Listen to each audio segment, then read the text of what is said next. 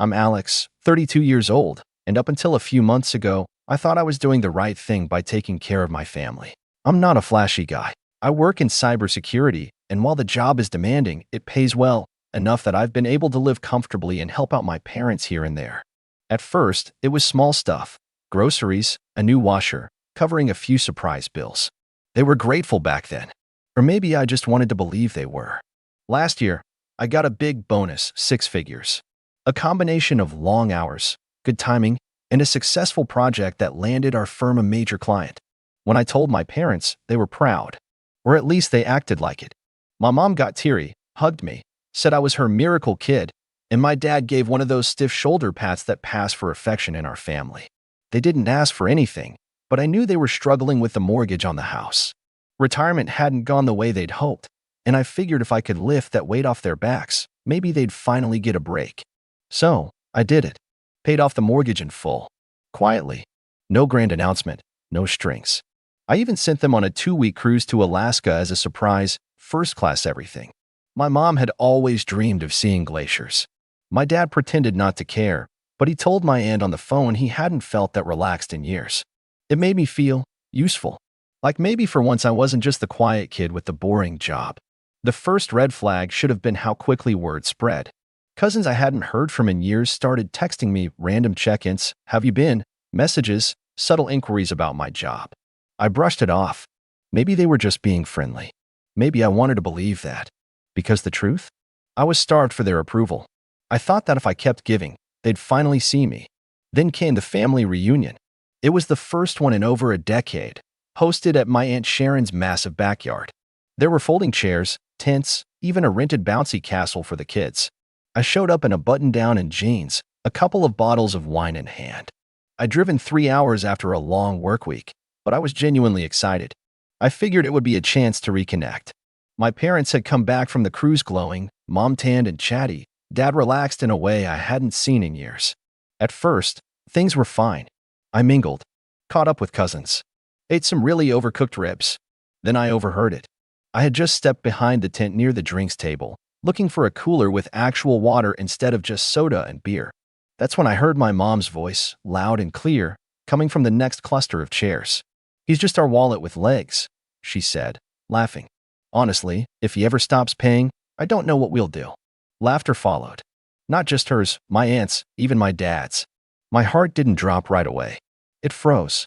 Like my brain needed a second to translate the words into meaning. Wallet with legs. I stayed behind the tent. I didn't move. Just stood there while they went on chatting. My mom talked about the cruise, how great it was, how she might nudge Alex into booking another one next year. My aunt joked about how I was like a trust fund without the trust. My dad chimed in with some line about me always being too quiet to say no. I didn't confront them. I wish I could say I stormed out or made a scene, but I didn't. I just walked back to my car, told my cousin I had to head out early, and drove home in silence. I didn't even turn on the radio. Just the hum of the tires and that phrase echoing in my head, wallet with legs. When I got home, I stared at my phone for a long time. Part of me hoped I'd misheard. Maybe it was a joke? A bad one? But deep down, I knew. It wasn't new. That wasn't the first time they talked like that. Just the first time I'd heard it out loud. I didn't sleep that night. I kept thinking about the missed birthdays when I was a kid because my parents were working double shifts. About how I spent my 20s grinding through certifications so I could make sure they'd never have to work like that again. About how, even as an adult, I never felt enough. Not smart enough, not outgoing enough, not impressive enough, but useful? That I could be. They'd let me believe that was love. The next morning, I got up early and made some quiet moves. Froze the joint savings account I'd opened with them when they were having trouble budgeting. Canceled the automatic transfers for their utilities, the ones I'd set up, just until they got ahead. I'd even been paying their car insurance for over a year. That got canceled too. Then I filed a password change across every shared account they'd ever had access to, my streaming services, Amazon, even my grocery delivery account they liked to use when mom didn't feel like cooking. It wasn't rage. It wasn't petty. It was quiet, cold, calculated. And I went to bed that night with my phone on silent. When I woke up the next morning, I saw the screen glowing. 87 missed calls, 15 voicemails, 26 unread messages. The group chat was a war zone. My mom had messaged first, "Alex, There's a problem with the electric bill. Did you forget to send it? Then, Alex, I think something's wrong with the bank. Your dad's card isn't working. Then, are you ignoring us? And finally, in all caps, Alex, you need to fix this now. This isn't funny. I sat there in bed, phone still buzzing every few seconds, and for the first time in my life, I didn't feel guilty. I didn't feel like a bad son. I felt free. Then my brother called. Now, my brother never calls. Ever. If he reaches out, it's because he needs something or wants to brag. But this time, his voice was tight. Dude, what did you do? I didn't answer right away. Just stared at the ceiling. They're freaking out, he continued. Mom's crying. Dad's pacing. She said you're cutting them off? Why? I said nothing. And then he muttered something under his breath that made everything crystal clear. She said you're punishing them over a joke. Man, you know how she is. Don't take it so personally. That was it. That was the moment everything inside me crystallized, because it wasn't just a joke. It was years, decades, of being used, overlooked, quietly depended on while being treated like I didn't matter beyond my paycheck. So I finally spoke. Tell Mom, I said, my voice steady, the wallet's closed. And I hung up. That was 2 days ago. Since then, the messages have shifted from anger to confusion to desperate bargaining. And just this morning, a knock at my door. I looked through the peephole and felt my stomach twist. It was my father. His face was red. His jaw was clenched. And behind him, my mother, holding a stack of bills. And I knew right then, the real reckoning hadn't even started yet. I didn't open the door right away. I just stood there, watching them through the peephole, the kind of eerie calm you get when you're way past anger. My mom knocked again, sharper this time, her knuckles bouncing off the wood like she was entitled to an answer. My dad didn't move. He just stood there, arms folded, staring at the ground like he was rehearsing what to say. I opened it. Not wide, just enough to see them clearly. My mom didn't waste a second. Alex, this isn't funny anymore. We need to talk. Her tone was clipped, commanding. Not a trace of guilt, just urgency. Like I was the one who had messed up, like I'd forgotten to take out the trash or missed a dentist appointment. I didn't invite them in. Instead, I leaned on the doorframe, arms crossed. What do you want to talk about? I asked flatly. She blinked at me, then held up the papers, electric bills, internet invoices, a notice from the bank. You froze the accounts. Canceled everything. Why? My dad finally spoke. Son, if you had a problem, you should have come to us. I stared at them. I mean, really stared at them. For the first time, I wasn't filtering anything to spare their feelings. You said I was just a wallet with legs, I said. My mom's mouth opened and closed like a goldfish. It was a joke, she said quickly. We were just playing around. You're taking it way too seriously. I nodded slowly. Right. So just to be clear, me covering your mortgage, your groceries, your vacations, your insurance, that was real. But your gratitude? That was the joke. Dad frowned. It's not like that. No, I said, stepping out a little. Then tell me what it is like. They exchanged a look, and for a split second, I thought they might apologize. I mean, really apologize. But my mom's lips curled into something half repentant, half defensive. You know how we are, she said. We tease. But you're our son. We love you. I tilted my head. Would you say that to a stranger who paid off your debt? That you love them while laughing behind their back? Her face tightened. That's not fair. Oh, I said, smiling without humor, but calling me a wallet with legs is? She dropped the bills to her side with a sigh. Look, we messed up. You made your point. So can we stop this and just go back to normal? Normal. That word hit me like a punch to the ribs. I thought about every holiday where I was expected to foot the bill. Every time they'd tell me, you're the successful one, while never once asking how I was actually doing. Every text I got that started with, hey, quick favor, and ended with me wiring money. I took a deep breath. There is no normal anymore, I said. Not for me. Not if normal means being used and laughed at. You didn't just cross a line. You built your whole retirement plan on me, and then mocked me for it. My dad bristled. That's not true. Really? I said, eyes narrowing. What's your plan now, Dad? You've been retired for 3 years. If I stop paying your utilities, what happens? If I stop filling the fridge, if I don't book your doctor's appointments, if I'm not the wallet anymore, what exactly is your plan? Silence. My mom started to speak, but I cut her off. I didn't do this to hurt you. I did this because you needed to feel it, the way I've felt for years. Invisible. Expected. Used. You say you love me, but you only ever called when you needed something. Now it was my mom's turn to bristle. That's not fair. We raised you, fed you, clothed you. This is just you paying it forward. There it was. That old, familiar line. The family's favorite debt trap. I nodded, lips pressed tight. You know what? I said. I've more than paid it forward. I paid it with interest, late fees, and compound guilt. And now? I'm closing the account. Permanently. Her jaw dropped. My dad looked like he'd just been slapped. We're your parents, she said. And I was your son, I replied, not your investment. I turned and walked back inside. Didn't slam the door. Didn't shout. Just closed it. Quietly. Finally. They stood there for a while.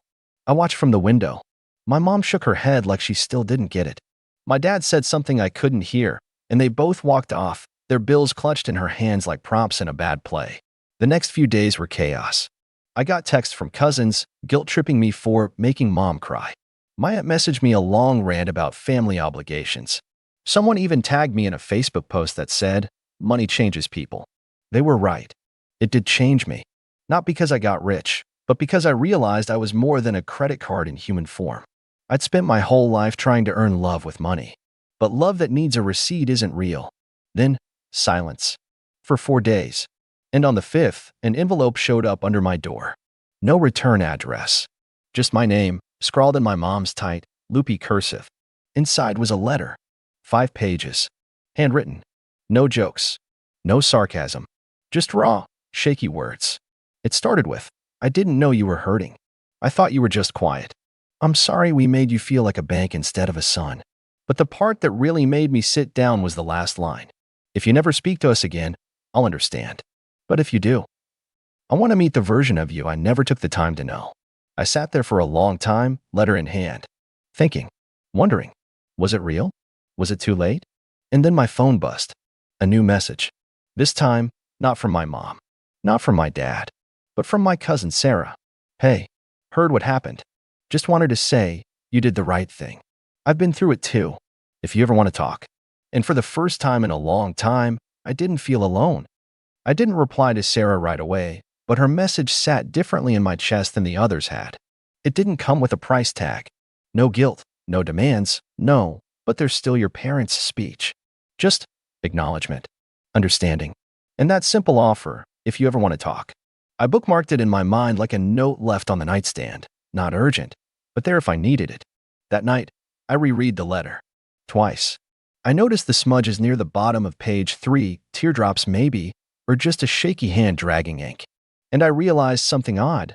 My mom had written the word sorry 6 times, each one with different phrasing, some awkward, some oddly formal. But they were there. That was new. Still, I didn't call. I didn't write back. Because sorry is easy when someone's pulled the plug on your comfort. I went about my week. Focused on work. Took longer walks. Got my own groceries for once without buying for a household I didn't live in.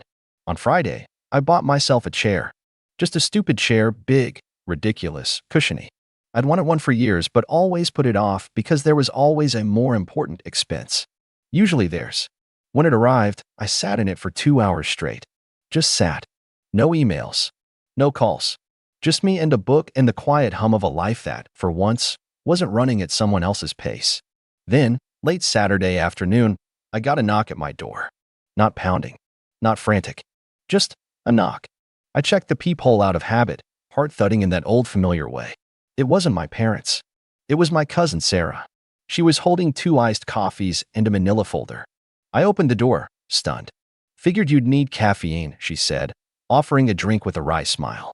"Also figured you wouldn't open the door if I texted first." I stepped aside and let her in. Sarah had always been the quiet one at family parties, older than me by a few years, divorced young, moved out of state. We never talked much growing up, but there was always a calm about her, like she'd seen too much to get worked up about the usual chaos. We sat at my kitchen table. I didn't ask about the folder. Not right away. Instead, we talked. About small things. Work. Life. Why she moved back home. The iced coffee was stronger than I expected, and halfway through it, I finally asked, "So, what's in the folder?"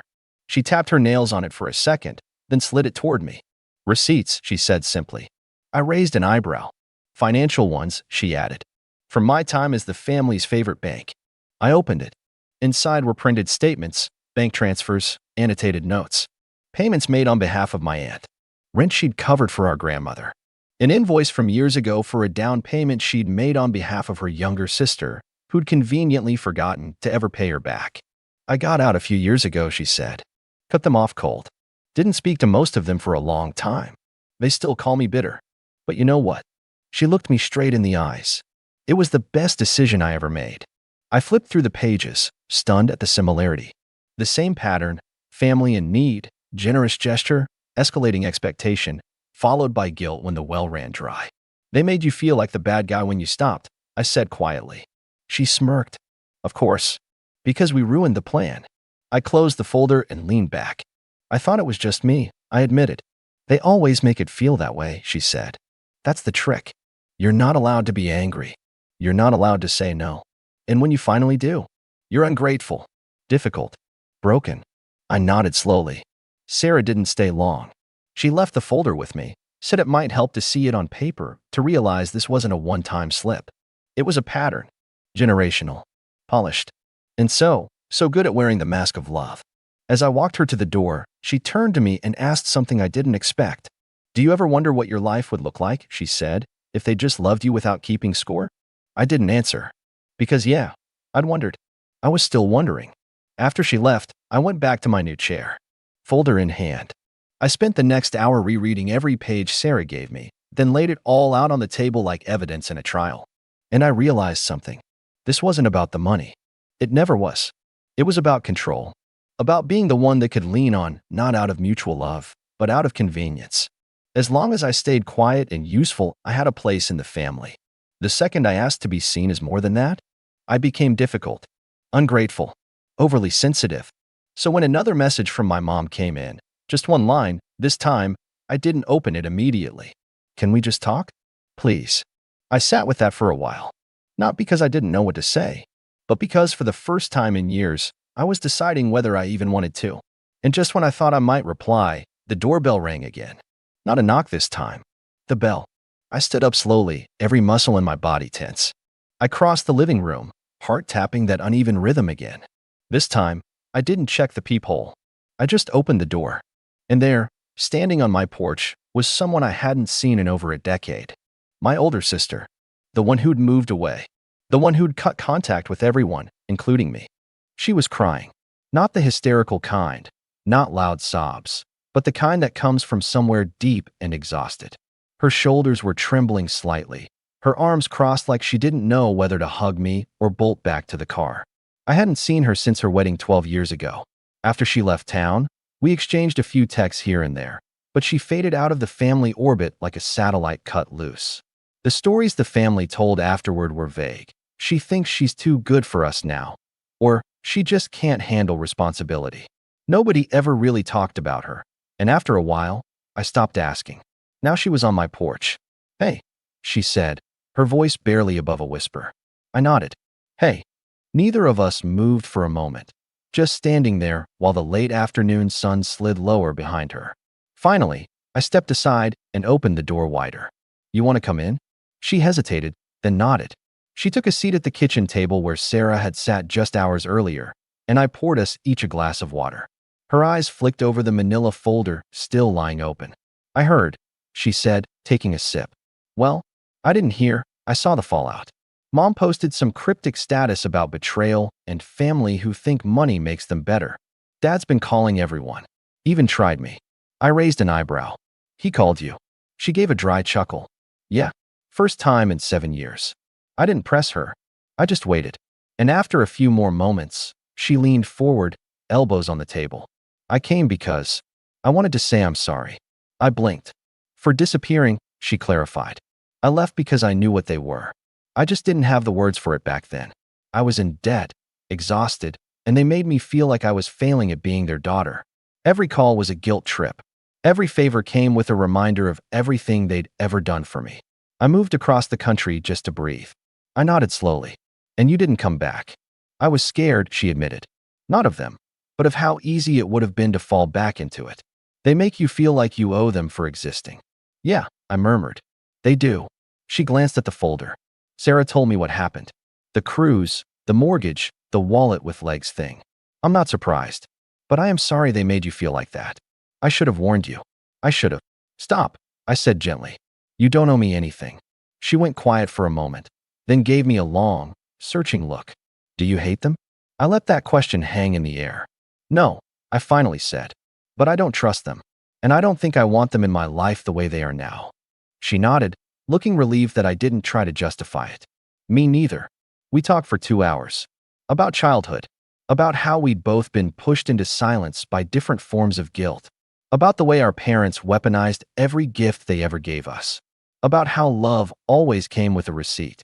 It was like finding a piece of yourself you didn't know was missing. And then, as she stood to leave, she pulled a crumpled envelope from her coat pocket. I almost didn't bring this, she said. But Mom made me promise to deliver it. I took it, but didn't open it. She said she'd changed, my sister added. That she wanted to talk. That she understood now. I don't know if that's true. I don't know if she ever can change. But I think she's scared. I nodded. Scared isn't the same as sorry. Exactly, she said. Then she hugged me. The first real hug I'd had in months. After she left, I stood in the kitchen for a long time, envelope in hand. Eventually, I opened it. It was short, neat handwriting, carefully written like someone had practiced the words a few times. Alex, I said something awful, and I'm not going to pretend it didn't hurt you. I don't expect forgiveness, but I am asking for a chance to learn what I missed, to rebuild something from the wreckage I caused. I've spent so long believing that providing for you made me a good parent. But I see now, you've been the one providing for us all along. I want to be your mother again, not your dependent. Please let me try. Mom. I didn't cry. I didn't rage. I just set the letter down, then picked up my phone and typed a message. Short. Clear. I got your letter. I'm not ready to talk, but I heard you. If you want to rebuild, it has to start with you fixing things on your own first. No money. No shortcuts. Just effort. Real effort. I hit send. No immediate reply. No typing bubbles. No fireworks. But I felt lighter. A week passed. Then 2. During that time, I didn't hear from my parents. But I did hear from Sarah again. She invited me to a small dinner, just a few cousins who'd cut ties with the family circus. People I hadn't realized were also quietly surviving their own version of this dysfunction. It felt good. Real. One night, while walking home from that dinner, I got a message from my dad. Just one line. Working again. Part-time. Don't worry, we'll be okay. It wasn't much, but it was something. And then, a few days later, my mom replied to my message. Thank you for reading it. I'll start with me. No asks. No complaints. Just that. And for the first time in a very long time, I didn't feel like a wallet. I felt like a person. It took months, but my boundaries held. I checked in occasionally, but I never stepped back into the role of fixer. They learned to manage things again, to survive without me fronting the bill. And slowly, awkwardly, we started talking. Really talking. Not out of obligation, but choice.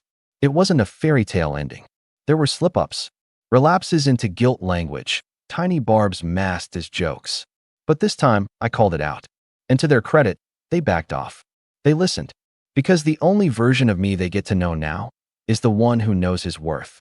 No longer a wallet with legs. Just a man standing tall.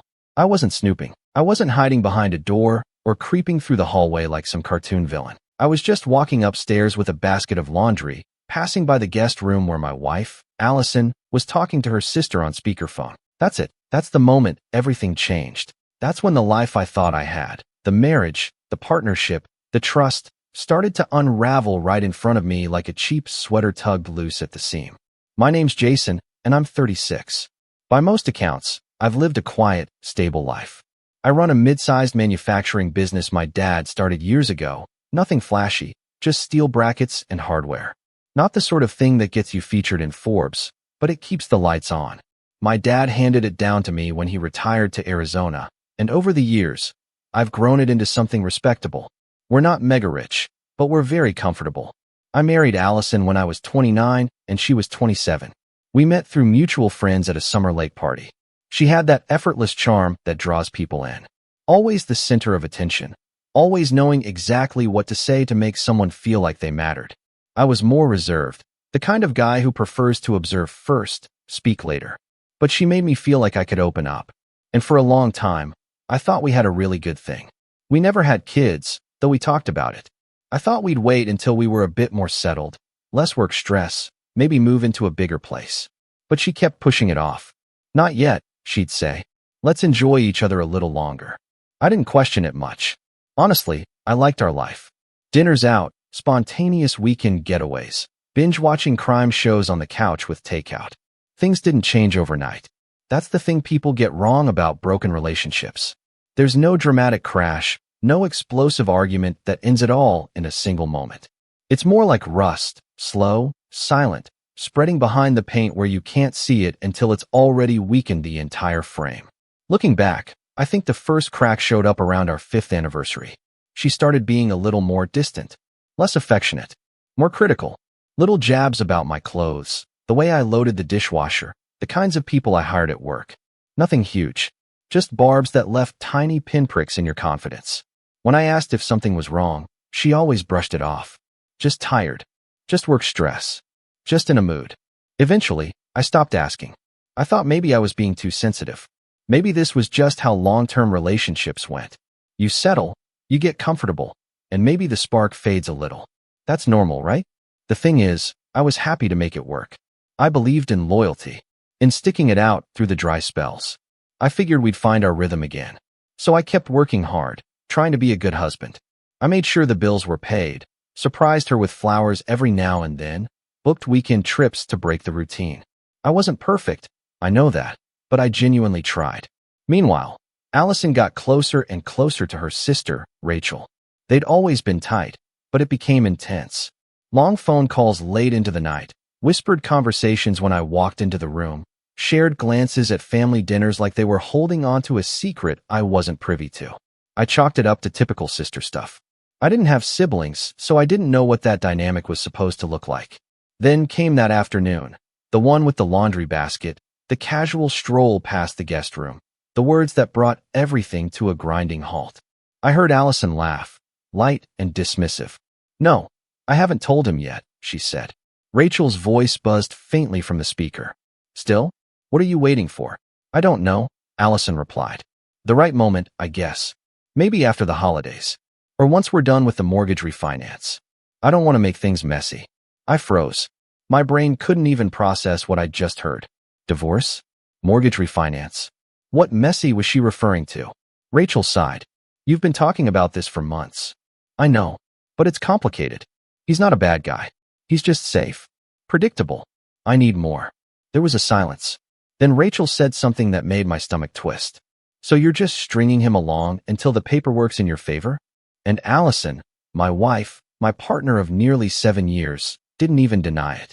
"Basically," she said, "I'm not stupid. I need to be smart about this." I stood there like an idiot, holding a pile of socks and dress shirts, feeling like the floor had dropped out from under me. Every memory of us, our wedding, our late-night talks, her head on my shoulder during movies, it all felt tainted, like I'd just found out my favorite song had been plagiarized. I didn't say anything. I didn't confront her. Not right away. I just walked back downstairs, sat on the edge of the couch, and stared at the blank TV screen while my thoughts spun in circles. She was planning to leave me. Not just planning, it was already a strategy. And I was just an obstacle. But the worst part wasn't the betrayal.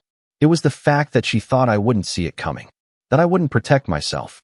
That she could play this game behind my back, and I'd still be the naive little husband holding the door open while she walked out with half my life.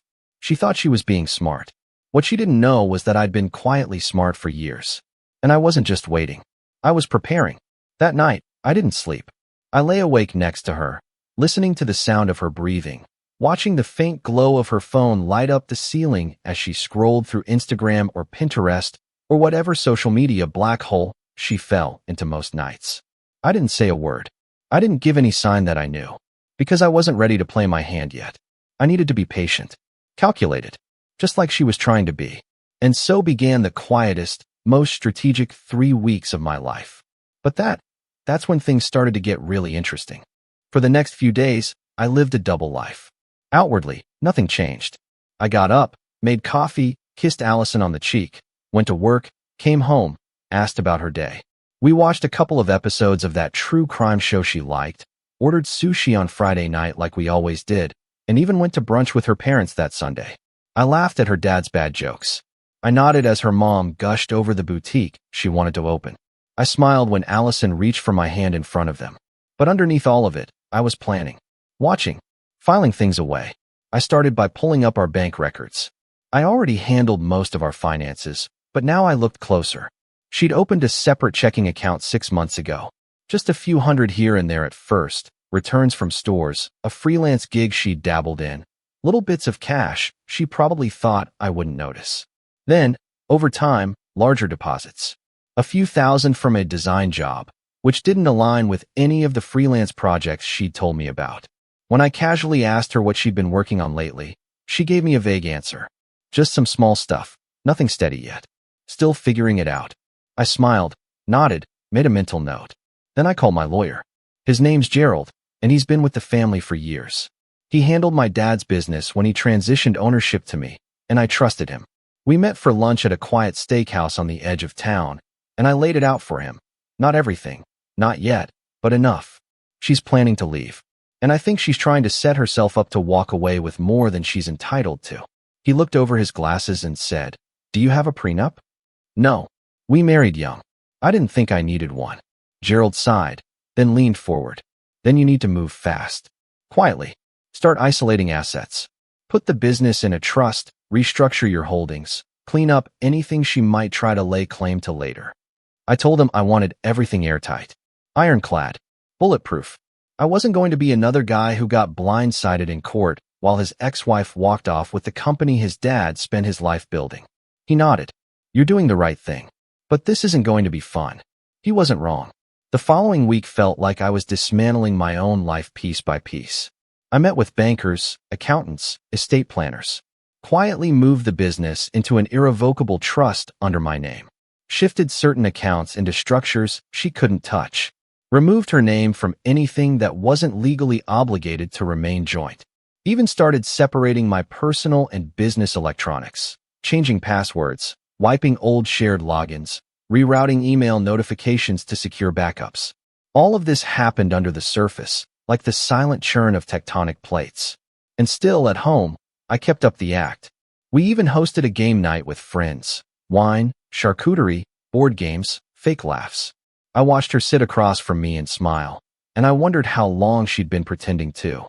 But the breaking point, the moment when all the cracks split wide open, came 3 weeks later, and it was so stupid, so mundane, it almost didn't seem real at first.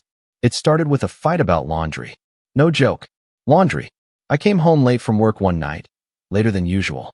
We were finalizing a contract with a new supplier, and I'd had to stay behind to review the language before signing. I texted her I'd be home around 9.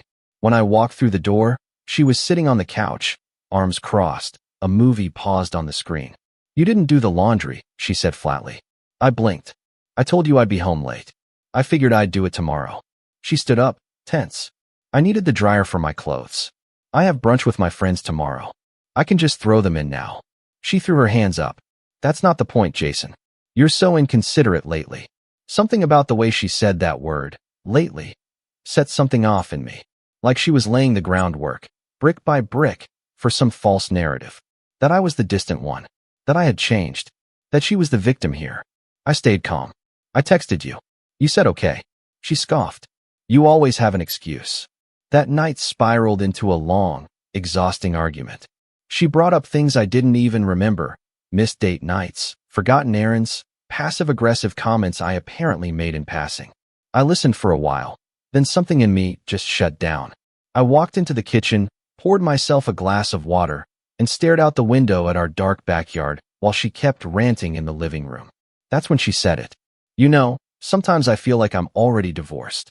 It was like a cold hand wrapping around my spine. I didn't say anything. Just turned around, finished my water, and went upstairs. I didn't sleep. Again, my mind was too loud. That weekend, everything shifted. She started treating me with open disdain, no more pretending. Sarcastic comments. Short tempers. Refusing to make eye contact during meals. Staying out later than usual, saying she was with Maya and the girls. Even though Maya texted me to confirm a delivery address for Allison's birthday and mentioned she hadn't seen her in 2 weeks. And then, the ultimate insult. I caught her on the phone again. Not with Rachel this time. This was a new name. Claire.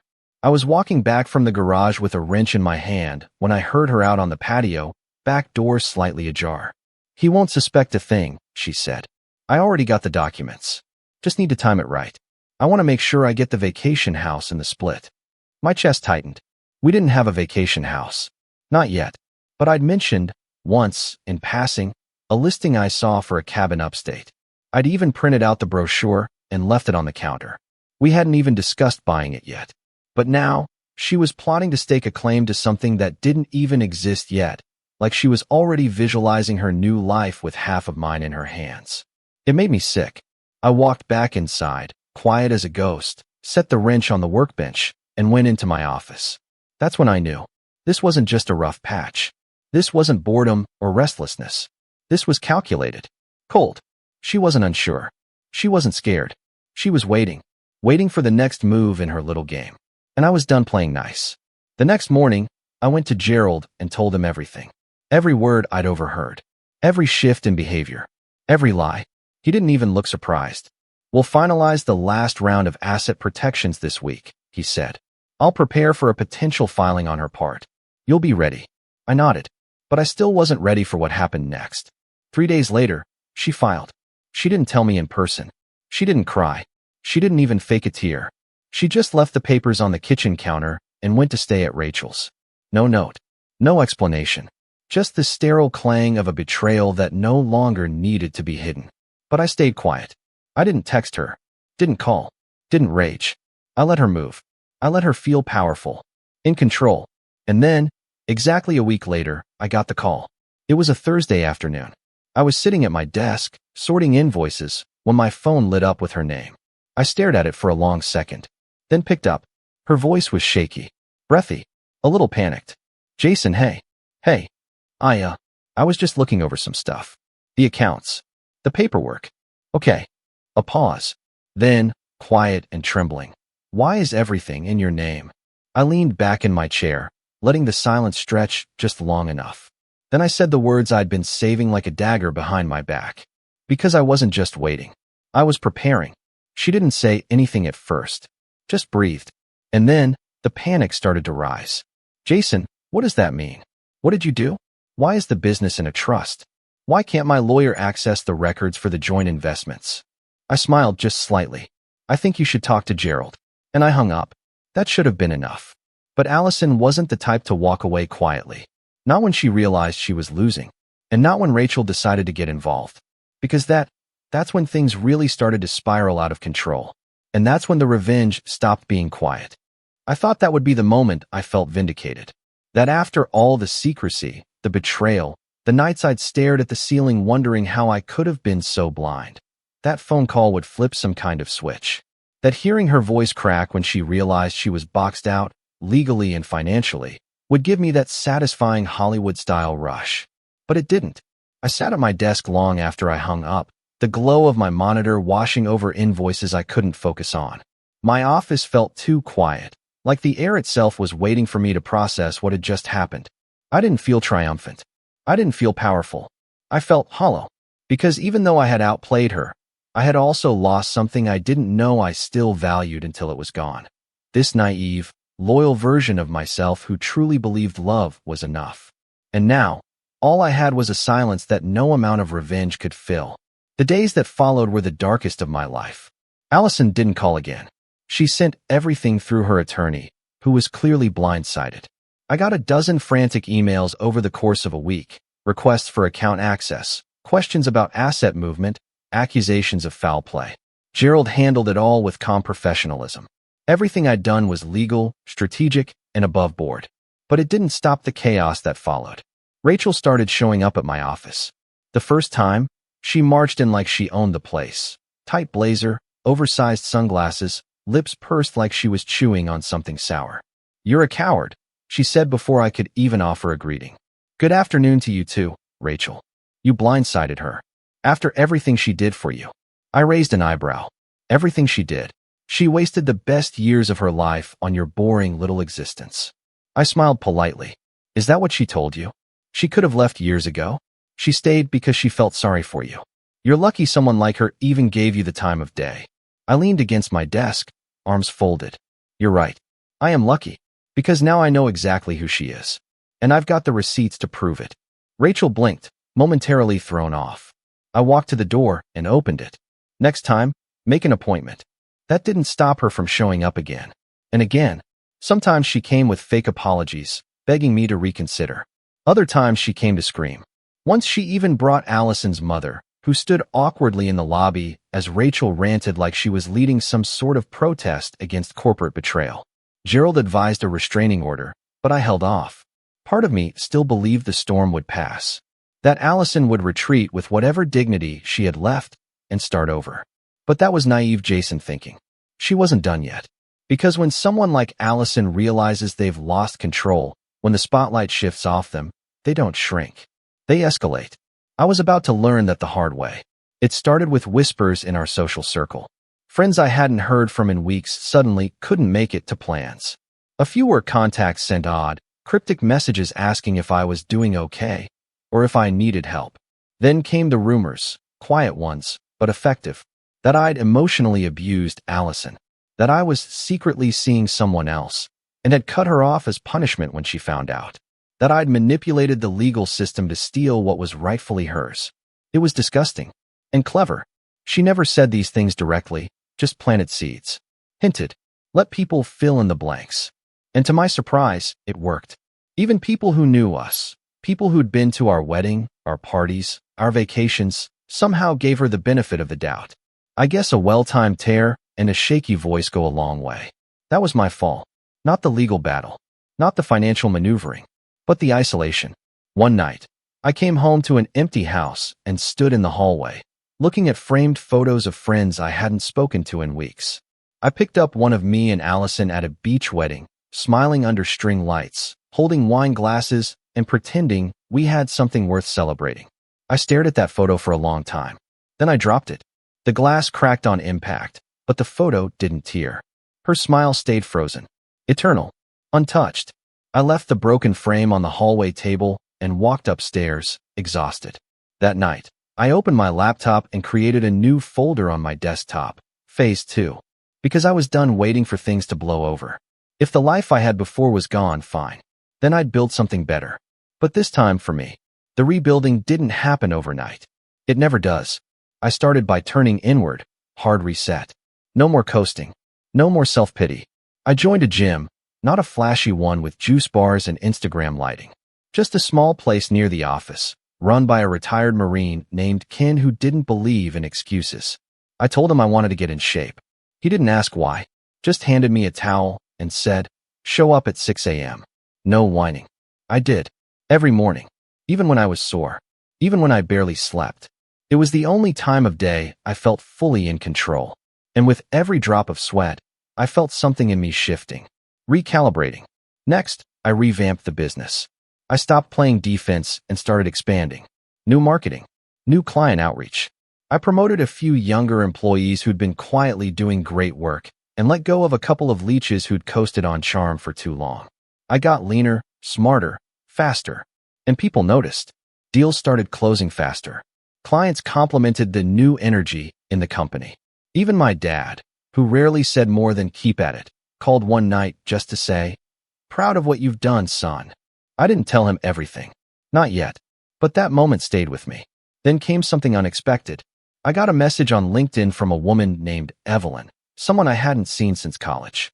She'd been in my marketing class, back when I still thought I'd work in advertising.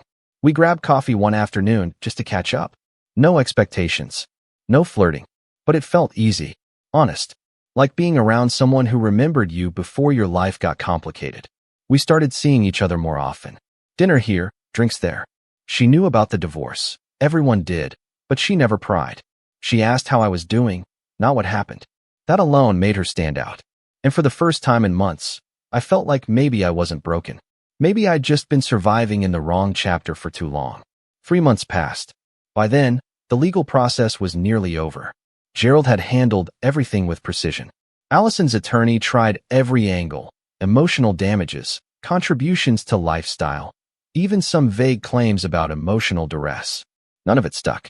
When her lawyer finally saw the full picture, the trust, the records, the financial walls she couldn't scale, it was over. All she got was what the court mandated, a clean split of what little remained jointly held. A modest payout. No stake in the business. No future claim on assets. No spousal support. It hit her hard. Rachel, too. She stopped coming to the office after that. I heard they took a trip to Florida to clear their heads.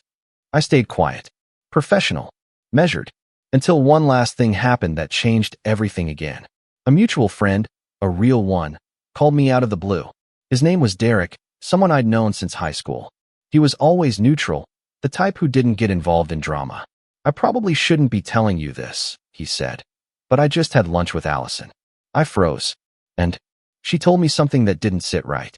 She said she only stayed with you for as long as she did because she wanted the business, and figured if she waited long enough, you'd make a mistake. My chest tightened. She actually said that? She laughed when she said it, like it was a joke, but it didn't feel like one. I didn't say anything. He hesitated. Jason, I just thought you should know. Because she's not done. She's planning something else. I could see it in the way she talked about you. She's bitter. I thanked him. Hung up. Then I stood in the middle of my kitchen, breathing slow. She wasn't done. Not yet. And that was fine. Because neither was I. You want to see what happens when someone tries to ruin your life and fails. You give them a front row seat to what success looks like when it's built from pain. And you make sure they can never touch it again. That would be phase 3. Most people think revenge is about rage. But rage fades. If you're lucky, it burns out fast, leaves a crater in your chest, maybe some broken furniture, and then silence. But if you're really lucky, the rage doesn't burn. It simmers. It becomes strategy, focus, calculation.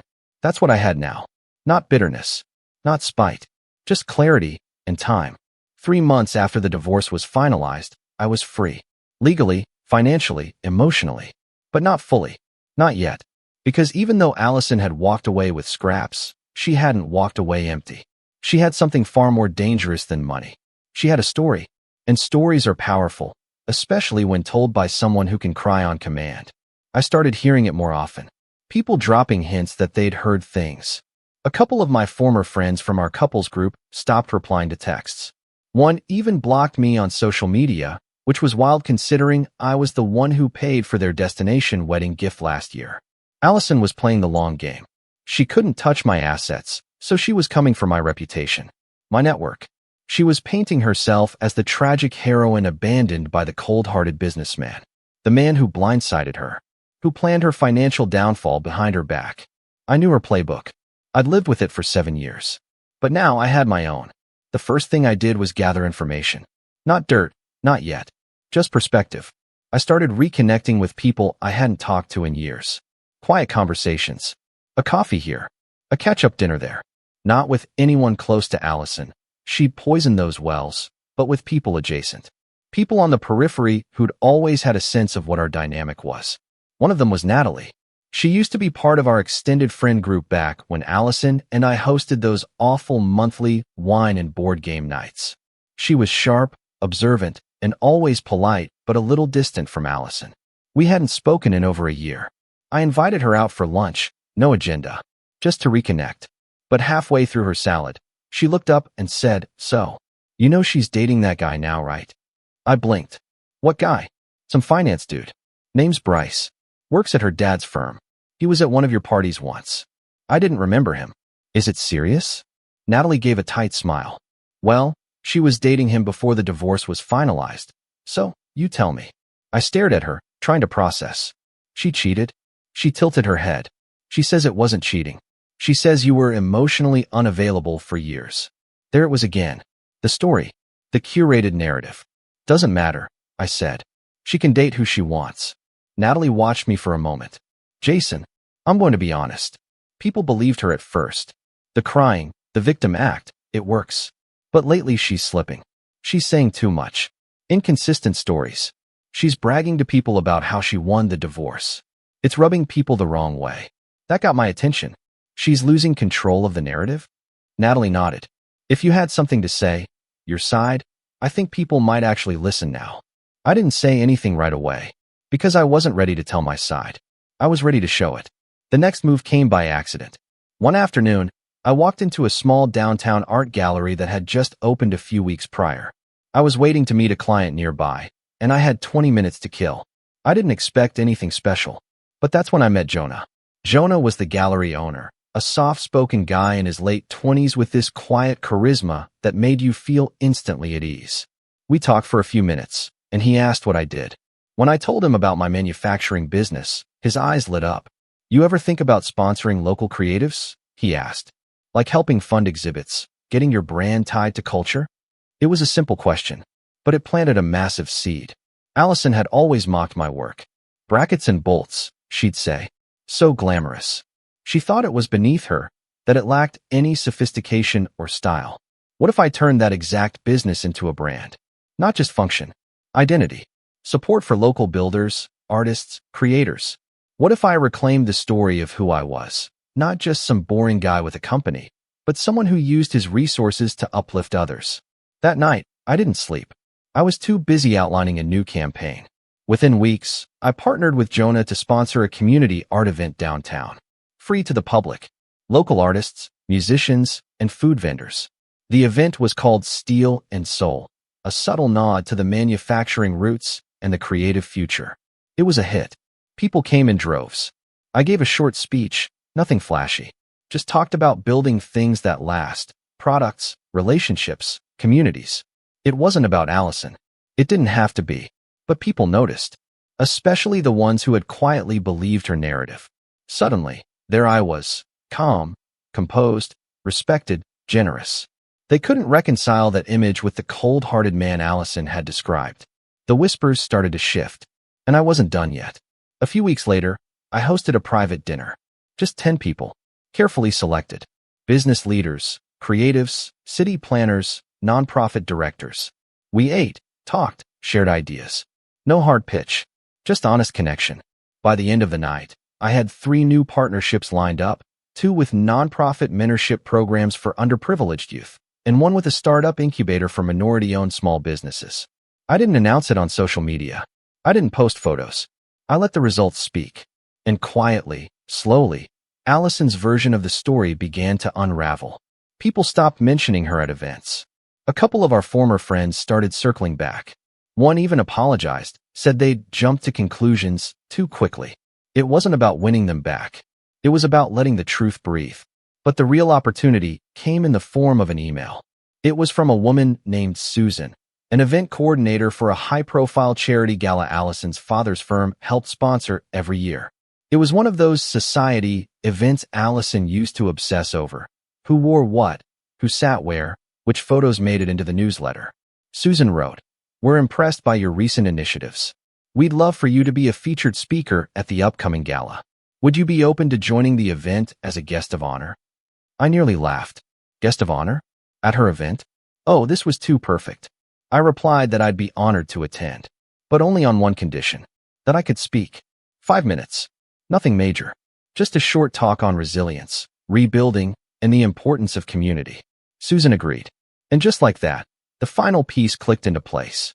I didn't care about humiliating Allison. I didn't need to expose her publicly.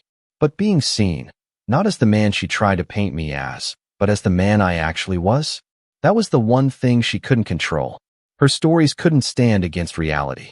She was about to sit in that ballroom, next to her new finance boyfriend, sipping overpriced champagne, thinking she'd escaped the wreckage clean. And then the lights would dim. The spotlight would shift, and I'd walk onto the stage, not to attack her, not to get even, but to make sure she saw, with absolute clarity, that I had survived her storm and built a castle from the debris. But there was still one last thing to do before that night. A private message to someone I hadn't contacted in months. I opened my phone and typed, "Hey, I know things have been messy, and I haven't reached out in a while, but there's something happening soon I think you should be part of. A night that's about rebuilding. You always believed in that. Hope to see you there." The message was to Evelyn, because some victories are sweeter when they're shared. And I wanted someone next to me who saw me before the storm, before the betrayal, the lies, the heartbreak. Someone who remembered the real me. Someone who saw the man rising from the ashes. Because the gala? That wasn't the end. That was just the curtain lift. The gala was held at the Harborview Hotel, the kind of place with marble floors so polished they looked wet and valet attendants who smiled like they knew all your secrets. 1,000 soft lights floated over round tables dressed in white and gold, with crystal centerpieces and tiny, calligraphed name cards no one could actually read in the dim glow. It was the kind of event Allison used to talk about like it was the pinnacle of success. "This," she once told me, twirling in front of a mirror in a silver dress, "is where people arrive." Now it was my name on the program, not hers. I arrived fashionably late, not out of arrogance, but because I didn't want to linger. I wanted to arrive. And when I walked in, heads turned. I wore a sharp navy suit, custom fitted the week prior. No tie, clean shave, quiet confidence. Evelyn stood beside me, elegant in a deep green dress that made her look like she belonged on the cover of something expensive. She wasn't my date. Technically, she didn't need a label. She was support, strength. She was calm and graceful, and more importantly, real. Allison was already there. I saw her before she saw me, seated 3 tables from the stage, next to a tall, square-jawed man I assumed was Bryce, her new finance guy. He looked like a walking LinkedIn profile, confident, tan, too much teeth. She wore a strapless black gown with an open back, the kind she always said was elegant with just enough danger. Her posture shifted the second she spotted me. One hand went to her hair. The other gripped the stem of her champagne glass a little tighter. She nudged Bryce. He looked, blinked. I nodded in their direction. Neither smiled. Perfect. The speeches began around 8. Local politicians, business leaders, influencers who couldn't string a sentence together without glancing at a teleprompter. People clapped, smiled politely, checked their phones under the tablecloth. Then the MC walked to the mic, beaming. "And now," she said, "it's my honor to welcome someone who's shown this city what it means to rebuild after loss, to rise after chaos, and to give back with quiet strength. Please welcome Jason Hale." The applause was warm, not thunderous, but respectful. I walked to the stage, steady and unrushed. I wasn't nervous. Not anymore. The lights were bright, but not blinding. I stood at the podium, adjusted the mic, and scanned the room. My eyes paused, just briefly, on Allison. She stared straight at me, unreadable. Good. Let her wonder. "Thank you," I began. I wasn't expecting this honor. And if you'd asked me a year ago whether I'd be standing here tonight, I would have said no. Not because I didn't want to be, but because a year ago, my life looked very different. The room got quieter.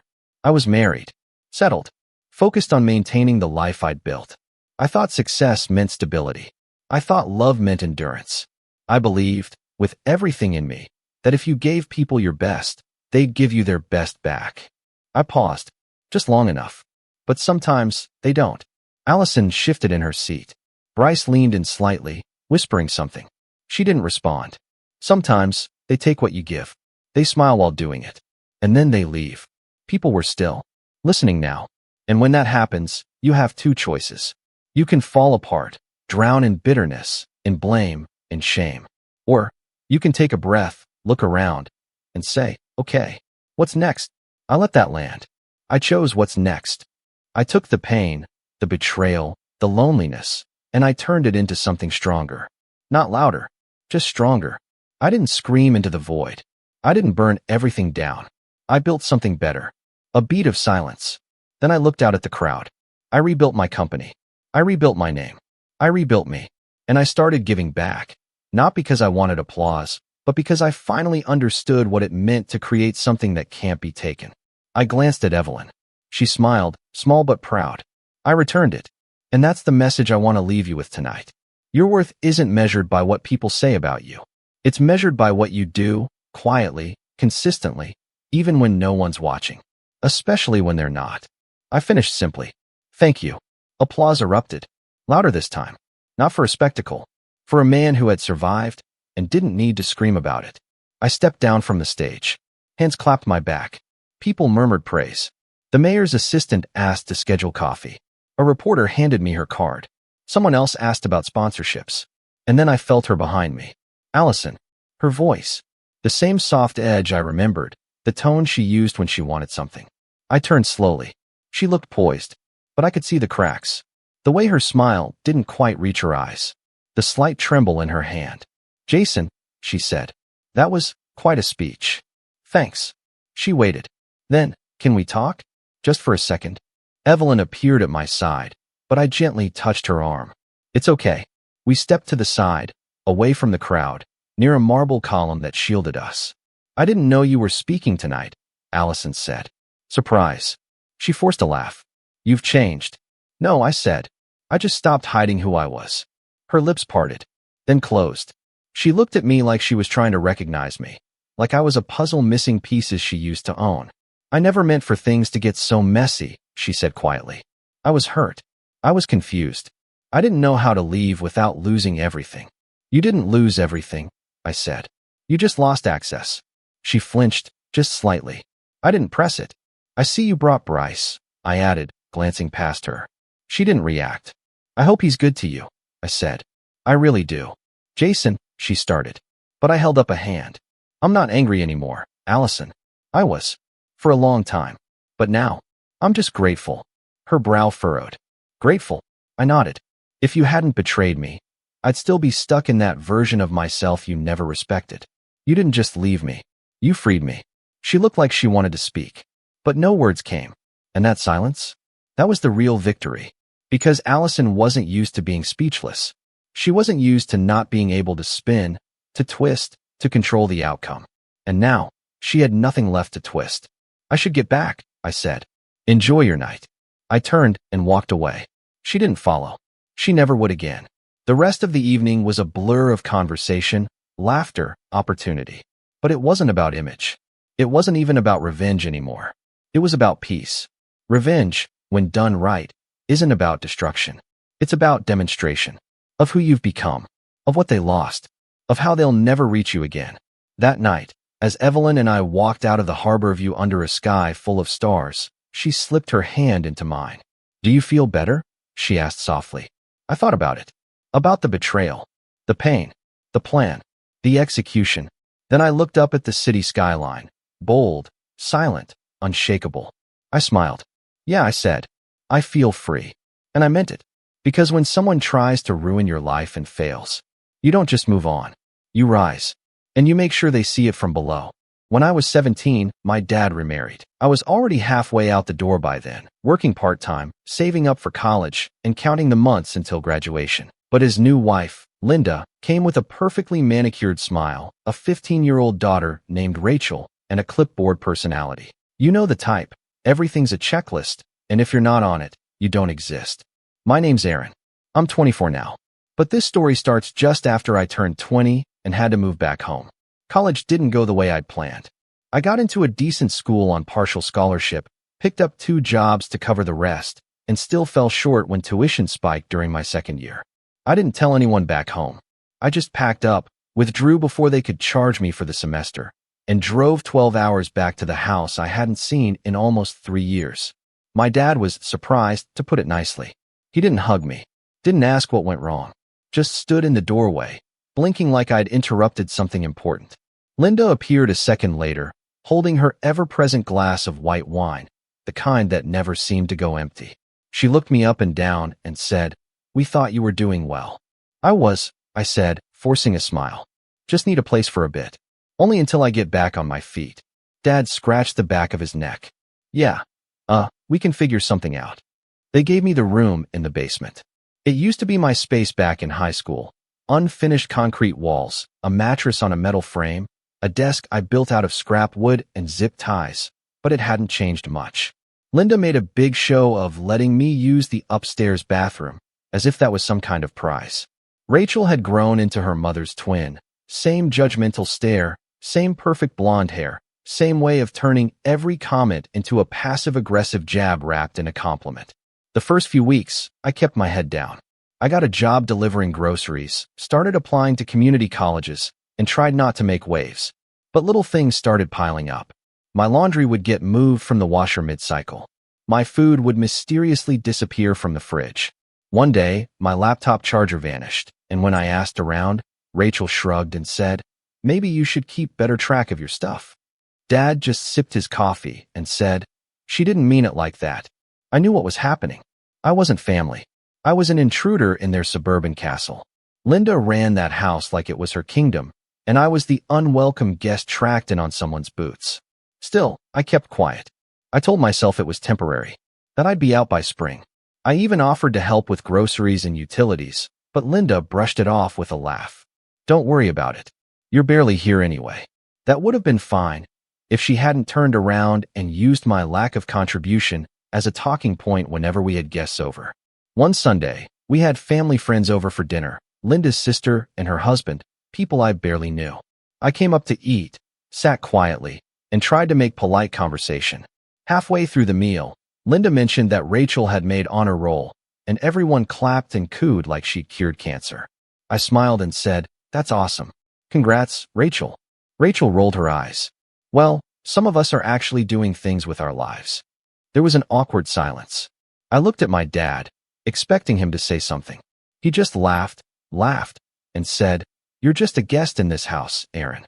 We've all agreed you don't contribute." My heart thudded in my chest. I looked around the table. Linda nodded like it was the most normal thing in the world. Rachel smirked and took another bite of mashed potatoes. No one said a word. No one even looked uncomfortable. They'd rehearsed this. Practiced it, maybe. I didn't argue. I didn't explain. I didn't remind them that I'd been paying the electric bill quietly for 3 months because I knew things were tight after Dad's hours got cut. I didn't mention that the Wi-Fi they all used every single day was in my name, paid on my card, because their provider had flagged Dad's account as delinquent. I didn't remind them that I'd cooked 3 dinners that week, or that I'd driven Rachel to her part-time job twice when Linda's car wouldn't start. I just stood up, walked downstairs, grabbed my keys, and left. No note, no scene, just silence. I slept in my car that night. Then I found a cheap room to rent from a guy I knew from high school who'd just moved in with his girlfriend and needed someone to take over the lease. It was tiny, barely bigger than a walk-in closet, but it was mine. I picked up extra shifts, canceled auto pay on a few things, blocked everyone in that house. Didn't look back, but I still got the emails, the payment reminders, the usage alerts. I waited, and 2 months later, something shifted. But I'll get to that. Let me tell you first about everything that happened in between, because that dinner was just the start of it. If you've ever wondered what it feels like to be a ghost in your own family, let me tell you, it's not always loud. Sometimes, it's death by 1,000 little silences. After that dinner, the one where my dad laughed and called me a guest, I kept replaying that moment in my head like a broken cassette. Not because it was the first time something like that had happened, but because it was the first time I finally believed them. For years, I held on to this naive belief that things would get better, that I just had to be more patient, more helpful, more understanding, that if I played the role of the quiet, dependable son long enough, they'd eventually see me, really see me. But that night, when I watched my father laugh like he'd been waiting to deliver that line for weeks, something cracked. And once it cracked, it didn't stop. The weeks that followed were a slow-motion avalanche, building toward a betrayal I didn't see coming until it was already beneath my feet. When I left that night, I didn't slam the door or scream or cry. I just got in my car and drove until the gas light came on. I parked behind a closed hardware store and sat there, trying to feel something. Anger, grief, shame, anything that made sense. But mostly I just felt numb, like I'd been cut loose from gravity. I scrolled through my contacts, thumb hovering over names I hadn't dialed in years. Friends who'd moved on, cousins who barely remembered me. I didn't call anyone. I just sat there until sunrise, then found a gas station bathroom to wash my face and pretended I was fine. The guy I ended up renting from, Chris, was an old classmate. We weren't close, but he remembered me well enough to toss me the keys without asking too many questions. His old room was barely 10 by 10, with a warped floor and a view of someone else's crumbling fence, but it had a door I could lock and a window I could open. It was heaven compared to that basement. I paid him cash weekly and picked up extra shifts delivering groceries, washing cars, even assembling furniture for rich families too lazy to read manuals. Hustle became my therapy. The busier I was, the less I had to think. I figured they'd reach out. At least my dad. I thought maybe he'd text, wondering where I went. Maybe Linda would send one of her faux-concerned messages. We were worried, just checking in. Maybe Rachel would gloat. But nothing came. A full week passed. Then 2. I didn't hear a single word from that house. But the bills kept coming. The Wi-Fi I'd been paying for? Still running. The electric account tied to my email? Still active. My cloud drive? Still full of Rachel's school documents and Linda's vacation photos. For a moment, I considered shutting it all down right then. Just flip the switch, make a clean break. But part of me, some sick, petty part, wanted to see how long it would take before they noticed. So I waited. Week 3 was when the real unraveling started.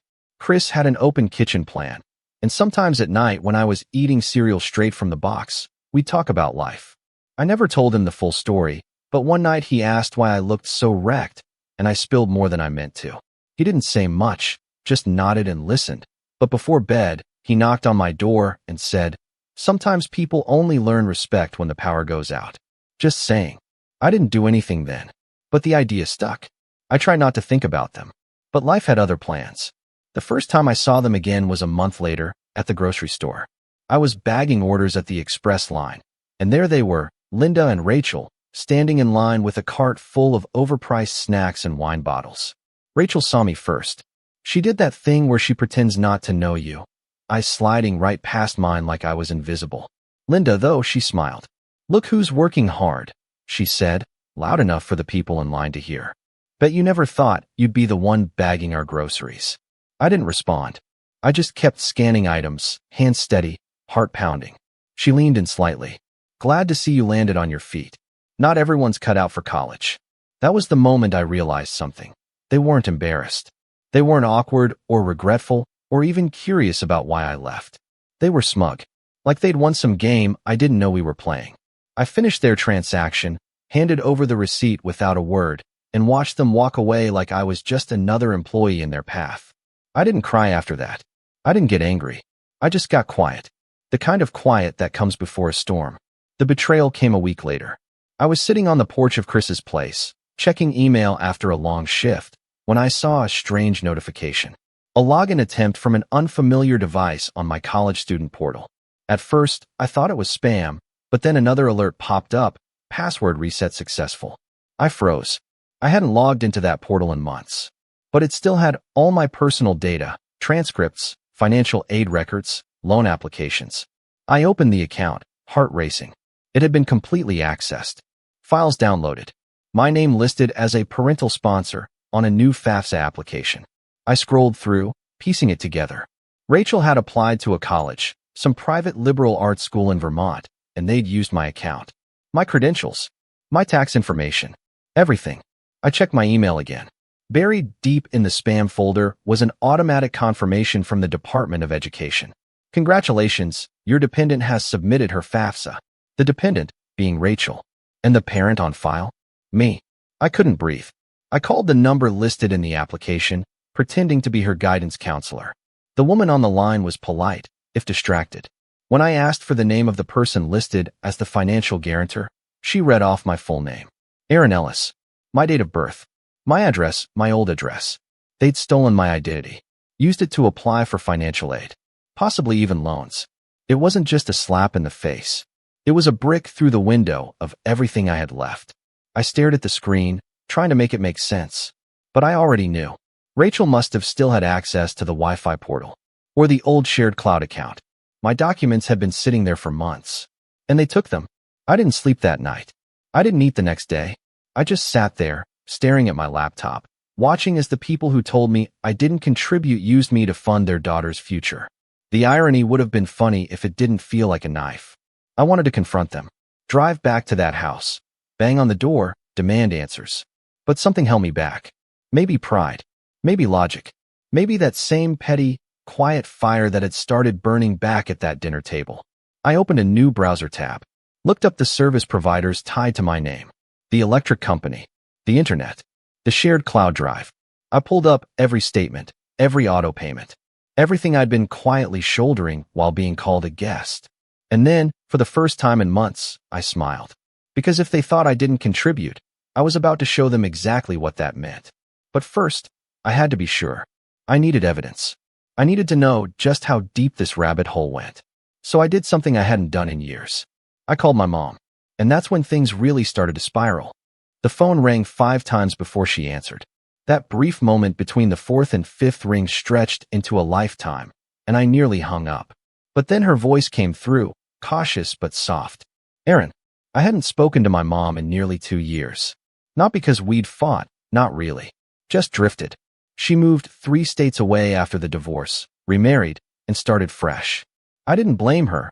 My dad made it easy to want to leave. But when I left for college, we fell out of rhythm. A missed birthday here, a delayed text there, and suddenly months passed. Then a year. Then 2. Hey, I said, trying not to let my voice crack. I need help. That silence again. But this time it felt different. Like she was holding her breath on the other end. Are you okay? I laughed. A dry, bitter thing that sounded foreign in my throat. Not really. But I will be. Just can I come by? Of course you can, she said instantly. You don't even have to ask. I borrowed Chris's car the next day and made the drive. For hours of winding hills and slow traffic gave me too much time to think. About what I'd say. About how I looked. About the last time I'd sat across from her. I didn't realize how much weight I'd been carrying until I stepped into her kitchen and saw the faint lines of worry vanish from her face as she hugged me. She made tea. I told her everything. Slowly. At first, like testing the temperature of a pool before diving in. But once I started, I couldn't stop. The dinner, the silence, the bills, the FAFSA betrayal. All of it. When I finished, she sat there for a moment, just watching me. Then she stood up, walked to the counter, and unplugged the tea kettle like she needed to do something with her hands. You know, she said slowly, your father once told me he didn't think you had a backbone. I blinked. What? After we divorced. He said you were soft like me, that you'd never stand up for yourself. That's why he fought so hard to keep you after the split. Not because he wanted custody, but because he knew I would have actually supported you. Her voice didn't rise. It didn't crack, but I felt the weight of every word. I should have fought harder, she added, almost to herself. I didn't know what to say, so I just nodded. She helped me dig through every document, every login, every transaction. She even found an old notebook of mine I'd left behind, pages filled with budget plans, dreams, to-do lists I'd scribbled when I was still idealistic. I didn't recognize the kid who wrote them, but my mom did. She ran her fingers over the page and said, "That's the Aaron I remember." That night, I slept in a real bed for the first time in months. No basement mildew, no thin mattress or drafty windows. Just quiet, just peace. But the storm wasn't over. I called FAFSA the next morning, explained everything. They flagged the account for fraud and told me to submit a formal report. I sent in copies of my ID, tax statements, proof of address changes. It would take weeks, they said, possibly months. I asked what would happen to Rachel's application in the meantime. The woman paused, then said, if it's confirmed that the information was stolen, she could be disqualified from federal aid entirely. I didn't cheer. I didn't smile. I just ended the call and stared at my hands. I was exhausted. The fallout came slowly. Linda tried to be sneaky. I'd shut down the Wi-Fi, the electric, and the cloud access the day before, but it took them a few days to notice. I still had the admin access to the router and could see which devices were trying to connect. Rachel's iPhone, Dad's old laptop. Even Linda's Kindle kept trying to refresh. It was almost funny. And then came the texts. Blocked numbers. Fake numbers. Unknown callers. I didn't respond, but I kept the messages. Screenshotted them. Added them to my growing folder of evidence. One night, Dad finally left a voicemail. His voice was low, like he was trying not to be heard. Hey, Aaron. Look, I don't know what's going on, but your stepmom's real upset. Rachel too. The internet's out, and, it says the electric bill hasn't been paid. Did something happen with your account? Can you give me a call when you get this? I didn't. I wanted him to sit in that silence. I wanted him to taste the void he'd helped create. Instead, I focused on rebuilding. I found a new job, not delivering groceries, but working at a local IT firm. Entry level, sure, but it paid better and had room to grow. Chris helped me clean up my resume, and my mom even paid for a new set of clothes for the interview. For the first time in months, I felt like I had direction. The funny thing was, I didn't have a grand revenge plan. Not yet. I wasn't trying to ruin them. I just wanted my name off their lips. My energy back in my own hands. But life has a way of rewarding patience, and over the next few weeks, the pieces began falling into place. One of the clients at the IT firm had a daughter in the same school Rachel applied to. Over lunch one day, he mentioned a bizarre story he'd heard about a girl who got her federal aid frozen because of a flagged identity issue. I stayed quiet, but my blood turned to ice. A week later, another email, this time from a college admin account, notifying me that I'd been removed as a financial sponsor. The application had been voided. Rachel's application status: rejected pending verification. They were scrambling. Linda tried emailing me, begging, then threatening. First it was, "Please fix this, you know we need it." Then, "You'll regret this. We can talk to lawyers." I forwarded the emails to the fraud report inbox and marked them unread. Dad stopped trying to call. I assumed he was waiting for me to cool down. He didn't realize I wasn't angry anymore. I was done. But Rachel made one last mistake. One night, I checked the cloud account. I hadn't deleted it yet. Part of me wanted to make sure I had everything backed up first. That's when I saw a new folder, shared to a private drive. Her name on it. A college essay draft. Then another. Then screenshots of my documents. My tax info. My ID. She'd uploaded it all again. Maybe for safekeeping. Maybe because she still thought she'd get away with it. I took screenshots, downloaded the IP logs, printed everything. Then I closed the account for good. And just like that, my digital footprint in that house disappeared. With each week, I got stronger. The job kept me busy. I started running again. Chris and I painted the apartment, rearranged the furniture, made it feel like home. My mom visited once a week. Sometimes I'd cook. Other times we'd just sit and watch reruns of old shows I loved as a kid. There was no drama, no performance, just two people trying to rebuild what should have never been broken. One night, she asked me something that stuck with me. If they apologized, would you forgive them? I didn't answer right away. I don't think they're capable of apologizing, I said finally. At least not in a way that means anything. They don't see what they did as wrong. To them, I'm just being dramatic, or selfish, or ungrateful. She nodded. But would you want to forgive them? I sat with that. Part of me did, just for the closure. But another part, the part that had grown tougher, sharper, more self-assured, didn't want to give them that satisfaction. I don't know, I said. Maybe someday. But not today. She squeezed my hand. That's okay. That night, I wrote in a journal for the first time in years. I didn't plan it. Just picked up a pen and started. Page after page of everything I'd wanted to say, but never could. I wrote until my hand cramped. Until the ink smeared. Until the weight in my chest didn't feel so heavy. It wasn't revenge. Not yet. But it was healing. And as it turned out, revenge would come anyway. But not from me. Not directly. Because 2 weeks later, something happened that would flip everything upside down. Something I didn't expect. I got a letter in the mail. No return address. Just my name. Inside was a printed copy of Rachel's college rejection letter and a sticky note in neat, block handwriting. Thought you should see what happens when people lie. No signature. No explanation. But I knew who sent it. And I realized someone else in that house wasn't playing by the family rules anymore. It took me a full 10 minutes to process what I was holding. The envelope was plain, like any other piece of boring mail. No handwriting. No stamp. Just my name printed in block letters and slipped into my mailbox like someone had placed it there by hand. Inside, the rejection letter from Rachel's college, complete with their official seal, the cold wording of application denied, and that sticky note. Thought you should see what happens when people lie. The handwriting was neat. Blocky. Gender neutral. Could have been anyone. But as I sat at the kitchen table, rereading that line again and again, my gut told me what my brain wasn't ready to say out loud. Someone inside that house was flipping sides. At first, I assumed Rachel had sent it herself, some twisted cry for help or guilt offering. But that didn't make sense. She wasn't the type to admit defeat, let alone confess to lying. And besides, if she wanted to make peace, there were easier ways to reach me. This wasn't peace. This was a warning shot, a message disguised as a gift.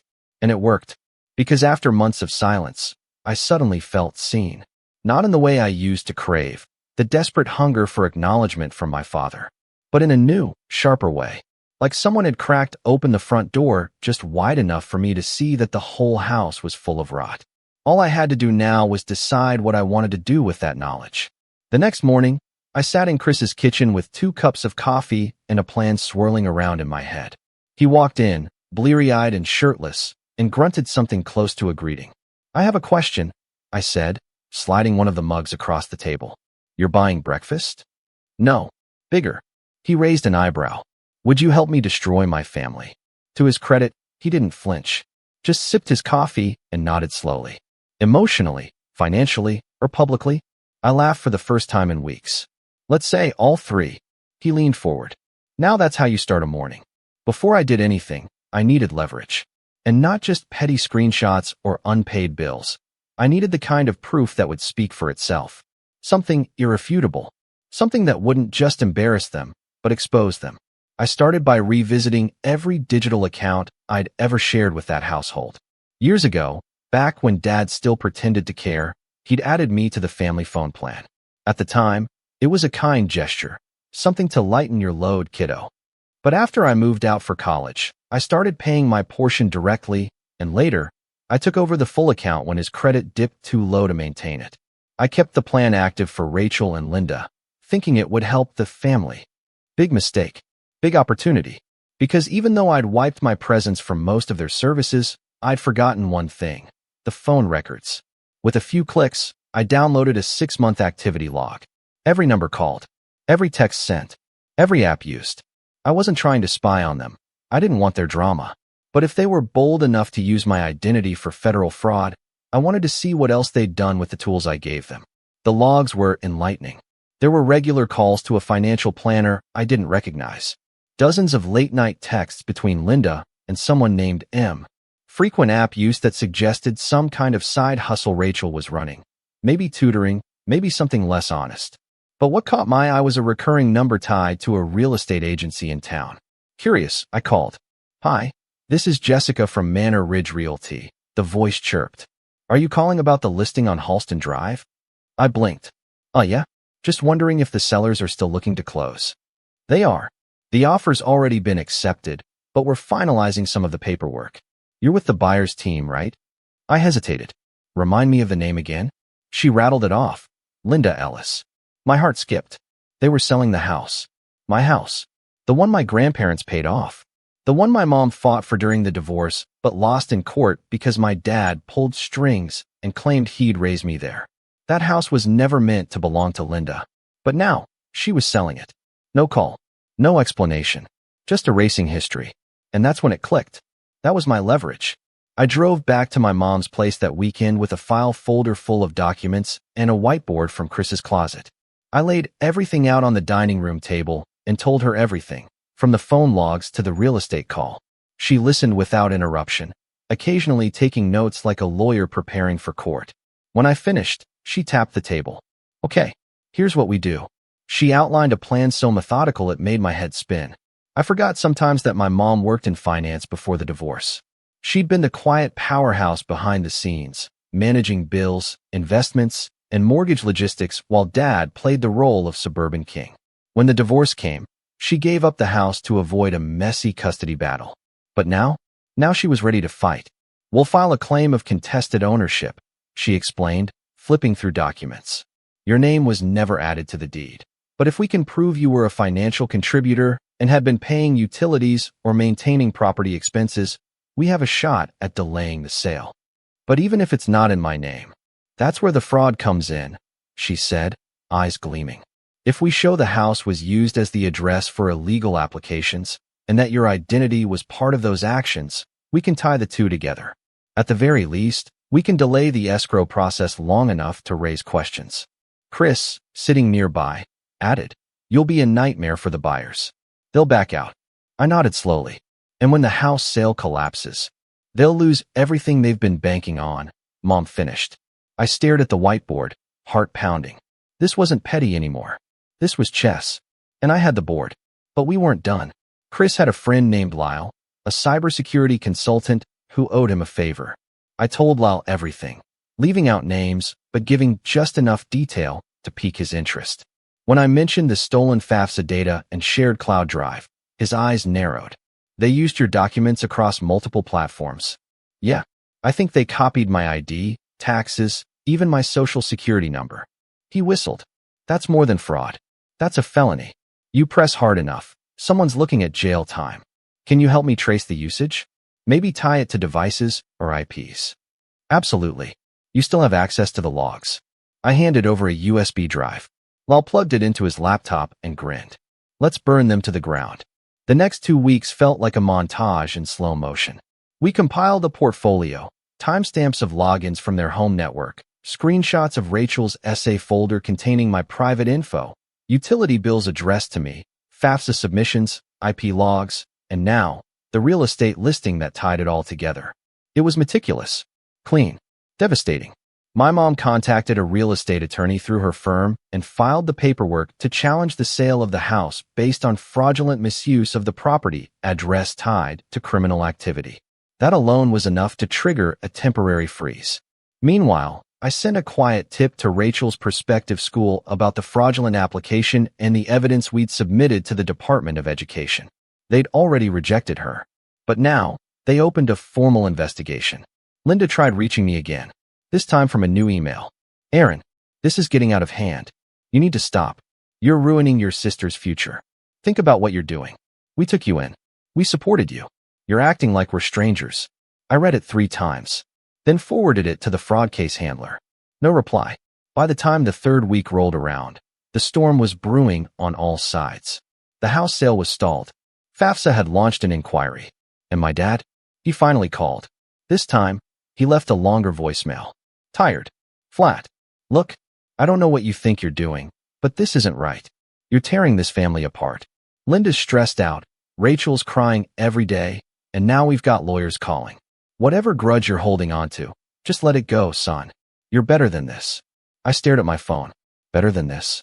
This from the man who let his wife call me a guest at my own dinner table, who let his daughter steal my future and treat it like a stepping stone, who watched me walk out without even standing up. I deleted the voicemail, and for the first time in my life, I didn't feel guilt. I felt power.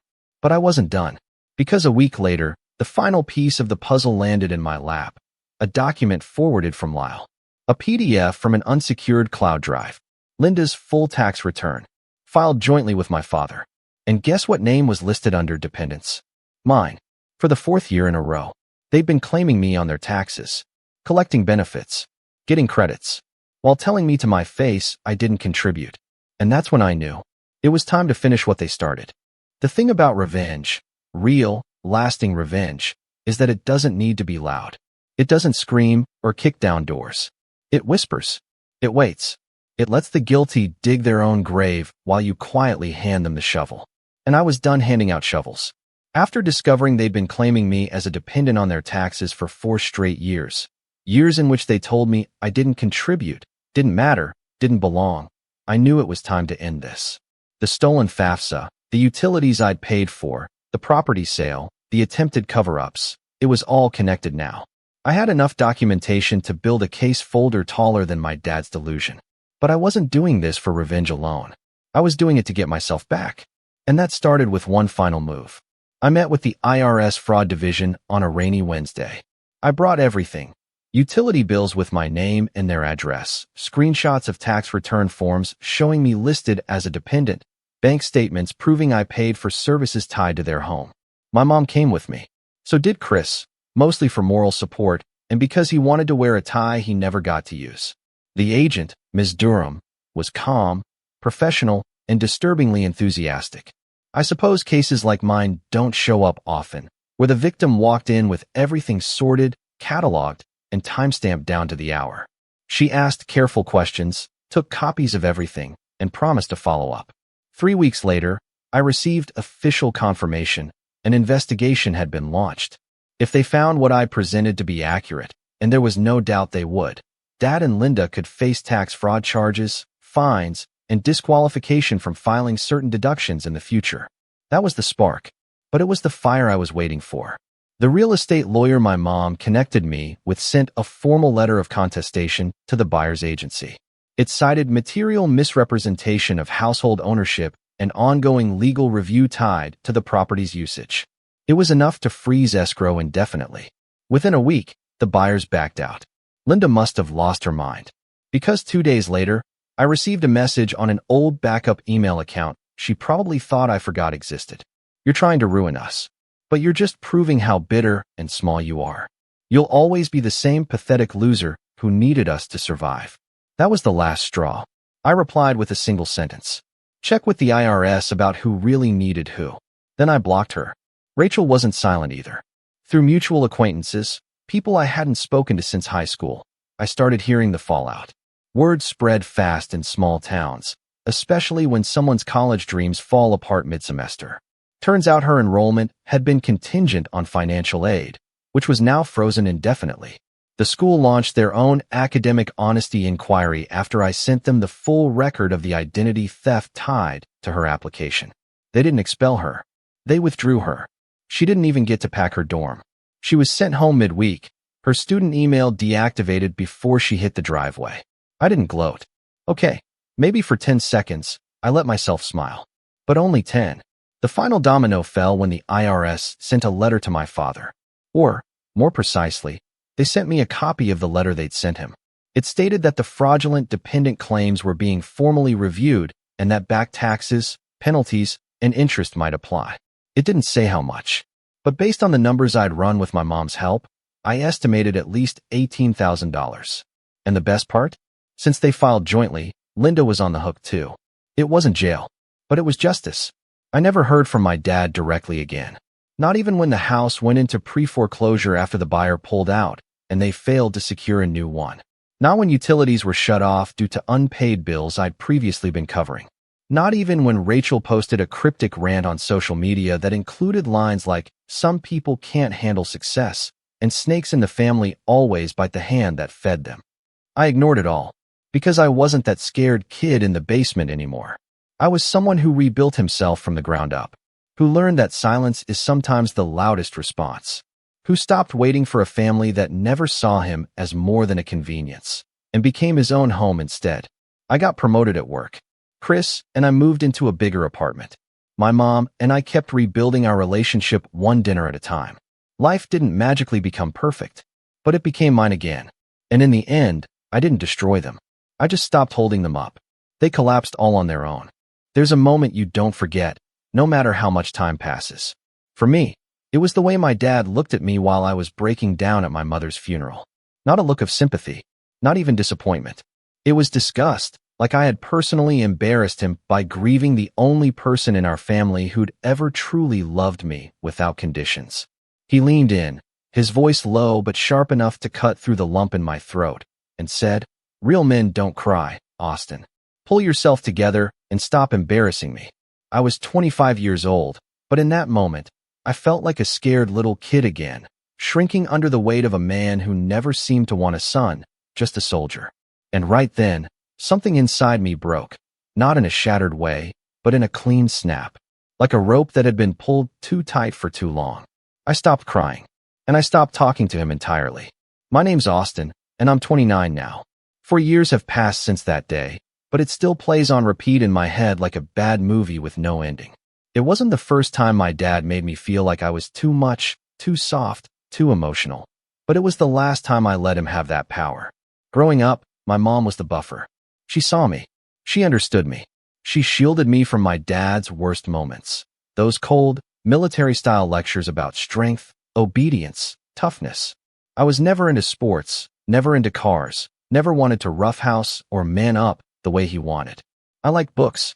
I liked music. I cried at sad movies. I used to write poems when I was a kid. He once found a notebook of mine full of them, and instead of asking about it, he laughed and asked me if I was trying to be the next Shakespeare or something less manly. We lived in a nice enough house in a quiet suburb, the kind where everyone smiles at each other, but no one really knows what's going on behind closed doors. My dad worked in corporate security, big on authority, rules, appearance. My mom stayed at home and made sure our lives ran smoothly. She was warm in all the ways he was cold. She had this soft-spoken way of making you feel safe, even when things were falling apart. I think she spent most of her marriage trying to keep the peace. Between my dad's rigid expectations and my natural tendency to withdraw, she played the middle like a master diplomat. But it took a toll on her. You could see it in her eyes. She never said it outright, but I think she was tired long before the illness took her. She got sick when I was 23. It was sudden and unfair. Pancreatic cancer, already late stage by the time they found it. My dad barely acknowledged it for the first few weeks, like admitting she was dying was somehow weak. I spent most nights at her side, reading to her, talking with her, even when she was too tired to respond. He was always at work or handling things, but never really there. The worst part was that she noticed. She would hold my hand and whisper things like, "Don't ever shut yourself off the way your father did, sweetheart. That's not strength. That's fear in a suit of armor." I still remember the look in her eyes when she said it. Sad, like she was apologizing for something she couldn't change. She passed less than a year later, and everything cracked open. The funeral was quiet. Small. Just a few family members and close friends. I wore the suit she had bought me when I got my first job after college. She said it made me look confident. I was trying to hold it together, I really was. But when they lowered her casket into the ground, it was like my body gave up. My knees buckled and I sobbed. Loud, raw, ugly sobbing. And that's when my father snapped. That's when he told me to stop embarrassing him. Like grief was a performance, and I was doing it wrong. After that, I didn't say another word to him. Not when we got in the car. Not at the reception. Not when he made a comment about how people were looking. I just nodded politely when spoken to and left early. He tried to call me a few days later, but I ignored it. I didn't have the energy to be the son he wanted anymore. And more importantly, I didn't have the mother I used to try to protect by pretending everything was fine. A few weeks later, I got a call from my mom's lawyer. She had left a will. A very specific one. I didn't know the details until I came into the office and sat down across from a man who looked both amused and nervous. Your mother was thorough, he said, sliding a manila envelope across the table. Inside was everything. Bank accounts, property documents, investment portfolios. Every single asset she had shared with my father was now under my name. Completely. The house, the savings, the investments, even her private checking account. She had quietly moved things around in the last year of her life, setting it all up to transfer to me automatically upon her death. I was stunned. She never told me, but she must have known what would happen. My dad, for all his lectures on strength and respect, didn't have the slightest clue what she'd done. And when he found out, the man who once mocked me for crying was the one throwing a tantrum. He came storming into my apartment the same night, shouting about fraud and betrayal and how I must have manipulated her. I didn't say a word. I just pointed to the letter from the lawyer and told him to direct all further communication to my attorney. That's when the war began. He contested the will, claimed undue influence, accused me of forging documents, tried to paint himself as the loving husband who'd been cheated by his own son. He had no idea how much my mom documented. Emails, letters, voicemails. Every move she made was calculated.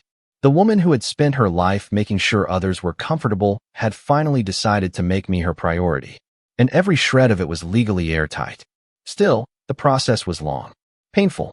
Every court date felt like I was reliving a nightmare with the man who made my childhood feel like boot camp. And throughout it all, he kept trying to talk to me outside of court, at one point even waiting outside my building just to corner me.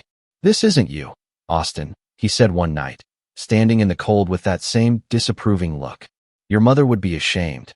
I looked at him and said the only thing I had said to him in months. "You don't get to speak for her." I didn't cave. I didn't yell. I didn't try to explain myself. I just let the lawyers handle it, like he once told me to man up and deal with things like an adult. The irony was poetic. When the verdict came down, it was clean. Every claim he made was rejected. The will stood, and he was out. No house, no retirement fund, no savings. But that's not where this story ends. Because after all that, after everything, he still managed to make himself the victim. He started telling people I had abandoned him, that I was cold, that I had let my grief turn into greed. He started calling me, texting me, leaving voicemails about how hard life was in a studio apartment, how he couldn't believe his own son would leave him to suffer like this. He used the word heartless. The same man who looked at me while I cried at my mother's funeral and said I was embarrassing him. And now here we are. But before I tell you how I responded, and believe me, I did, I need to walk you through everything that happened next. Because what my dad didn't realize was that my silence wasn't weakness. It was strategy. After the court ruling, I thought my dad would disappear. That's what most people do when they lose. When they've been legally, morally, and emotionally cornered, they usually retreat into silence, or at least shame. But my dad didn't believe in losing. Not because he was too proud, but because he couldn't imagine being wrong. He didn't just take the defeat personally, he made it my fault. In his mind, I was the villain, the ungrateful son, the betrayer. And instead of retreating, he dug in. It started with the calls. At first, they were spaced out, 1 or 2 voicemails every couple of days. Nothing overtly hostile, just pathetic. "Austin, it's your dad. I need to talk. Just call me back. Or, I'm struggling here, son. I know things got heated, but we're family. That has to mean something. I deleted them without listening past the first few seconds. Every time I heard his voice, it yanked me back to that funeral, to that moment when I needed a father and got a drill sergeant instead. Then the calls turned bitter. You're really going to do this to me? He snapped in one. Throw me out like garbage? After all I did for this family. Another one had him practically spitting. Your mother didn't raise you to be this cruel. She would have been ashamed. That one hit me harder than I expected. Not because I believed it, but because he was using her, the one person I loved without hesitation, to guilt me into obedience. Just like he always had. And then came the letters. Handwritten, shaky, and stuffed into envelopes with no return address. Some were short. Others ran for pages. They were filled with revisionist history, memories rewritten to cast him in a better light. He wrote about all the times he provided, like paying bills and putting food on the table somehow made up for the years of silence, criticism, and emotional neglect. He reminisced about teaching me how to ride a bike, even though that had been my mom. He brought up birthdays he barely showed up for, spinning them into cherished moments we shared. It was like watching someone rewrite a book I had lived in. But the worst part? He started sending the letters to my job. I work in a publishing house, small team, mostly quiet people, everyone keeps to themselves. I'd been careful about keeping my personal life separate. Then, one afternoon, my manager pulled me aside holding a cream-colored envelope. Austin, I don't want to intrude, she said gently, but this came for you. It's from someone named Richard.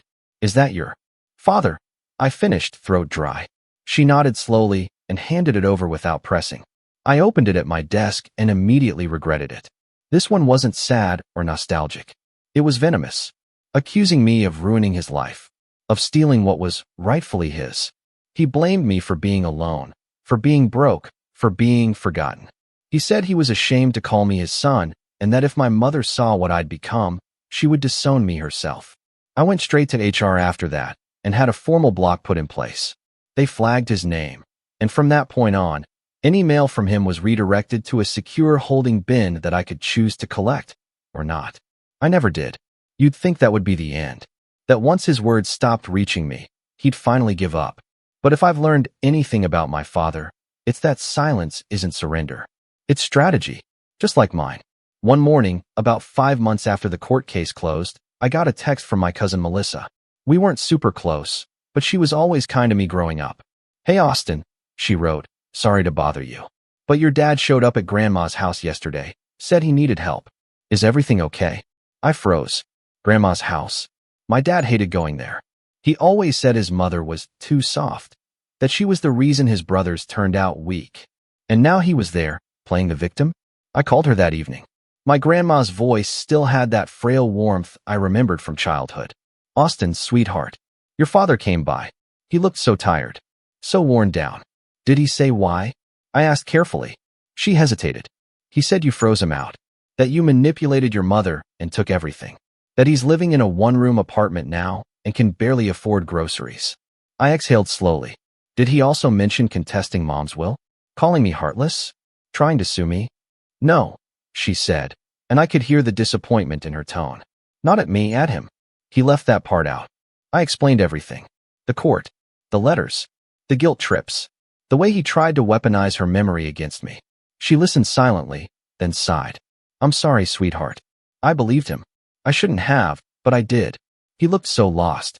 I understood why she felt that way. My dad was good at performing pain, just never at processing it. It was the one emotion he could show without feeling vulnerable, because to him, suffering was masculine. Grief wasn't. Regret wasn't. Apology definitely wasn't. After that, I started hearing little things from relatives.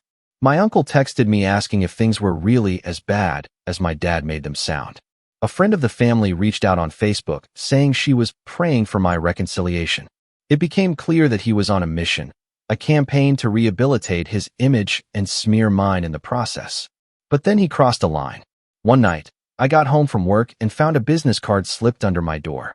It wasn't from my dad. It was from a private investigator. My stomach dropped. I called the number on the card, heart pounding, and asked what it was about. Mr. Winters? The voice asked. Yes. This is just a courtesy call. I was hired to gather some background information. Nothing invasive. Just lifestyle, income verification, basic intel.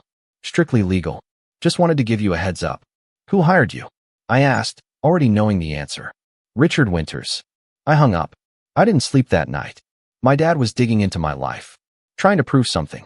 Maybe he thought he could find a loophole, some way to take me back to court. Maybe he wanted to intimidate me. Or maybe, most likely, he was trying to gather ammunition to shame me again, to play the martyr even harder. The next day, I called my lawyer. We filed a cease and desist, sent directly to his building, certified mail. We never got a response. But the PI never came back, and no more cards showed up under my door. I took that as a win. For now. But it didn't stop the spiral.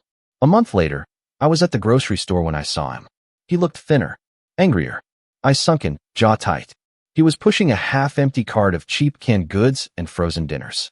I turned to leave the aisle, but he spotted me. "Austin," he said, loud enough for heads to turn. I froze. He stepped closer. "You just gonna pretend I don't exist?" I kept my voice low. "You need to walk away." "I needed help," he hissed. "But all you did was lawyer up and slam the door." I looked at him. Really looked at him. This man who used to tower over me like a storm cloud. Who once called me soft for crying, weak for feeling, pathetic for asking for affection. Now he stood there, hunched and hollow, and still, blaming me. "You remember Mom's funeral?" I asked quietly. He blinked. "I was crying. Because I loved her. Because I lost her. And you called me embarrassing. That was the last thing you ever said to me before you started fighting for her money." His jaw worked. "You were." "Don't," I snapped. "Don't you dare say I was too emotional or dramatic or whatever other garbage you used to control me with. You made your choice that day. And now, I've made mine." People were staring now, but I didn't care. For once, I didn't feel small in front of him. I felt done. He opened his mouth again, but I walked away. And that should have been the final breaking point. The moment we both moved on. But it wasn't. I didn't think one encounter at a grocery store could shake me like that. But it did. Something about seeing my father like that, hollow, resentful, still clinging to the same broken narrative, reopened an old wound I didn't realize was still bleeding. I went home that night and sat on the edge of my bed for what felt like hours, staring at the floor with my coat still on. The silence in my apartment was heavy. Not peaceful, just heavy. Like the air itself was pressing down on me. I kept thinking about what he said. "You just gonna pretend I don't exist?" And the thing is, I wanted to pretend. I wanted to erase every memory, every reprimand, every moment of quiet disapproval that shaped me into someone who flinched at compliments and second-guessed every good thing that came into his life. But I couldn't. Pretending he didn't exist meant pretending I didn't come from him. And no matter how much I hated it, I did. That realization broke me. Not in a loud, dramatic way, but in the kind of way where you start moving through your days like a ghost. I stopped returning texts, skipped lunch with my coworkers, let dishes pile up in the sink until I was drinking out of mason jars and eating with plastic forks. I missed a meeting at work, just forgot it entirely, and my manager, Sarah, pulled me aside after. She was kind about it, but direct. "Austin, whatever's going on, you don't have to carry it alone. But you do need to talk to someone." I nodded, promised I'd think about it. That night, I opened a new browser tab and typed grief counseling near me before closing it again. And again, and again. It took 2 more weeks before I actually clicked a link. I ended up finding a therapist named Jordan who specialized in complicated grief and family trauma. His website had a quote on the homepage that said, "Sometimes the most painful stories are the ones we tell ourselves." That stuck with me. So I booked a session. Walking into that office the first time felt like walking into a courtroom where I was both the defendant and the witness. I didn't know where to start. I talked about my mom, then my dad, then my silence, then my rage. I talked about that moment at the funeral, the grocery store, the letters, the court, the weight of it all. Jordan didn't interrupt, didn't nod too much. He just listened. At the end of the session, he said, "You've been grieving 2 losses at once. Your mother's death and the father you never really had." That hit me harder than I expected, because it was true. And that acknowledgement, that permission to grieve something that technically wasn't gone, opened a door I didn't realize had been locked. Over the next few months, I kept going. Weekly at first, then bi-weekly. We talked about boundaries, identity, self-worth. We dug into memories I hadn't revisited in years. The birthday I spent alone in my room after my dad said I was too old for all that fuss. The college graduation he missed because he had a security conference. The night I got my first job offer, and he told me I should have aimed higher. These weren't violent moments. They were quiet erasures. And those leave the deepest bruises. Therapy wasn't a magic wand. It didn't fix everything. But it helped me start untangling the wires. Helped me stop seeing my worth as something I needed to earn from people who couldn't give it freely. Around that time, things at work started shifting too. Sarah pulled me into her office one morning with an unreadable expression. "So," she said, "we've been watching your submissions, your edits, your pitches, and we're impressed. The kind of impressed that comes with opportunity." I blinked. "Opportunity," she smiled. "We're launching a new imprint, focused on memoirs and personal storytelling. Stuff that hits emotional cores. You've got a knack for it, Austin. We want you to lead the editorial team." I just stared at her. "Are you serious?" "Dead serious. Think about it. Let me know by the end of the week." I said yes the next day, and something about that, being trusted, chosen, seen, felt like a turning point. I started dressing a little sharper, not for anyone else, but because it made me stand taller. I reconnected with old friends, went on a couple of dates. One of them didn't go anywhere, but the other, her name was Celine, turned into something steady. We met at a local author reading, both reached for the same paperback at the merch table. She was funny, sharp, asked good questions. Our first conversation lasted 3 hours over bad coffee and ended with a shared playlist we still add to every week. Celine didn't ask about my family right away, but when she did, I told her everything. Not all at once, but piece by piece. She didn't flinch, didn't offer pity, just sat with it. "It's okay to leave someone behind," she said once, "even if they're holding your last name." I didn't know how badly I needed to hear that. As the months passed, I felt lighter. Not fixed, but less fractured. I volunteered to lead a writing workshop at the local community center, just a couple of evenings a month, helping people turn their stories into essays or poems. One night, a teenage boy brought in a piece about losing his older brother to addiction. After he read it, he looked at me and said, "I thought I'd feel worse sharing it out loud, but I feel better."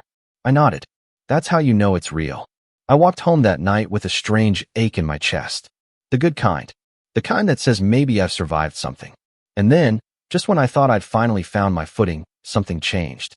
It started with a knock on my door. It was a Sunday morning. I was making pancakes, half dancing to the music playing off my phone. Celine was still in bed, wrapped up in my hoodie. The knock was soft, hesitant. I opened the door and found a woman in a blazer holding a thick envelope. "Mr. Winters?" I nodded slowly. "I'm with the legal office representing the late Margaret L. Winters. We've been trying to reach you by phone. Your number must have changed." My heart skipped. "Grandma." The woman handed me the envelope and offered a polite nod. "She passed away peacefully 2 weeks ago. Her will names you as the primary heir." I just stared at her. I didn't even know she was sick. She wasn't. It was her heart. Sudden.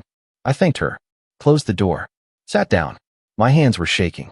Celine emerged from the hallway, rubbing her eyes. "Everything okay?"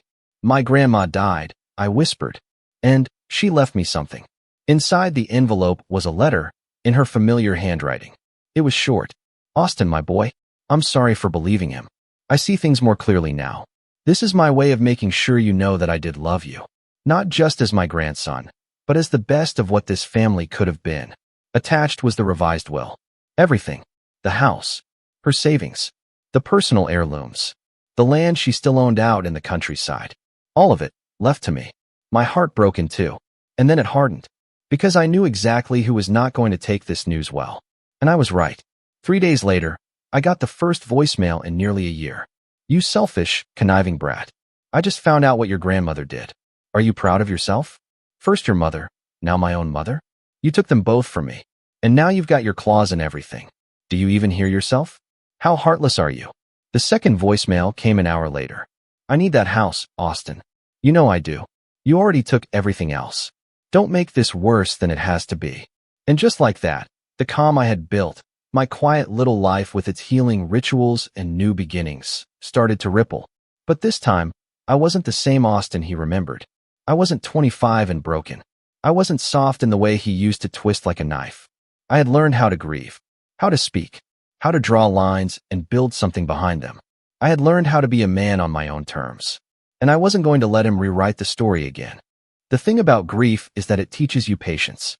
When you lose someone you love, not just to death, but to betrayal, to neglect, to erosion over years, you learn how to sit with silence, how to hold your breath and wait.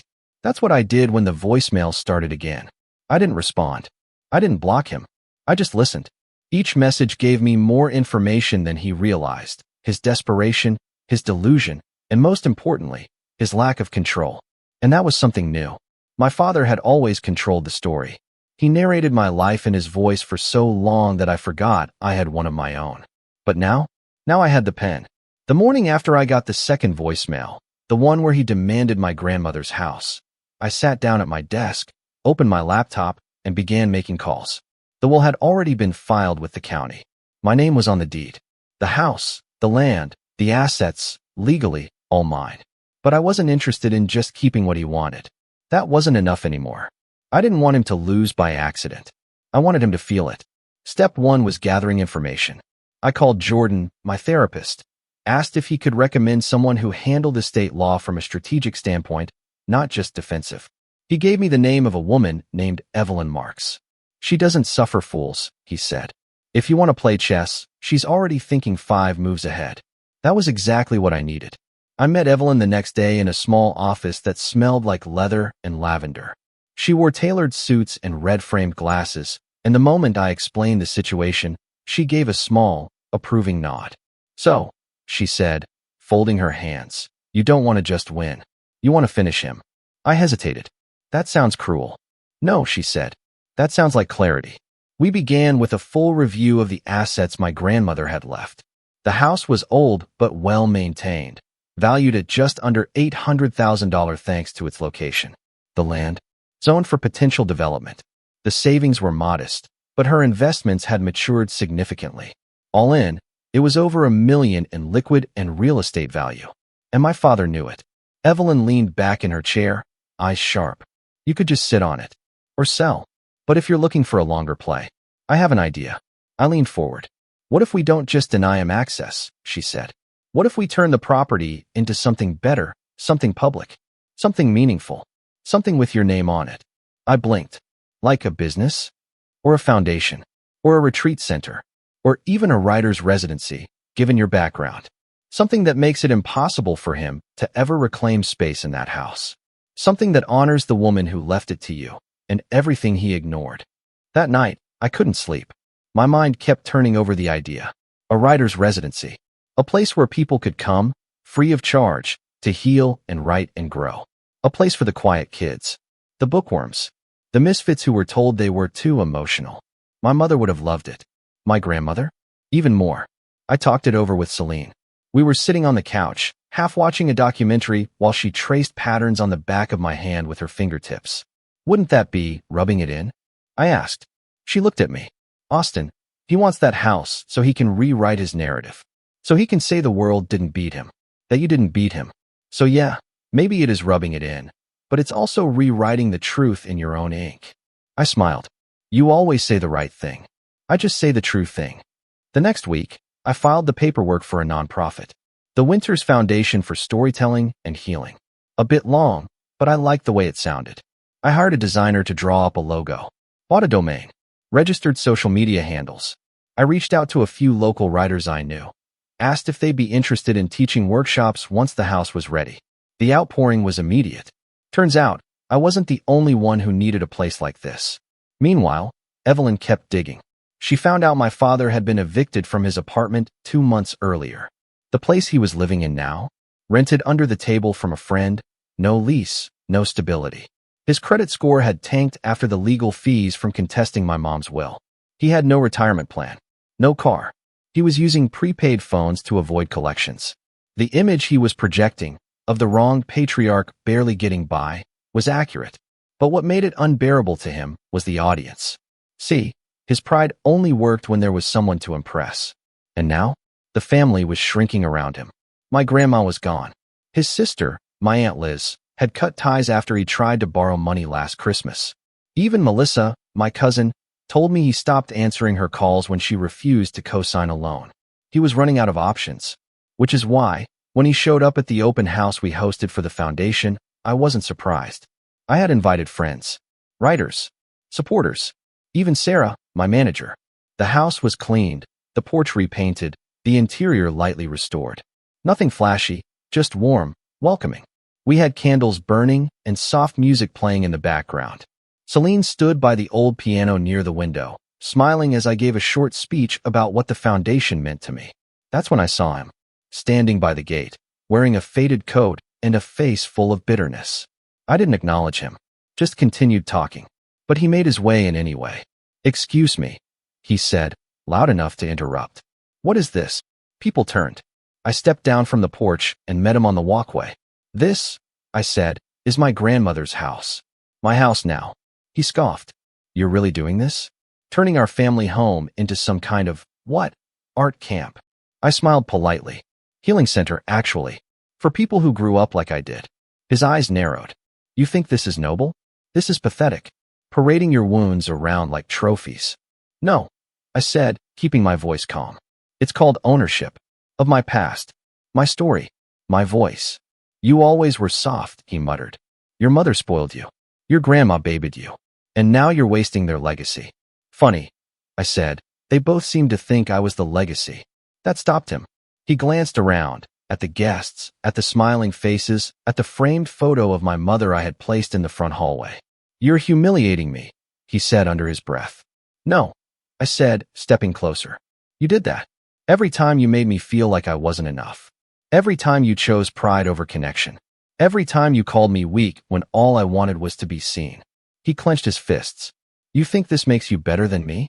"No," I said softly. "But it makes me free." And with that, I turned and walked away. I didn't have to kick him out. He left on his own, realizing there was nothing left to take. But that wasn't the end. Because a few days later, I got an email from a local paper. "Hi Austin," it read. "We're doing a piece on unique community spaces and nonprofits. We heard about your story. Would you be open to an interview?" I hesitated. Then I clicked reply. And that is when the final domino fell. Because nothing, and I mean nothing, destroys a narcissist like having the truth published, where everyone can see it. The article came out 2 weeks later. It was a modest piece, tucked in the local section of the Sunday paper, but the headline carried weight. "Turning Grief into Growth. How One Man Transformed His Family's Home into a Healing Center for Writers." The journalist had done her homework. She interviewed me at the house, took photos of the garden I'd restored with my mother's favorite lavender, captured Celine and me painting the porch steps together, and even included quotes from some of the early workshop attendees. But it wasn't just a feel-good human interest piece. It was personal, honest. I talked about the loss of my mother, my grandmother, and the complicated legacy I inherited, not just in property, but in pain. I didn't mention my father by name, but I didn't need to. Anyone who knew our family knew exactly who I was referring to when I said, "Some people define strength by silence." I used to believe that too. But real strength is learning how to speak when you've spent your whole life being told not to. I hadn't expected much fallout. A few texts, maybe another angry voicemail. But what happened instead was poetic. It started with a phone call from Evelyn. "Austin," she said, sounding oddly amused, "you might want to sit down." She forwarded me an email thread between my father and a local real estate developer named Barry Kellerman.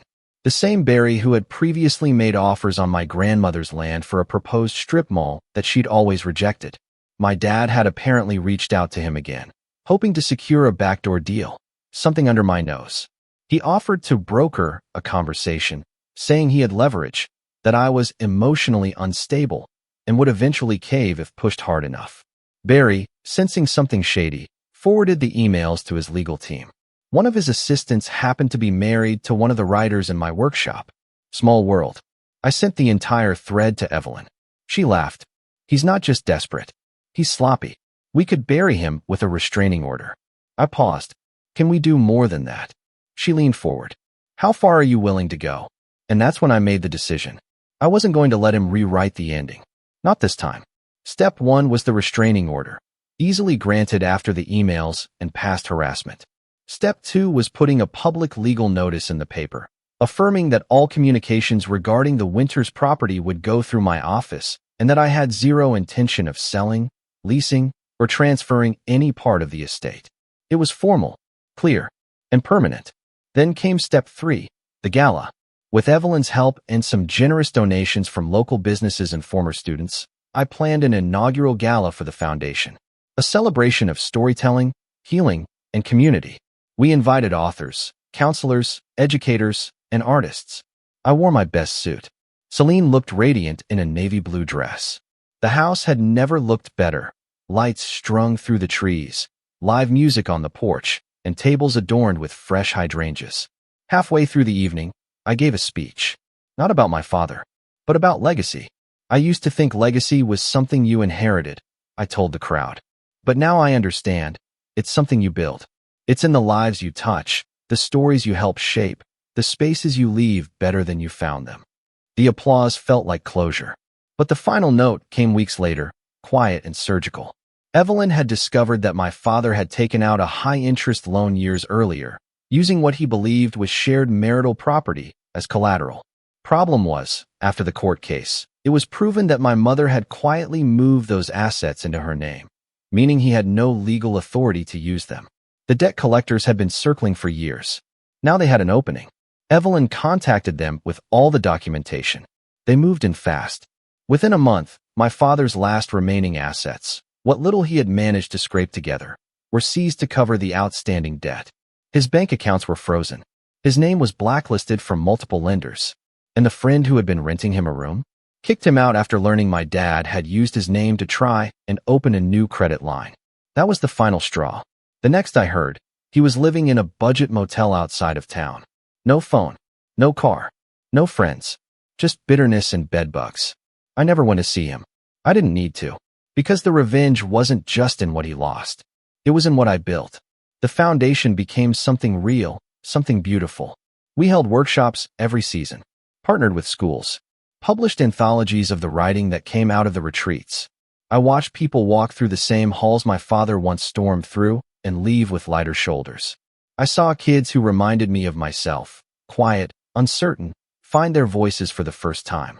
And sometimes, when I'd walk past the old oak tree in the backyard, I'd pause. Not to mourn, but to reflect. To remember the boy I used to be. The one who cried at his mother's funeral and was told to be ashamed. I'm not ashamed anymore. I'm proud. Proud of the pain that taught me how to grow. Proud of the silence I broke. Proud of the legacy I chose to build with love, not fear. The last time I heard from my father, it was a letter, sloppily handwritten. No return address.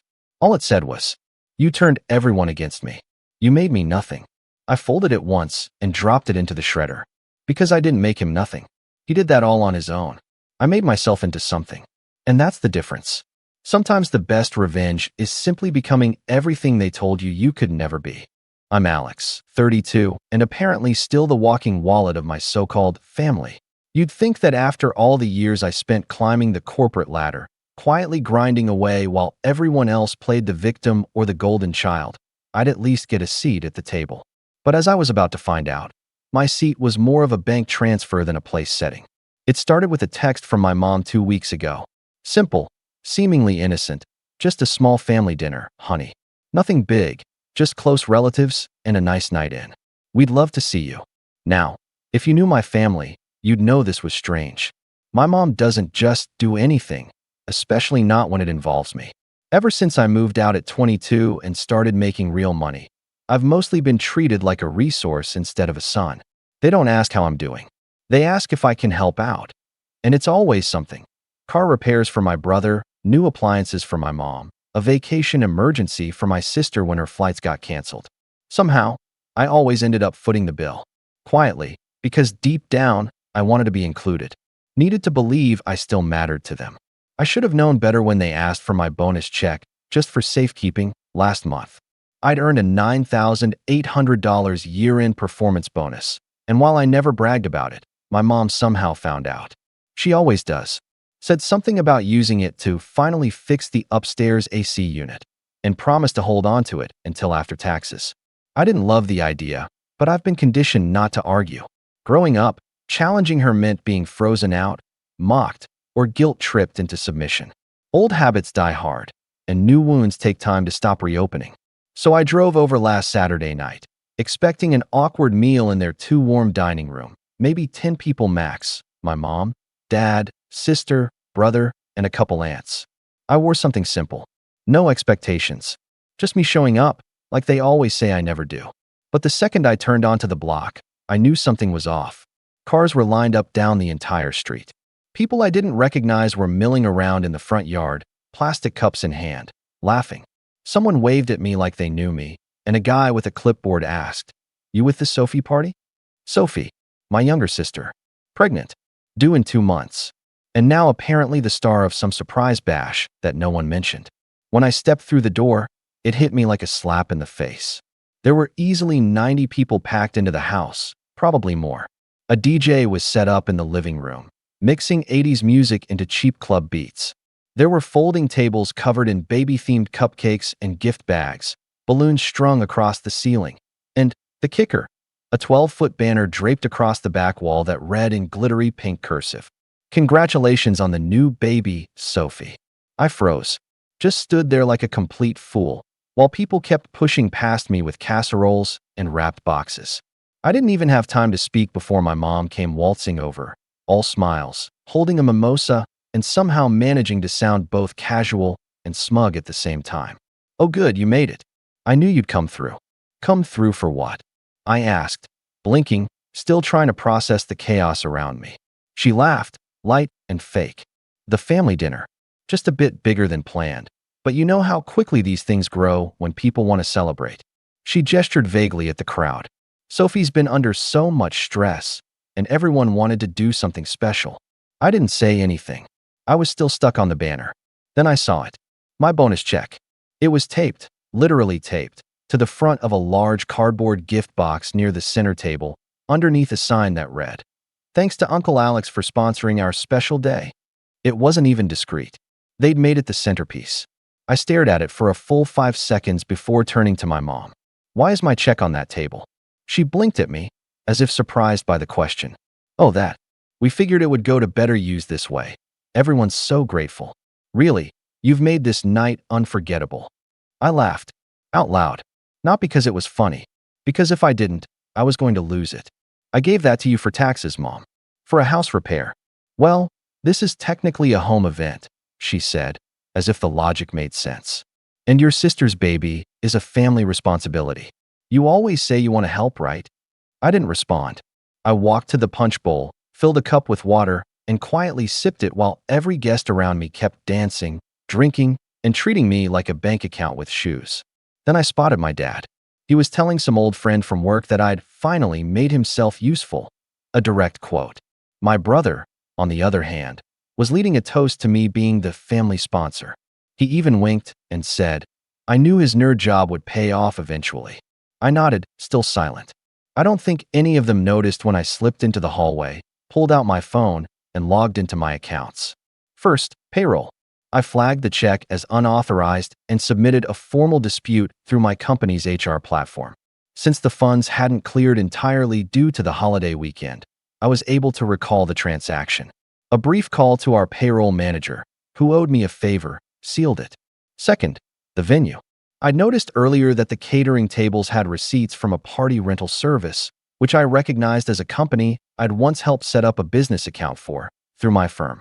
I contacted their fraud department and flagged the transaction tied to the company card my mother still had on file from years ago. She must have assumed I wasn't tracking it anymore. She was wrong. Third, my personal credit card. It had been used, without my permission, to book the DJ and make a deposit on a baby shower decorator. I revoked access, froze the card, and disputed the charges. They were good about reversals when you filed within 24 hours. And finally, the big one, the deed.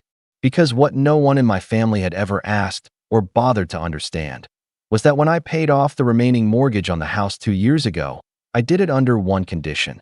The property was quietly transferred to me. Legally. Fully. I'd never intended to act on it, of course. I just wanted to make sure my parents were secure. But security isn't a gift when it's twisted into leverage. So that night, with the party thumping on behind me and my sister giggling through a baby-themed scavenger hunt, I unlocked the documents folder in my Dropbox, opened the PDF, printed one crisp copy. Eviction notice, immediate review required. And I left it on my childhood bed, folded neatly under a company letterhead envelope, just in case they didn't believe it was real. I walked out without saying goodbye, drove home in silence, and waited for morning. Because the bank account freeze was only the first domino. And what they hadn't realized yet was that I hadn't even started.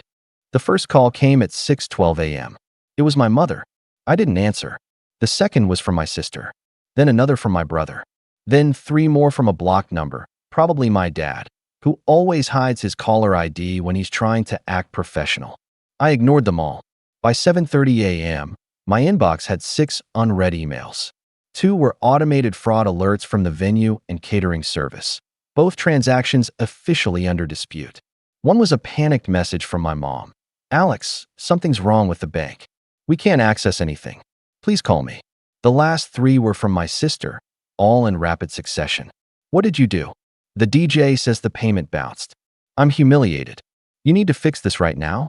You ruined everything." It would have been funny if it weren't so predictable. At 8 a.m. on the dot, I got a message from my company's payroll system confirming that the bonus reversal was approved and reissued back to me. Funds would clear in 48 hours. I leaned back in my chair and let out a long breath I didn't realize I'd been holding. It wasn't about the money anymore, not really. It was about the principle, about years of being dismissed, used, laughed at, and expected to show up like some invisible servant just because I had less emotional baggage than everyone else. That had always been the excuse. I was too quiet, too distant, too cold. But I was never cold. I was exhausted. Exhausted from being the backup plan they never appreciated. Around 8:17 a.m., my phone buzzed again. This time, a FaceTime request from my mom. I watched it ring. Then I opened the banking app on my second phone and checked the joint emergency fund I'd set up in their name years ago, the same one I'd been contributing to every month like a dutiful idiot. I transferred the entire balance into my own personal account. Seconds later, a new text lit up my screen. "Mom, we can't get into the emergency account. Did you change something?" I didn't respond. Instead, I opened the front door to my apartment and picked up the delivery envelope that had just arrived, the one with the return receipt confirmation.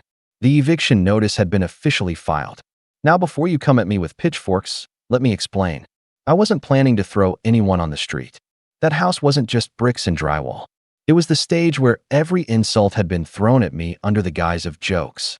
The same walls that had heard them call me a failure when I didn't go into law, and later a sellout when I started making more than all of them combined. That house raised me and haunted me. And for 2 years, I had kept silent, even after paying every bill and sitting through every guilt trip, just so they'd feel like they still had the upper hand. Now, I wanted them to know what real power felt like. At 9:01 a.m., I got a call from Sophie. I didn't answer that one either, but she left a voicemail. "Are you serious, Alex? You're going to evict us? Because of one party? You're being psychotic. This is about more than money. This is family. Funny how family only matters when the money runs dry." I played the message twice. Not because I needed to hear it, but because it confirmed what I already knew. They hadn't learned anything. Not a shred of remorse. Not even an apology. By 10 a.m., my parents had driven to my building. They buzzed every apartment trying to get in. My neighbor texted me a picture from the lobby. My mom pacing in heels, my dad red-faced, waving papers around and ranting to the doorman about entitlement and abandonment. The irony could have powered the entire block. I didn't go downstairs. I simply sent one email. To the family group chat, the one I was only ever added back into when they needed something. I finally posted a message. "You used me, lied to me, spent what wasn't yours, laughed behind my back and called it love. You crossed the line, and now you get to live with the consequences. I'll be by next week. Bring a lawyer." Then I muted the thread. That night, I slept better than I had in years. No tension in my shoulders. No tightness in my jaw. Just silence. But that wasn't the end. Not even close. Because 2 days later, I got an email from a name I hadn't seen in a long time. Aunt Danielle. My mom's estranged sister. The black sheep of the family. The one they'd all cut off 15 years ago because she wasn't like them. She had one line. "You did what I never had the guts to. Let me know if you're ready to finish what they started." And that's when I realized The house wasn't the only thing I owned. I stared at Aunt Danielle's message for nearly 5 minutes. The words didn't fully register at first. It wasn't just the surprise of hearing from her. It was the timing, the tone, and the quiet understanding hidden between the lines. Danielle had always been the outcast. Growing up, my mother would scoff any time her name came up, usually followed by some dramatic story about how she stole from the family or burned every bridge she had. As a kid, I was told to stay away from her, that she was unstable, dangerous, selfish. But when I was 17, I found an old photo album in the attic. There were pictures of Danielle with me as a baby, holding me, reading to me, kissing my forehead. I didn't understand then, but now I knew what exile looked like. I wrote back, simple and cautious. "You've got my attention." She replied within 10 minutes. "I know things." And I kept proof. I didn't come forward because I thought maybe they'd change. They didn't. But if you're ready to tear it down, I can help you light the match. It felt surreal, like a door I hadn't even noticed was finally opening. I asked for a call. She sent a number. We spoke that night. And everything shifted. Turns out, my mom and dad had done more than just emotionally drain their children. They'd misused family trust funds. Funds that were supposed to be divided between siblings and cousins for college or housing or emergencies. Instead, my parents rerouted the money through temporary loans that were never paid back. Danielle had uncovered it years ago. She tried to confront them. They retaliated, gaslighting her, spreading lies, cutting her off entirely. She had emails, paperwork, bank transfers, all dated, all organized, all quietly stored on a hard drive she'd kept hidden in a fireproof box. She was ready to testify. Meanwhile, back in Dysfunctionville, my family was panicking. The house had gone quiet. No group chats, no calls, just one vague text from my dad. "We need to talk. You're overreacting. Let's be reasonable." Reasonable. That word rolled around in my head like a joke that never stopped punching. Let's recap what reasonable looked like from their side. Withholding information about a giant party. Spending my money without consent. Using my bonus check as a public prop. Booking an event on a corporate card I never authorized them to still have. And acting like I was the one who needed to calm down. Reasonable, apparently, meant obedient. The eviction clock was ticking, and I had made sure all notices were legally airtight. It wasn't an emotional tantrum. It was a calculated step in a chain reaction they started. I even offered them the chance to meet, but only if they agreed to sit down with a neutral mediator. They declined. My sister, Sophie, sent a voice message instead. "You're ruining your niece's future before she's even born. Do you have any idea what stress does to a pregnant woman? But you don't care, right? Because you don't love anyone but yourself." I didn't reply, but I saved it. Aunt Danielle and I met in person 3 days later at a neutral cafe downtown. She was older than I remembered, silver streaks in her once dark hair, but her eyes were sharp. Everything about her felt grounded, like someone who had been through fire and come out harder than steel. She slid a flash drive across the table. "This is everything." She didn't ask what I planned to do with it. She just said, "They act like you're crazy because they're terrified of who you'd be if you stopped apologizing." And for the first time in a long while, I felt understood. The next few days were a blur of paperwork, emails, and hushed conversations with a lawyer I trusted. He reviewed Danielle's files and told me I had enough to open a formal case, one that could freeze additional assets, bring an investigation into the trust account, and potentially get restitution for every dollar misused. But even that wasn't the part that felt most satisfying. It was seeing their world shrink. I got a ping from my building's security app, a motion alert at 2:13 a.m. It was my brother, standing in front of the entrance door, drunk, yelling into the intercom system. "You think you're some genius? Huh? You think you're better than us now? You're nothing, Alex. You'll always be nothing." He pounded on the glass. Security escorted him away. I didn't report it. Not yet. But I had the footage saved. Let them feel cornered. Let them twist in the silence. Because the part they never understood, the part they refused to see, was that I didn't want revenge for the sake of it. I wanted closure. I wanted them to admit what they'd done, to say sorry, to look me in the eyes without the smirk or the sarcasm and admit they were wrong. But they never would. So I would take what they never gave, the last word. And then I'd tear down the very stage they built their fake little family show on. But just before I could, something unexpected happened. A letter arrived. Mailed. Handwritten. No return address. I opened it, scanned the first line, and froze. Dear Alex, I know you probably hate me, but before you go through with this, there's something you need to know about what really happened to the trust fund. Your father lied to all of us, including your mother. I read the letter 3 times. Slowly, carefully. My heart was pounding by the second paragraph. It wasn't my mother. It wasn't even my sister. The real orchestrator behind the missing trust fund, the hush money, and the backdoor financial decisions was my father. The letter was signed, J.M. At first, it didn't click. Then I remembered. Joseph Martin, Dad's old friend. His best man at the wedding. The one I hadn't seen since I was a kid. The one who moved away for work around the same time Aunt Danielle got disowned and my college fund mysteriously vanished. I called Aunt Danielle. Read her the letter word for word. By the end, she was silent. Then she said, I knew he was involved. I just didn't think he'd ever confess. The letter detailed everything. Years ago, Joseph and my father had set up a dummy investment firm.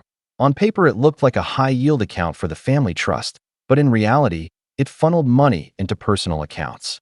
Vacations, credit card debt, renovations, even Sophie's private school. There was a line in the letter that hit me hardest. Your mother never saw the paperwork. He told her the trust dissolved during the recession. She believed him. I did too for a while. But when I found out the truth, I tried to walk away. He made sure I couldn't. It explained the sudden rift in their friendship. Joseph never moved away for work. He left to avoid being dragged further down with my father's schemes. And now? Now he had cancer. Stage 4. No family left. Nothing to lose. So he mailed me everything. Copies of transfers, screenshots of account statements, even a recorded phone call with my dad from 2011 where he admitted to borrowing from the trust and never paying it back. I didn't cry. I didn't scream. I just sat there in that too-quiet apartment and felt hollow. It wasn't vindication. It was confirmation. Confirmation that the man who had raised me, the one who mocked my ambition, humiliated me at dinners, and told me I was lucky to be part of the family at all, wasn't just cruel. He was a fraud. I called my lawyer the next day. We updated the case file. With Joseph's letter and recordings, we had enough to pursue formal legal action, civil fraud, financial misconduct, and potential criminal charges if we chose to escalate. But I didn't start there. No, first, I invited them over. All of them. My mom, my dad, Sophie, my brother. I told them I had something important to share. I made it sound like an olive branch. Said I wanted to make peace. They arrived 2 nights later. My mom brought a pie, like we were playing house. My dad wore that smug grin he always did when he thought he was winning. Sophie didn't make eye contact. My brother came in late, still smelling like liquor. I waited until they were all seated. Then I pulled out the flash drive and plugged it into the TV. At first, it was spreadsheets.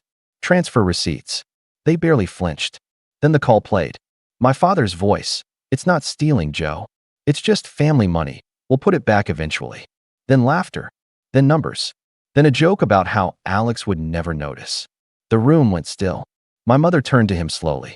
What is this? My dad didn't answer. I stood up. This, I said calmly, is your retirement plan falling apart. And that deed you thought you still had claim to? It's been mine for 2 years. The party? The bonus? The mortgage? I paid for all of it. Quietly. While you laughed at me. My dad stood, trying to recover. This is insane. That's taken out of context. You can't just. I held up my hand. I can. And I already did. I handed my mom a folder. Inside was the eviction notice, a list of flagged transactions, and a statement from my lawyer confirming that proceedings were underway. There was also a post-it with one line. Your next house should be one you can afford on your own. Sophie burst into tears. My brother swore and stormed out. My dad stared at the folder, face pale. My mom just looked at me. Not angry, not heartbroken, just tired. Why didn't you come to me? She whispered. You never listened, I replied. And I stopped begging a long time ago. They left in silence. No hugs, no fake promises. That was the last time I saw any of them in person. 2 months passed. The legal case progressed faster than expected. My father tried to fight, of course, claimed the documents were forged, that the call was fake. But it didn't matter. The bank records, the emails, the sheer amount of corroborating evidence was undeniable. He lost. The court ruled in favor of financial restitution. Aunt Danielle's portion of the trust was restored in full. Mine too, with damages. He was fined, publicly humiliated, and formally stripped of any claim to the estate. Sophie and my brother were not charged, but they were subpoenaed as witnesses. And the house. I sold it, not out of spite, but because I didn't want to be haunted by the memories. I used part of the money to buy a smaller place, somewhere quiet, with a view of the lake. I even offered Danielle a guest room anytime she wanted it. We talk weekly now. As for the rest of the family, they tried, of course. A letter from Sophie, an email from my mom. All variations of the same theme. We didn't know. We were misled. Can't we move on? I read them.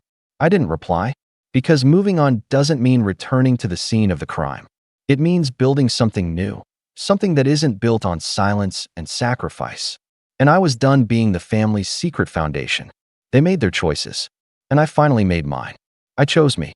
You ever walk into a room and immediately regret not wearing armor? Not actual armor, of course. I mean the kind that lets words bounce off, the kind that protects your pride when your own family treats you like you wandered in from the wrong side of the tracks. My name's Luca. I'm 34, work in commercial real estate, and according to my cousin Logan, I'm the designated embarrassment of the family. Not because I've done anything wrong. Not because I'm some tragic case. Just because I don't play the game the way they want me to. And I guess, in a family like mine, that's reason enough to look down on someone.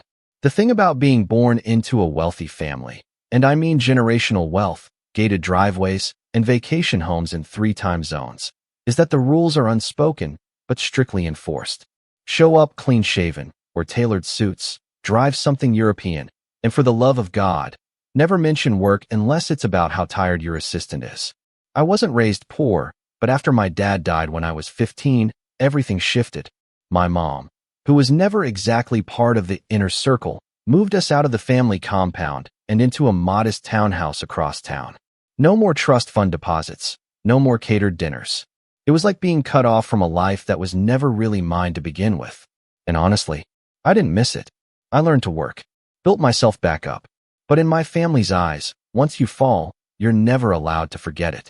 So when I showed up at my Uncle Rick's retirement party, held at a vineyard the family basically considered their backyard, I already knew the vibe. I'd gotten the formal invite 2 weeks prior, but I hadn't planned on going. It was my mom who gently nudged me into it. It might be nice to see everyone again, she said, her voice careful, like she was trying to pretend this was normal. I could see it in her eyes, that soft hope that maybe this time, they'd treat me like I belonged. I didn't want to disappoint her. So I put on my best charcoal gray suit, shined my shoes, and told myself I could survive a few hours of polite nods and empty compliments.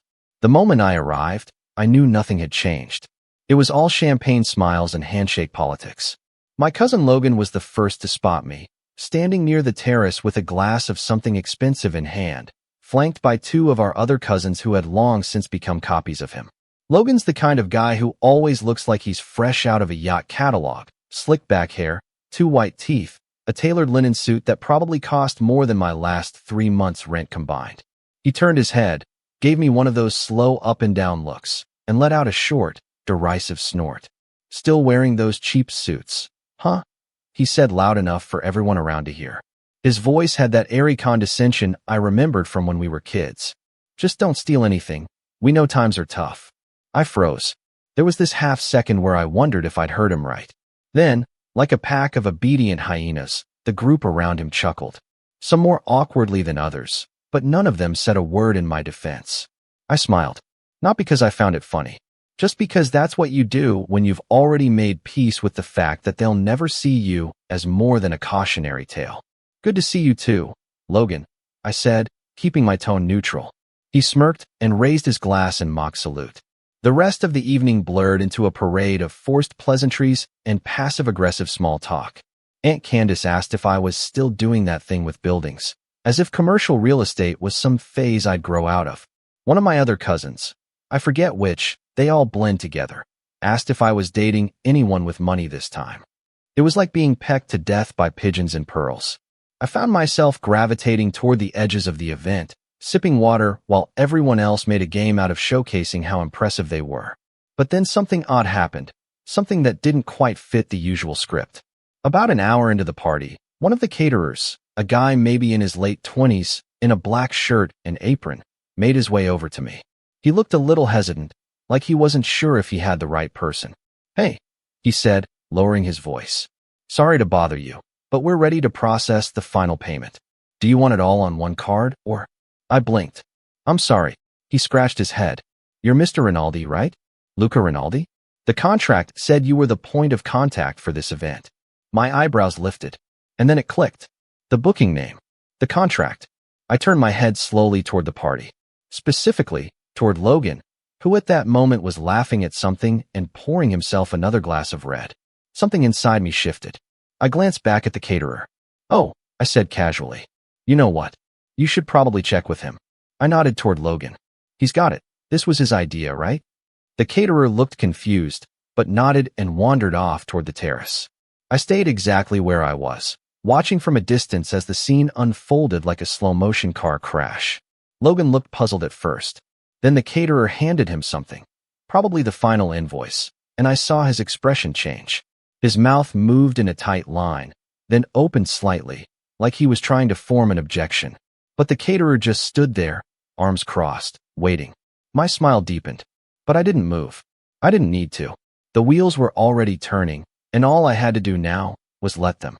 But to understand why this moment mattered, why it cut so deep, and why Logan deserved every second of it, you need to know a little more about what happened in the months leading up to this party. Because this wasn't just about a jab at my suit or a stupid insult in front of a crowd. This was the boiling point of years of quiet jabs, broken promises, and one particular family betrayal that I hadn't spoken about since it happened. And if you're still with me, buckle up, because things were about to get a whole lot uglier. Growing up, Logan and I were always side by side. Not because we were close, but because our moms insisted on it. Our birthdays were just 2 months apart. We went to the same private schools, and we were always paired off in family photos like some forced symmetry. But even as kids, the lines were drawn early. Logan was the heir apparent, the golden boy. Tall, athletic, naturally charming in that rehearsed, pageant kid sort of way.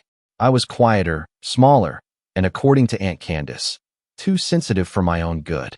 She'd say it with this tight-lipped smile like she was diagnosing a flaw she'd be forced to tolerate. Every family dinner, every holiday, every godforsaken gala was just another chance for them to remind me I wasn't cut from the same cloth. But I took it. I swallowed it. Not because I believed them, I didn't, but because my mom deserved peace. After my dad passed, she never remarried. She worked 2 jobs just to keep us in the school district, pretending like we weren't barely holding on while the rest of the family floated on generational wealth. And yet, she never let me speak badly about them. "They're still family," she'd say gently, her eyes tired. "Don't stoop to their level." So I didn't. I kept my head down, studied hard, worked internships through college, and climbed my way into real estate one cold call at a time. I wasn't flashy, and I wasn't loud, but I built something real. By 31, I had 3 apartment complexes under my belt and a business model that was finally turning serious profit. I didn't need anyone's approval. I had my own. But the thing about Logan is, he always needed an audience. At 28, he blew through his first trust fund launching a fashion startup that folded in under a year. At 30, he was pushing crypto schemes. By 32, he was dabbling in luxury event planning. Something about creating curated experiences for legacy families. Whatever that meant, he always knew how to pitch himself, and he always knew how to spin failure into a pivot. But under the surface, Logan was sinking.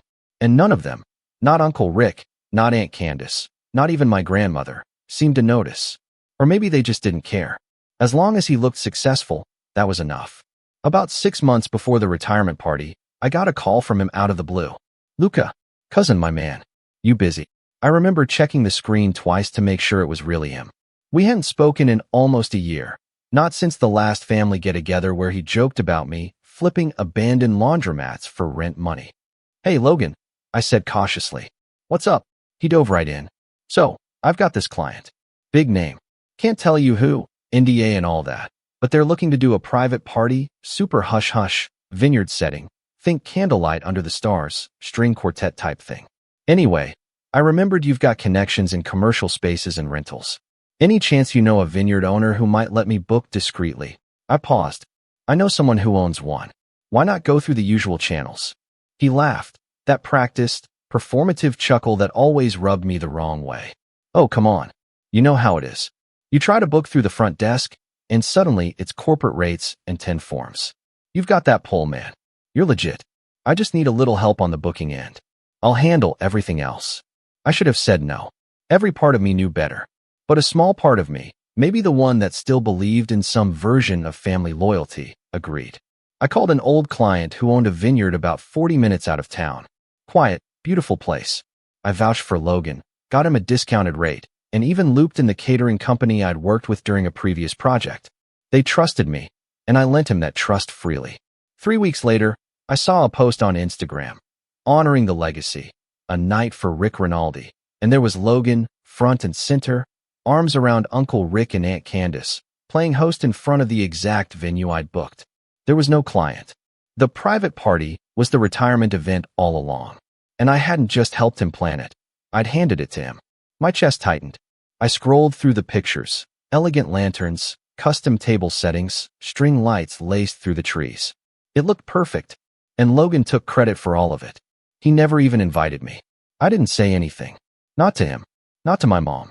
Not even when my aunt posted some passive-aggressive comment about how family always comes through for each other, especially the ones who know how to throw a real party. I stayed quiet. Again, like I always had. But then came the text.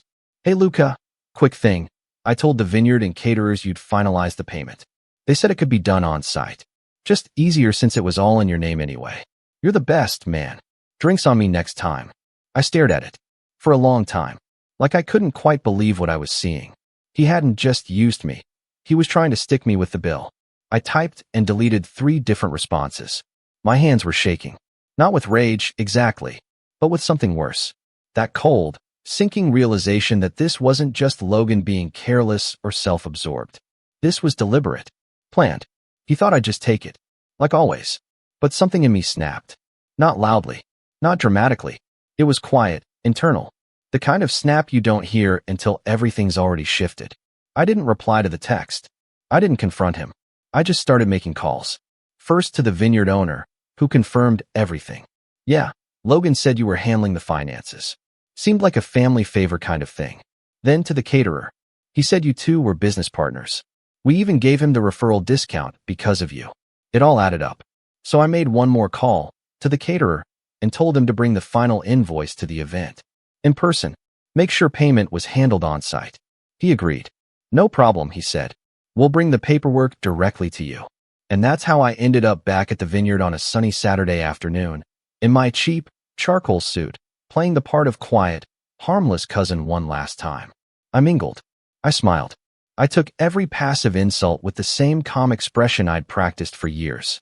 And when Logan made that comment, loud and snide, surrounded by people who didn't know me, or worse, pretended not to, I didn't bite. I didn't flinch. I just waited. And when the caterer pulled me aside an hour later, I played my part beautifully. I pointed at Logan, smiled, and stepped back into the crowd. Watching. His face when he saw the invoice? That was just the start. But this wasn't just about the party. That's what you need to understand. This wasn't about $7,200 or a jab about my suit, or even the fake smiles at family dinners. This was about something deeper. Something that had been brewing since we were teenagers. Since the day I turned 18 and my grandfather, the patriarch of the Rinaldi family, called me into his study for a meeting I've never spoken about. Not to Logan. Not to my mom. Not to anyone. That meeting changed everything. And now, years later, with Logan oblivious and everyone else still stuck in the same loop of favoritism and polite cruelty, I finally had all the pieces I needed. Because while Logan thought he'd outplayed me with a party, he had no idea what was coming next. There was a time when I thought being quiet meant being weak. Not in a dramatic, cinematic way. Just in that subtle, suffocating way where silence feels like surrender. Like maybe if I just stayed out of the way, kept my head down, didn't argue, didn't push back, maybe they'd stop seeing me as a disappointment. Maybe they'd see the work I was doing. Maybe they'd let me in. But when you grow up in a family like mine, silence doesn't earn you respect. It gets mistaken for permission. That night, after Logan got hit with the $7,200 catering bill, I left without saying goodbye. No grand speech. No confrontation. I just walked to my car, a sensible gray sedan parked between two imported SUVs, and sat behind the wheel for a long time, watching my own hands on the steering wheel. They weren't shaking. I wasn't angry. I was done. For weeks after the party, no one said a word. Not Logan. Not Aunt Candace. Not even Uncle Rick. They all just moved on, like it hadn't happened. Like I hadn't been humiliated in front of them. Like Logan hadn't tried to saddle me with a four-figure bill. Like they hadn't laughed. But that's what families like mine do. They rewrite the narrative so quickly it makes your head spin. Deny, deflect, distract. And in the silence that followed, I started thinking back to that meeting with my grandfather. The one I'd buried for years. It was on my 18th birthday. I was wearing a dress shirt that didn't quite fit and trying not to sweat through the back. My mom had driven me out to the estate at my grandfather's request. She didn't know what it was about. Neither did I. His study smelled like leather and old books. He didn't smile when I walked in, just nodded at the chair across from his desk. "I'll be blunt," he said. "You're not like the others." I remember feeling my stomach drop. I thought he was about to cut me out of something, or worse, lecture me on how I'd never measure up. But instead, he continued. "Logan, he's got the name, the look, but not the head. You've got the head. I've watched you, Luca. You listen. You pay attention. And most importantly, you don't speak just to hear yourself talk." I didn't know what to say. My grandfather wasn't exactly known for compliments. He opened a drawer and pulled out a small black binder, thick with documents. He pushed it across the desk to me. "I set up something for you," he said. "It's not in your name, not yet. But one day, you'll know what to do with it." I opened the binder. Inside were deeds, contracts, ownership shares, names I didn't recognize at the time, but would later come to know. A small but diverse portfolio, a parking garage, a strip mall, 2 rental properties in the outskirts of the city, and 30% ownership of a holding company I'd never even heard of.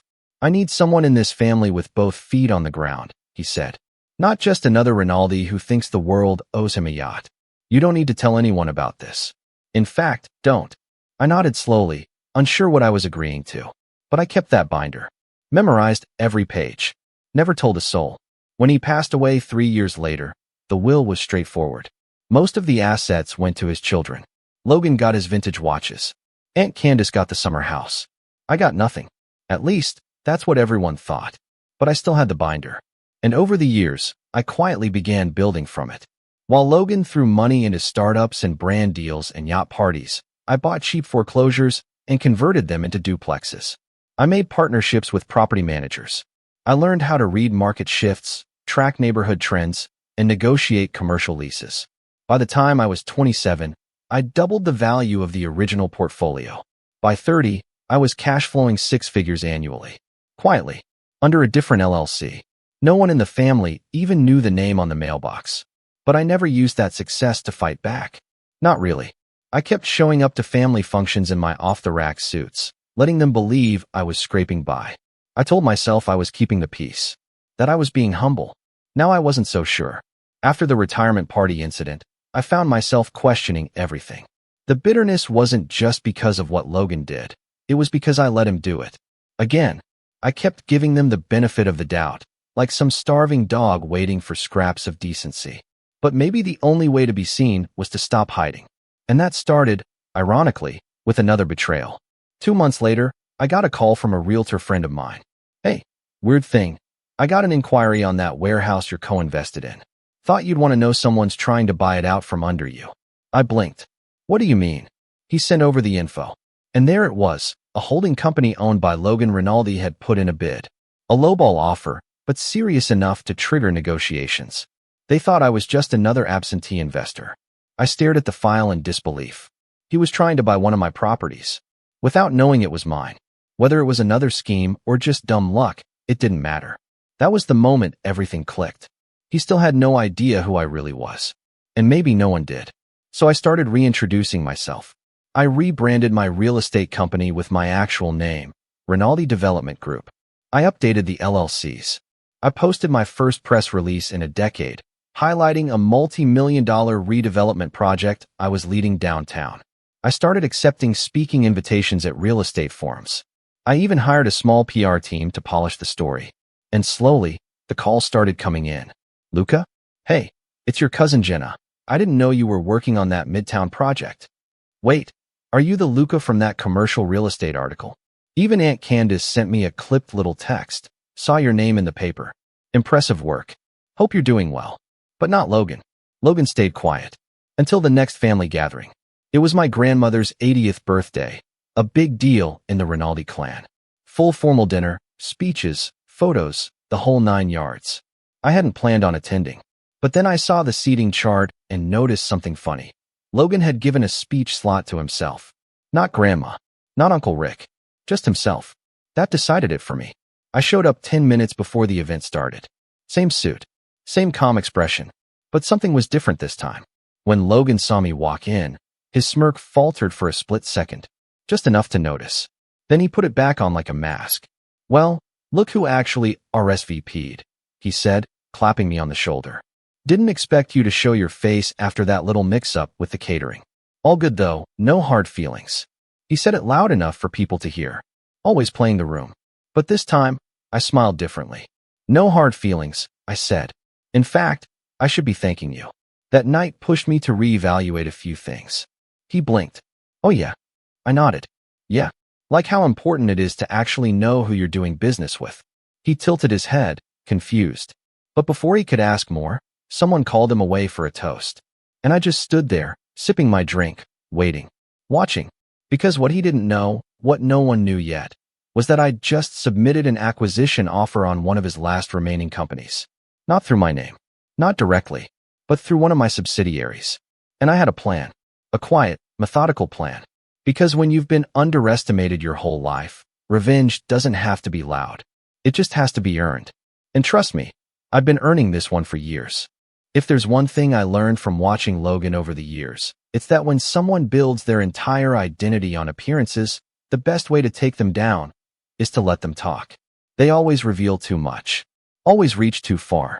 Always leave the blinds open just a crack.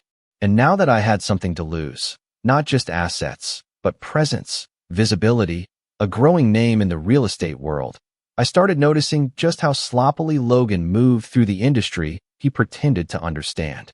His companies changed names every year. He swapped investors like cufflinks. He made big promises with no structure underneath, like a house built on sugar cubes. It would all collapse the second it got wet. I just needed to turn on the rain. But I didn't want chaos. I wanted elegance. Strategy. I didn't want to blow up his life in a week. I wanted to set the dominoes so that by the time the last one fell, he'd be sitting in the wreckage wondering how he hadn't seen it coming. Wondering how I'd done it while smiling across the dinner table. Because Logan had humiliated me publicly. At family events. At business functions. Online. For years. But I had something now that he didn't. Time. Influence. And a memory like a filing cabinet. It started with that company he tried to buy one of my warehouses through, Indigo Vision Concepts, LLC. Sounded like something out of a failed pitch deck. I had my attorney run a deeper dive. Turns out it was tied to a shell corp in Delaware, which was tied to a business fund partially owned by Logan's former college roommate. A guy I remembered from one of Logan's Instagram beach trips, the kind of guy who never wore socks and always called people boss. I reached out to him under a pseudonym. Told him I represented a buyer interested in acquiring Indigo Vision Concepts. He said Logan wasn't looking to sell, but hinted that the company was cash thin and pivoting.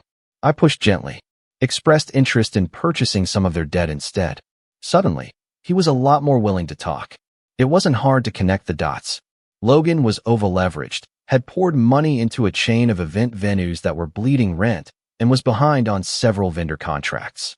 His legacy event empire was a smokescreen, and I was now in position to control the airflow. But even then, I didn't move too fast. I took my time. Over the next 3 months, I did something I'd never done before. I started letting people see me. Not the quiet, polite Luca who showed up to family events and dodged eye contact. Not the kid in the cheap suit, trying to shrink himself to avoid a comment. No, I was done hiding.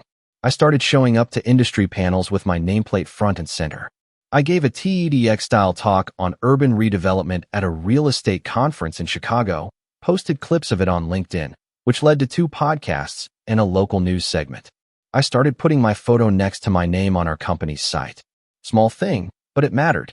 And I made sure every press release, every announcement, every article included the full name. Luca Rinaldi, CEO of Rinaldi Development Group. Because when Logan finally figured it out, I didn't want there to be any doubt. In the meantime, I made friends. Not in the schmoozy, fake laugh kind of way. I'd spent years building real relationships with vendors, contractors, city officials, the people Logan treated like props, the people he underpaid, overbooked, or ghosted. I started asking questions. Hey, did Logan ever clear that payment from last year? Did you ever get that equipment deposit back?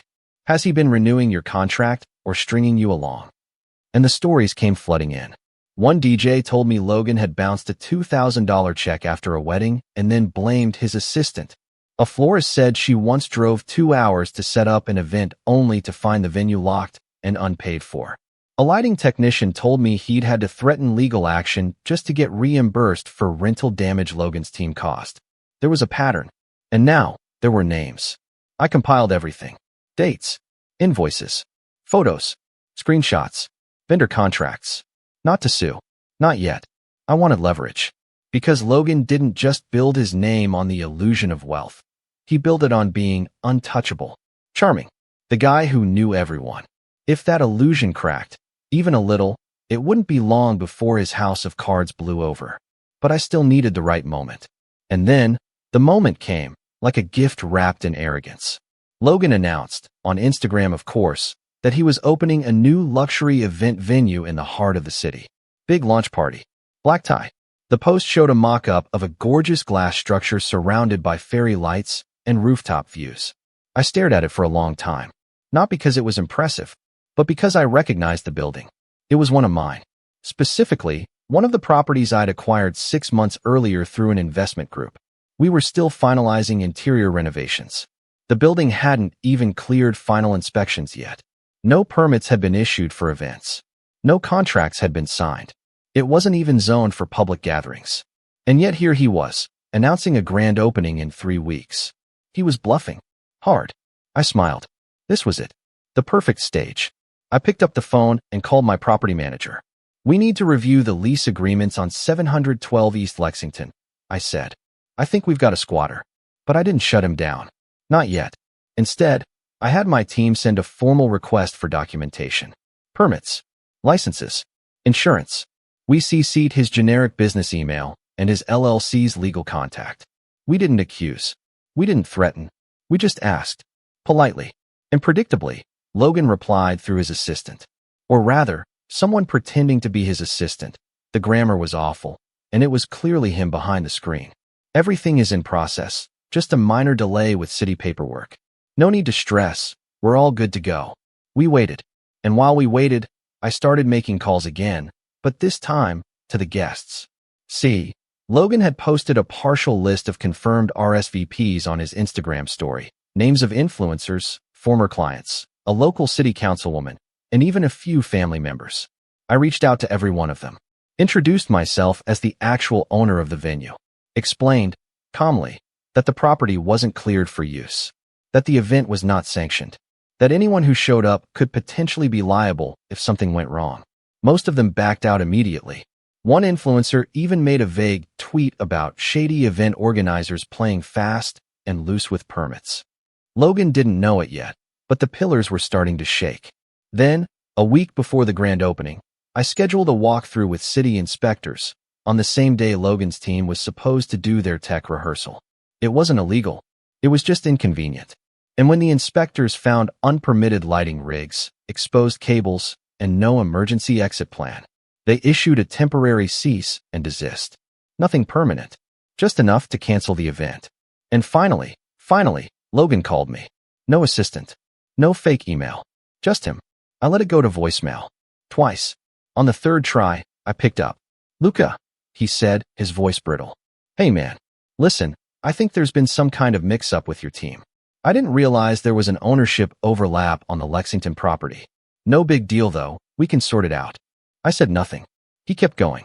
Look, I know we've had our bumps, but I've always respected your hustle. Seriously, you're a quiet killer, man. Super inspiring. And I'm actually thinking, maybe we partner on this? Bring you in, make it official.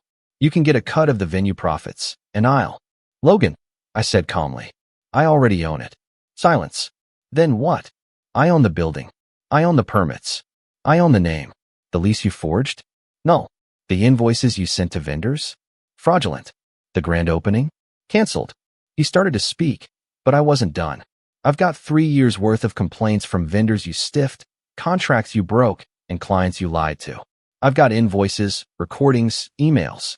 I even know about the silent investor you never paid back, the one who's thinking about going to the press. Luca, he said, voice sharp now. What do you want?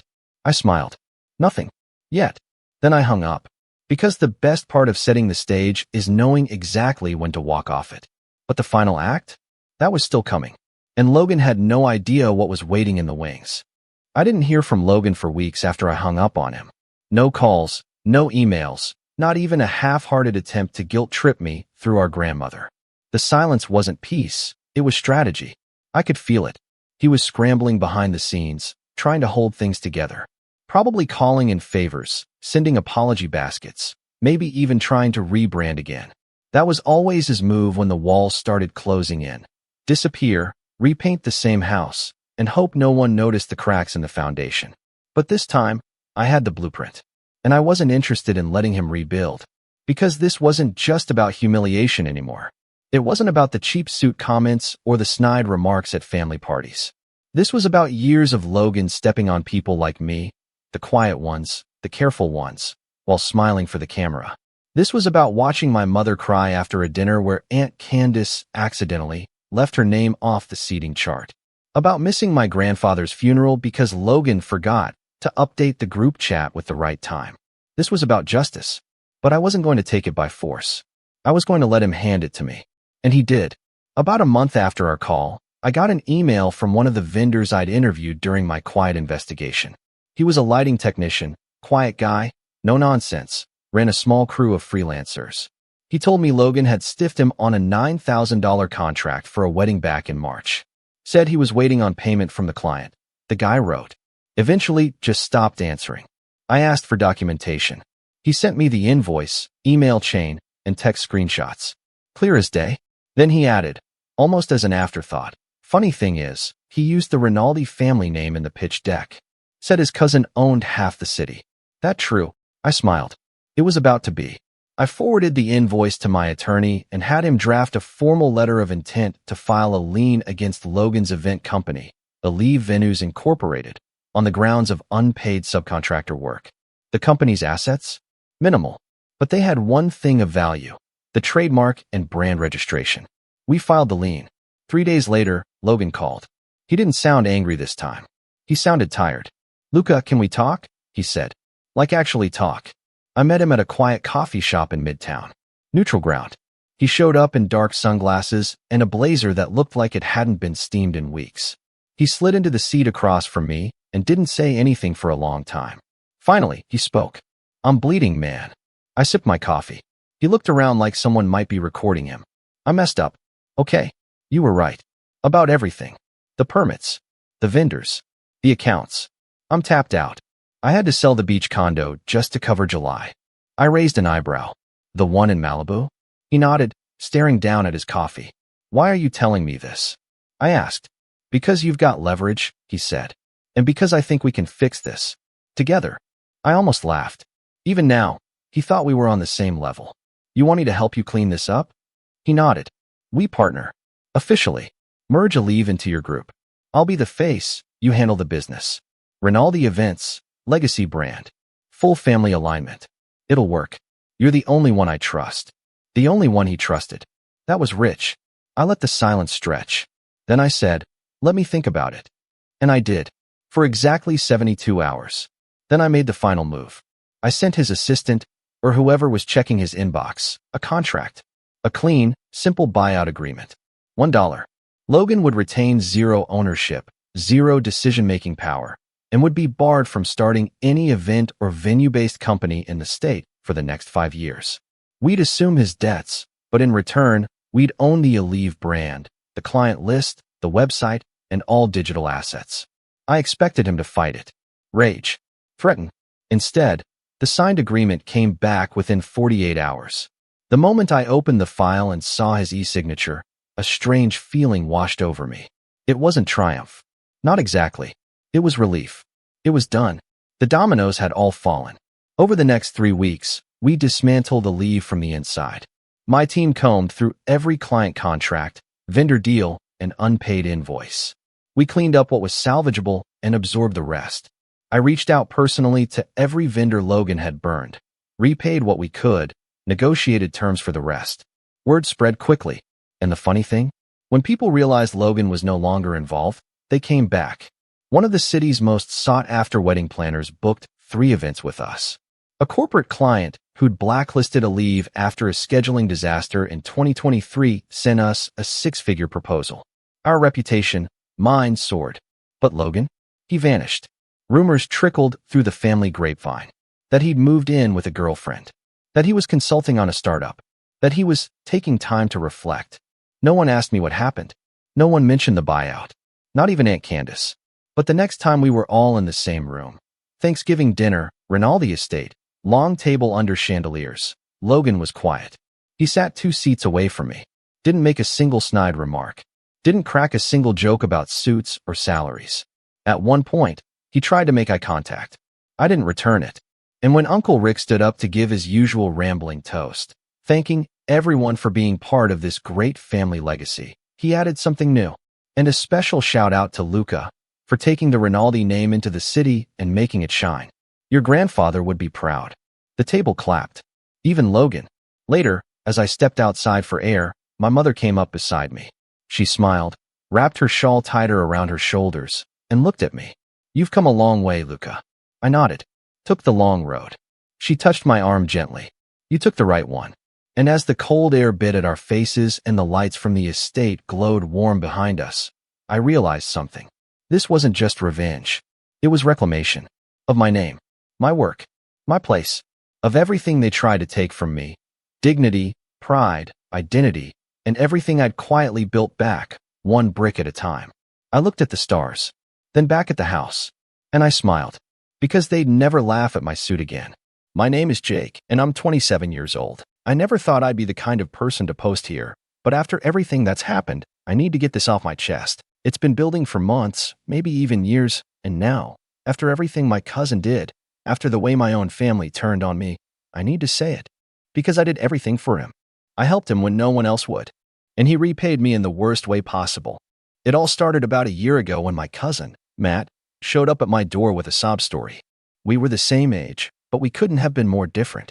I had worked my way up in my job, saved my money, and built a life I was proud of.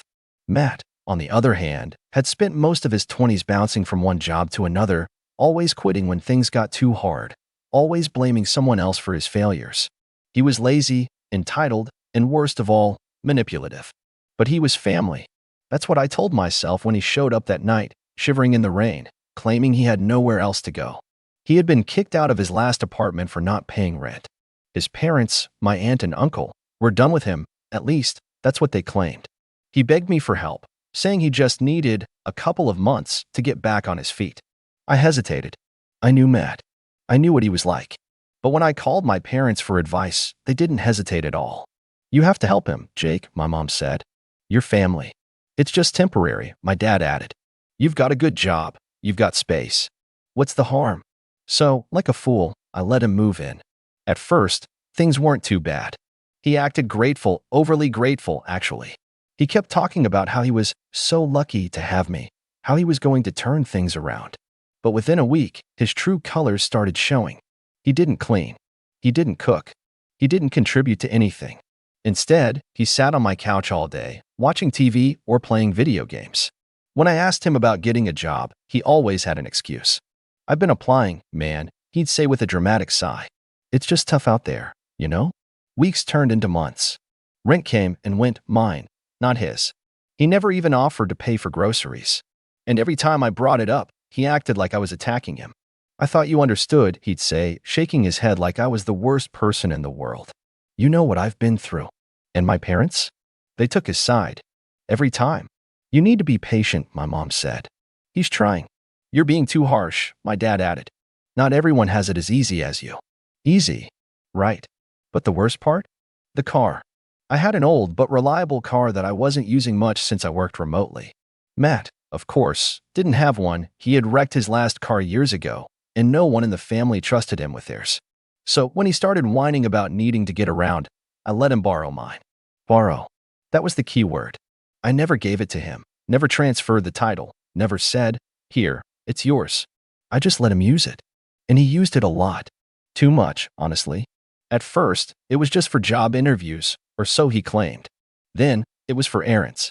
Then, he started driving it like it was his own personal Uber, going out all the time, staying out late, and leaving me without a car when I actually needed it. "Dude, chill," he'd say whenever I brought it up. "You barely use it. Why does it matter?" And when I pushed back, "You're being selfish." Somewhere along the way, he started acting like the car was his. He left his stuff in it, changed the radio presets, even got a little keychain for the fob. I should have seen the signs, but I was still clinging to the hope that he'd eventually pull himself together. I was wrong. One night, I was out with a few friends when I got a text from my buddy, Chris. "Hey man, didn't you have an old Honda? Pretty sure I just saw it on Facebook Marketplace." I laughed at first, thinking he was joking. LOL. What? Not joking, dude. Same year, same color. Looked just like yours. Listed under some guy named Mike. My stomach dropped. I excused myself and clicked on the link Chris sent. And there it was. My car. My car, listed for sale. The photos showed it parked in a random driveway, with a caption that read, "Runs great. Need gone ASAP. Serious buyers only." The asking price? A couple $1,000s. I felt my hands clench into fists. There was no way, this was real. I stared at the pictures, my brain scrambling for some kind of explanation. Maybe it was a coincidence? Maybe someone else had a car just like mine? But then, I zoomed in on one of the pictures, and I saw it. Hanging from the rearview mirror was the same stupid keychain Matt had bought a few weeks ago. The same one he had bragged about, saying it made the car feel more like his. I felt a cold wave of anger crash over me. I got up, left my friends behind, and headed home. I needed answers, and Matt was about to give them to me. I drove home, my hands gripping the steering wheel so tightly my knuckles turned white. My mind raced through every possible explanation, but no matter how I tried to twist it, I kept coming back to the same sickening conclusion. Matt had sold my car. My car. The one I had let him borrow out of kindness, out of trust. The one that was still legally in my name. And he hadn't even bothered to tell me. He had just taken it, listed it, and was probably planning to pocket the cash without a second thought. By the time I pulled into my driveway, my heart was pounding. I stormed inside, not even bothering to slam the door. It wouldn't have made a difference. Matt was sprawled out on the couch, feet propped up on my coffee table, a bowl of chips resting on his stomach. He barely even glanced at me when I walked in. "Yo," he mumbled, eyes glued to the TV. "You're home early." I didn't respond. I stalked over, yanked the remote out of his hand, and turned off the TV. "Hey, where's my car, Matt?" His face twisted into a look of confusion, fake and exaggerated, like a bad actor in a high school play. "What do you mean? It's outside, isn't it? Don't lie to me." I stepped closer, my voice low, shaking with barely contained rage. "I saw it. On Facebook Marketplace. You listed it for sale." He blinked. For half a second, I saw it, the flicker of realization that he had been caught. But just as quickly, he slipped into his usual routine, that smug, dismissive attitude that had gotten him out of trouble so many times before. Whoa, chill, dude," he said, pushing himself up to sit. "You think I sold your car? That's insane." I held up my phone, the listing still open. "Then explain this." He squinted at the screen, rubbing the back of his neck like he was thinking real hard. "Huh, weird. Guess someone else has a car just like yours." I laughed, a bitter, humorless sound. "You expect me to believe that? The exact same car? Same year, same model, same little keychain you bought last month?" His face twitched, but he recovered quickly. "Look, man, I don't know what you want me to say. It's not my listing." I clenched my jaw so hard it hurt. "Then you won't mind if I message the seller and ask to come see it?" For the first time, real panic flashed across his face. He opened his mouth, closed it, then forced out a laugh. Okay, fine. Maybe I was thinking about selling it." "You were thinking about it?" I repeated, my voice sharp. "Or you already did?" He threw up his hands. "Why are you freaking out? You never even used that car. It just sits there." I figured, hey, why not get some cash for it? Maybe split it with you, split it. I barked out another laugh. "Matt, it's not your car to sell." "Dude, come on," he scoffed. "I've been the one driving it." I put gas in it. I take care of it, taking care of it. I cut him off. You've been treating it like a free ride while I pay for the insurance. And that doesn't change the fact that my name is on the title. Legally, you can't sell it. He rolled his eyes and flopped back onto the couch. Geez, man, you're making such a big deal out of this. It's just a car. I clenched my fists at my sides, forcing myself to take a breath. I had spent months putting up with Matt's laziness, his entitlement, his complete lack of respect for me, my home, and my kindness. But this was different. This was theft.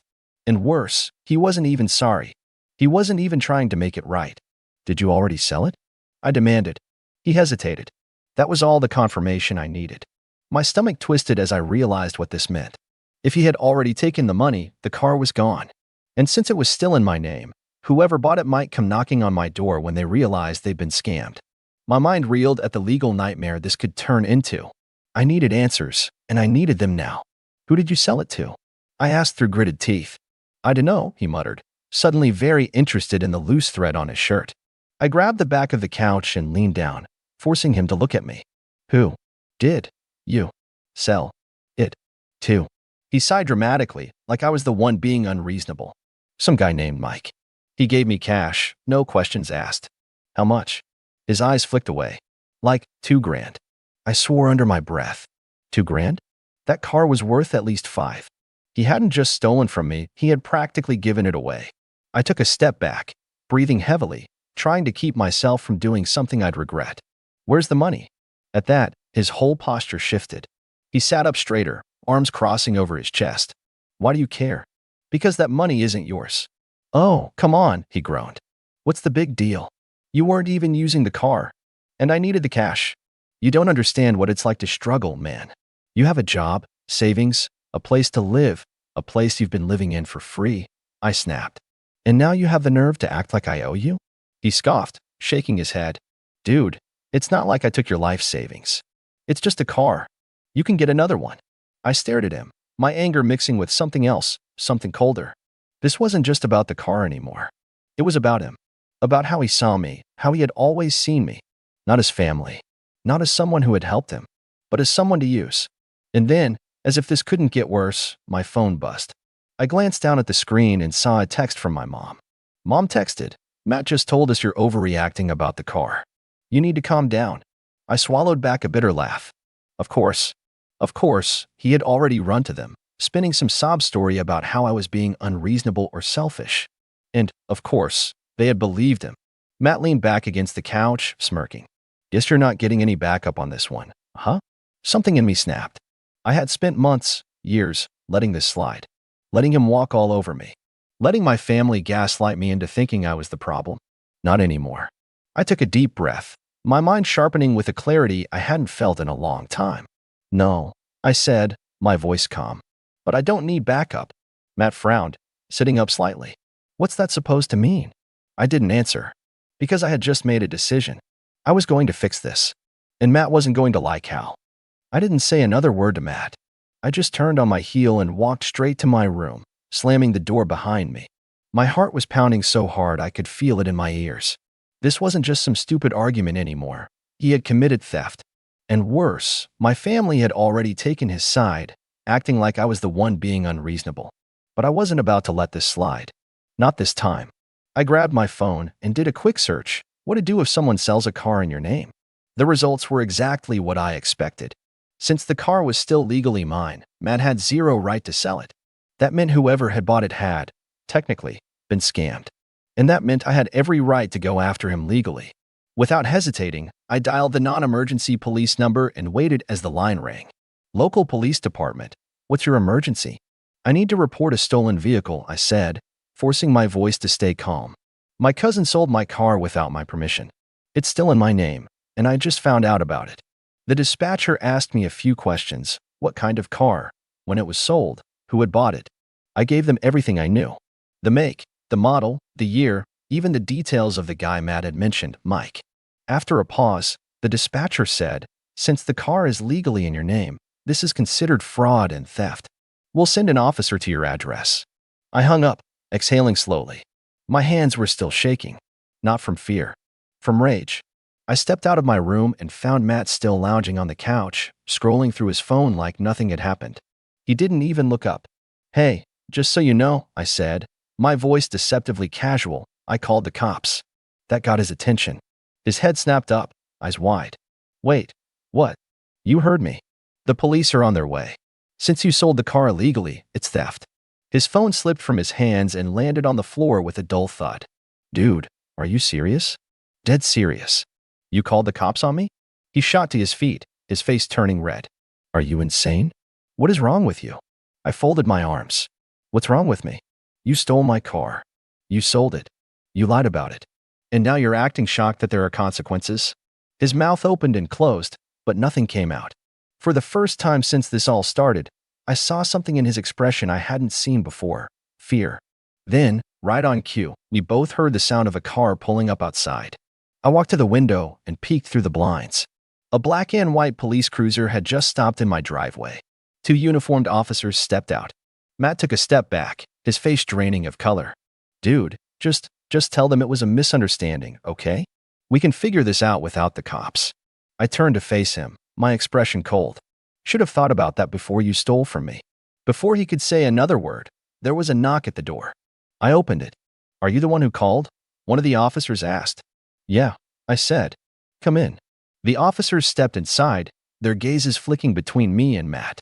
One of them, a middle-aged guy with a thick mustache, pulled out a notepad. "You reported that your car was sold without your permission?" I nodded. "Yeah, it's still legally mine. He had no right to sell it." Matt let out a nervous laugh. "Guys, come on. This is just a family thing. No need to get the law involved, right?" The second officer, a younger woman with sharp eyes, glanced at me. "Who has the money from the sale?" I didn't hesitate. "He does." Both officers turned to Matt. He raised his hands in surrender. Okay. I have it, all right? Look, I needed the cash, and I thought he'd be fine with it." "Doesn't matter," the mustached officer said flatly. "Since the car is in his name, selling it without permission is illegal. That money doesn't belong to you." Matt looked at me, eyes desperate. "Come on, man, do you really want to do this?" I crossed my arms. "Give me the money." He hesitated, then let out a long sigh before trudging to his room. A few moments later, he came back with a wad of cash. He practically threw it at me. "There. Happy." I ignored him and counted it. $2,000, just like he said. I turned back to the officers. "Now I just need to get my car back." The younger officer nodded. "Since you know who bought it, we can go with you. If the buyer refuses to return it, you may need to take legal action, but since the sale was fraudulent, there's a good chance he'll cooperate." I grabbed my keys. "Let's go." Matt flopped back onto the couch, arms crossed, looking like a sulking child. "This is such bull," I cut him off with a glare. "You better be here when I get back." The drive to Mike's house was tense. I followed the cops in my car, the stolen money sitting on the passenger seat. When we finally pulled up to the address Matt had given me, I saw my car parked in the driveway. Mike answered the door after a few knocks. He was a stocky guy in his mid-30s, looking confused when he saw the cops. Can I help you?" The mustached officer got straight to the point. "Sir, we're here about the car you recently purchased." Mike's face shifted. "Oh, man, this about the kid who sold it to me?" "Yeah, I had a weird feeling about that." He was real eager to get rid of it. I stepped forward. "That car is still in my name.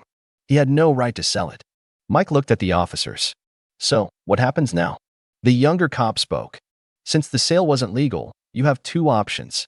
You can either return the vehicle and get your money back, or you can keep the car and risk a civil lawsuit from the legal owner." Mike sighed. "Look, I don't want any trouble. If I get my money back, you can take the car." I handed over the cash, and just like that, my car was mine again. When I got back home, Matt was still on the couch, watching TV like nothing had happened. I walked in, tossed my keys on the table, and took a deep breath. "You're moving out," I said. Matt blinked. "Wait, what? You heard me. You lied to me. You stole from me. And then you tried to make me look like the bad guy. I'm done. Get out." He laughed, but it was weak. "Dude, come on. Where am I supposed to go?" "Not my problem," I said. "You had a free ride here, and you messed it up." I turned to walk away, but he shot up from the couch. "You can't just kick me out." I turned back, ice cold. "Watch me." And with that, I grabbed my phone and started dialing my landlord. If Matt wasn't gone by morning, I'd make sure he was legally removed. This time, there were no second chances. The next morning, I woke up to the sound of drawers slamming and heavy footsteps thudding across the apartment. For a second, I thought I was dreaming. Then I heard a string of muttered curses, followed by the unmistakable sound of a zipper being yanked shut. I threw off my blanket, rubbed the sleep from my eyes, and walked out into the living room. There was Matt, shoving his clothes into a duffel bag with the kind of aggression that made it clear he was not handling this well. He was all tense shoulders and angry movements, yanking his hoodie over his head like he wanted to strangle it. "You happy now?" he muttered, barely looking at me as he zipped up his bag. "Kicking your own family out? Over a stupid car?" I folded my arms, leaning against the doorway. "It wasn't just about the car, Matt." My voice was level, but there was an edge to it. "It was about everything. You lying to my face. You selling something that wasn't yours. You treating me like a free ride instead of a cousin." Matt let out a bitter, humorless laugh. "Yeah, because you never needed help, right?" He finally turned to face me, his eyes sharp and full of resentment. "You think you're better than me, huh? Just because you got your life together and I don't." I stared at him for a long moment, then shook my head. "This isn't about me being better than you. It's about me being done with you taking advantage of me." He scoffed. "Taking advantage? You offered to help me. I didn't ask you to let me stay here. You said I could. I didn't beg you to help with my loans. You said you'd cover them. But the second it's not convenient for you anymore, you throw me out?" He gestured wildly.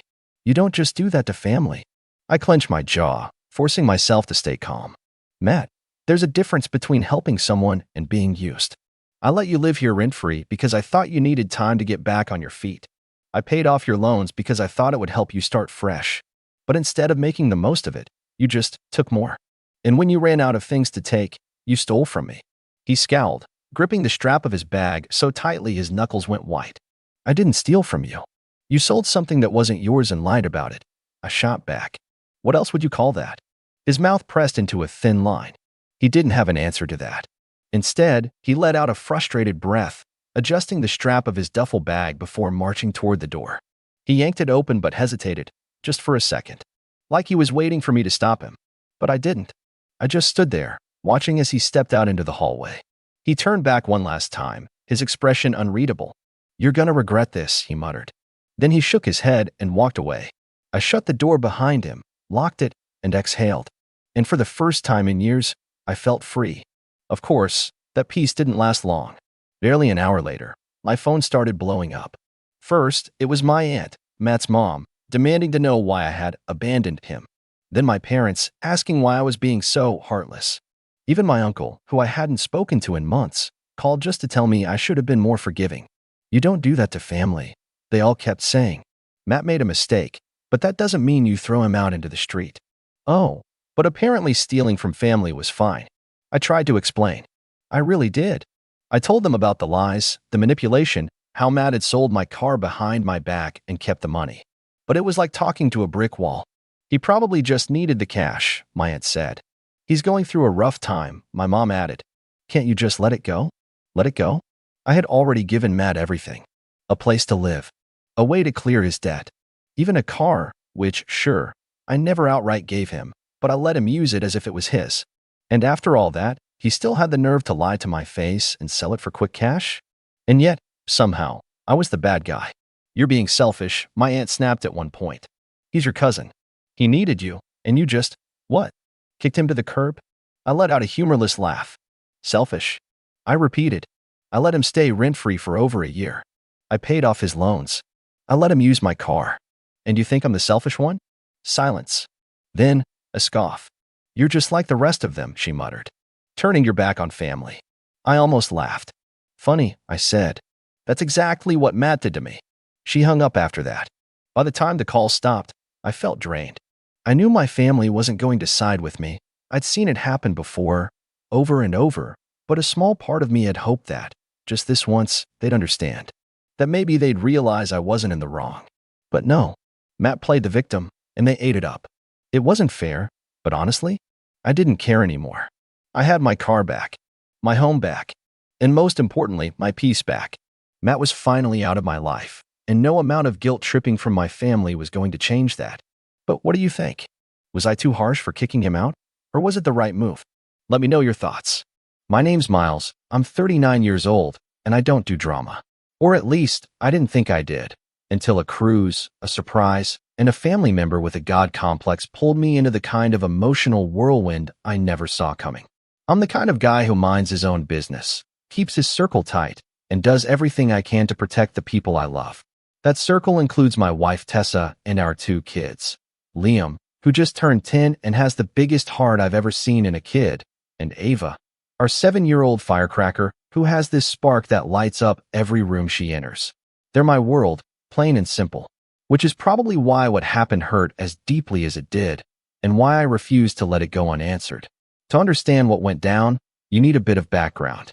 My dad remarried when I was 16, and while I've never been the type to resent people for trying to move on after loss, my mom passed when I was 13. Something about Marlene never sat right with me. She was sugar-coated poison from day one. Sweet in public, polished like a politician, but always calculating. My dad, bless him, was head over heels. I think he needed someone who made life feel normal again, and she gave him that illusion.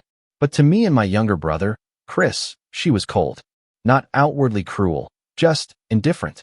She tolerated us, never embraced us. That's the kind of woman she is. Always keeping score, always calculating her next move like life's a chessboard and everyone else is a pawn. She had one daughter from her first marriage, Elise, who was 14 when they got married. Elise was, and still is, her pride and joy. The golden child. And I say that not out of bitterness, but because it was just obvious to everyone who paid attention. If Elise got a B in school, it was, well, it's probably the teacher's fault. If I got an A, it was, you should have gotten an A+. Every holiday, every birthday, it was like living in 2 separate worlds under one roof. Chris and I got socks and a firm handshake. Elise got a necklace, a handwritten letter, and a teary-eyed speech about how proud Marlene was to be her mom. It wasn't even subtle. By the time I moved out at 18, I'd already accepted that Marlene wasn't my family. I saw my dad on holidays, called him once a week, and left it at that. Elise and I never got close. In fact, we actively avoided each other. And that was fine, peaceful, even. Tessa and I built a quiet, beautiful life for ourselves. We both worked hard, saved diligently, and when the time was right, we had our 2 kids. We don't live extravagantly, but we've made some good choices. We bought a modest house in a great neighborhood, and every year we take one big family trip. Just us. No extended family, no drama.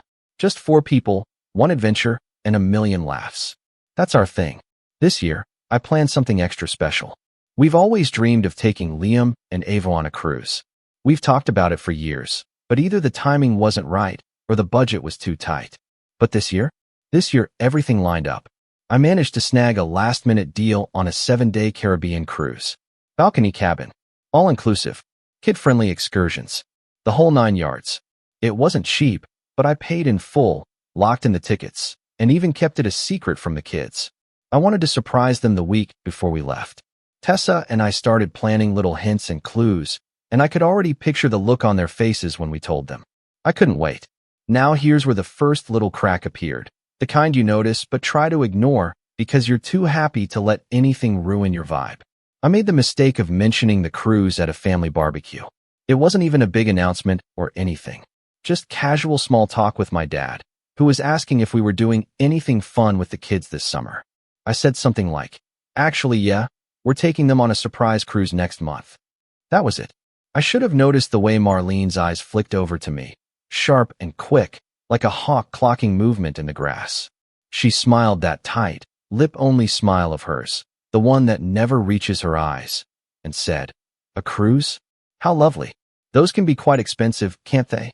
I shrugged, trying to keep it light. We found a good deal. Booked early.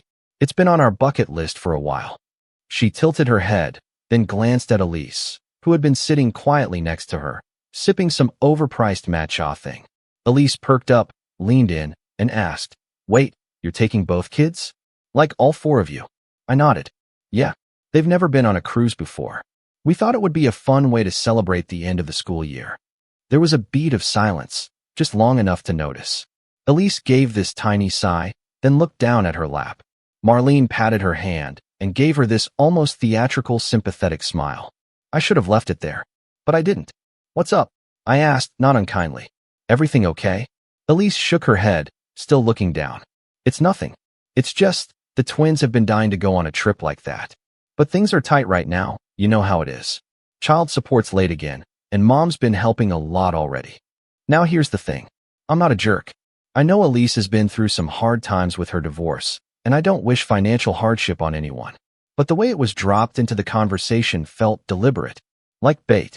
I nodded sympathetically and said something vague about wishing them the best. Then I changed the subject. But the rest of the barbecue felt off. Marlene didn't say much, but she kept watching me. And when we were packing up to leave, she walked over and said, with that same tight smile, "You're such a generous father, Miles. I hope your kids know how lucky they are." I smiled back, but something about the way she said, "your kids," made my stomach twist, like it was laced with something heavier than words. I brushed it off.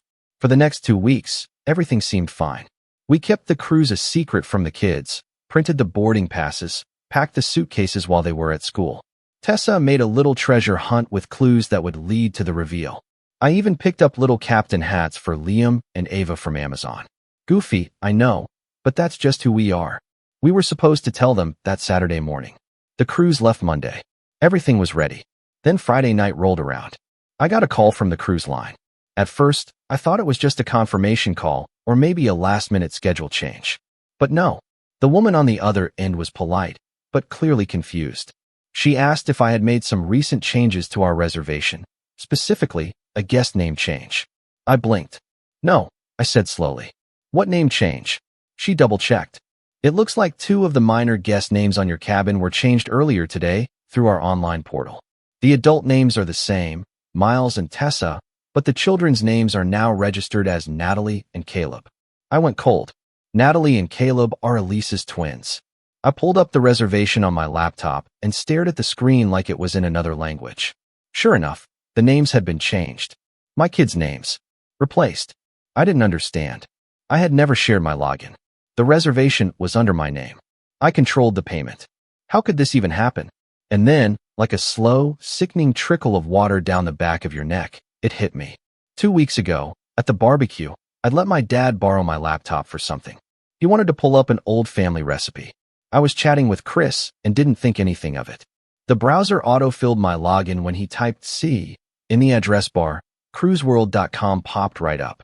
He must have logged in without realizing it. Or worse, someone else noticed. I stared at the screen, at the new names. And then the phone call from the cruise agent played back in my head again. Name change through the online portal. Suddenly, everything clicked into place.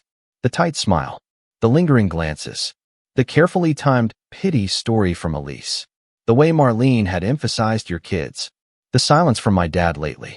And just like that, the slow build turned into a flood of boiling fury. Because this wasn't a glitch. This wasn't an accident. This was planned. And if I didn't act fast, my kids, my actual kids, were about to lose the surprise of a lifetime. I took a breath, my heart pounding. And then I opened a new tab. Because Marlene may have started this game, but she had no idea who she was playing with. And I was done letting her make the rules. I barely slept that night. My mind was racing with 1,000 thoughts at once, all tangled and toxic. Anger, betrayal, panic, disbelief. I'd planned this cruise down to the tiniest detail. I could still see Ava's face when she asked if dolphins had best friends, and Liam's excitement when he saw a YouTube video about water slides on cruise ships. This wasn't just a vacation.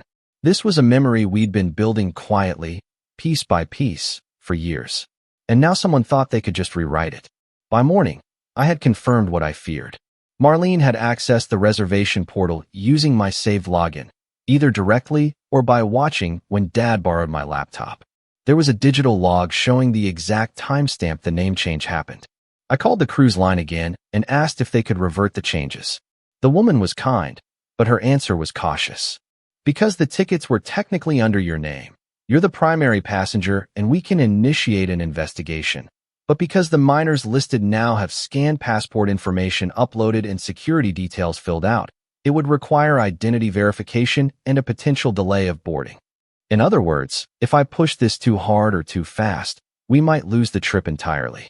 It wasn't just a clerical swap, it was sabotage with a paper trail. I hung up and just sat there at the kitchen table, staring at the screen like it might apologize. Tessa walked in, still in her robe, rubbing sleep from her eyes. "Miles?" You okay? I looked at her for a long moment, and then I said the words that made it all real. She gave their tickets to Elise's kids. Tessa blinked. What? I explained everything. How Marlene must have logged in. How the name changes went unnoticed. How the cruise line now had Elise's kids on the reservation, not ours. Tessa didn't say a word. She just sat down slowly and covered her mouth. Her eyes filled with tears, not because of the money, not even because of the betrayal, but because she knew how excited our kids were going to be. How much we'd poured into making this special. And it all hit me again. This wasn't some casual boundary crossed. This was a surgical strike. And the worst part? It was dressed up as helping family. Around noon, I got a text. It was from Elise. Hey, just wanted to say thanks again. The twins are so excited. They've never even been on a plane, let alone a cruise. This means the world to us. You have no idea. No idea? I had every idea. That text confirmed it wasn't just Marlene acting alone. Elise knew. She knew. And instead of coming to me like a grown adult, she went through Marlene, snaked her way into something that didn't belong to her, and let me find out through a call from customer service. The gall. I didn't reply. Instead, I sat with it. Let it simmer. Let the betrayal settle into my bones like cold. And that's when I knew. This wasn't going to be another case of me brushing things under the rug for the sake of keeping the peace. Not this time. But before I could act, things got worse. Later that afternoon, I called my dad. I didn't accuse. I just asked. Hey, quick question. Did you notice anything weird when you borrowed my laptop at the barbecue? There was a long pause on the line. Then he sighed. Miles, listen. Marlene mentioned something about the cruise. She said Elise might have found a way for the kids to go too. I didn't understand the details. I thought maybe you added them yourself. She made it sound like you offered. I offered. I repeated, stunned. Why would I offer our kids spots to someone else? I don't know. Marlene said you were being generous. That you understood Elise was struggling and wanted to help out. I couldn't speak for a moment. Not because I didn't have words, but because every word I wanted to say was stuck behind a wall of disbelief. You actually believe that? I asked quietly. He hesitated. I didn't ask questions, Miles. You know how things are. Sometimes it's easier to go with it than stir the pot. There it was. The phrase I grew up around. Easier not to stir the pot. The same phrase that got used when Marlene gave Elise an expensive laptop for college and told me I could borrow Chris's if I needed to type a resume. The same phrase that got tossed around when Elise borrowed my car in high school and put a dent in it, and I got scolded for being irresponsible with parking. Easier. Always easier. I hung up before I said something I couldn't take back. But inside, something had snapped. We had one day left before the cruise. I couldn't fix the booking without a full review from the cruise line, which wouldn't happen in time. I couldn't confront Elise without risking her doubling down and spinning a sob story to the whole family. And I couldn't go to Marlene without her playing innocent like she always did. So instead, I played it cool. Tessa and I packed the kids' bags anyway. Kept the surprise plan going. We didn't say a word to Liam and Ava, even though it killed us. Just in case. Maybe it was foolish hope. Maybe I needed to feel like something was still in my control. That night, I got another text. This time, from Marlene. Just wanted to thank you again for being so selfless. I know Elise was hesitant to accept your kindness at first, but this will be life-changing for those kids. You're a good man, Miles. A good son. I stared at the message, then reread it, slowly, line by line. Every word was a weapon dipped in sugar. A calculated jab wrapped in praise. Selfless. Kindness. Good son. She wasn't thanking me. She was informing me. This was her way of declaring her win. The next day, Saturday, the day we were supposed to tell the kids about the cruise, everything reached a breaking point. We went to visit my dad. He'd invited us over for a quick family lunch before the trip. Said he wanted to wish us well. I didn't want to go, but Tessa thought we should at least try, for the kids' sake. When we arrived, Elise and her twins were already there. The moment I saw them, my stomach turned. Natalie and Caleb were wearing new backpacks with cartoon cruise ships on them. Elise looked like she'd just come from a salon. She smiled at us with this calm, smug confidence like we were all just catching up before a family movie night. Marlene greeted us at the door like nothing was wrong. Tessa, Miles, she said brightly. Come in, come in. I made lemon bars. I know Liam likes those. Liam perked up. I do. Ava ran inside to play with Natalie. Tessa gave me a look. Tight, controlled. I squeezed her hand. We made it through lunch in silence. Forced smiles. Hollow small talk. My dad was unusually quiet. Elise kept making vague references to how generous some people could be. Marlene kept deflecting with over-the-top praise. And then, just as we were about to leave, she dropped the match. She handed us a small card, like a thank you card, and in front of everyone, she said, "We just wanted to give you a little something. You deserve some recognition for your sacrifice." I opened the card. Inside was a $50 Starbucks gift card and a note that read, "For your kindness and generosity. The twins are going to have the time of their lives." And just like that, everything inside me flipped. This wasn't just entitlement. This wasn't just manipulation. This was mockery. A $50 gift card in exchange for my children's memories. My jaw clenched. I looked at her, then Elise, then my dad, who wouldn't meet my eyes. Liam tugged at my sleeve. "Dad, when are we doing our surprise?" I couldn't breathe. This was the moment. The exact second when all the pretending ended. The pressure in my chest had built to the point of collapse. And I realized something right then and there. This wasn't just about a cruise. It never was. This was about control. About Marlene rewriting the story of who deserved what in this family. And I was done letting her hold the pen. But I didn't explode. I didn't shout. Instead, I looked at her with the calmest voice I could summon and said, "You've made a big mistake." Marlene blinked, still holding her saccharine smile. "I'm sorry." I nodded slowly. "You think this is about a trip. It's not. It's about my kids. And what you just did, that was the last time you'll ever touch my family again." Tessa took the kids' hands. Liam and Ava looked up, confused. Elise stood frozen, half laughing like she wasn't sure if I was serious. My dad finally looked at me, silent, ashamed. I turned to leave. Marlene's voice followed me like a snake sliding through grass. "You're overreacting, Miles. It's just a vacation. Don't be so dramatic." I paused in the doorway. Then I turned back and said quietly, "You're right. It was just a vacation. But now it's something else." And then I walked out. Because I had a plan. One they'd never see coming. I didn't cry when we got in the car. I didn't scream, or punch the steering wheel, or spiral into a rant the way I probably should have. Instead, I just sat there gripping the wheel, staring blankly at the road, while my kids buckled in behind me. Liam hummed something under his breath, totally oblivious. Ava was playing with a stuffed dolphin we'd bought weeks ago in anticipation of the cruise.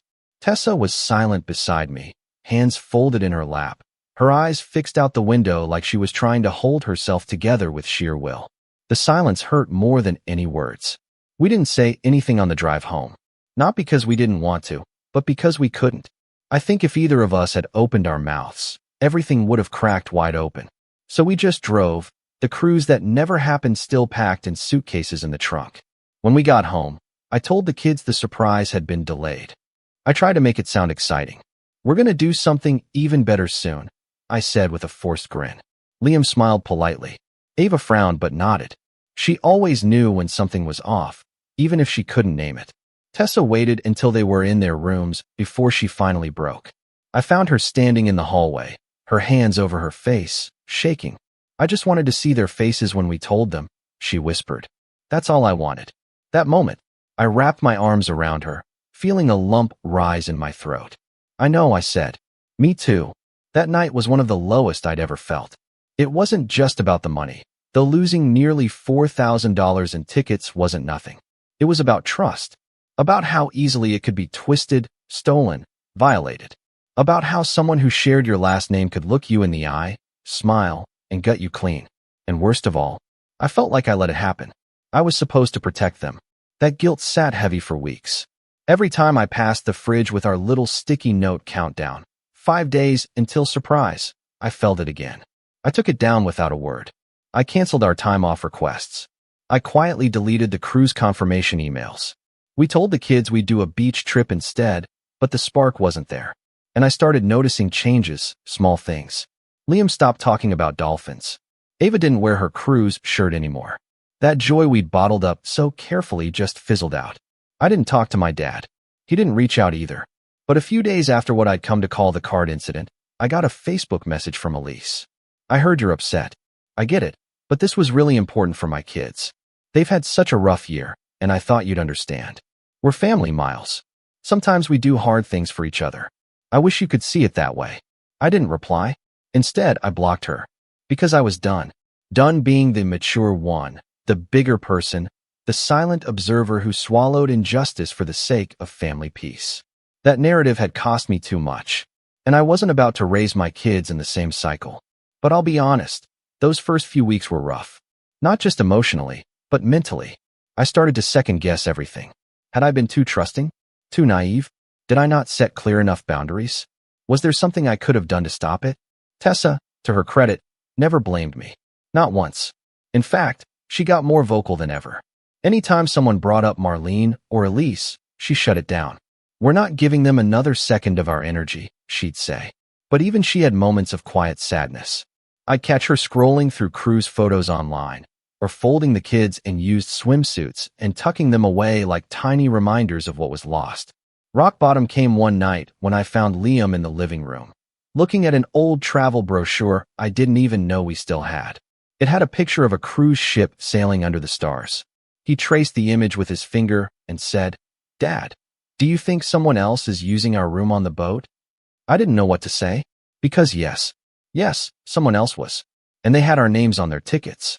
That night, after the kids were asleep, I sat down at the kitchen table and opened my laptop. Not to stew, not to search for refunds, not to file a complaint, but to think, really think, about who I was and who I wanted to be. Because the truth was, I'd let this family dynamic define me for far too long. I'd been the quiet one, the fixer, the one who backed down, who stayed polite, who made peace even when I was bleeding inside. And I didn't want to do that anymore. So I started small. First, I canceled every holiday gathering we usually hosted or attended with my dad's side of the family. Birthdays, anniversaries, barbecues. I told them, kindly but firmly, that we were taking some space. Not out of malice, but because we needed to protect our peace. Marlene tried to call. I let it ring. Elise sent an email. I deleted it. My dad sent a long, vague message about missing the kids. I replied with a single sentence, "You let them get hurt. You don't get to skip to the reconciliation." Then I turned inward. I started spending every weekend planning local adventures with Liam and Ava. We found hidden hiking trails, obscure museums, an old drive-in movie theater an hour away. I made it my mission to give them memories no one could take away. Tessa joined in, and soon we had our own rhythm. Slow mornings, spontaneous outings, campfires in the backyard. It wasn't the ocean breeze, but it was ours. Financially, I tightened up. The cruise money was gone, but I wasn't going to let that define our year. I picked up extra freelance work on the side, nothing crazy, just a few hours here and there after the kids went to bed. I used the extra income to build a small adventure fund and told the kids they could help pick the next surprise. That sparked something in them. Every week, they drew pictures of places we could go. Mountains, forests, lakes. Ava drew a rocket ship once and said, "We'll go to space, Daddy. They can't follow us there." I laughed harder than I had in weeks. Professionally, something else started shifting. For years, I'd been toying with the idea of launching my own consulting business. I had the skills, the contacts, the experience, but I'd always talked myself out of it. Too risky. Too much to manage with the kids. Too many variables. But now, after everything, I was tired of waiting for permission. So I started laying the groundwork. Built a website, designed a logo, reached out to old clients. And slowly, quietly, things started moving. It wasn't explosive, but it was mine. And for the first time in years, I felt like I was building something that couldn't be taken away with a few clicks on a booking portal. The fall had happened. Hard. But the rise? That was happening on my terms. And somewhere along the way, I stopped thinking about Marlene and Elise so much. They became background noise. Static. I no longer checked their social media, no longer wondered what they were telling the rest of the family. Because it didn't matter. Let them paint themselves as victims. Let them spin their narratives. I had nothing to prove to them. But I didn't forget. And I didn't forgive. Because as much as I was rebuilding, there was still a fire inside me. Not for revenge in the petty sense, but justice. Clarity. I wanted the truth known. Not through screaming or confrontation, but through action. So I waited. And I planned. Because one thing Marlene and Elise never understood was that I play the long game. Quiet doesn't mean weak. Kind doesn't mean blind. And when the time came, I'd make sure they felt every single ripple of what they tried to take from us. They thought they were clever. They thought they got away with it. But they'd forgotten something. You don't mess with a father's love and expect him to walk away unchanged. I used to think revenge had to be loud. Big speeches, slammed doors, dramatic confrontations on doorsteps in the rain. But the more I sat with what happened, the cruise, the betrayal, the gift card that mocked my family, the more I realized something important. Real revenge doesn't need an audience. It just needs precision. By the time the sting of the ruined trip began to fade and life slowly stitched itself into a new rhythm, I was no longer angry. I was focused. I wasn't planning to shout or storm into anyone's living room demanding justice. No, I was going to build something permanent, something they couldn't explain away or undo. The kind of fallout that looked like karma but was crafted with care. It started with paperwork. After cutting ties, I began to re-examine every financial and digital detail connected to Marlene or Elise. That may sound extreme, but trust me, when someone manipulates your trust, you start auditing everything. And it didn't take long to find something interesting. Back when my mom passed, she left a small inheritance in a trust. It wasn't much, some savings, a small piece of land near the lake we used to visit every summer. My dad, to his credit, never touched it. When I turned 18, I was given control of it. Over time, I let it sit, appreciating modestly. I'd always meant to build something meaningful there, but life got in the way. Marlene never liked that property. She once called it a mosquito swamp with delusions of grandeur at Thanksgiving. Said it was wasted potential and sentimental fluff. Elise had echoed those thoughts during one particularly icy family dinner, asking why I didn't just sell it and invest in something real. At the time, I laughed it off. Now I saw it for what it was, a hint. I pulled up the records, just to check the legal boundaries. What was in my name, what wasn't, who had access. The land was cleanly deeded to me. No ties. But in reviewing the property account linked to it, the one that handled taxes and utilities, I noticed an old joint access I'd never revoked. My father had been added years ago to help with some initial paperwork. I never bothered removing him because I trusted him. And just a year prior, there had been an unusual request for valuation and zoning information filed through the local municipality under his name, which meant someone, likely Marlene, had been sniffing around. Maybe they assumed I'd forgotten about it. Maybe they thought they could plant a flag in it eventually, some kind of claim through family legacy. I wouldn't put it past her. The idea of controlling something she once dismissed probably thrilled her. But that land was mine, and now it had a purpose. Over the next month, I hired a contractor and a local architect, not to build a house, not yet, but to create a modest, modern cabin, something livable, warm, and just big enough for my family of 4. A getaway, a sanctuary. The price wasn't small, but with the extra income from my side business and the funds I'd quietly saved since the cruise debacle, it was doable. I didn't tell anyone outside of Tessa and the kids. I wanted it to be ours, built from the ashes of what had been taken. Every Saturday, I'd take Liam and Ava out there to walk the trails, toss stones in the lake, watch the construction. They started calling it Campus, and the name stuck. We planted trees. We picked out paint colors. Ava picked a bright teal door and insisted it looked like adventure. Liam helped clear a small fire pit and started sketching plans for a treehouse. It became our cruise, the memory no one could touch or rename. And while all that was unfolding quietly, something else happened. I got a call from an old friend of mine, Mark, who ran a local community center.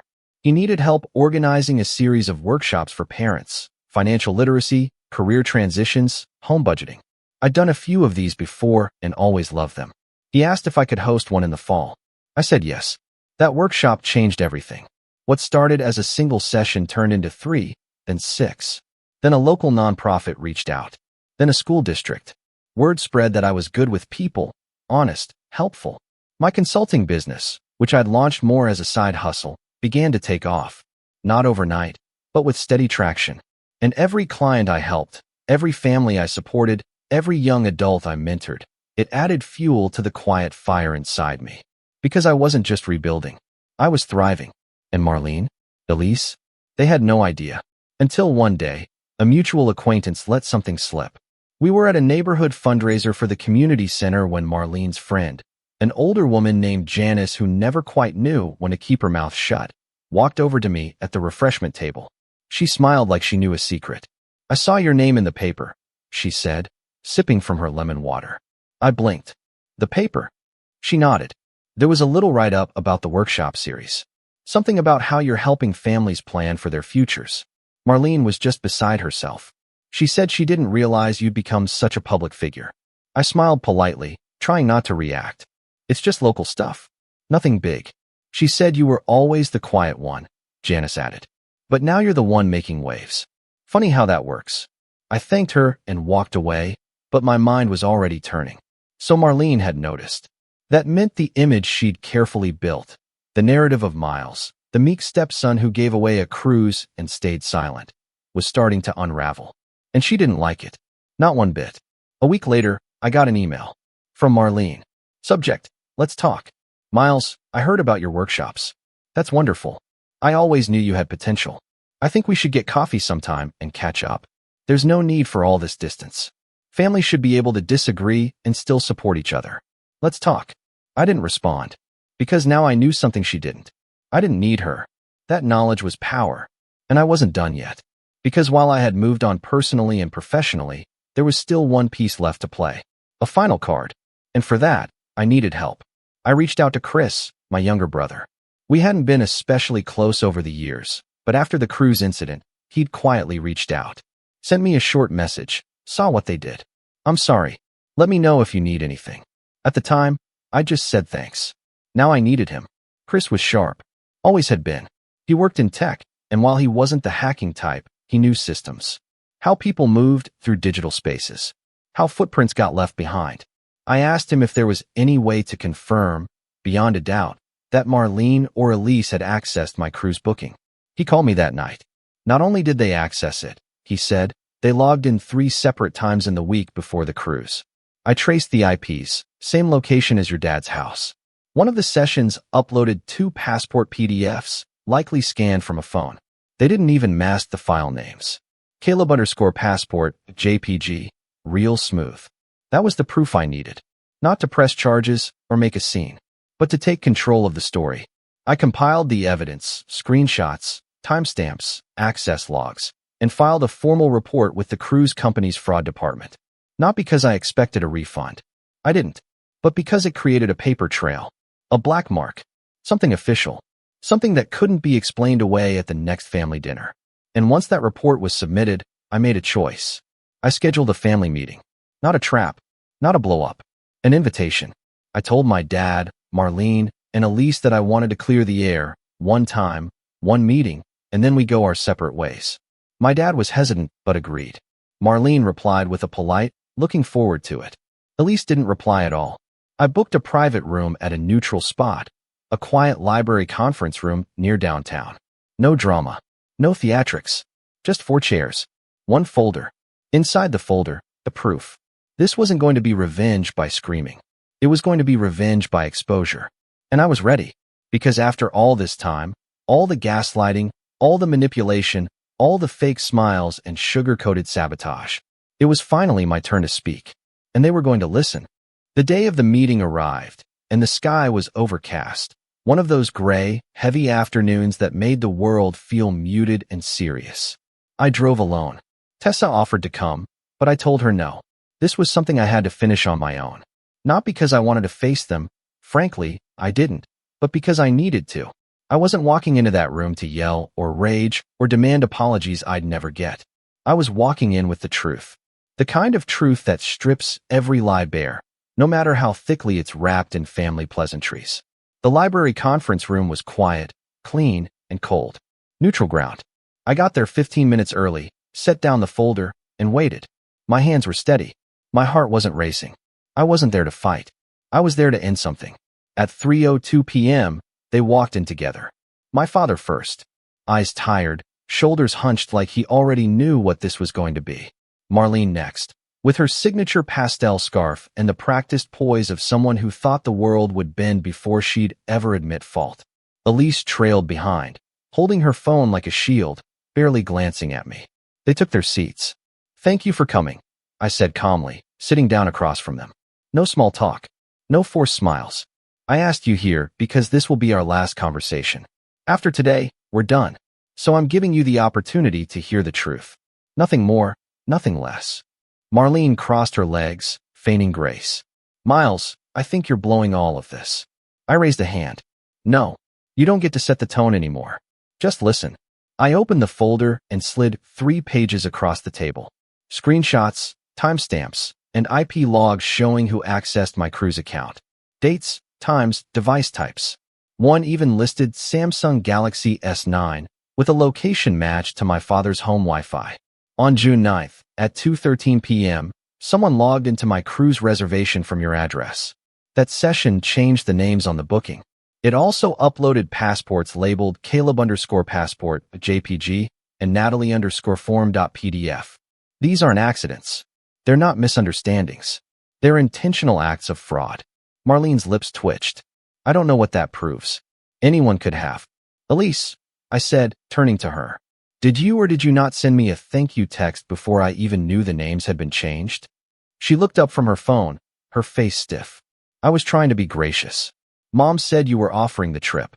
My father finally spoke. That's what I was told too. Told by who? I asked quietly. Because I never said that. Not once. Not in person, not by text, not by smoke signal. And you never asked me, Dad. You just accepted it. He had no response. Just looked down at the table. I leaned back in my chair, letting the silence settle. This wasn't a misunderstanding, I said. It was theft. You took something from my kids. You made them believe they were going on a trip they'd been dreaming about for years. And then you handed it to someone else and called it generosity. Marlene exhaled sharply, like I was being dramatic. Miles, they're children. They'll get over it. Elise was going through. This isn't about Elise, I snapped. This is about you, Marlene. You orchestrated it. You lied. You manipulated my father. And you raised Elise to think she's entitled to whatever she wants, even at the cost of other people's happiness. And guess what? I don't care why anymore. I just care that it stops. Now, Elise finally spoke. So what? You're going to cut us off forever over a trip? I looked her in the eye. I already have. They blinked. This meeting isn't to ask for anything, I said. It's to let you know what happens next. I pulled out the last 2 pages from the folder and slid them across the table.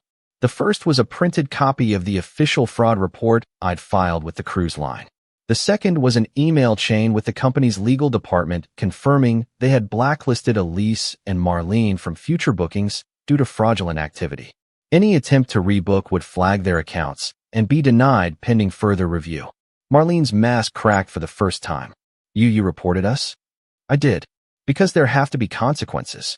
Not the kind that come from screaming and family drama, but the kind that come from documentation. You don't get to manipulate people and pretend it didn't happen. That trail leads somewhere now. And if you try to spin this story to anyone else, just know I have every receipt. Elise stood up, furious. You think this makes you some kind of hero? You ruined our summer. I stared at her. You ruined your own summer. I just made sure the truth followed you. She stormed out. My father looked at me, his face pale. Miles. I shook my head. I'm not doing this anymore, Dad. I spent most of my life trying to keep things peaceful, being the one who let things go. But letting it go is what gave Marlene permission to keep going. And I can't raise my kids around that kind of lesson. He looked like he wanted to say something, but for once, he didn't. He just nodded. Maybe he finally saw it. Maybe he finally realized how deep it had gone. Marlene stood. This is petty, Miles. I hope someday you realize how vindictive this was. I smiled. Petty would have been showing up on the cruise ship with a megaphone and a list of your crimes. This was me being calm and thorough and done. She turned on her heel and followed Elise out the door. My dad lingered for a moment. If I want to see the kids, you'll have to do it without her, I said simply. That's the line. He nodded again, this time slower. I understand. Then he left. And just like that, it was quiet. I gathered my folder, took a deep breath, and walked outside. The air felt lighter. The weight I'd carried for years, of being polite, of making peace, of swallowing my own anger for the sake of family, had lifted. It wasn't revenge in the traditional sense. There were no explosions, no dramatic confrontations, just cold, undeniable truth laid out like a blueprint. They weren't arrested. They didn't go broke. But they lost something. Access, control, the ability to rewrite the story. And me? I got everything I needed. The cabin, campus, was finished 2 months later. We had our first overnight stay in early fall. The leaves were turning, the lake was still, and the kids ran barefoot across the porch, laughing like the world was made just for them. Tessa brought out hot cocoa and sat beside me on the swing. "You did it," she said softly. "You really did it." I watched the sun dipping below the trees and smiled. "No," I said. "We did. Because revenge doesn't always come with fire and fury. Sometimes it comes in the form of peace. Earned, claimed, and untouchable. And that's what made it perfect. They say family is supposed to be your safe place, the people who know you best and love you anyway. But that's not always true. Sometimes, family is just the first group of people to teach you what betrayal feels like. My name's Julian. I'm 27, and 2 years ago, I had a roof over my head, a modest savings account, and the kind of blind trust in my relatives that only someone who hadn't been tested would still have. I thought we were close, you know? Not perfect, but close enough that if things ever got hard, we'd be there for each other. I didn't realize just how wrong I was until my little sister, Lena, decided to lie, and my whole family decided to believe her. Lena's 23 now, for years younger than me, and if you asked my parents, she could do no wrong. Growing up, she was the golden child. I was the quiet one who did my homework and didn't cause trouble. Lena, on the other hand, was always loud, always dramatic, always in the middle of some mess, and somehow, always the victim. She'd crash her car. It was the mechanic's fault. Fail a class. The teacher was out to get her. Borrow money and not pay it back. She's just struggling. Julian, don't be so cold. I can't count how many times my parents bent over backwards to make her life easier, while I was told to toughen up or stop making things harder than they need to be. I resented it sometimes, but I told myself that was just how families worked. Some people needed more help than others. I kept my head down, paid my way through college, and landed a decent job in software. I wasn't rich, but I was stable, independent, and I was proud of that. Then my grandfather passed away. He was the only person in the family who really saw me, who asked me questions, remembered things I told him, actually listened. When I was a teenager and my parents said no to sending me to coding camp, Grandpa took money out of his own pension to cover it. When I got my first internship, he was the only one who showed up to take me out for a celebratory lunch. So when he died, I was heartbroken. But I also felt this strange sense of peace knowing I'd made him proud. The funeral was quiet, somber. My parents didn't cry much, but Lena put on a whole show, sobbing loud enough for the neighbors to hear, dramatically clutching at his photo like she was starring in a soap opera. I remember standing off to the side, watching her, and feeling something twist in my gut. It was like I could already tell something was about to shift. I just didn't know how far it would go.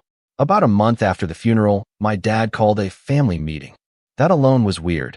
He never called family meetings.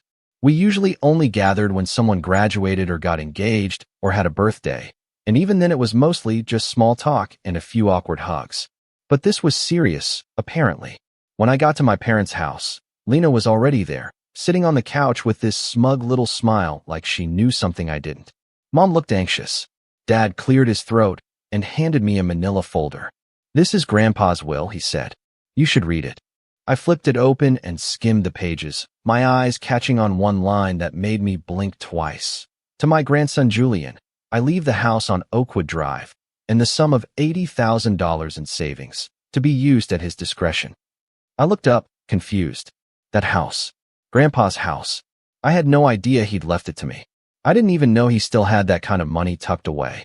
My parents sat in silence as I processed it, like they were waiting for me to say something offensive. I didn't expect this, I said carefully. I didn't know he'd done this. My mom sighed. "We didn't either," she said, her tone clipped. "We assumed everything would be split." I nodded slowly. "Well, I'll make sure to take care of it. Maybe rent it out, or, you don't deserve it," Lena snapped. Just like that. No build-up. No pretense. I turned to her, startled. "Excuse me." She crossed her arms. "You manipulated Grandpa. You visited him more than any of us. You made him think you were the only one who cared, so he'd give you everything." I felt my jaw tighten. "I visited him because I loved him, Lena. You were too busy getting high with your boyfriend or crashing his car." "That's not true," she shot back. "He was sick and confused. He probably didn't even know what he was signing." That's when my dad chimed in, which really caught me off guard. "Lena says she saw you pressuring him to change his will last year. She told us right after the funeral, but we didn't want to say anything until we had the paperwork." My stomach dropped. "What? That's a lie. I never." "Are you serious right now?" My mom looked away. We just want to get to the truth, Julian. If you coerced him, I didn't, I said louder now. This is insane. You think I tricked a dying man into leaving me a house? You were always jealous of Lena, Dad muttered, like that explained everything.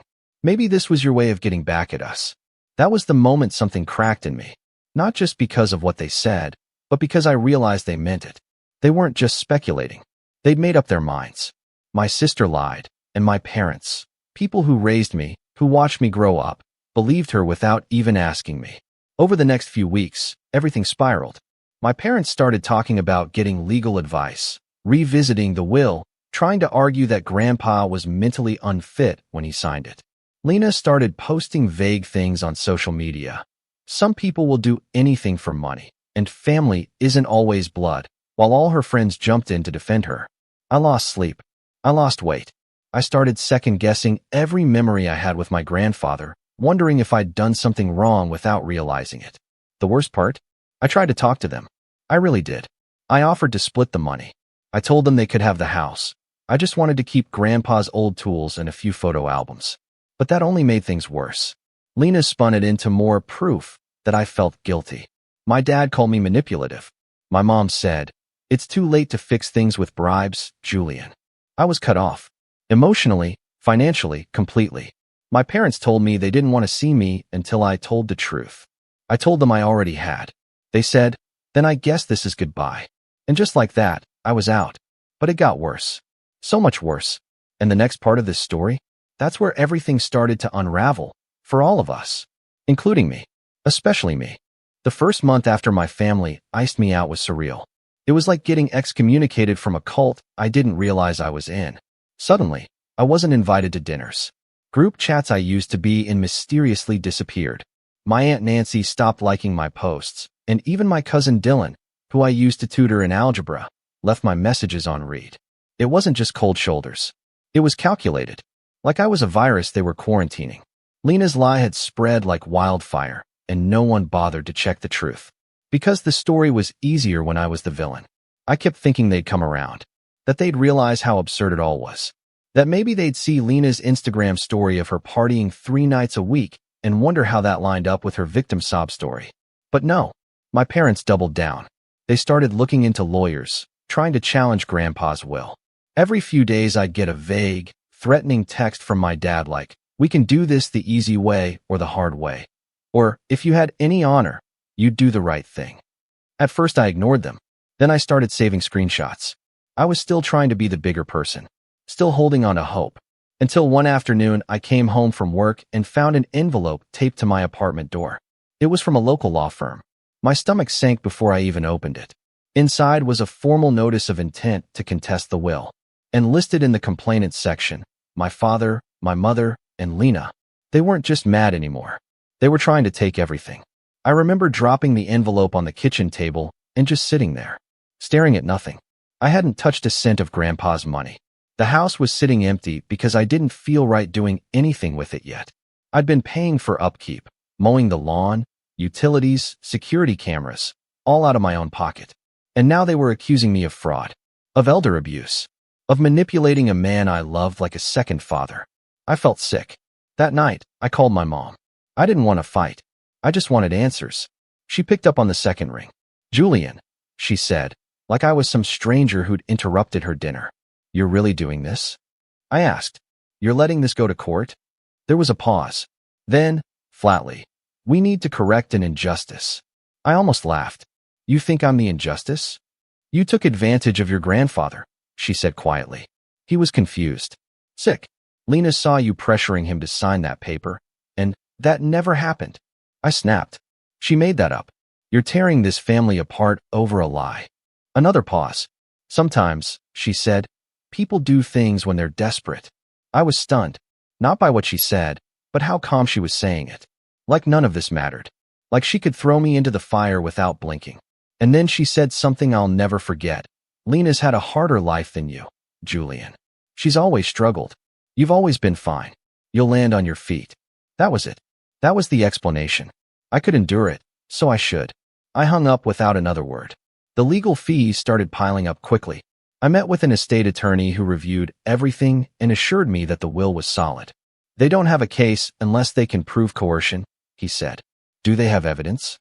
Only a story, I replied. He nodded. Then you're fine, but you'll still need to show up. And it's going to cost you. And it did. Thousands of dollars just to defend what was legally mine.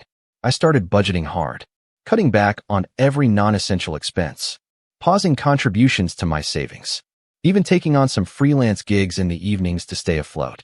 Meanwhile, Lena's little narrative was gaining traction. She started telling people I was hoarding the inheritance, that I'd stolen her future. One day I found out through an old college friend that she'd posted a TikTok crying about how her brother robbed her blind after their grandfather died and left her with nothing.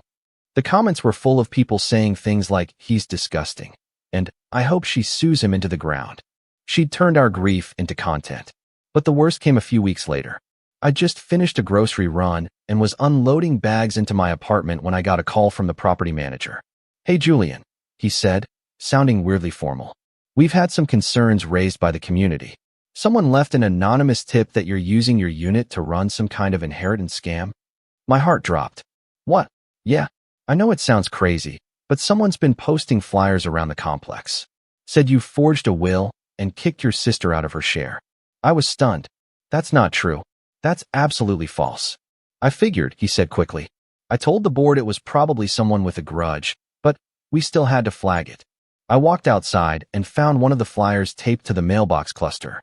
Big block letters. Beware, inheritance thief in Unit 3C. And beneath it, a photo of me. A grainy image from my LinkedIn profile, probably cropped without context. I stood there for a long time, paper in my hand, cars driving by like nothing was wrong, and for the first time in months, I felt something snap. It wasn't just the lie. It was the campaign. The quiet war my sister had waged against me behind closed doors and through whispers, until my name was dirt and my own neighbors were giving me side eyes. That was the moment I realized this wasn't about the house or the money. It was about something deeper. Lena didn't just want what Grandpa gave me. She wanted to ruin me for having it. I tried to file a report, but since the flyers were unsigned and there was no camera footage of who posted them, the police couldn't do much. You can pursue a civil defamation suit, one officer told me. But it's hard to prove unless you have direct evidence she was behind it. I didn't. Not yet. Still, I couldn't stay there anymore. Every trip to the mailbox felt like a walk of shame. I started noticing neighbors whispering. A few people stopped holding the elevator. One guy in the laundry room made a joke under his breath that I was the next Anna Delvey. I knew Lena had done this. She always did just enough to stay one step away from consequence. I wasn't about to let her win. So I packed up my essentials and moved into the Oakwood house. Grandpa's house. My house. It was quieter there, older, with creaky floors and faded curtains. But it felt like a sanctuary. I dusted off his old recliner, pulled out a few albums from the closet, and sat in the living room for hours, just breathing. For the first time in months, I felt like I could hear myself think. But the peace didn't last, because 3 days later, I got a notice from the county. Someone had reported the house as abandoned and potentially unsafe. An inspection was scheduled. If the property failed, it could be flagged for violation fines. I was livid. The lawn was trimmed, the mail collected, everything was in order. But someone wanted to make it look like I was neglecting it. I didn't even need to guess who. That same day, I got a text from my dad. No greeting, no explanation, just a screenshot of a Zillow listing for Grandpa's house, back from 2 years ago, with the text, "You're not even using it. Just give it to someone who will." I stared at the message for a full minute. Then I typed back, "You mean Lena?" His reply came instantly. "She deserves it more than you." No context, no apology, just that. I should have been used to it by now, but that one hurt in a different way. It wasn't just that they chose her over me. It was how little they thought I mattered, how disposable I'd become in their eyes. The legal case dragged on. Lena's lawyer tried to subpoena my financial records, arguing that my pattern of behavior showed intent to manipulate Grandpa. My lawyer shut it down fast, but the damage was done. My name kept getting dragged. Court date after court date was postponed. Months passed, and then my contract job ended. The company downsized, and I was one of the first to go. With most of my savings eaten up by legal fees, I had nothing left. No income, no support, no backup plan. I sold my furniture, canceled all my subscriptions, and finally had to let go of the apartment I'd stopped living in anyway. But the utilities on Grandpa's house were overdue now too, and I couldn't afford to fix the broken furnace. I started sleeping in my car when the nights got too cold, just until my next gig, just until something turned around. I told myself I wasn't homeless. Not really, just in transition. That's what I kept telling myself. Meanwhile, Lena was living in my parents' guest house rent-free, driving a newer car than me, taking selfies at brunch with captions like, "Hard work pays off," and "Surround yourself with real ones." And the real kicker? She was planning a trip to Costa Rica to decompress from all the family drama. The only reason I knew that? Because she posted a TikTok from the airport, dancing. And that was the moment I stopped trying to fix things. That was the moment I started planning something else. For the first time in my life, I didn't have a permanent address. I rotated between Grandpa's old Ford Escape and a friend's basement couch when I could. I didn't tell many people. The ones who noticed my sudden quiet on social media probably assumed I was just laying low during the legal drama. In reality, I was living off instant noodles and coffee refills from a gas station with Wi-Fi. Every night, I'd scroll through job boards until my eyes hurt. Most offers were too competitive or too underpaid. The ones that fit? They ghosted me after one interview. At first, I kept thinking, this is temporary. Something will break soon. But weeks turned into months, and rock bottom stopped feeling like a place I was visiting. It felt like my new zip code. I kept waiting for my parents to reach out. For someone, anyone, from my family to check on me. Ask if I was eating, if I needed anything. But silence has a weight to it. It settles on your shoulders like dust until you stop noticing how heavy it is. Nobody asked where I went. Nobody wondered why I'd stopped showing up to birthdays. It was like I'd never existed. And yet somehow, Lena kept the spotlight firmly on herself. According to her Instagram, she was a healing empath working through generational trauma, whatever that meant. Her captions read like therapy buzzwords strung together with glitter emojis. Protect your peace. Release what no longer serves you. Meanwhile, she was actively trying to evict me from my own legal inheritance. But anger only fueled me for so long. At some point, I stopped wanting revenge and just wanted relief. I was too tired to fantasize about payback. I just wanted to stand up without my legs shaking. One night, in the back seat of my car parked near a dimly lit park, I opened Grandpa's old toolbox. He'd kept it in the trunk ever since I helped him move into Oakwood. There was this small wooden box inside it that I'd never paid much attention to. I opened it out of boredom, and that's when I found it. A flash drive, labeled in Grandpa's handwriting, for Julian. My heart started pounding. I plugged it into my laptop immediately. It contained only two things, a Word document and a video file. The document was a letter, dated 3 months before he died. Julian, if you're reading this, it means I've passed, and I hope the will reached you. I know your parents will be angry, and I know Lena will lie. I'm sorry for that, but I've watched how this family treats you. You're the only one who ever showed up for me without needing something. You listened. You helped. You never asked for anything in return. The house is yours. The savings are yours. Not because I pity you, but because I trust you to build something with them. I know your heart, and I know that even when they try to tear you down, you'll find a way to stand tall. You always have. I love you, more than I ever said out loud. Grandpa. I didn't cry immediately. I just stared at the screen, my eyes burning for more than just the glow. That one paragraph had more love in it than I'd felt from my parents in years. And the video? It was a selfie recording. Grandpa's voice cracked as he spoke. Hey, kiddo. I know you hate sappy stuff, so I'll keep this short. If they ever try to say I didn't mean what I wrote in the will, show them this. I wasn't confused. I wasn't pressured. I chose you. You're gonna do great things, Julian. Don't let them make you small. I saved both files in 3 places. I emailed them to myself. I backed them up twice. Then I sat there in the dark, with my coat over my legs and the engine off, and I finally let myself cry. Not because I was broken, but because I finally remembered that I wasn't. The next morning, I shaved for the first time in a week. Took a real shower at the gym. I packed everything I had and left the car behind, walking straight into a co-working space downtown that offered free trials. I set up at a desk and got to work. I'd always been good at coding. Clean, simple, elegant solutions.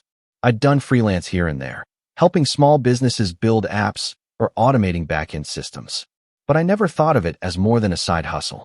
Until now. Now I didn't have time to second-guess myself. I took every low-paying gig I could find. Logo animations, web scraping, small Shopify edits. It wasn't glamorous, but it bought me coffee and time.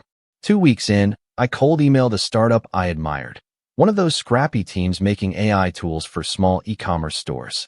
Their app was clunky, their backend code was inefficient, and they were clearly struggling to scale. I didn't ask for a job. I just rewrote a section of their app, showed how it ran faster, and included a link to a GitHub repo with clean documentation. They replied in 2 hours. Can you hop on a Zoom? That call turned into a freelance contract. The contract turned into steady hours. The steady hours turned into real income. It wasn't just money, it was purpose. Every sprint meeting, every code push, every bug fix, it made me feel like I was climbing again. Meanwhile, I stayed quiet about the legal case. Didn't respond to texts from Dad. Didn't retaliate to Lena's vague digs. I focused on stacking wins. Quiet ones.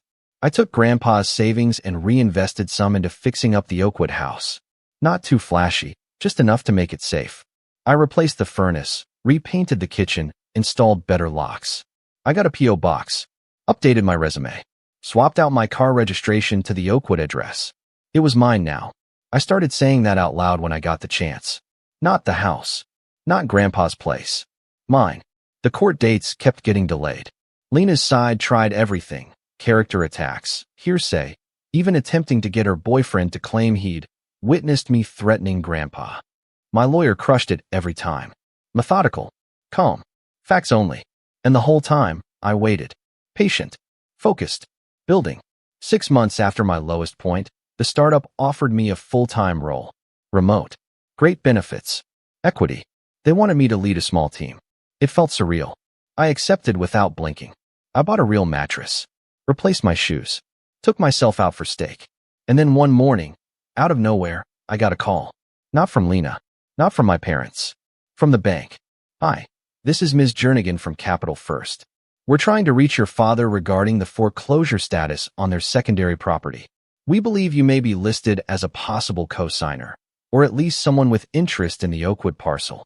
I froze. Sorry. Foreclosure. Yes, sir. There's been a string of missed payments, and we've attempted contact for 90 days. Our records show your family attempted to leverage your inherited property as part of their loan application, but we're finding inconsistencies in the paperwork. Are you aware of any current liens or disputes? No, I said slowly, but I'd be very interested in hearing more. That was the day I realized everything was crumbling on their side now. The guest house Dad had built in the backyard? It had been funded by loans using inflated appraisals. And when my parents tried to expand it into a short-term rental, the local zoning board denied the permit. Lena had moved into that guest house thinking it was a permanent upgrade. Now it was on the chopping block. And I was just getting started. The foreclosure notice was more than just an alert. It was a signal flare in the dark, showing me exactly where to strike. Until then, I'd been surviving, rebuilding, piecing myself together. But now I saw the cracks forming in their carefully constructed world, the one they built on lies, stolen affection, and a trust fund they never earned. My family wasn't thriving without me. They were sinking, and they had no idea I was watching. The first thing I did was call Ms. Jernigan back, the bank representative. She was surprisingly candid. Your father and mother applied for a line of credit expansion, she said, her voice clipped and professional. The Oakwood property was listed as part of their declared assets, which raised red flags when we noticed the probate court dispute. I played dumb. Oh wow, they claimed my house as an asset. Yes, sir, she replied. We assumed it was jointly held or in contention. Is it not? I smiled to myself. No, the deed is in my name. Always has been. Probate confirmed it. I see, she said, her tone shifting slightly. That will affect the collateral arrangement. Thank you for your time. After we hung up, I sat in my kitchen, still sipping the same coffee from earlier, and I laughed. I laughed for the first time in months, long and real. They didn't just try to steal from me. They counted on me staying silent. They thought I'd fold, sell, settle. Instead, I'd built a life in the ashes they left me. And they, people who always thought they were the smartest in the room, didn't even realize the chessboard had flipped. But I didn't want to gloat. I wanted a plan. That's when I remembered Dylan, my cousin, Aunt Nancy's kid. The same cousin who used to come to me for help with his college essays and random coding projects. Unlike the others, Dylan never blocked me, never unfollowed, just quietly faded into the background when all the drama exploded. So I shot him a text. Me, hey. Random question. You still living at your mom's? Dylan, yeah. Why? Me. I'll explain soon. You got 5 minutes to talk? He called immediately. At first, Dylan was hesitant, speaking carefully, like he wasn't sure which version of me he was talking to. But once I explained everything, the drive Grandpa left me, the bank's foreclosure notice, the proof of ownership, he started opening up. I knew something was off, he said. Lena's been acting like a TikTok celebrity for months. Meanwhile, your dad's been trying to flip the guest house into an Airbnb, and it's not even zoned for that. He poured money into that thing thinking it'd pay off. I stayed quiet, letting him talk. And there's more, Dylan added. Aunt Nancy said your parents were fighting about money at dinner last week. Something about the loan officer pulling out, and Lena refusing to go back to the original deal. I perked up. What original deal? No idea. But whatever it was, it's falling apart. That was all I needed. I wasn't going to confront them. That wasn't enough. What I wanted was for them to see me, really see me, right when their little empire started collapsing. I wanted the truth to echo in the vacuum they created. So I called my lawyer. Hey, Rishi, I said. How fast can we move to get a court date? Faster than usual if you have new leverage, he replied. You got something? I've got a flash drive, a video confession, and confirmation that the opposing party fraudulently listed a property in my name as loan collateral. He whistled. Well, that'll do it. Within a week, he'd filed a motion to expedite. The court date, which had been dancing around the calendar for months, was finally locked in. 2 weeks out. I marked it in red on my calendar, not just for the legal closure, but because I had something special planned for that exact day. But before that could happen, I had one more person to reach out to, my grandfather's old friend, Mr. Whitaker. He was a retired attorney and longtime family friend who used to come over for coffee on Sundays. Grandpa always called him the Vault, because he remembered everything and kept every paper he ever touched. I hadn't spoken to him since the funeral, but I remembered something Grandpa once said. If anything ever happens, and you need the truth to come out, Whitaker's got the backup. So I visited him, knocked on his door, holding my breath. He opened slowly, squinting until recognition softened his face. Julian, he said, you look just like your grandfather when he was angry but pretending not to be. I couldn't help but smile. I need your help. We sat in his study, surrounded by bookshelves that smelled like old paper and stronger coffee. I explained everything, showed him the documents, the flash drive, the emails from the bank. Whitaker nodded slowly and left the room. When he came back, he had a leather folder in his hands. Your grandfather didn't trust Easy, he said, but he trusted you. He gave me a copy of the final will and a notarized video testimony, in case anyone ever challenged it. My eyes widened. A second video? Shorter than yours, he said, but signed, sealed, and time-stamped. I took the folder like it was made of glass. Now I had everything. The next move wasn't about revenge, not yet. First, it was about exposure. Quiet, precise, humiliating exposure. So I printed copies of the will, the bank's loan documents, screenshots of Lena's public lies. I built a digital presentation with timestamps, receipts, and a clear narrative. Here is the truth. And here is how they try to bury it. I didn't send it to my parents. I didn't send it to Lena. I sent it to Aunt Nancy, to Uncle Reggie, to my dad's former business partner, the one who was always annoyed by Lena's freeloading. I sent it to every extended family member who had watched from the sidelines, swallowing Lena's story with a spoonful of sympathy. No message, no explanation, just a simple subject line. For your information. And then, I waited. The texts started coming in within the hour. Uncle Reggie, what is this? Aunt Nancy. Julian, did they really try to forge a loan with your house? Dad's ex-partner. Terry, I knew something was off with that girl. You good, kid? I didn't reply to any of them. I didn't have to, because I knew what was coming next. The day before the court hearing, my dad texted me. One word. Dad, lunch. I stared at it for a full minute. Then I replied. Me. Sure. Oakwood House. Noon. Let them come to me. Let them see what they gave up. I cleaned the house that morning like I was preparing for a guest of honor. Polished the floors. Brewed coffee. Set out 3 chairs. I left the copy of the will sitting on the table, right under Grandpa's photo. The one where he's holding me as a baby, both of us smiling. They arrived 10 minutes late. My dad looked older, stressed. My mom looked uncomfortable. And Lena? She looked like she didn't want to be there at all. Thanks for seeing us, Dad said stiffly. I just nodded. Coffee? No, Mom said quickly. Suit yourself. I sat across from them. So, what do you want? Dad shifted. Look, this whole thing's gotten out of hand. Has it? I asked, raising an eyebrow. Or did it finally get visible? Lena rolled her eyes. Can we not be dramatic? You call me a thief. You tried to erase my relationship with Grandpa. And now that the truth is out, you're worried about drama? My voice didn't rise. I didn't shout. But the heat in it made all three of them shift. Dad cleared his throat. We just think it's time to be the bigger person. To move past this. I looked at him for a long time. Then I leaned back in my chair. Funny, I said softly. I wasn't family when I slept in my car. The silence was deafening. Lena had the nerve to look offended. You were never homeless. I tilted my head. Then where was I staying, Lena? She didn't answer. I lost my job, my apartment, and half my reputation because of your lie. And when I offered to split the inheritance, you called that proof I was guilty. Mom spoke up, finally. Julian, honey, we made a mistake. But you can't hold on to that forever. I smiled.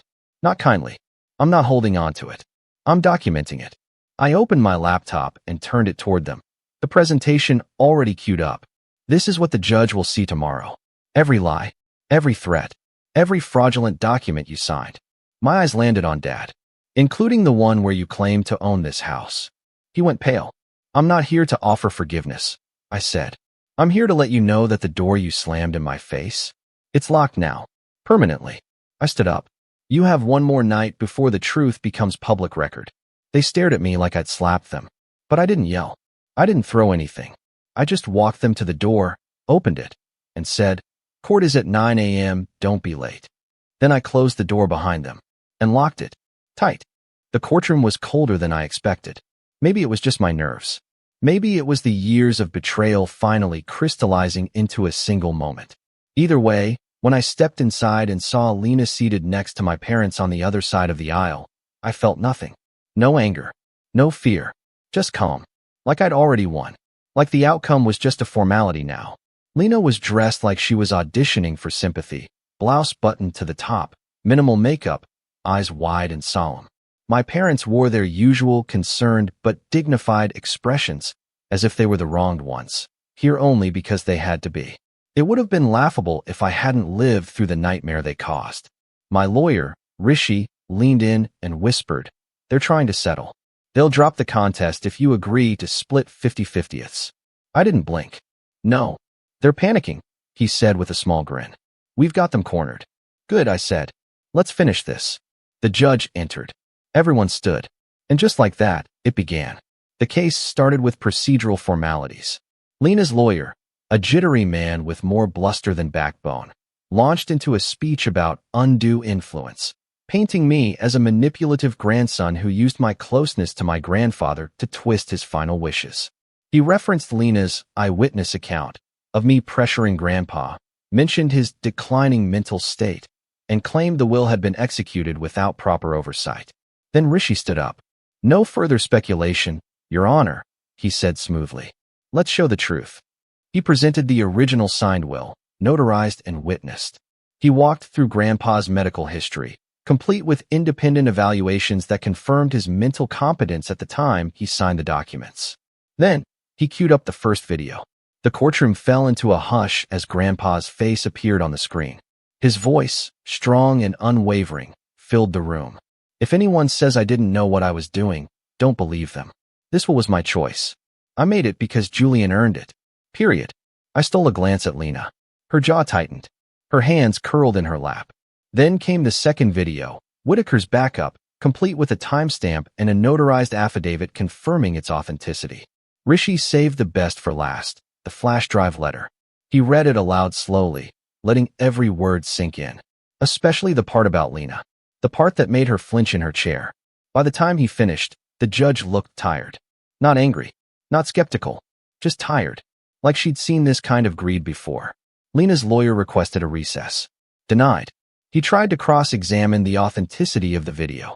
Rishi provided a tech expert signed certification. My parents sat like statues, offering no support for their daughter. For once, they had nothing to say. No defense. No spin.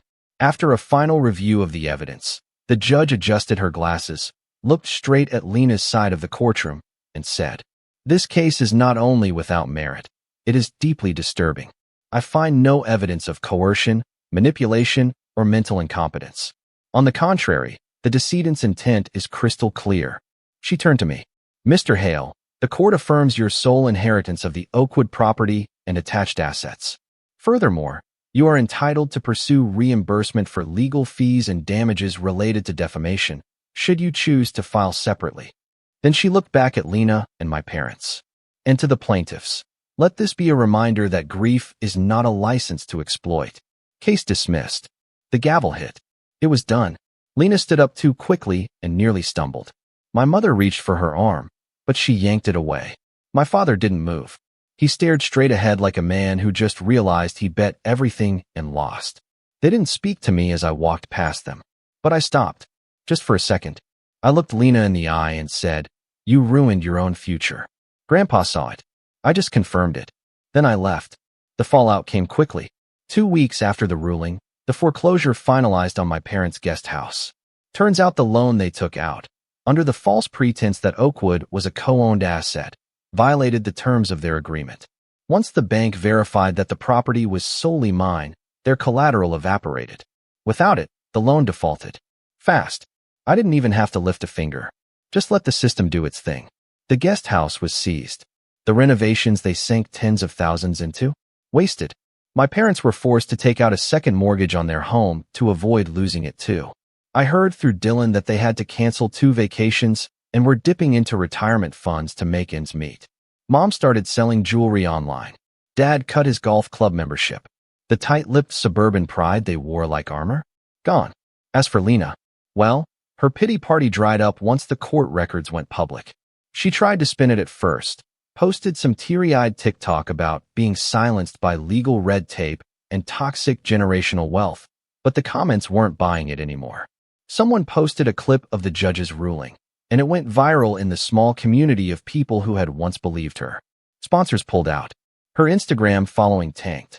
Even some of her friends ghosted her. She tried reaching out once. Just once. She emailed me under a fake name. Something like lenatruth2025@gmail.com. The message was short. "I'm sorry. I was in a bad place. I just didn't want to feel like Grandpa loved you more than me. Maybe we can start over." I didn't respond. Some things don't deserve a second chapter. I moved fully into Oakwood a few weeks later. Turned Grandpa's old study into a sleek home office. Repainted the living room. Framed the flash drive letter and hung it next to a photo of him and me fishing when I was 10. Every corner of the house now held something real. Something earned. Something mine. And that startup job? I got promoted. I now manage a small but brilliant dev team. I lead meetings. Mentor interns. I get real respect. Not because of family ties or favoritism, but because I put in the work. And I survived. Sometimes people ask me about my family. I tell them the truth. That I don't have one. Not anymore. But I have peace. I have purpose. And I have proof that walking away from people who never saw your worth is the most powerful thing you can do. I kept one last thing from that day in court. The video of Grandpa, his voice strong and sure, telling the world I was enough. I play it sometimes when I need a reminder. And every time, it ends the same way. Him looking straight into the camera, eyes kind and steady, saying, "I chose you." So when people ask me how I did it, how I got my life back after everything, I just smile and say, by finally choosing myself. I used to think my life was steady, predictable, even a little boring. I'm the kind of guy who sticks to routines. Same coffee every morning, same 10-minute drive to work, same Thursday night takeout with my wife. My name's Carson, I'm 36, and up until a few months ago, I would have told you I was happily married. We lived in a quiet cul-de-sac in a suburb just outside of Raleigh, North Carolina. I'm a software consultant who works remotely most days. Not glamorous, but it pays well and gives me time to do things around the house, projects, chores, whatever. My wife, Erin, is 34. She's always been more of a social butterfly, flitting from friend group to friend group, trying out new hobbies, jumping into little passion projects. Yoga 1 month, baking the next, then photography. She was charming, spontaneous, a little chaotic, and I liked that about her. At least, I used to. We've been married for 6 years.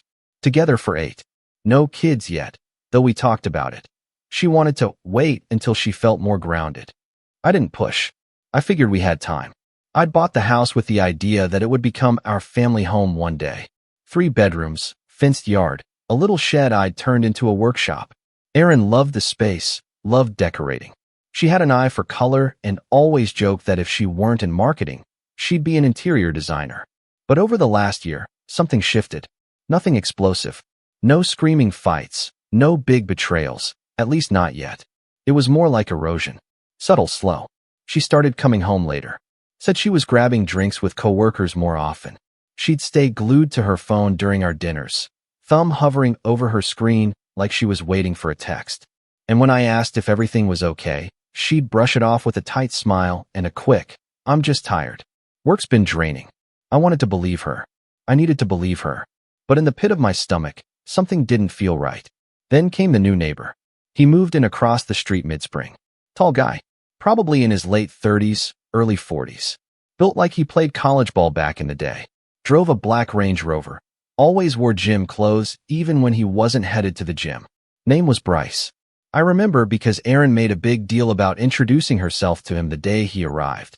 Brought over banana bread, of all things. She never baked before, but suddenly she was whipping up homemade loaves like she was auditioning for a Food Network show. I didn't think much of it at first. Erin was friendly with most of the neighbors. She was just being neighborly, right? But then I started noticing things. She'd linger by the window in the evenings, casually mention Bryce when we were talking about our day. "Oh, Bryce said he just got back from a hiking trip in Asheville. Sounds amazing." Or, "Bryce recommended this new Thai place. Maybe we should check it out sometime." She started dressing differently, too. Less oversized sweaters and leggings, more tight jeans, low-cut tops, little touches of makeup even when she was just running errands. Still, I told myself it was in my head, that I was being paranoid, insecure, but the feeling kept building, like a pressure behind my ribs I couldn't shake. Then, one night in June, everything cracked open. It was a Thursday. I remember because we always got Chinese takeout on Thursdays. I'd picked up the food, set it out on the dining table, and waited. Erin came home an hour late, wearing a dress I hadn't seen before. Short, red. Her lipstick was still fresh. She looked flushed, like she'd been running or maybe laughing too hard. She didn't sit down right away, just stood by the counter, twisting her hands together. "Carson," she said, not meeting my eyes. "I think I need some time." My mouth went dry. "Time for what?" She finally looked at me then. "Time to figure things out. To figure myself out. I feel like I've been living someone else's life. I don't know who I am anymore." The words hit like a slap, but I kept my voice steady. "What are you saying, Erin?" "I think I need space. Maybe a month. Maybe more. I'm not leaving forever. I just need a break. To breathe. To think." I didn't yell. I didn't cry. I didn't beg. I nodded slowly, numb, my mind racing. I asked where she was going. She said she'd figure it out. A hotel, maybe. She just needed time. But less than 48 hours later, I found out exactly where she went.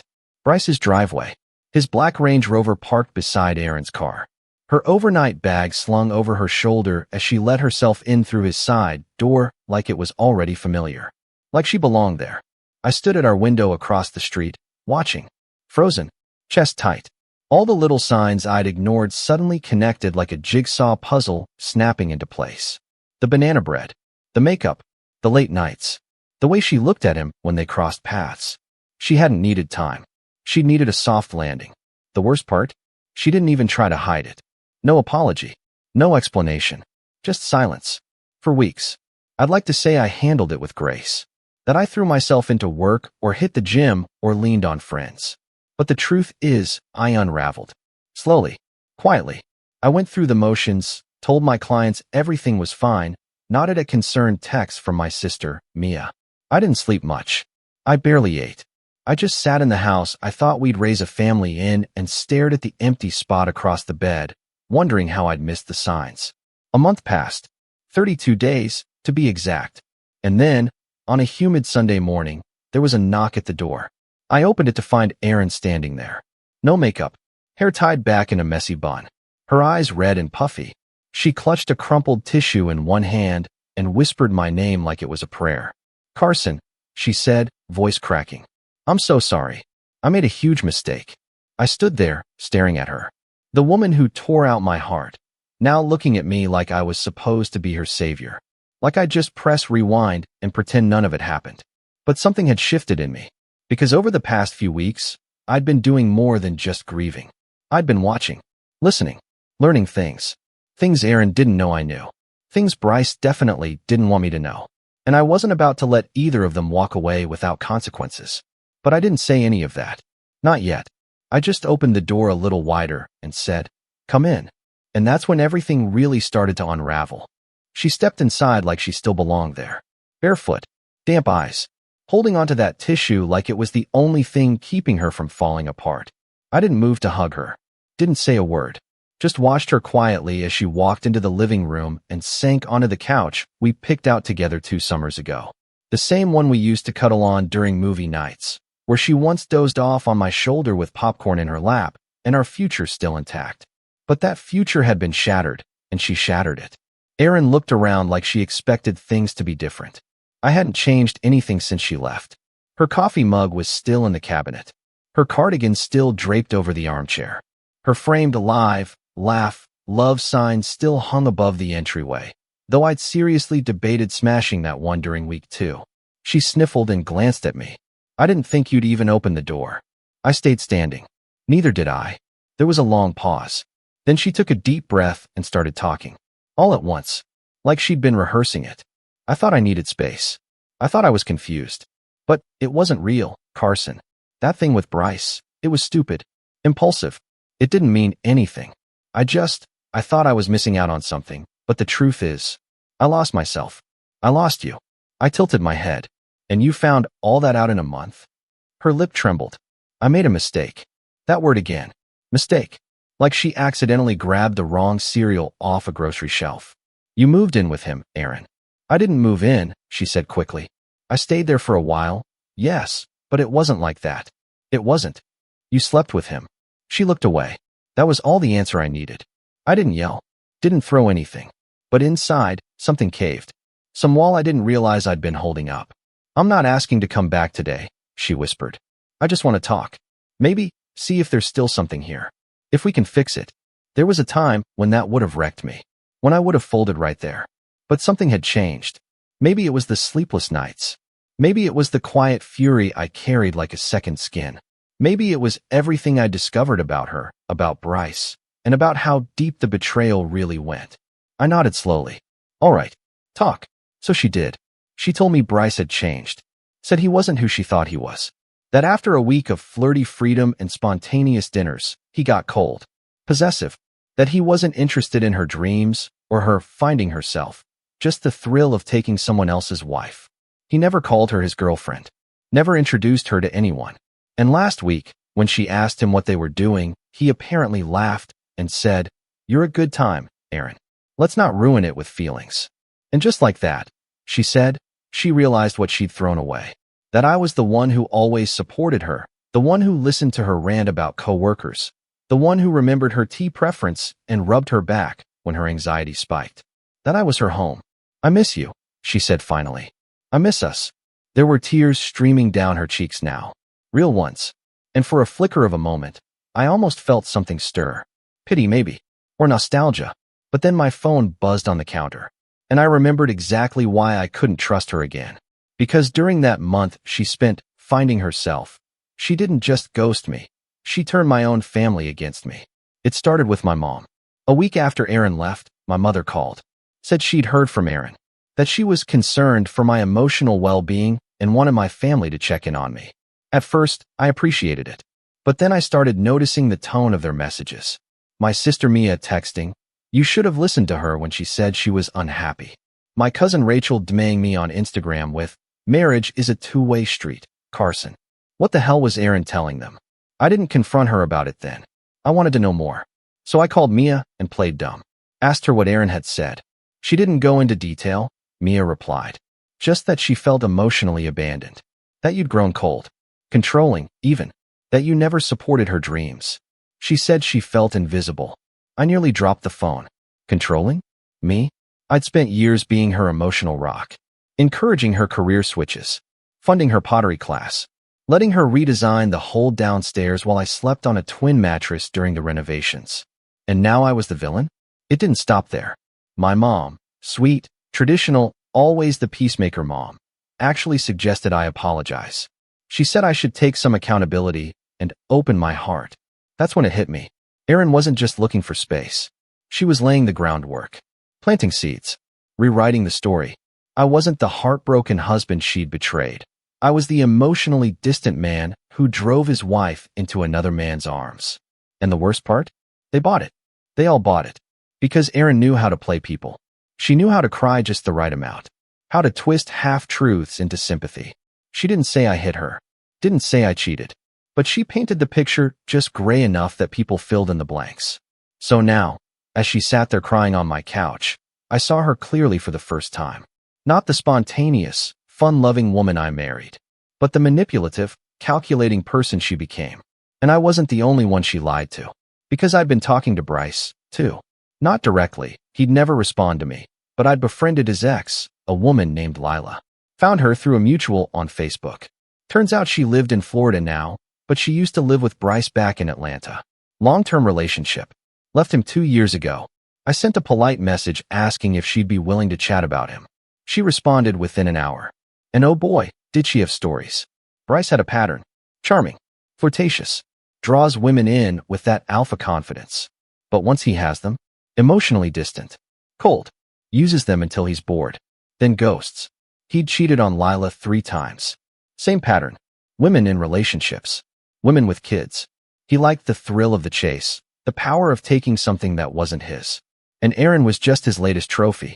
Lila even sent screenshots, old messages, photos, a voice memo of Bryce bragging to his friend about stealing another man's wife. That voice memo. I saved it. And I waited. I wanted Erin to come crawling back. I wanted her to ask for forgiveness.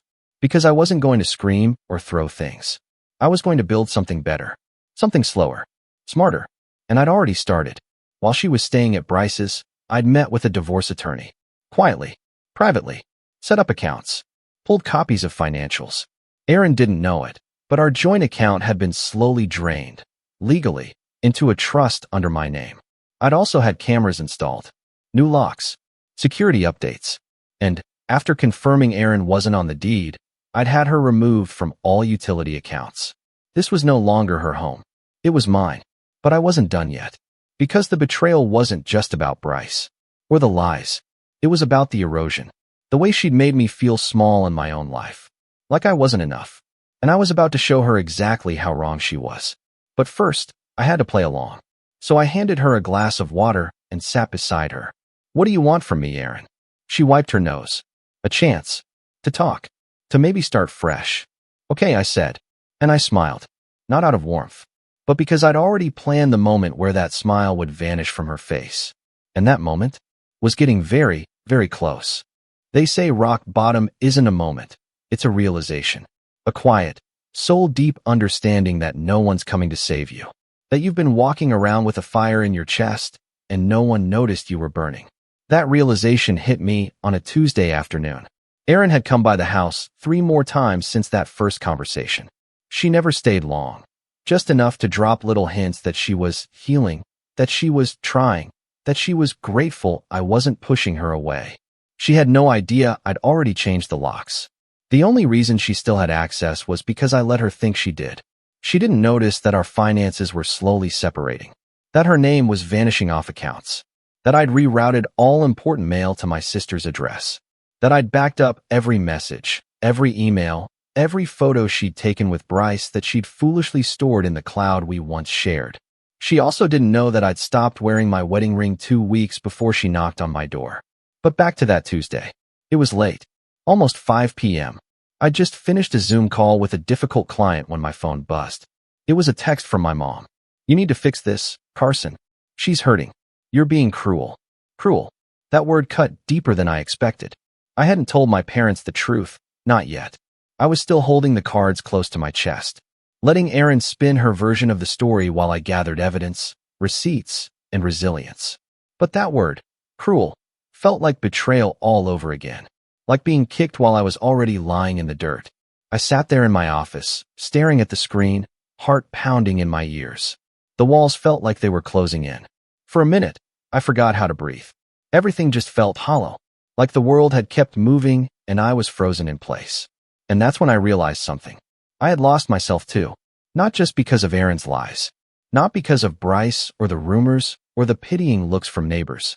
I lost myself because I'd built my entire life around being dependable, the steady one, the quiet one, the fixer, and I'd done it so well that when I finally broke, no one believed I could. Not even me. So I made a decision that night. I was done waiting. I was done surviving. I was going to rebuild. Quietly. Ruthlessly. Not out of bitterness, but out of necessity. I started with the house. I cleared out every last trace of Erin. Her books. Her artwork. Her throw pillows that didn't match anything but somehow tied the room together. I packed them into boxes and stored them in the garage. Didn't throw them out yet. Just moved them far enough that they no longer occupied my space. My mind. Then I turned to the bedroom.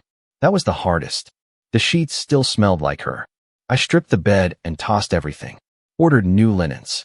A new comforter. Even a new mattress. It felt stupidly symbolic, but I needed a place that didn't feel haunted. Next came the walls. I painted over the soft gray Erin had picked with a bold navy blue. Something I never would have chosen before. But now, it felt powerful. Masculine. Mine. I set up my home office properly for the first time, added a second monitor, bought a standing desk, upgraded my chair. I wasn't just reclaiming space. I was reclaiming time, energy, purpose. Then I hit the gym. First week was brutal. My body ached in ways I didn't know it could, but the pain felt honest, real. And unlike everything else in my life, it didn't lie to me. I'd show up at 6 a.m. every day. No excuses. Headphones in. Put up. I didn't talk to anyone. Just lifted, sweated, pushed through. By the third week, something shifted. My chest looked fuller. My face a little leaner. I caught myself in the mirror one day and didn't flinch. And the best part? I didn't post any of it online. No cryptic captions. No gym selfies. No healing era declarations. Just quiet progress. While I rebuilt physically, I also worked on the mental side. I booked a therapist. A guy named Ron, mid-50s, ex-military. Straight shooter. No fluff. Just deep questions and hard truths.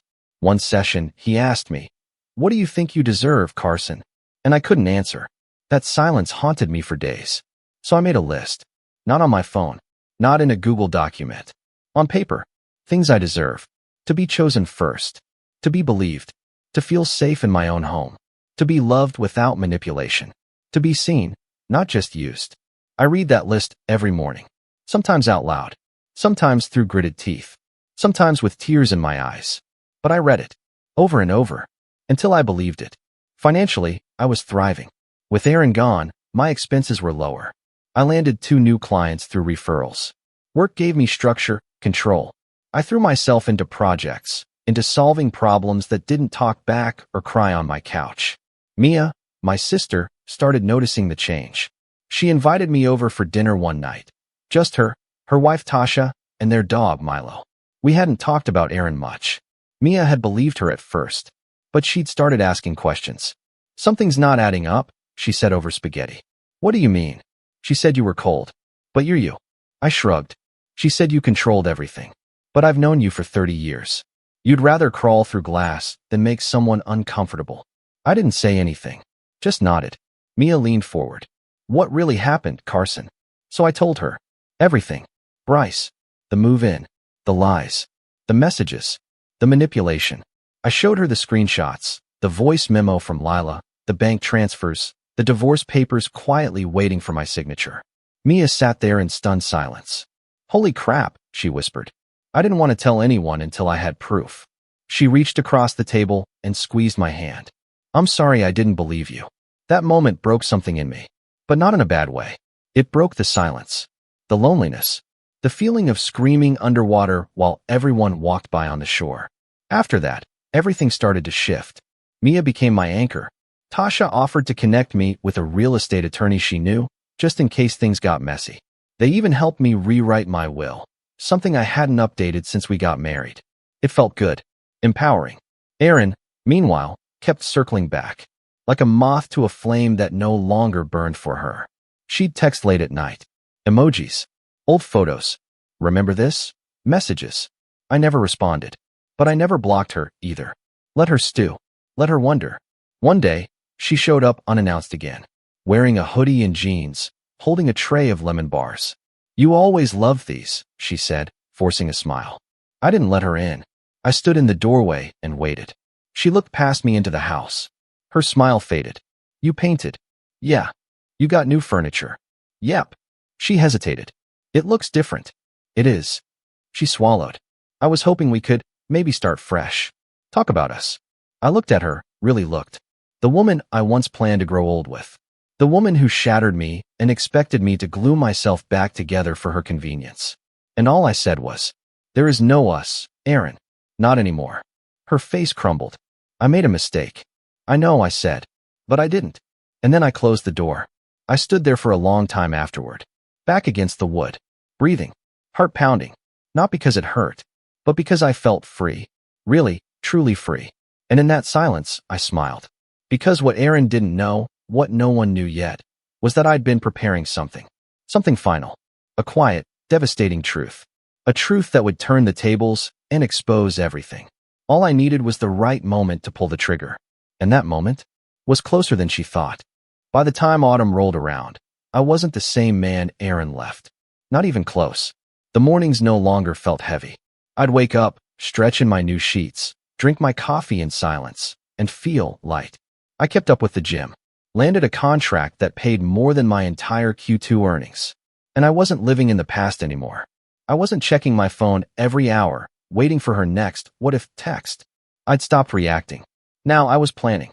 Because while Aaron was still orbiting me like a lost moon begging to be pulled back into my gravity, I'd already built a world where she no longer existed. But I wasn't going to just let her drift off peacefully. No, she needed to understand what she did. Not through screaming, not through social media rants, but through cold, calculated consequences. And I had the perfect opportunity coming up. My cousin Rachel was getting married. A big, outdoor, Pinterest board type wedding out near Asheville. The kind of event where every extended relative crawled out of the woodwork. We weren't especially close, but she invited me early on, back when Erin was still finding herself with Bryce. I'd RSVP'd yes, not really planning to go at the time, but now? Now it was the perfect stage. Because Erin was going too. I found out from Mia, who said Rachel had invited her directly, and Erin apparently texted her the next day gushing about how excited she was to see everyone again. Of course she was. She thought she was still welcome. She thought I'd keep playing nice. But I had plans. And if I was going to make a statement, one she couldn't twist, one no one in my family could misunderstand, it had to happen then. Still, I wasn't about to make a scene. That's not me. What I am good at is control, precision, execution. So I started laying the foundation. First step, let her keep thinking I was on the fence. I responded to one of her texts for the first time in weeks. Just a simple, hope you're doing okay. The floodgates opened. She texted back in seconds. Carson, thank you. That means so much. I've been thinking about you constantly. Maybe after the wedding we can talk properly. I let the message sit unread for 2 days. Then replied. Maybe. That, maybe, lit a fire under her. I could tell. Suddenly, she started reaching out more. Voice notes. Apologies. Screenshots of poems she said reminded her of us. One even said, I saw a couple today, and I couldn't stop thinking about how we used to be. I miss being your person. It was all so performative. So hollow. But useful. Because while she was busy imagining our reunion under twinkle lights and acoustic covers of Ed Sheeran songs, I was preparing the final blow. Step 2. I reached out to Lila again, Bryce's ex. We'd stayed in touch, exchanging the occasional check-in. She was sharp, kind, and still pretty angry about how Bryce had discarded her. When I told her what I was planning, she didn't hesitate. I'll help, she said. Just tell me what you need. I did. She sent me everything. Photos of Bryce with other women, even during his time with Erin. Screenshots of texts where he bragged about how gullible Erin was. Even a few messages where he talked about moving on soon, since the novelty's wearing off. It was damning. Ugly. raw. But it wasn't just the Bryce angle I wanted to expose. It was everything. Because Erin didn't just hurt me. She tried to reframe the narrative. Tried to play the victim. The wounded bird who needed healing. She'd poisoned my family against me. Let them believe I was distant, unloving, responsible for her leaving. And while some of them had started seeing the truth, thanks to Mia, others still looked at me with quiet judgment, as if I was the reason things had fallen apart. So, I decided to give them a show. And I wasn't going alone to that wedding. I'd met someone. Her name was Elena. We'd crossed paths at the gym, believe it or not. She worked in marketing, had this laugh that made you forget your problems, and an honesty I wasn't used to. We weren't serious, just dinners, workouts, occasional late-night drives. But we clicked, and she knew everything. I told her about Erin, the cheating, the divorce papers waiting in my desk drawer. I didn't hide any of it. I didn't want secrets this time. When I explained what I was planning for the wedding, Elena tilted her head and smirked. So let me get this straight, she said, sipping her smoothie. You want me to be your revenge date? Not revenge, I said carefully. Clarity. She grinned. Then I'll wear red. Step 3. I gathered evidence. Not just Bryce's texts and photos, but Erin's lies. See, after she left, I started digging. I went back through her old emails. Found dozens of little deceptions. Messages where she flirted with Bryce before she ever mentioned needing space. Old drafts of emails she never sent, journaling her doubts about me. Some dated 6 months before she left. She hadn't drifted. She'd planned her escape, and she wanted sympathy on the way out. I printed everything. Highlighted timestamps. Made it clean. Organized. Not to show everyone, but just in case. I also had Mia and Tasha on standby. They'd agreed to keep a close eye on the vibe at the wedding, especially if Erin tried to corner me. Don't worry, Mia said. We'll block like a defensive line. And then came the final piece. The divorce papers. I'd been holding off, waiting for the right moment. Waiting to see if Erin would show any shred of honesty or ownership. She hadn't. So I had them updated. Fast-tracked. Filed for delivery. They'd arrive at her door the day after the wedding. Perfect timing. And just like that, the setup was complete. The night before the wedding, I slept better than I had in months. No anxiety. No what-ifs. Just quiet determination. Elena picked me up the next morning in a navy dress with gold heels and a red clutch. When I opened the door, her eyes widened. Well, she said. You clean up nice. Likewise. We drove with the windows down. Music low. The kind of energy that makes you feel like the main character in a movie right before the climax. The venue was gorgeous. Wooden archways, fairy lights strung between trees, tables with rustic name tags, and artisanal everything. People were milling about, hugging, laughing, posing for pictures. Then I saw her. Erin. She was standing near the drink table in a pale green dress, holding a mimosa, laughing at something Rachel's brother said. Her hair was curled, her makeup perfect. She looked calculated. And then she saw me. Her face changed instantly. A mix of shock, curiosity, and something else, fear? She wasn't expecting me to look good, confident, free. She definitely wasn't expecting Elena. I watched her eyes scan the woman on my arm. The hand I placed lightly on Elena's back. The way we walked in sync. She took a sip of her drink, then started toward me. But I turned away before she could get close. Guided Elena to a group of cousins I hadn't seen in years. Hugged them. Caught up. Laughed. And I could feel Erin watching me. Later, she tried again. This time, with a smile. Carson, she said softly, approaching like she thought we were still co-stars in some broken rom-com. I looked at her, expression calm. Erin. She glanced at Elena, clearly fishing for an introduction. Elena stuck out her hand with a smile that could slice through glass. Hi, I'm Elena. Erin took it, hesitated. Erin. There was an awkward silence. Then Erin turned to me. You look good. Thanks. Another pause. She lowered her voice. Can we talk? Alone. I smiled politely. Maybe later. And just like that, I walked away. Because she didn't get to pull me aside like she still had access. She didn't get to own the narrative anymore. I mingled. Danced. Ate overpriced mini quiches and drank sparkling cider. Took pictures with Elena beneath the lantern-lit trees. And every time I caught Erin looking over, she wasn't smiling anymore. She was unraveling. But I wasn't done. As the reception wound down, I passed Mia the envelope. Inside, a printed copy of the voice memo from Bryce, dated photos of him with another woman just 3 weeks after Erin moved in, and a note. For when she tells you I ruined everything. Mia nodded and slipped it into her purse. And the next morning, Erin's doorbell would ring. A manila envelope. Signed, sealed, and delivered. Inside, the full divorce filing. No warning. No conversation. Just a signature line and a clean break. But I didn't need to be there for that moment. Because my part was done. Or so I thought. What I didn't realize, what none of us realized, was that Erin wasn't going to go quietly. Not this time. The morning after the wedding, I woke up to sunlight streaming through the window and Elena softly humming as she made coffee in the kitchen.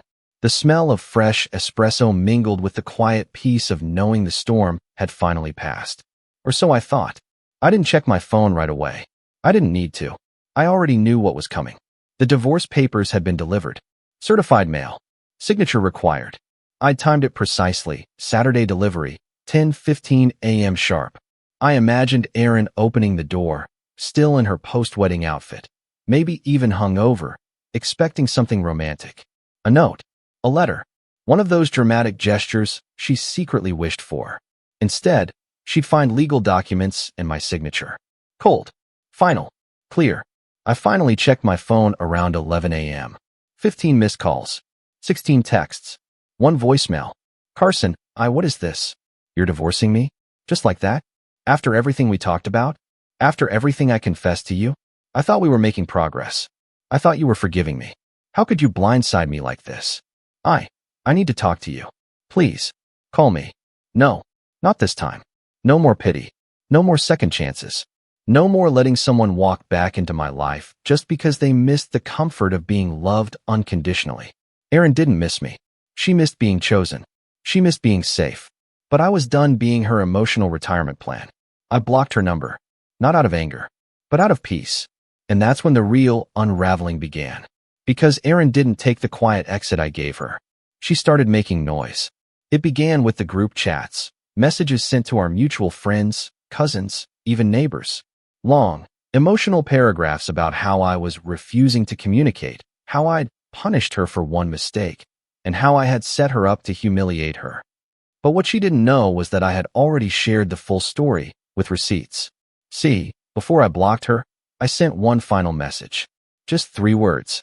Ask your sister. Because Erin's older sister, Paige, was one of the only people who saw through her. Paige never liked Bryce. She'd told me, once, that Erin had a pattern of jumping ship when things got too normal. That she thrived on drama, on chaos, on chasing attention. Paige had reached out to me weeks earlier, apologizing for how the family had treated me. I knew something was off, she said. She started rewriting history before she even left. So I sent her everything.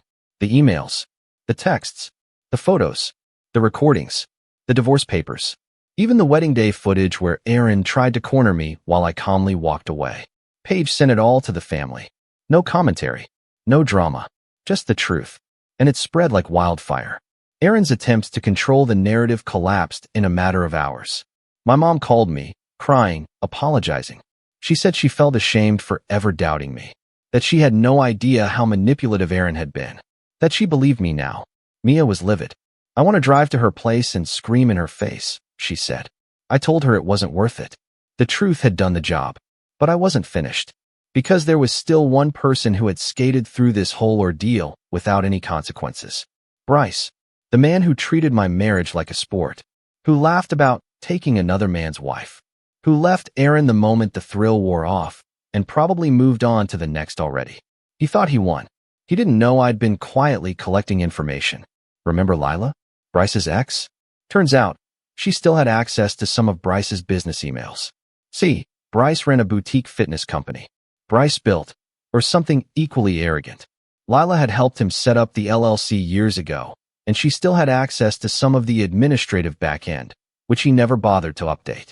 Inside those emails, gold. Turns out, Bryce had been using personal client data for shady promotions, selling emails to third parties, offering VIP training packages with fake discounts. He was skirting just enough legal lines that, if you weren't looking closely, you wouldn't notice. But I was looking closely. With Lila's help, we compiled a full dossier. Dates, screenshots, bank trails, testimonies from old clients. It wasn't enough for jail, but it was enough to ruin his brand. I sent it anonymously to every gym owner in a 30-mile radius. Then I posted a detailed review on every platform I could find: Yelp, Google, Reddit, even LinkedIn. And the final touch? I tipped off a local fitness YouTuber who ran a series on shady gym practices. He covered it in a video titled, "The Fitness Fraud Next Door: How Bryce Built Lies." Within 2 weeks, Bryce's client numbers plummeted. He shut down his social media accounts. And, according to Lila, he tried to launch a rebrand, only to be laughed out of 2 different gyms when they recognized his name. Poetic, really. But the real revenge wasn't in the public takedowns. It was in the silence that followed. No more noise from Aaron. No more ego from Bryce. Just a slow, suffocating stillness as they watched their stories unravel and their reputations quietly decay. I didn't need to scream. I didn't need to gloat.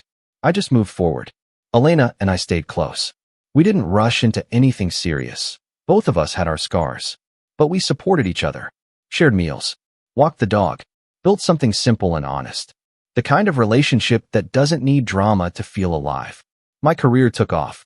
I landed a long-term retainer with a client in Chicago, traveled more, spoke at a tech conference, bought a motorcycle, something Aaron had always said was too reckless. Funny how all the things she once dismissed were the very things that made me feel alive again. And then, one day, months later, I got a letter in the mail. From Aaron. No return address. Just my name. Inside was a handwritten note. 2 pages. She apologized again. Said she was in therapy. That she realized she'd spent her whole life trying to be adored instead of being honest. That she understood if I never wanted to speak to her again. She ended it with, "You were never the villain." I was just too selfish to admit I'd become one. I folded the letter and put it in a drawer. Not out of sentiment, but because it was over. All of it. The heartbreak, the shame, the questions. I had found peace, not through revenge, but through clarity. And as I sat on my porch that evening, sipping a beer, watching the sun set over the quiet street, I realized something. She wanted closure, but I'd already built a new beginning. And this time, I was no one's second choice.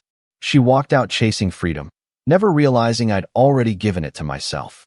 Hey everyone, I never thought I'd find myself in a situation like this. But here I am. I'm Sarah, 27 years old, and for the last few years, I've been the one holding my family together. It's a long story, but I'll try to keep it short and make it clear. This has been a long time coming, and I can't hold it in any longer. When I was 22, my dad lost his job. The factory he worked at shut down, and with that came a whole avalanche of problems. My mom, who had always worked part-time jobs, was diagnosed with a condition that made it impossible for her to keep working. As the oldest, I took it upon myself to help out financially. At first, it was just small things, helping with rent, covering some medical bills, things like that. But over time, the burden grew heavier, and I ended up picking up 3 jobs just to keep us afloat. My dad couldn't get another job, and my mom's health issues meant she couldn't contribute either. I did all of this without complaining, at least not to their faces. I was the responsible one. I figured it was my job to make sure my family didn't fall apart. I sacrificed sleep, my social life, even my health at times to keep the wheels turning. It was hard, but it felt like the right thing to do. But then there's my brother, Kevin. Kevin is 24 now, and for as long as I can remember, he's always been the baby of the family. I don't say that in a cute, endearing way. No, he's the kind of guy who expects everyone to do things for him, without lifting a finger to help out in return. He dropped out of college a few years ago, claiming it wasn't for him. But instead of doing anything productive with his time, he just kind of existed. He never got a job, didn't help around the house, and he never seemed to care that I was working myself into the ground just to pay the bills. I would come home from a 12-hour shift, only to find him lounging around the living room playing video games or out with his friends. The nerve he had to act like nothing was wrong. When I asked him why he wasn't looking for a job, his answers were always the same. "I'm taking a break," or "the economy's tough right now." And, of course, my parents didn't see an issue. They didn't push him to do anything because they were busy with their own problems, and honestly, it was easier for them to let me handle things. It was always, "Sarah will take care of it." But this time, Kevin went too far. A few months ago, I was already stretched thin. I had picked up a 4th job to keep us from drowning in debt, and honestly, I was barely keeping my head above water. Then, One day, I got home after an exhausting 16-hour workday and saw Kevin sitting at the kitchen table with a smug look on his face. I could tell something was off, so I asked him what was going on. He didn't answer right away. He just kept looking at his phone, scrolling through some pages. Finally, he put the phone down and said, "I need you to help me out. I bought a new car, and I need you to pay for it." I froze. A new car? What was he talking about? "Kevin, are you out of your mind?" I asked, not even bothering to hide my frustration. "You don't even have a job. How could you buy a car? And why on earth would you think I'd pay for it?" He just shrugged, like it wasn't a big deal. "I took out a loan for it. It's a good deal. I've been needing a car for a while, and I'm not going to keep waiting around for someone to do everything for me." I was beyond speechless. "You took out a loan? Kevin, that's insane. You don't have a job, and you're asking me to pay for your loan? You need to be responsible. I've been working myself to the bone, and you're just blowing money on things you don't need." Kevin's expression shifted, turning defensive. "I'm not asking you for a handout. You're my sister. I know you have the money, so just pay it off. I'll pay you back. I swear." "You think I have money to spare?" I snapped. "I've been covering for this family, doing everything I can, and you just sit around doing nothing. You don't have a job, and now you want me to pay for your car loan? No, Kevin. This is too far." But of course, Kevin didn't take no for an answer. He started arguing with me, calling me selfish and accusing me of being bitter because I was too busy to care about his life choices. He told me that he was trying to be independent by buying the car and that if I cared about him at all, I'd help him out. I stood my ground, but it was like talking to a brick wall. His sense of entitlement was absolutely maddening. "Sarah, you always act like you're the one who has it hardest in the family," Kevin said, glaring at me. "I get it. You work hard. But I'm trying to better myself. You can't just keep holding me back." I couldn't believe what I was hearing. How had it come to this? I had sacrificed so much for my family, put my own dreams on hold, and this was how he treated me? Expecting me to fix his messes like I was his personal ATM? I left the kitchen that night, my head spinning. I didn't want to deal with this anymore. I was done. The next day, I had to go to work again, but before I left, I told my parents about Kevin's loan. I figured they'd see how outrageous it was and maybe help me convince him to be more responsible. But to my surprise, they sided with him. "Sarah, you should help him out," my mom said, sounding tired. "He's trying. He wants to be independent, and you know how tough things are for him right now." My dad added, "You can't just turn your back on family. You have the money, so why not just help him?" I couldn't believe what I was hearing. These were my parents, the same ones who had relied on me for years, the ones I had been helping out without hesitation. And now they were asking me to enable Kevin's irresponsible behavior? I was furious. I left the house that morning with my mind made up. I was done. No more. I wasn't going to keep letting Kevin drain me, financially and emotionally. I wasn't going to keep paying for their mistakes. So, I stopped. I didn't give them a penny. I stopped paying the rent, the bills, and I even stopped helping with groceries. It felt cold and harsh, but honestly, I didn't care. I had been taken advantage of for too long. This morning, I woke up to 30 missed calls. I stared at the screen, staring at the string of missed calls from my parents and Kevin.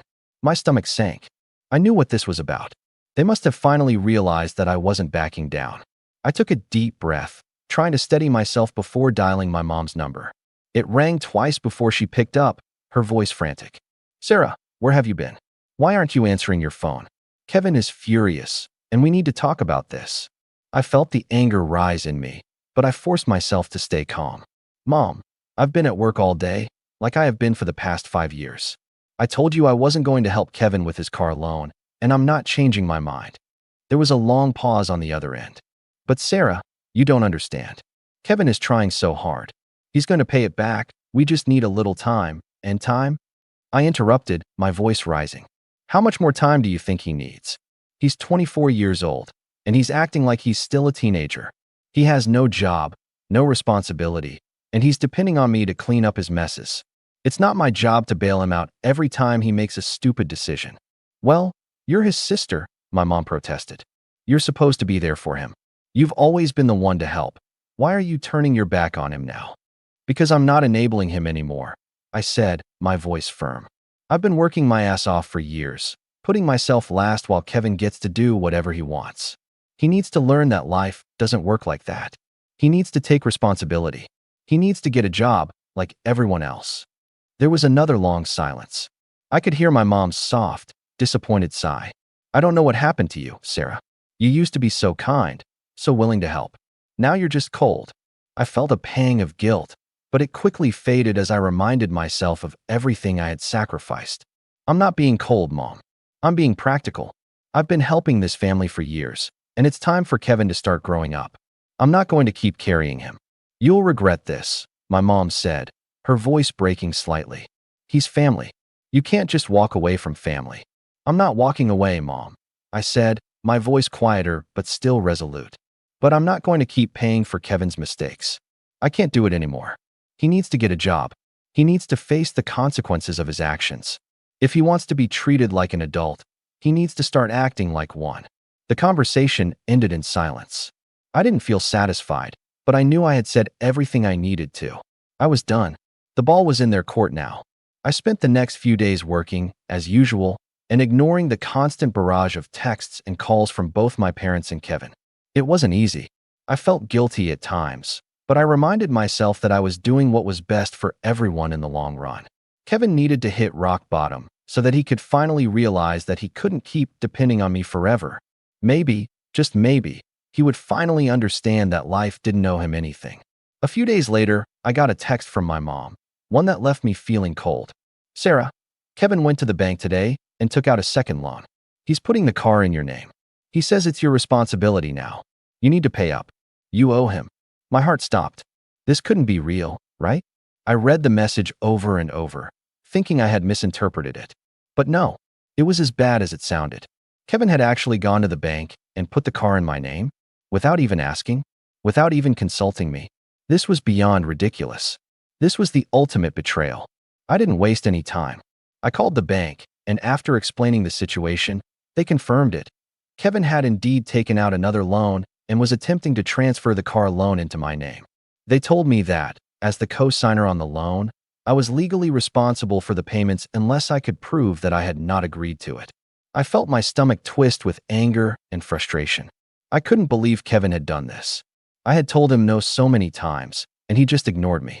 It wasn't just irresponsible, it was manipulative. He knew that I had always been the one to step up and help, and now he was trying to trap me into paying for his bad choices. I texted back, furious. You think I'm going to pay for this? Kevin, you've gone too far. I am not covering your loan. This is not my responsibility. If you want that car, you're going to have to figure it out on your own. His response came almost immediately.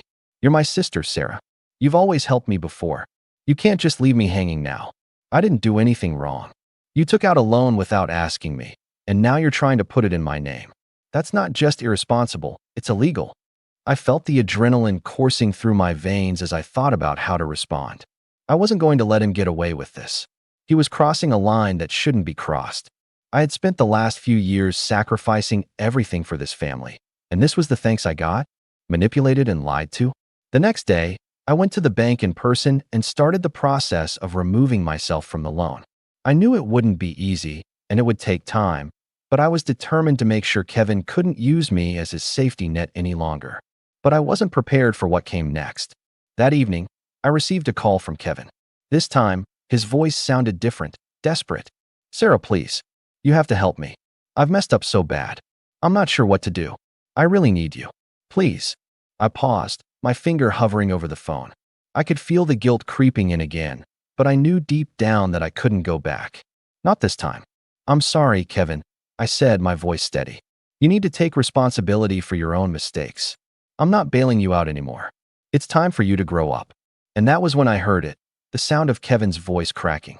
It was the first time I had ever heard him sound so vulnerable, so human. For a brief second, I almost faltered, but I stayed firm. I'm done, I said. You need to get a job. You need to figure this out on your own. I hung up the phone and felt an overwhelming mix of emotions. It wasn't easy. It was heartbreaking, but I knew it was the right thing to do. That night, as I lay in bed, I stared at my phone, waiting for another message or call. I wasn't ready for what would come next. The missed calls. The texts. My phone had been buzzing all night, and I couldn't ignore the sinking feeling in my stomach. I had expected some sort of reaction from my parents and Kevin, but this was something different. I got out of bed, trying to shake off the anxiety crawling up my spine. I opened the blinds and squinted into the morning light. Everything seemed peaceful. Too peaceful. It was too early for drama, but I knew it was coming. The doorbell rang, its sharp tone echoing through the quiet house. My heart skipped a beat, and I rushed over to the front window. I saw the figures outside, Kevin, of course, but my parents were with him, standing together in the driveway, looking up at the house with angry, expectant eyes. I knew exactly what this was about. I took a deep breath and made my way to the door, my mind racing.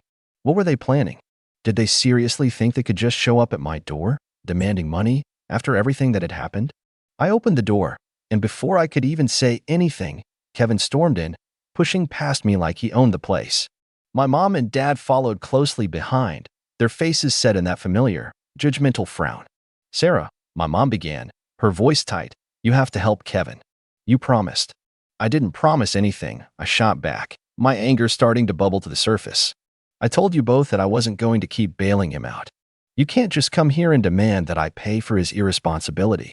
Kevin's face reddened, and he crossed his arms. "You think you can just walk away from family like this? You owe me.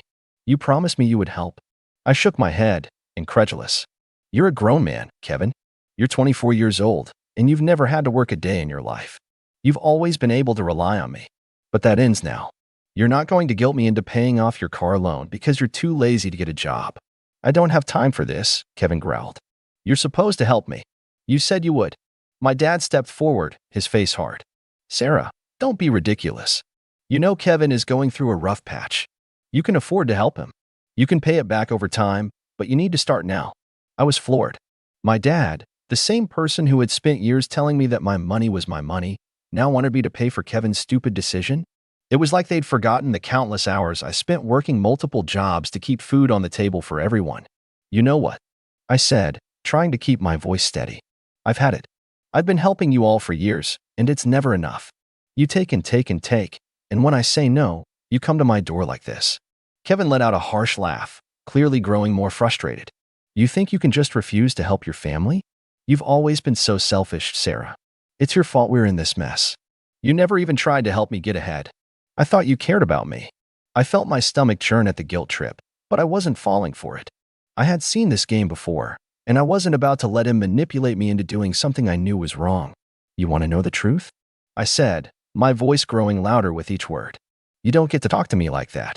I've spent years helping everyone out while you sat on your ass doing nothing. You've never cared about what it takes to build something for yourself. You've never once considered what it takes for me to actually work hard to keep us afloat. You don't appreciate anything I've done. You've never taken responsibility for your actions." Kevin's face twisted with rage. "I don't have to listen to this. You're just jealous because you're stuck in your dead-end job while I'm out here trying to enjoy life." I couldn't believe what I was hearing. He had the audacity to say that to me after everything I'd sacrificed? After all the hours I'd worked? All the times I had pulled him out of trouble? "I'm done," I said, finally finding my voice. "I'm not paying for the car. I'm not helping you anymore. And you know what? You're not welcome here. I need you to leave. Now." The shock on their faces was palpable. For a moment, no one said anything. My mom's mouth opened and closed, like she was trying to find the words, but nothing came out. Kevin just stood there, seething, fists clenched at his sides. Finally, my dad spoke, his voice low and harsh. "You're making a big mistake, Sarah. You don't know what you're doing. You think you can just turn your back on your family like this, but I promise you, it's not going to end well. You'll regret this." I shook my head, my hands shaking with the pent-up frustration of years of dealing with this nonsense. "I'm not the one making a mistake. You're enabling him. You're teaching him that he can get away with this behavior, and I won't be a part of it anymore." Without waiting for a response, I slammed the door in their faces. I stood there for a few seconds, my heart pounding, trying to process everything that had just happened. The confrontation with my parents and Kevin felt like it had been building for years, and now that it was over, I wasn't sure whether I should feel relieved or just exhausted. I took a few deep breaths to calm myself down. The silence in the house was almost deafening. I could still hear the muffled sounds of Kevin and my parents arguing outside, but I didn't care anymore. I was done. I was done letting them guilt-trip me into paying for things I didn't want to pay for. Done enabling Kevin's laziness. Done putting myself last for the sake of their constant demands. I went back inside, locked the door, and collapsed onto the couch. The weight of it all started to hit me in waves. For years, I had been the one to carry the financial burden of the family. My parents had never really acknowledged it, and Kevin had always found new ways to make me feel like I was in the wrong for not doing enough. But no more. I could feel a mixture of relief and guilt gnawing at me. On the one hand, I knew this was the right decision. It had to be. I had been suffocating under the pressure of their expectations for so long, always bending over backward to help them out, always putting my own life and well-being on hold. I couldn't keep doing that. I wasn't a bank, and I certainly wasn't a free ride for anyone. But on the other hand, the guilt was there. My parents had been counting on me, and Kevin, well, he was my brother.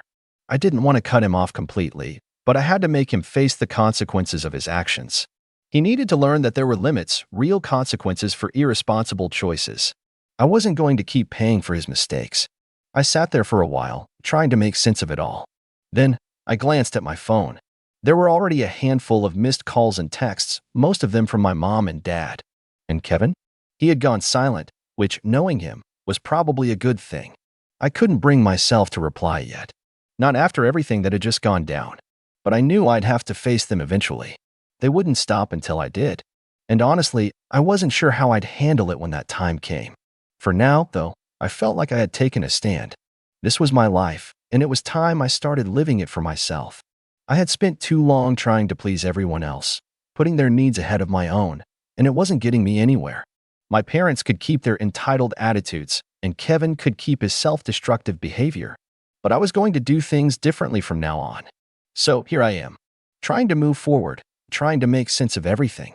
But I still wonder, did I do the right thing? Should I have helped them out just one last time? Or was this the only way for me to finally break free from their constant demands? I'm curious to hear what others think. Have any of you been in a similar situation? How did you handle it? Did you ever have to make a tough decision about cutting ties with family or standing your ground when they push too far? Let me know your thoughts. I could use some advice. My name's Owen. I'm 34 now, but for a long time, I held on to this blurry image of childhood, one where everything felt a bit bigger, a bit warmer. Back then, there was one person I admired almost as much as my dad, maybe even more in some ways. My Uncle Ross. My dad's younger brother by 7 years. Ross had this confidence about him that made him feel like the star of whatever room he walked into. To a 9-year-old, he was larger than life. He wore leather jackets in summer, revved up a loud motorcycle just because, and handed me my first real watch on my 10th birthday. Not a plastic toy, but a silver Seiko, one of his own. "Champ," he said with a wink. "If you're going to keep time, keep it in style." I wore that watch every day for years, even after the strap broke and my mom tried to toss it. I kept it in my drawer, tucked beneath my socks, as if holding onto that one piece of him made the good memories real. He called me champ every time he saw me. Every holiday, every birthday. We'd play cards at the table while everyone else talked politics or work. He taught me to bluff with a straight face and told me stories about the art of negotiation, like it was a secret passed down through generations. But something shifted when I got older. It started small, missed birthdays, ignored texts. My dad would make excuses for him. "He's busy," you know how Ross is. But busy turned into absent, then distant, then downright cold. By the time I graduated college, I hadn't heard from him in 2 years. No call, no card. I still remember how excited I was when I sent out the wedding invitations. I mailed his by hand. I even wrote a personal note inside. Wouldn't feel right getting married without my Uncle Ross there. Hope you can make it. Love, champ. I waited. I told my then fiancée to reserve a seat for him just in case. Day of the wedding, I checked my phone more times than I'd like to admit. Nothing. The ceremony ended. The reception was half over. And then, finally, a text. One line. "Busy with real family. Congrats though." No name. No explanation. Just a sharp, cold message that took the air out of my lungs. For years, I convinced myself it didn't matter. People grow apart. Family drifts. I told myself he must have had a falling out with my dad, or maybe he was going through something. I tried to be the bigger person and let it go.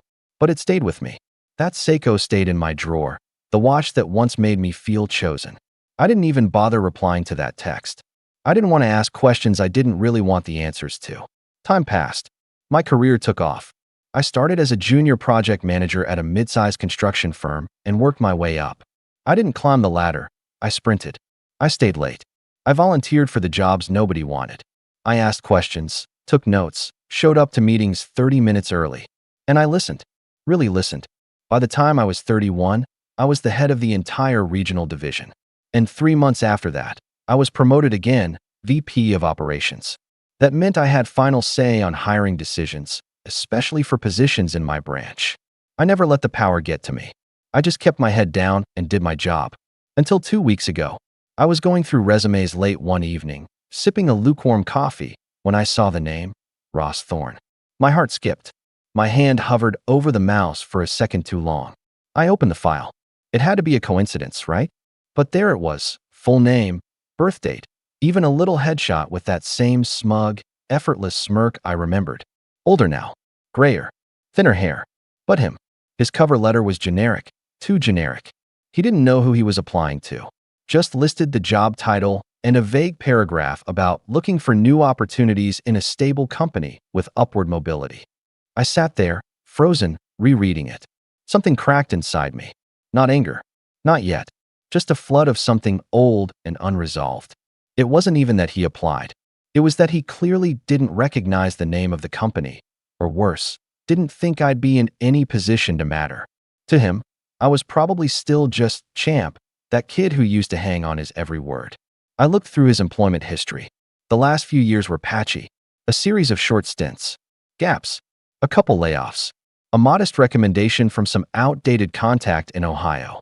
Not terrible, but not impressive. He was applying for a logistics coordinator role, mid-level, modest pay. Just enough to keep a roof over your head. I stared at the screen, letting the weight of the moment settle. For 10 years, I'd lived with the quiet ache of being cast aside. The silent bitterness of realizing I wasn't real family. I'd buried it beneath promotions and deadlines, beneath holidays with people who did show up. And now, like some cosmic joke, here he was, unknowingly knocking on my door. I could have sent his file to HR, could have let the system work it out, but I didn't. I moved his application into the priority folder, flagged it myself, and sent a note to my assistant. Schedule this interview. I'll take it personally. Thursday at 2 p.m. All week, I rehearsed what I might say. Should I let him talk first? See if he even recognized me? Should I act like a stranger, cold and professional, and make him earn every word? Or should I lay it all out the second he walks in? I felt like I was preparing for a performance I'd been writing for years. But underneath it all, part of me still hoped for something sincere. Maybe he'd apologize. Maybe he'd say he regretted missing the wedding. Maybe he'd call me Champ again. Thursday came fast. I wore my sharpest suit, not out of vanity, but because I wanted to feel solid. Untouchable. I asked my assistant to make sure the blinds were drawn and the room was quiet. At 1:58, I heard the knock. One short, one soft. I cleared my throat and said, "Come in."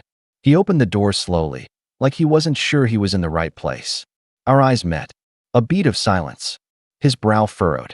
And then he squinted, confused, searching. Owen. I didn't move. I didn't smile. I just nodded once and said, "Please, have a seat." He looked like he'd seen a ghost.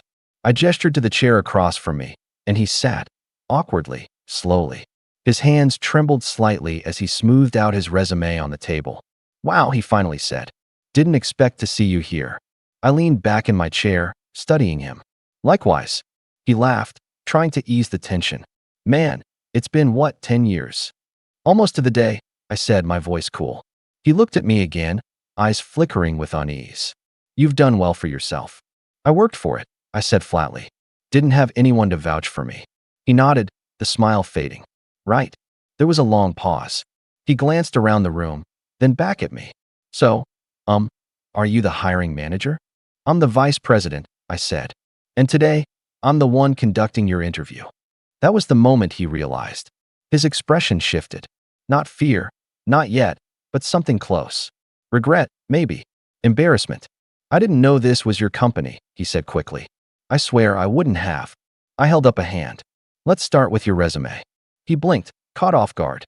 "We'll go through it," I said, calm and measured, just like we would with any other candidate. He hesitated, then nodded slowly. "Okay." I picked up his file and flipped to the first page.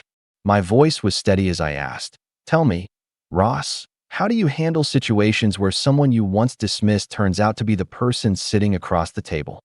He opened his mouth, but before he could say a word, I leaned forward, folded my hands, and waited. The silence stretched.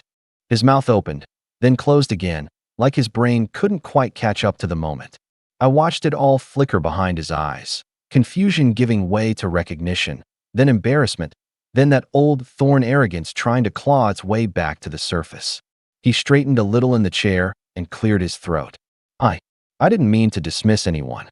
If I said something, you did, I interrupted.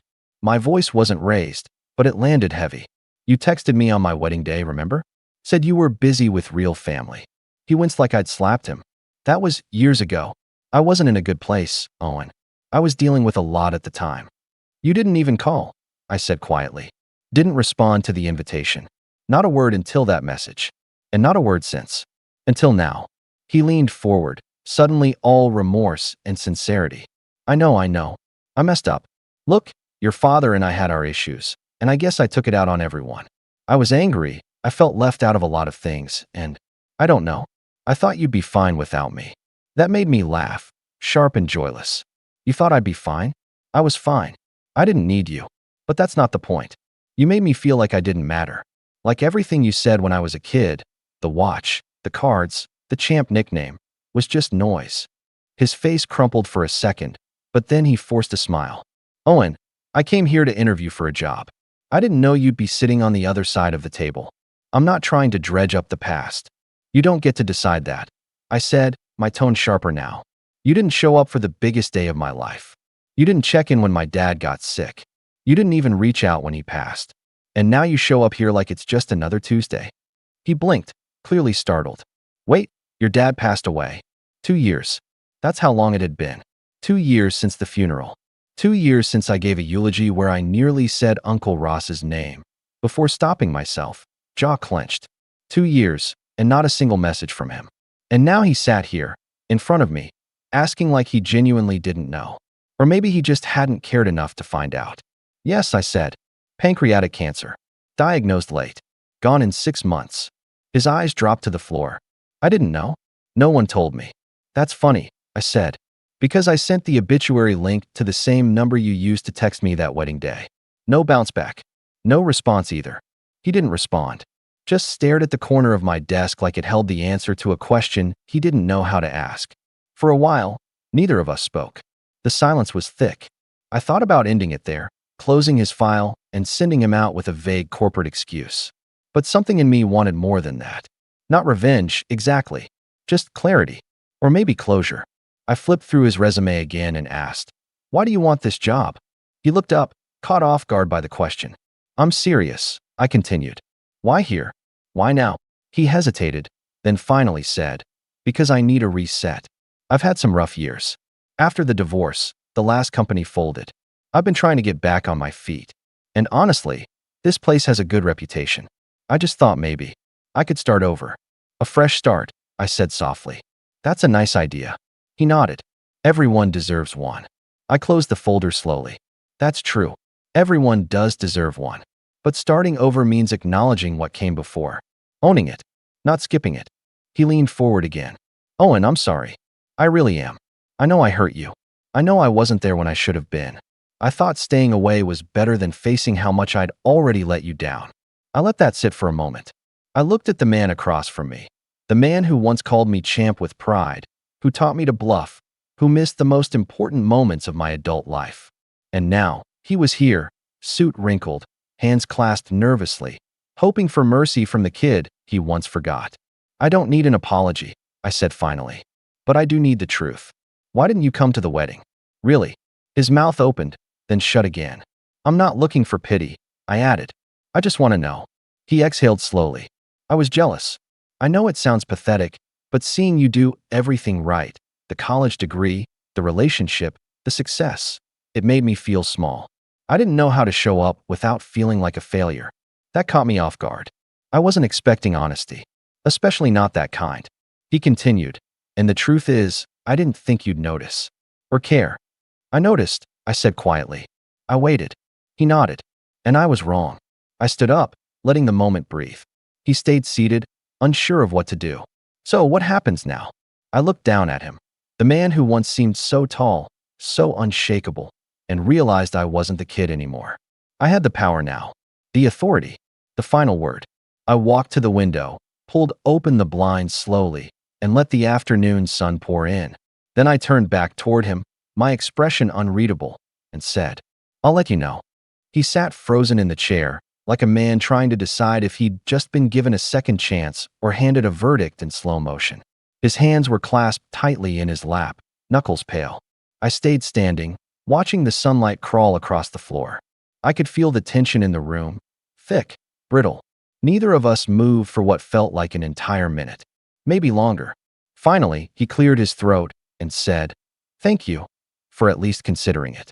I didn't expect, well, honestly, I didn't expect any of this. I didn't answer right away. I walked slowly back to my chair and sat down again, folding my hands on the desk in front of me. I studied him for a long moment, trying to figure out what was real and what was performance. Had he really changed? Was there regret in his voice? Or was he just desperate for a job? "You said you were jealous," I said eventually. "That seeing me doing well made you feel small. But that doesn't explain everything. That doesn't explain cutting off contact. That doesn't explain 10 years of silence. Or why you couldn't even pick up the phone when my father, your brother, was dying." His mouth twitched slightly. I was ashamed. I thought I'd burned the bridge, and by the time I wanted to reach out, it felt too late. "So I convinced myself that you were probably better off without me. No drama. No expectations." I leaned back in my chair, not breaking eye contact. "You made that choice for me." "I know," he said, "and it was the wrong one." I sat quietly, letting his words linger. There was no dramatic violin swell, no teary-eyed monologue, just the sound of the air conditioning humming in the background and the weight of years between us. I could feel my own chest tightening, like some small part of me still clung to the hurt. The kid inside me wanted to scream, to ask him why he abandoned us, why he left my dad to die alone, why he'd gone from being the man I looked up to a stranger I had to interview like a temp hire. But the adult in me, the man I'd become, was quieter, calculating. I didn't want rage. I wanted resolution, and maybe just a little control. I reached into the drawer and pulled out something I hadn't touched in over a decade, the silver Seiko. Its strap was frayed, the face slightly scratched, but it still ticked. I placed it on the desk between us without a word. His eyes widened. "You remember this?" He swallowed. "Of course I do. I gave it to you when you turned 10. You said I was a champ," I said, "that I should always know what time it is if I want to stay ahead." "I remember." I leaned forward, tapping the glass with my fingertip. Funny thing is, this watch kept ticking. Through everything. Even when the strap broke. Even when you disappeared. Even when I tried to pretend you didn't matter anymore. He stared at it like it was something sacred, or maybe something cursed. "You don't get to ask me for a clean slate," I said quietly. "Not yet, but maybe you can earn it." He looked up at me. "What do you mean?" I pushed the resume back toward him and said, "There's a short-term contract position in the warehouse. Not the role you applied for. Not even close.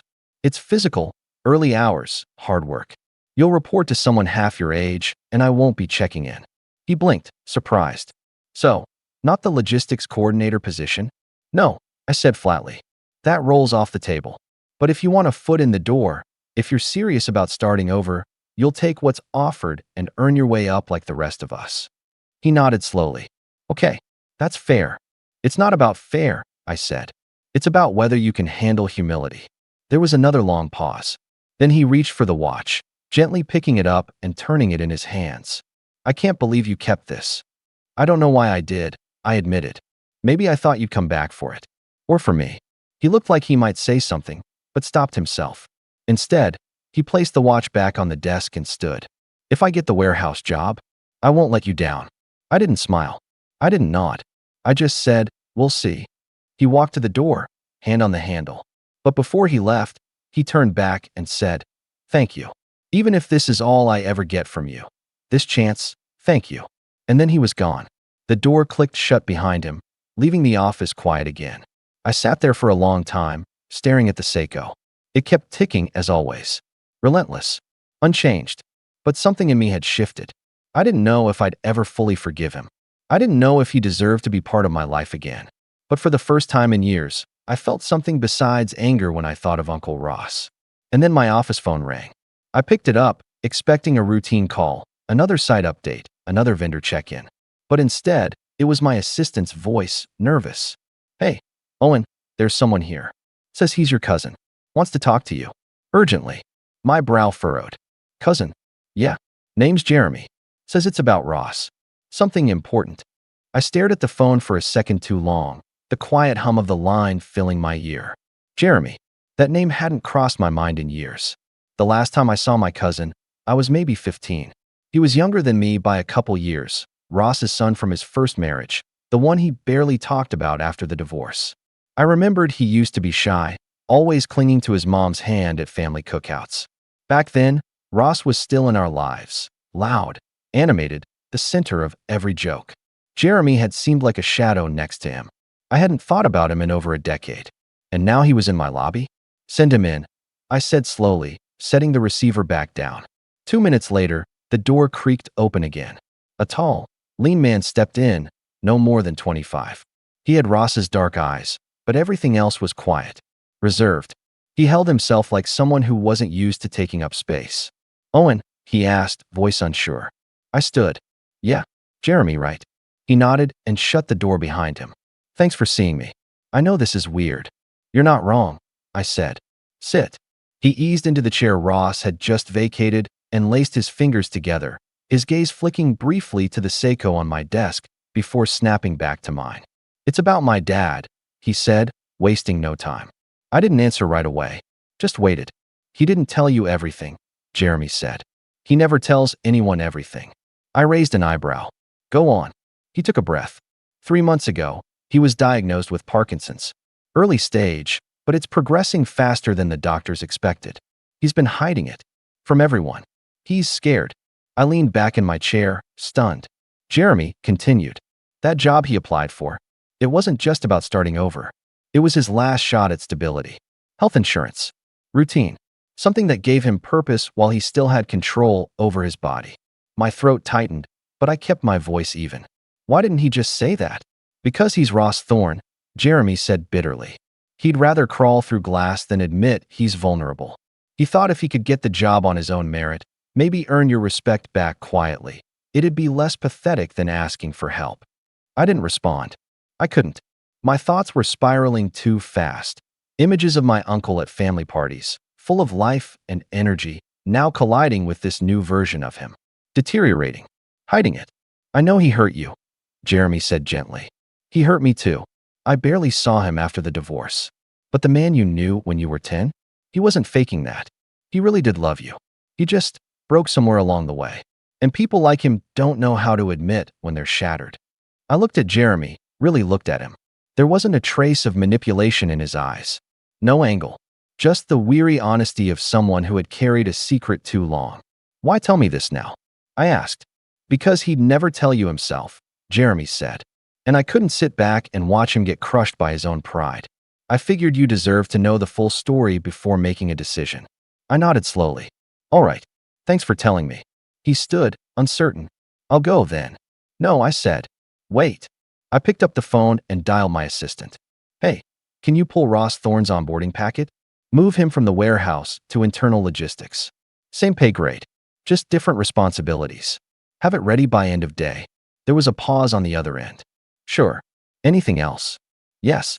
Add him to the company insurance policy immediately. Pre-existing condition clause or not, I'll handle the paperwork. Just get it moving. I hung up and looked back at Jeremy. He blinked. You're giving him the job? I'm giving him a chance, I said. One. But it comes with conditions. Jeremy nodded. He won't blow it. He might, I said bluntly. But I'd rather regret being decent than regret being cold. Jeremy gave a small, grateful smile. Thank you. I handed him the Seiko from the desk. Give this back to him. Tell him it still ticks. Even after everything. He took it carefully, as if it were made of glass. I will. He left without another word. A week later, Ross started the job. I didn't tell him I knew. I didn't mention Jeremy's visit. I just let him walk in with that same awkward stiffness I saw during the interview, wearing a slightly oversized company polo and holding a thermos that looked like it had been around since the 90s. He kept his head down, worked diligently, and didn't speak to me beyond a polite, "Good morning, sir." I watched from a distance. He didn't cut corners. He didn't complain. and he never once used my name to get out of anything. After 2 weeks, I called him into my office. He sat like a soldier at a hearing, spine straight, hands clasped. "You've been doing good work," I said. "Your supervisor says you're organized, dependable, and quiet." He smiled faintly. "Quiet is my specialty these days." I slid a folder across the desk. "I'm moving you to supply chain coordination. More hours, better pay, flexible schedule in case you need time off." He stared at the folder, then looked up. "You know, don't you?" I nodded. "Jeremy told me." He looked away, eyes glassy. "Of course he did. Kids got more integrity than I ever earned." "I didn't promote you because of pity," I said. "I did it because I'm tired of waiting for people to fix the past. I'd rather build something from what's left." He didn't answer, just stared down at his lap. "And Ross?" He looked up. "I'm not your champ anymore," I said. "I'm a man with his own name, his own life, and you're going to respect that if you want to stay in it." He nodded slowly. "I understand." "Good. Then we're done here." He stood, gathered the folder, and walked to the door. Just before he opened it, he turned back. "I still think about that day at the park," he said softly. "When I gave you the watch. You were so excited. Jumped up and down like it was the moon itself." I didn't reply.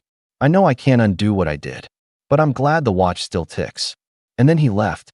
Over the next few months, things changed in small, quiet ways. Ross didn't try to wedge his way into my life. He didn't show up uninvited or act like everything was fine. He showed up to work early, stayed late.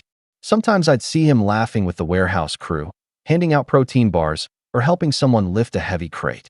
One afternoon, I walked past the break room and saw him showing someone how to shuffle a deck of cards with one hand. The exact trick he'd shown me when I was 10. He never called me champ again. Never even tried. But on my birthday, I found a small, neatly wrapped box on my desk. Inside was a new Seiko. Same model. Same silver face. But this one had a new engraving on the back. "Time doesn't heal everything, but it gives us a chance." RT. I kept both watches in my drawer after that. The old one and the new, side by side. Sometimes, when the office was quiet, I'd take them out and listen to them tick. Not in perfect sync, but close enough. And maybe that was the point. Not perfect, just close enough. I turned 50 on a Tuesday. Name's Sean. I'm a logistics manager for a mid-sized freight company and have been for the past 18 years. Nothing glamorous, nothing worth a Netflix documentary, just honest work, steady pay, and enough discipline to keep trucks on the road and customers off my back. I'm the guy who remembers birthdays, who books the hotel early, who refills the fridge before it's empty. You don't really notice men like me until we're gone. Or maybe, you don't notice us even then.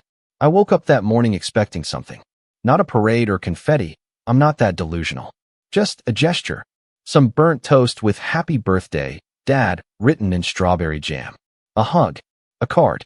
Even a lame, last-minute mug from a gas station would have done. Something to show they remembered I was still here.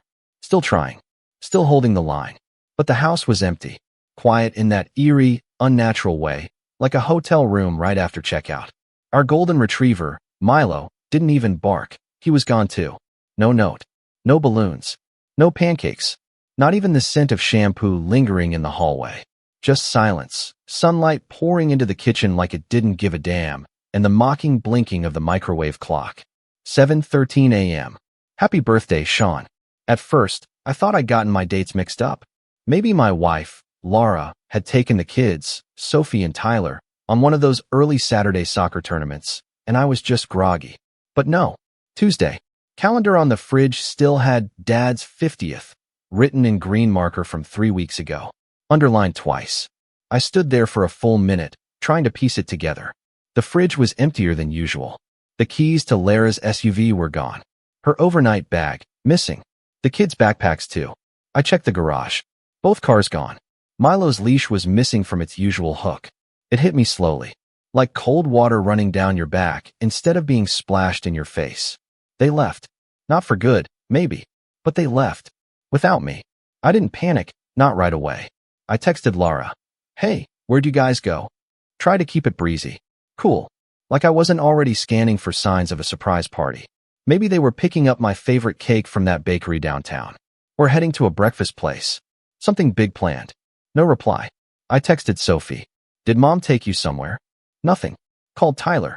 Straight to voicemail. By 10 a.m., I was pacing. By noon, I stopped checking the window every time a car passed. I canceled my lunch reservation. I canceled my dinner one too, the one I made for the four of us at that steakhouse where Laura and I used to go before we had kids. I didn't want to sit there explaining to the waiter that no, my party wasn't just late, they weren't coming.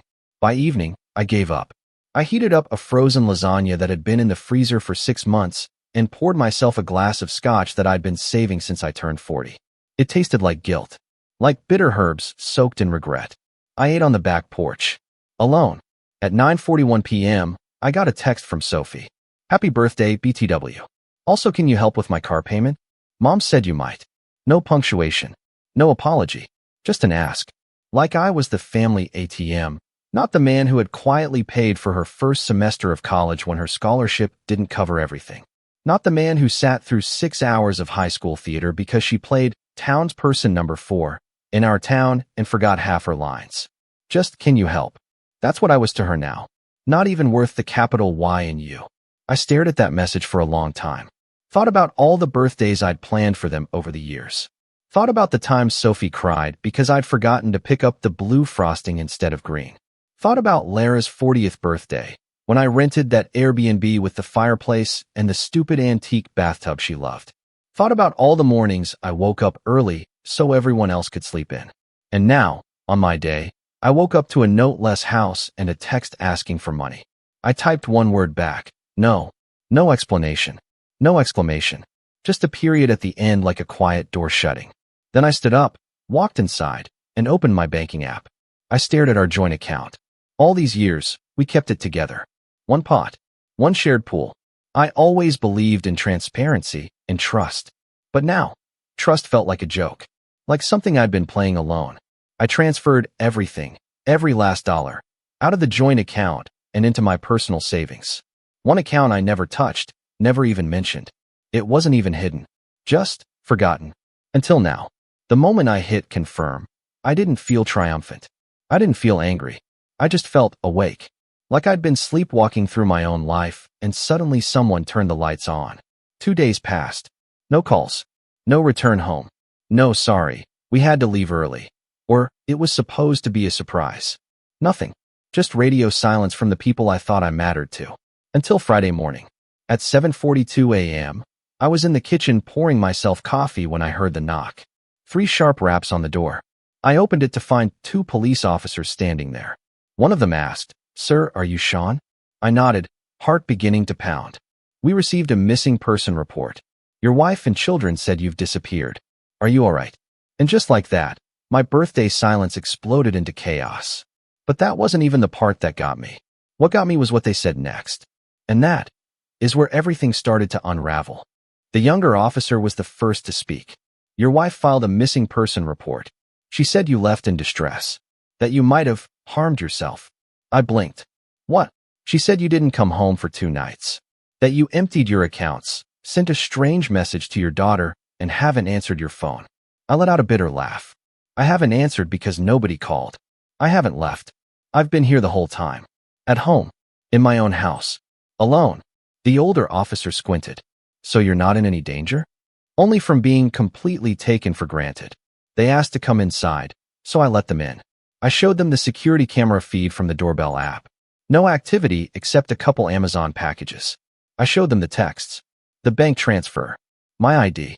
My coffee mug with "World's Okayest Dad" on it. Every detail screamed normal, except for the part where my own family pretended I vanished into thin air. The cops exchanged a glance. One of them cleared his throat. "I'm sorry to ask, but has there been any history of conflict at home?" I shrugged. Not the screaming kind. Just years of quiet erosion. You know what I mean. They didn't answer. Just nodded, made a few notes, and left after asking me to call Laura and let her know I was okay. I told them I'd think about it. I didn't. What I did instead was open a cold can of ginger ale, sit on the couch, and stare at the TV without turning it on. That was the day something cracked. Not snapped. Cracked. Quietly. Like a frozen lake under pressure. See, if this had just been about a forgotten birthday, I could have brushed it off. Chalked it up to bad timing, miscommunication, a fluke. But they reported me missing. As if I was the unstable one. As if I'd just wandered off into the woods barefoot, muttering to myself. And not because they were worried, either. No, this was about money. I could see it plain as day now. The missing report? That was insurance. Paper trail. A setup. Maybe they thought I'd had some kind of breakdown, and they'd be entitled to access the funds if I was legally unfit. Maybe they were trying to freeze my accounts. Maybe Laura was already talking to a lawyer. And Sophie's text? A test. A baited line. The fact that I said no probably startled them more than anything. Because I never said no. Not to Laura. Not to Sophie. Not to Tyler. I was the reliable one. The doormat with a steady paycheck. I'd never questioned it before, but now it all looked different. That afternoon, I went upstairs and opened the top drawer of my old oak desk, the one Laura always called Clutter Central. I hadn't really gone through it in years. But in the back, under some expired warranties and old birthday cards, I found what I was looking for. The deed to the house. In my name. Sole owner. See, Laura and I bought this place when we were just starting out. I was the one with decent credit and savings. She'd just left grad school with loans. We always talked about putting her name on the deed, but we never did. Not out of malice, just because life got busy. She trusted me. I trusted her. Or so I thought. The next drawer down held a file labeled Estate Planning. Inside, the trust I'd set up after my dad passed. 2 rental properties he'd left me. A brokerage account I barely touched. The kids were named as contingent beneficiaries, but everything else was in my name. Laura had never shown much interest in the details. I guess it was easier to assume I'd always be around to keep the lights on. The following morning, Saturday, they finally came back. I was sipping coffee on the porch when I heard the tires crunching the driveway. Laura stepped out first, sunglasses on, looking exhausted but not nearly as upset as someone should have been after reporting their husband missing. Sophie trailed behind, earbuds in, scrolling on her phone. Tyler was the last one out, glancing up at me with that awkward half-smile teenage boys use when they don't know whose side to be on. I didn't move, didn't wave, just sipped. Laura walked up to me with that practiced calm she used to use on the kids when they were toddlers. Sean, we need to talk. I motioned to the chairs beside me. Go ahead. She sat down, crossed her legs. Sophie stayed by the car, pretending not to listen. Tyler hovered near the porch steps. I didn't know how to get through to you, Laura said. You've been so distant lately. Distant? I echoed. Because I didn't respond to one text? After being ignored on my birthday? She sighed. We didn't mean for it to happen that way. The getaway was planned weeks ago. I told you about it. You said you were thinking about a weekend with your sister. I cut in. Never said it was booked. Never said it was the same day as my 50th birthday. She faltered. We thought you needed space. I gave a humorless laugh. You thought I needed space, so you left without telling me and called the cops 2 days later? Now she got defensive. You drained the account, Sean. What were we supposed to think? That maybe I finally decided to stop being your backup plan. Silence. Thick and stretching. Then Sophie chimed in from behind her sunglasses. It's not that deep, Dad. You're being dramatic. I turned to her, blood rising. You texted me for money before even saying happy birthday. I did say happy birthday, she snapped. You tacked it on to the same message where you asked for money. Laura stepped in. Okay, enough. Let's not do this here. Why not? You brought it here. Another pause. Tyler looked down at his shoes. I didn't file the report to hurt you, Laura said finally. I was worried. Genuinely. I just stared at her. And the part where you tried to access the joint account? Was that out of worry too? That stopped her cold. You forget, I said quietly. I still get notifications. Her jaw tensed. And then it came. The first crack in her perfect composure. I needed to pay for the cabin, Sean. You disappearing like that. I didn't know if you were coming back. I never left. Emotionally. You did, she said sharply. And there it was. The emotional guilt trip. The narrative flip. Suddenly, I was the problem. Suddenly my reaction to being abandoned, ignored, and used was the issue. But I wasn't falling for it this time. Laura, I said calmly. This isn't working anymore. You see me as a wallet. Sophie sees me as a vending machine. Tyler doesn't even speak unless prompted. I've spent 20 years making sure this family had everything it needed. And on the one day I asked for nothing, you all vanished. She didn't answer. Sophie rolled her eyes and turned away. Tyler looked like he wanted to crawl into the porch railing and disappear. I'm not mad, I continued. I'm done pretending this is okay. And then Laura said something I will never forget. You're being selfish. That word. That word hit me like a slap. After all the years of early mornings, of driving carpools, fixing leaking faucets, shoveling snow at 5 a.m., tutoring math I barely remembered, doing overtime to afford vacations that nobody thanked me for. Selfish. She got up and stormed inside. Sophie followed, muttering something under her breath. Tyler hesitated, then went in too. I sat there for a long time. The wind picked up. The trees rustled. Somewhere in the distance, a lawnmower kicked on. That was the moment the crack in the ice spread across the lake. That was when I stopped hoping things would go back to normal. Because normal was the problem. That was when I decided I wasn't going to fix this. I was going to end it. But not the way they thought. Not with yelling. Not with threats. No. With precision. With planning. Because if they wanted to pretend I was gone, I'd show them what it really meant to lose me. And that was just the beginning. When the door slammed behind them, I didn't flinch. I just sat there, holding my coffee like it was some kind of anchor in the rising storm. That word kept echoing in my head like an annoying ringtone I couldn't shut off. Selfish. It was almost laughable. After everything I'd done, all the compromises, all the sacrifices, that was the label I walked away with. It was the kind of accusation you expect from someone who has no idea what it cost you to keep them warm, fed, and safe for decades. Or maybe they knew, and just didn't care. That night, I slept in the guest room. Not out of spite. Out of instinct. Something in me had shifted. I didn't want to be near her. I didn't want to smell her perfume on the pillow or hear the sound of her setting her phone on the charger like it was any other night. It wasn't. I woke up at 4:47 a.m. No alarm. Just my body, wired from years of routine. I got up, showered, dressed, and walked out the door before anyone else stirred. I didn't leave a note. Didn't say goodbye. Let them wonder. I drove until the city was behind me and the air felt different. Ended up at a diner off Route 12. One of those places where the waitresses call you honey, and the coffee is always a little burnt but never empty. The waitress, Marlene, according to the badge, looked at me like she'd seen 100 versions of me before. Bad night? She asked as she poured. Bad decade. She chuckled and topped off the cup. You want the sorry you're alive breakfast or the midlife crisis special? First one comes with toast. Second one comes with pie. Give me the toast, I said. Not ready for the pie just yet. She nodded like she understood. I stayed there for hours, watching trucks roll by, listening to the hum of the kitchen, thinking.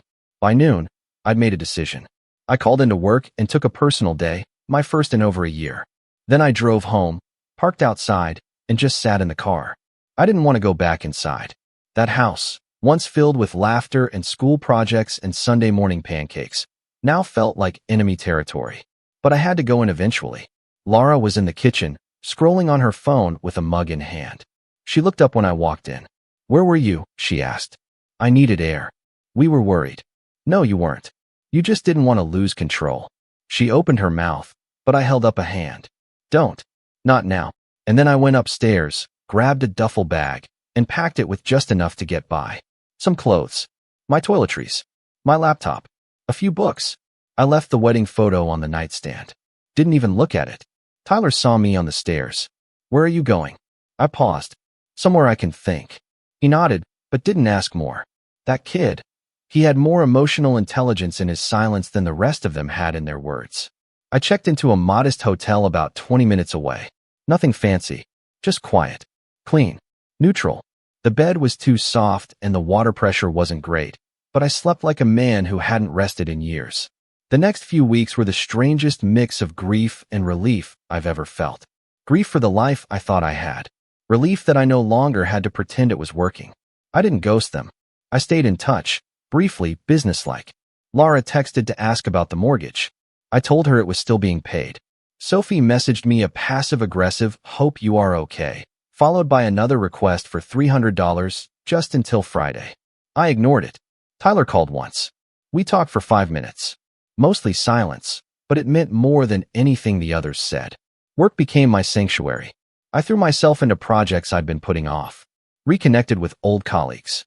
Even started mentoring a new hire named Marcus who reminded me of a younger, more optimistic me. He asked a lot of questions. I didn't mind. For once, someone actually wanted to hear what I had to say. One Friday, about a month after I left, my boss pulled me into his office. I heard you've been staying late, he said. Everything okay? I gave a non-committal shrug. He studied me for a moment. There's a regional director position opening up in 3 months. You'd have to relocate, but it's a big step up. That was the first time in a while I felt something flicker in my chest. Possibility.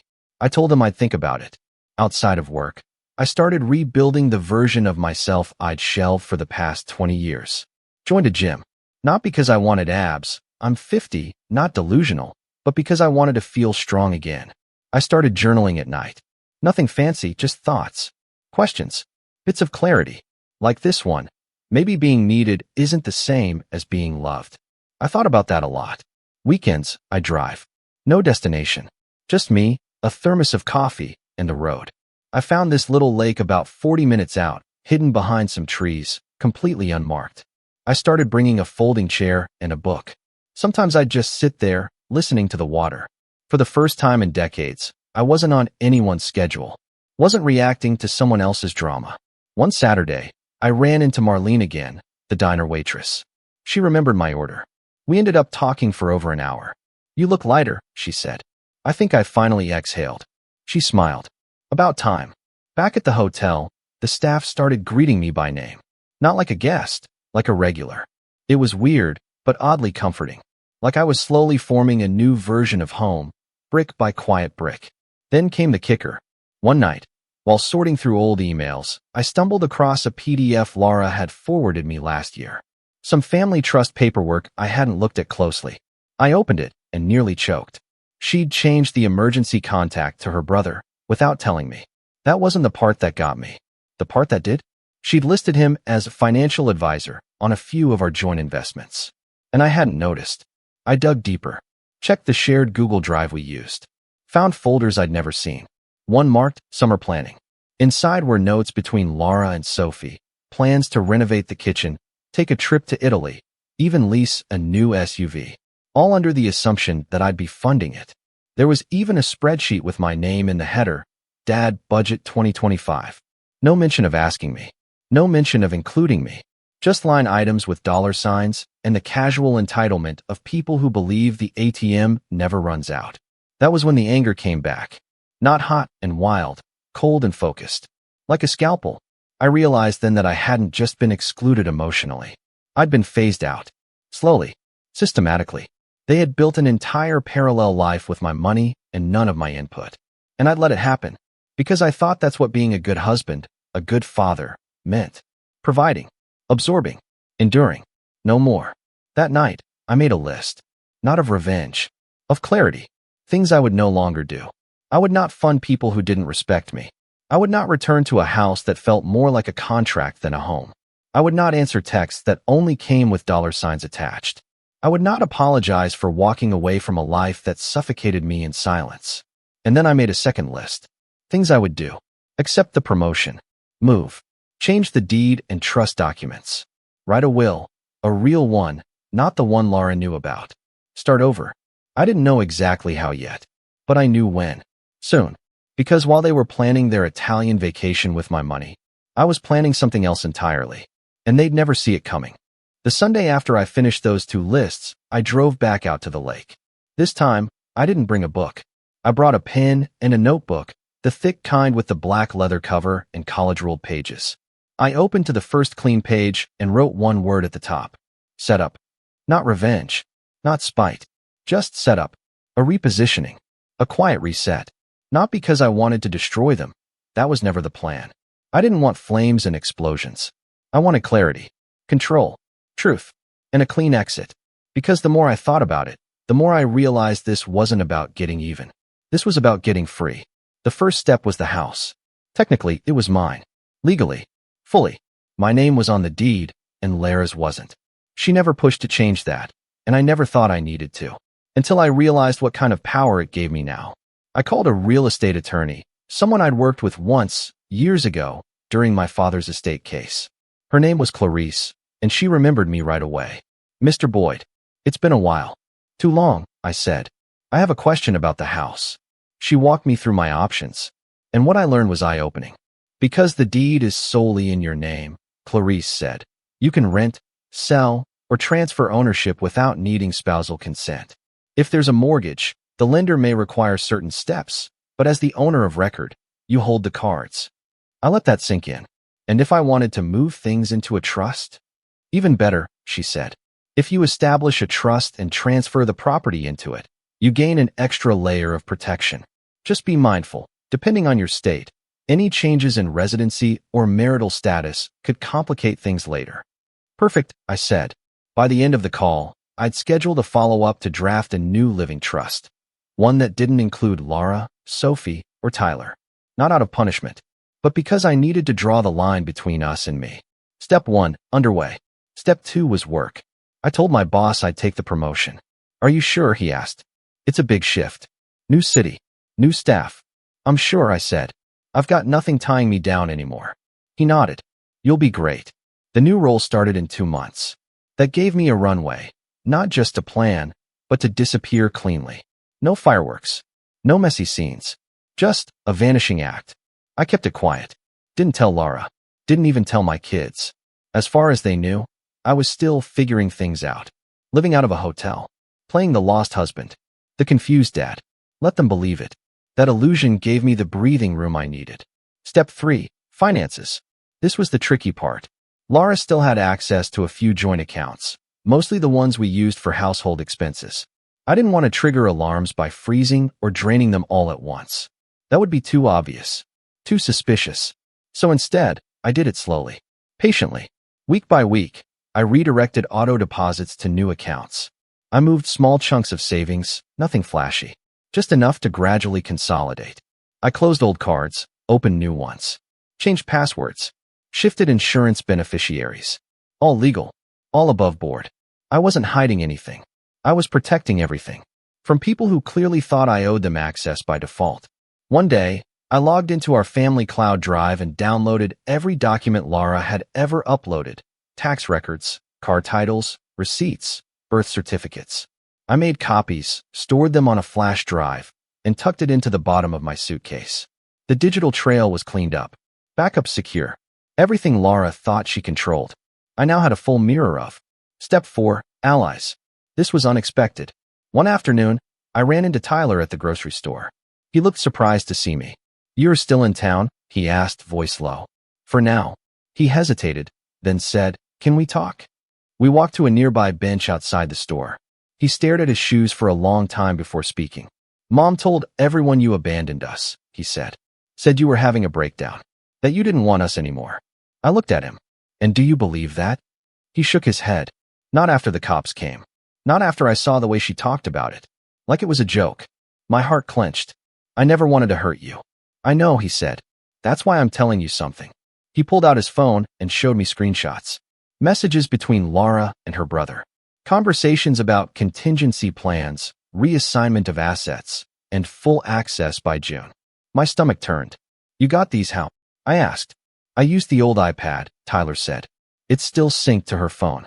She never unlinked it. I couldn't believe it. Or maybe I could. I've been reading stuff for weeks, he added. They think you're gonna cave. That you'll come back, apologize, and just hand it all over. I closed my eyes. No, not this time. Tyler looked up. Can I come with you? The question hit me like a wave. I hadn't expected that. Not from him. I'm not going far, I said gently. But why? Because you listen, he said. Because you don't pretend. I nodded. We'll figure something out. And just like that, I had an ally. Not just in the plan, but in the family I thought I'd lost completely. Step 5, the final push. Once the trust was finalized and the real estate paperwork complete, I made the quietest power move of all. I listed the house for sale. I didn't put a sign on the lawn. I didn't use a traditional agency. I used a private real estate broker, someone who specialized in off-market transactions for high-net-worth individuals. Everything was confidential. The broker knew a buyer, a developer looking for family homes in established neighborhoods. The offer came in above asking. All I had to do was accept. I gave Laura notice, via email, that the house was being sold. I attached a formal 60-day notice of intent to vacate. I cited the deed, the sole ownership, and the legal right to transfer. I gave her a clear move-out date. I expected an explosion. What I got was silence. For 5 days, nothing. Then came the email. Sean, are you serious? You're selling our home without even talking to me? The kids grew up here. What happened to you? Lara. I didn't reply, because what had happened to me? I'd woken up. Finally. And the next email she got was from my attorney, Clarice. Formal. Cold. Legal. Step 6. The reveal. This wasn't going to be loud. No public scene. No family dinner turned dramatic speech. Just actions.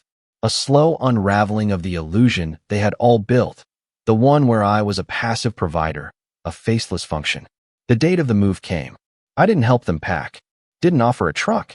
Just sent one final message to the family group chat. House closes Friday. Utilities off by 6 p.m. Please make arrangements. Sophie sent 3 messages in a row. The first was disbelief. The second, outrage. The third, a last-minute ask for money, just to cover gas. I didn't respond. Tyler texted me directly. They're freaking out. I'll stay at Uncle Jared's for now. Just tell me when you're ready. I smiled at that. Because I was close. Very close. Just one last thread to pull. One final knot to tighten. And then they'd understand. I didn't disappear. I just stopped carrying everyone else's weight. And they never learned how to stand on their own.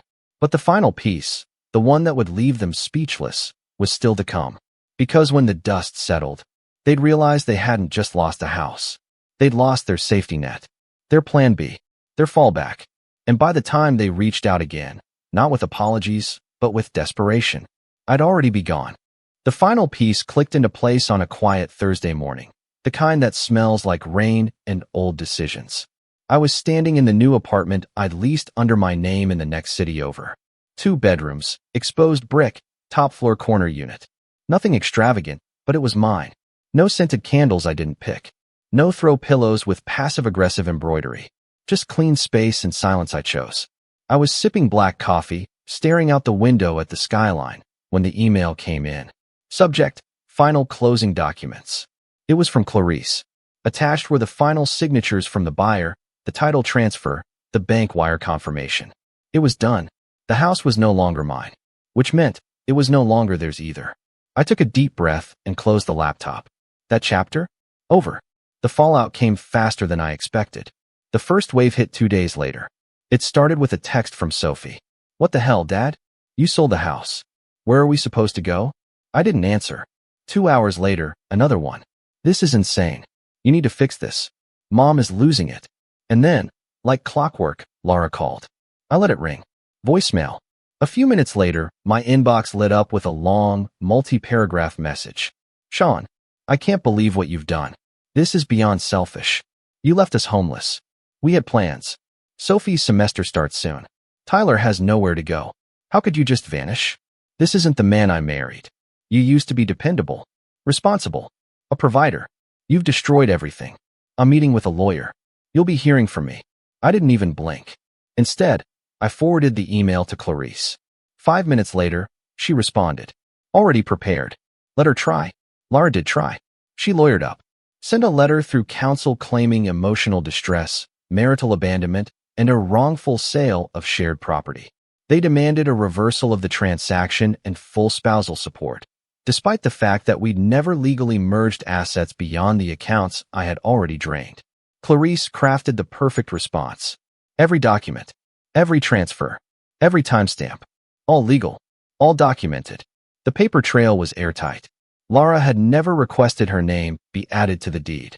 The accounts in question had been in my name. The house, paid off from my father's inheritance, gifted solely to me. There was nothing for her to take, except, maybe, a long look in the mirror. The letter we sent back was polite, unemotional. Per the terms of ownership, no marital assets were inappropriately transferred or sold. Any further legal action will be considered harassment and responded to accordingly. After that, the legal threat stopped. But the messages? Oh, they kept coming. From Sophie, can you please just help with 1 month's rent? I can't crash with Mom forever. She's driving me nuts. From Lara, I know things got messy, but don't you think we owe it to the kids to be civil?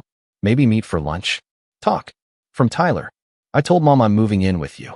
She flipped out, said you're unstable and vindictive. I told her to look in the mirror. Tyler moved in the following week. He brought a single suitcase and a backpack. We didn't talk much that first night. We just ordered pizza and watched The Matrix. When the final credits rolled, he looked at me and said, "Thanks for choosing yourself, Dad." That sentence hit harder than any courtroom argument. As weeks turned into months, I began settling into my new life. The promotion came through. The title on my door now read, Regional Director of Logistics, Western Division. The office was sleek, the staff sharp, the hours flexible. I hired Marcus, the guy I'd been mentoring, as my second in command. He handled the chaos with that wide-eyed eagerness I used to have in my 30s. On my lunch breaks, I walked the city parks. Sometimes I brought my journal. Sometimes I just watched people pass by, wondering how many of them were sleepwalking through lives they didn't choose. I wasn't. Not anymore. One evening, while checking my mail, I found a cream-colored envelope wedged between the flyers and bills. No return address. Inside was a handwritten letter. Dad, I've been doing some thinking. At first, I was angry. Not just at you, but at everything. I thought I deserved more, money, help, attention. But you were right. I took you for granted. I remember all the rides to practice, all the late-night study sessions, the birthday parties you planned. I don't think I ever really saw you. Not until you left. I'm sorry. I don't expect anything from you. I just wanted to say it. Thank you for everything. Sophie. I read it twice, folded it carefully, slid it into the drawer next to my journal. I didn't text back right away. I let the silence speak for once. As for Laura, the last I heard, she moved into her sister's guest house. She tried applying for a refinance loan, probably to buy a place of her own, but with limited income and shaky credit, it didn't go far. I know this because a mutual friend of ours, Amanda, still worked at the local bank branch and quietly told me. She came in furious, said you sabotaged her future. I didn't say anything, but I thought, he finally stopped paying for your mistakes. That was all I needed to hear. Tyler enrolled in community college nearby. He picked up a part-time job at a bookstore downtown. Sometimes we talked late into the night, about life, about trust, about the kind of man he wanted to be. He asked questions I never expected. Deep ones. Honest ones. One night, he said, "Do you think people ever really change?" I looked at him and said, "Only when losing something finally hurts more than keeping it." He nodded. "I think Mom's still blaming everyone but herself." "Some people never stop playing the victim," I said, "even when they're holding the knife." There was no dramatic courtroom scene, no viral video, no Facebook post with 1,000 shares. Just the quiet, methodical crumbling of entitlement when it no longer had a host to feed from. And me? I didn't just walk away from them. I walked toward something else. Something better. Peace. Clarity. And for the first time in decades, self-respect. I didn't get revenge in the form of screaming matches or social humiliation. I got it by removing myself from a system that expected me to burn so they could stay warm. I stopped being the hero of someone else's story and became the author of my own. 1 year to the day after my 50th birthday, I woke up in my new apartment. No balloons, no cake, no noise, just a quiet knock at the door. It was Tyler, holding a cup holder with 2 coffees and a bag of warm breakfast sandwiches. He handed me one and said, "Happy birthday, old man." I laughed. "Thanks, kid." We sat on the balcony, eating in comfortable silence. The sky was a soft shade of gray blue. And for the first time in my life, I felt no weight on my shoulders. No performance. No invisible scoreboard. Just me. Alive. Free. And finally whole. Because sometimes the greatest revenge isn't what you take from them. It's what you give back to yourself. My name's Nathan, I'm 27, and last Christmas Eve was the night I realized just how deep the cracks in my family really ran. If you've ever sat through a holiday dinner with relatives who think humiliation is a form of entertainment, you'll understand the quiet burn that comes with it. But last year, things didn't just sting. They cut in a way that made me decide I would never let them step on me again. Christmas Eve at my aunt's house has always been a tradition. My family has this image they like to project: warm, generous, close-knit. But anyone who knows us beneath the surface understands it's more about appearances than love. My Aunt Carol is the ringleader of it all. She's loud, sharp-tongued, and thrives on being the center of attention. Every year, she orchestrates the gift exchange like she's hosting an awards show, cracking jokes, making snide remarks, and deciding who deserves recognition and who doesn't. My parents, for reasons I still don't fully understand, let her set the tone. That night, the living room glowed with fairy lights. The smell of ham and cinnamon candles clung to the air. Everyone, my cousins, uncles, aunts, sat in a circle as Carol handed out gifts. She made a big production out of it. This one's for Emily, because she's the first in the family to graduate this year. And this one's for Jake, because he finally got that promotion. Cheers to you. Each time, laughter and applause filled the room. She liked to highlight their accomplishments as though she had personally funded them. I sat there quietly, watching the pile of boxes dwindle. Deep down, I knew what was coming. It wasn't the first time I'd been brushed aside. For years, I'd been the cousin who never quite measured up. When I was younger, it was because I was quieter than the others, more bookish. In college, it was because I switched majors and took longer to graduate. And after graduation, because I wasn't settled, yet like everyone else. To them, my path looked like failure. They never asked about the work I was doing on the side, the long hours building something of my own. They only saw what wasn't there yet. Carol reached the bottom of the pile and paused dramatically. She looked at me with that sly smile she always wore when she thought she was about to land a joke. And as for Nathan, she held her hands up theatrically, palms empty. We didn't get you anything this year, because, frankly, you haven't earned it. The room erupted in laughter. Not uncomfortable chuckles, genuine laughter. Even my parents gave these nervous little smiles, like they were embarrassed but too afraid to challenge her. My cousins smirked, some avoiding my eyes, others watching to see if I'd react. I sat there with my hands folded in my lap, trying to keep my face calm. Inside, though, my chest burned. My ears rang with the weight of humiliation. I could feel every pair of eyes on me, waiting for me to laugh it off or shrink away. And for a moment, I almost did. It would have been easier. That was the role I'd always played, the quiet one, the target they could prod and jab without resistance. But then something inside me snapped. I leaned down, reached into my bag, and pulled out a small, carefully wrapped box. I set it gently on the coffee table in front of me. The sound of it hitting the wood was louder than it should have been in that silent room.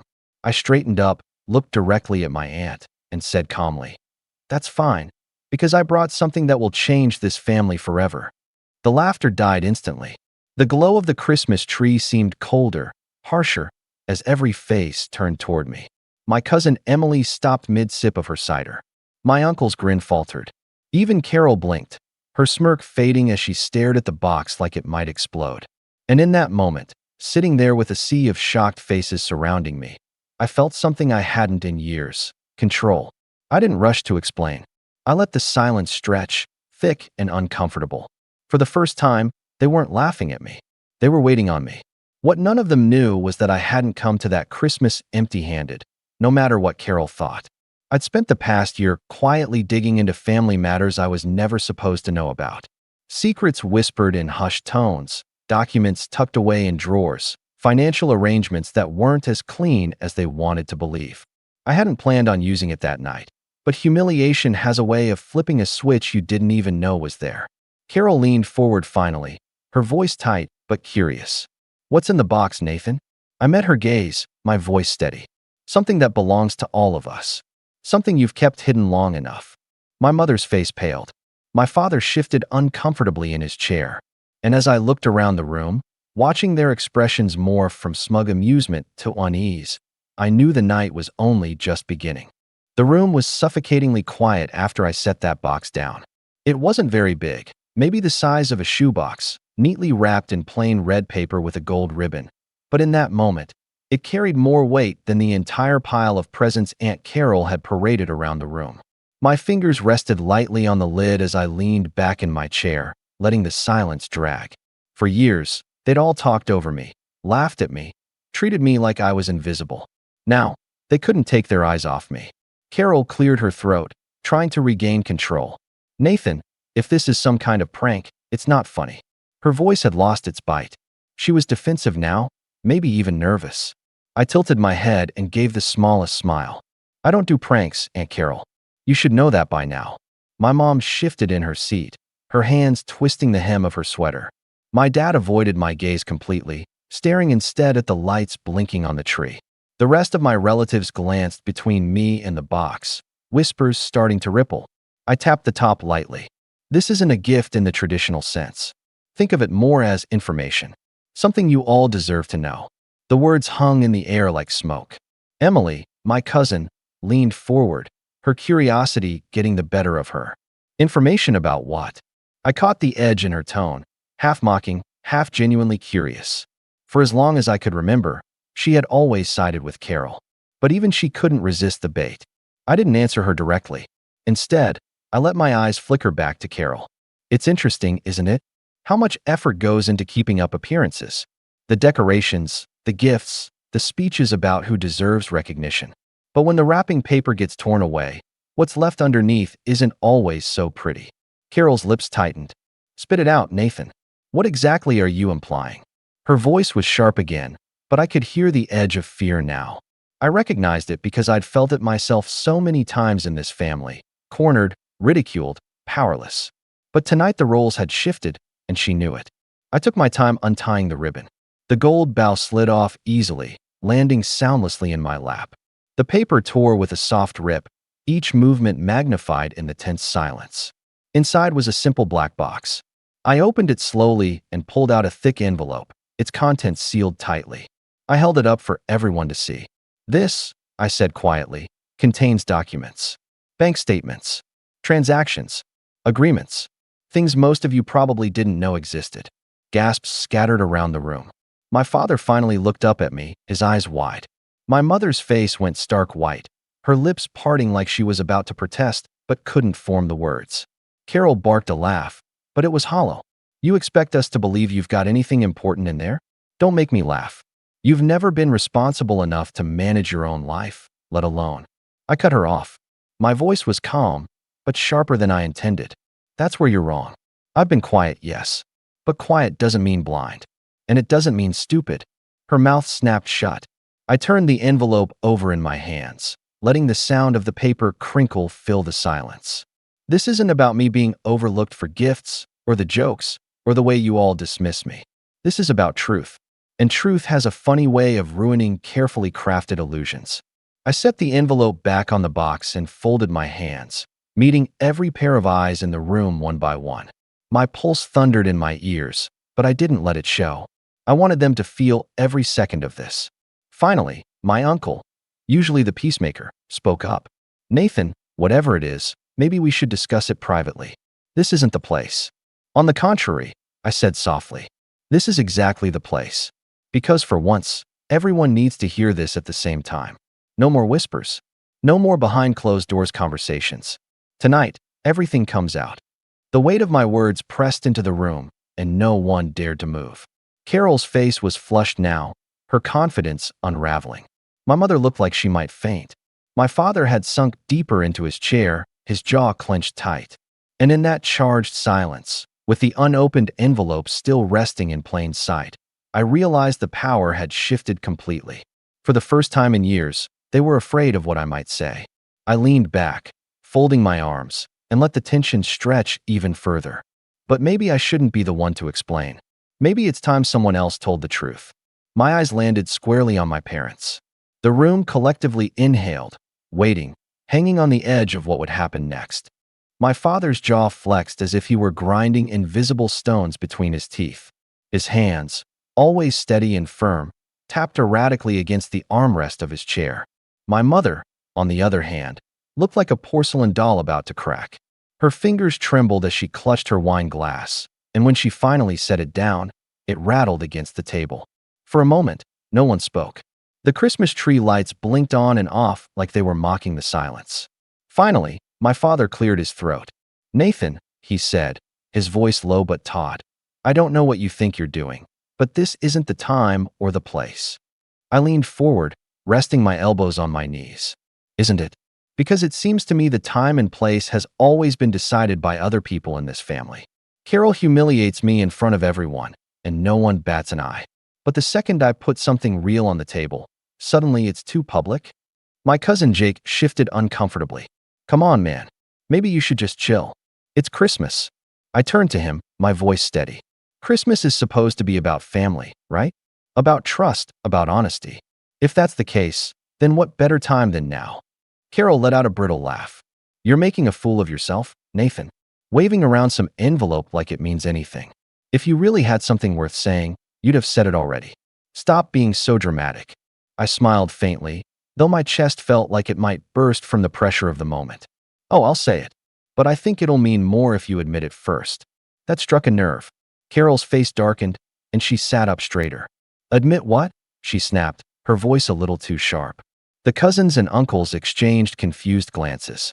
Emily leaned forward, her eyes narrowing. Wait, what's actually in there? Are you saying Aunt Carol did something? I didn't answer her. I let the question hang, heavy and poisonous, knowing it would eat away at their composure far faster than any direct accusation from me. My mother suddenly stood up, her chair screeching against the hardwood floor. Enough, she said, her voice cracking. This isn't appropriate. Nathan, please, put that envelope away. That reaction was all the confirmation the room needed. A murmur rippled through the family, a current of suspicion and unease. My father's face went pale. Carol's eyes darted toward my mother, a flicker of panic breaking through her carefully composed mask. I stayed seated, calm, deliberate. Why, Mom? What are you so afraid of them hearing? Her lips parted and closed again. She looked at my father like she wanted him to rescue her, but he just sat there, rigid, his fists clenched. For years, they had painted me as the weak one, the quiet, awkward cousin who couldn't quite measure up. But in that moment, I saw fear in their eyes, and it felt like a shift in gravity. I leaned back in my chair, my voice dropping lower. See, this family has built itself on secrets and lies. And everyone here has played their part in pretending not to notice. But when those secrets come out, they don't just disappear. They stain everything. My cousin Emily spoke again, her voice quieter this time, tinged with suspicion. What kind of secrets? Carol slammed her hand down on the coffee table, making the ornaments rattle. Don't listen to him. He's trying to ruin Christmas with his nonsense. That envelope is nothing but empty threats. But the look on her face betrayed her words. Her voice was too shrill, her composure cracking like ice under pressure. I picked up the envelope and weighed it in my hand, letting the paper crinkle loudly. If it's nonsense, then you won't mind if I read it out loud. The room fell into dead silence. My heart thudded in my chest, but I kept my gaze steady, watching as my mother's eyes filled with tears, my father's face hardened into stone, and Carol's fingers tightened on the armrest like claws. For the first time in my life, I wasn't the one on trial. They were. And just as I slipped my thumb under the seal of the envelope, Carol shot to her feet, her voice shaking. Don't you dare, Nathan. Don't you dare open that in front of them. The living room erupted, voices overlapping, cousins asking questions, uncles trying to calm things down, my mother whispering frantically to my father. The envelope hovered in my hand like a lit match over gasoline. That was the exact moment I realized I wasn't just holding paper. I was holding control over every single person in that room. I sat there, the envelope trembling ever so slightly in my hands, but not from fear. From adrenaline. From years of being the quiet one, the overlooked one, the butt of every joke. My thumb slipped under the seal, and for a moment, all I could hear was the faint crackle of paper tearing. The room stilled again, the voices cutting off mid-whisper. My relatives, who just minutes ago were laughing at my expense, now leaned forward like a jury waiting for a verdict. I pulled out the papers and spread them neatly on the coffee table. Rows of numbers, account statements, signatures, the lifeblood of secrets.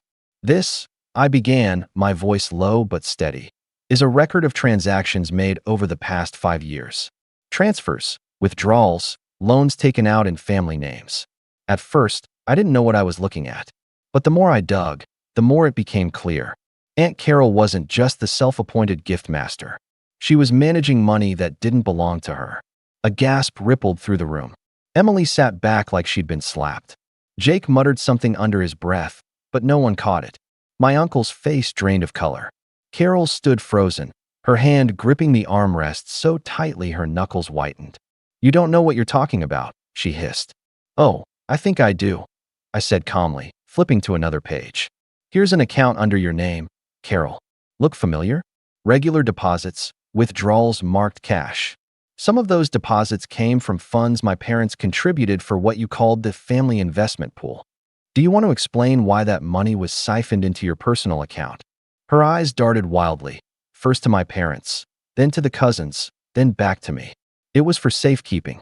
For emergencies, she snapped, but even she didn't sound convinced. I leaned forward. Then why did the withdrawals line up with payments on that luxury car you drive? Or the renovations on your kitchen? Or the vacation fund you told us all was your reward for years of hard work? The room erupted again. My cousins were talking over each other, demanding answers. My uncle shouted questions. Carol raised her voice, shrieking about how I was twisting everything. But it was too late. The paper didn't lie. And then I dropped the real bomb. These aren't just your accounts, Carol. They're Dad's too. The room went still.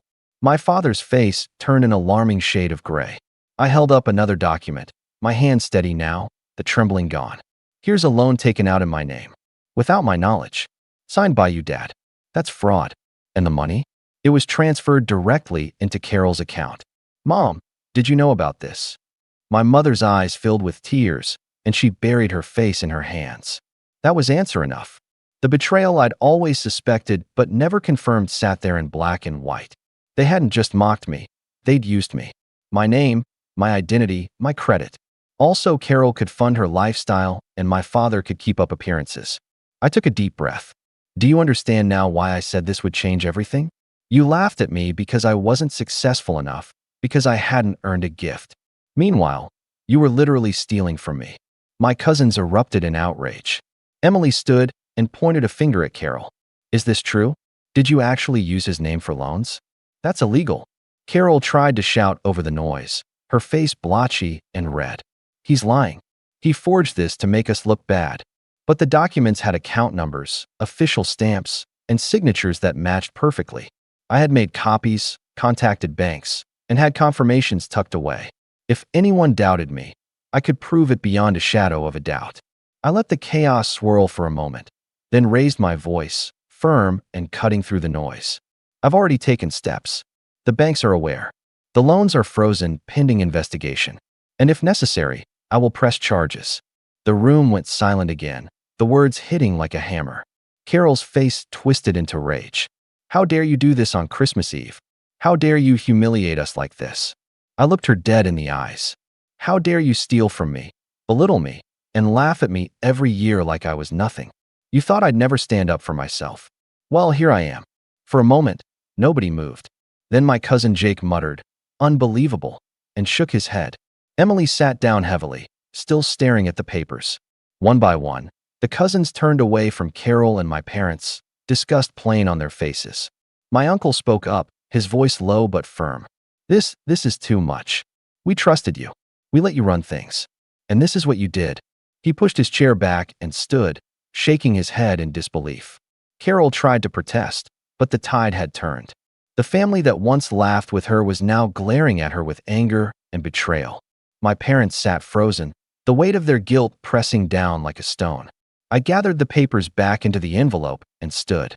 My legs felt steady, strong, even as my heart raced.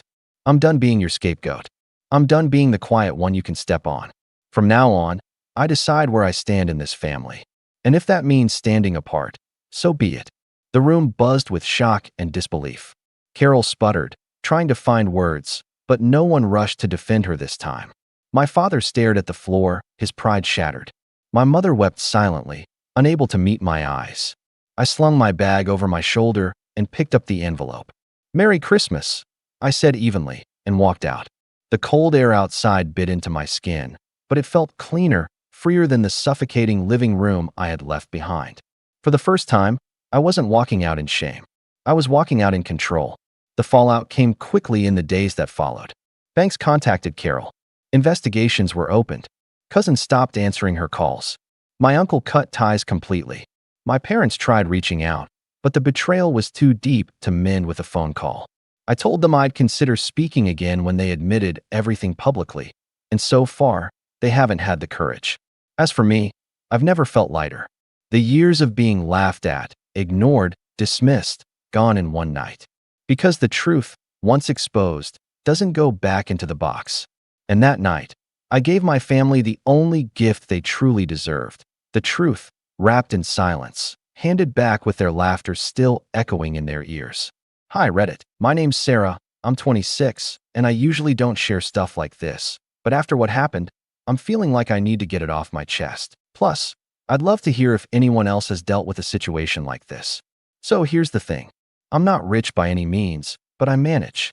I've always been the kind of person who's willing to help someone out when they're in need, especially if they've been a good friend. Let me introduce you to my friend. Let's call her Rachel. We've been friends for about 6 years, and for the most part, I thought we had a solid friendship. We've been through a lot together: college, breakups, job changes. But lately, things have gotten a little off. It all started a few months ago when Rachel reached out to me in a panic. She called me crying, saying she had no idea what to do. Apparently, her landlord had given her an ultimatum: pay rent or leave.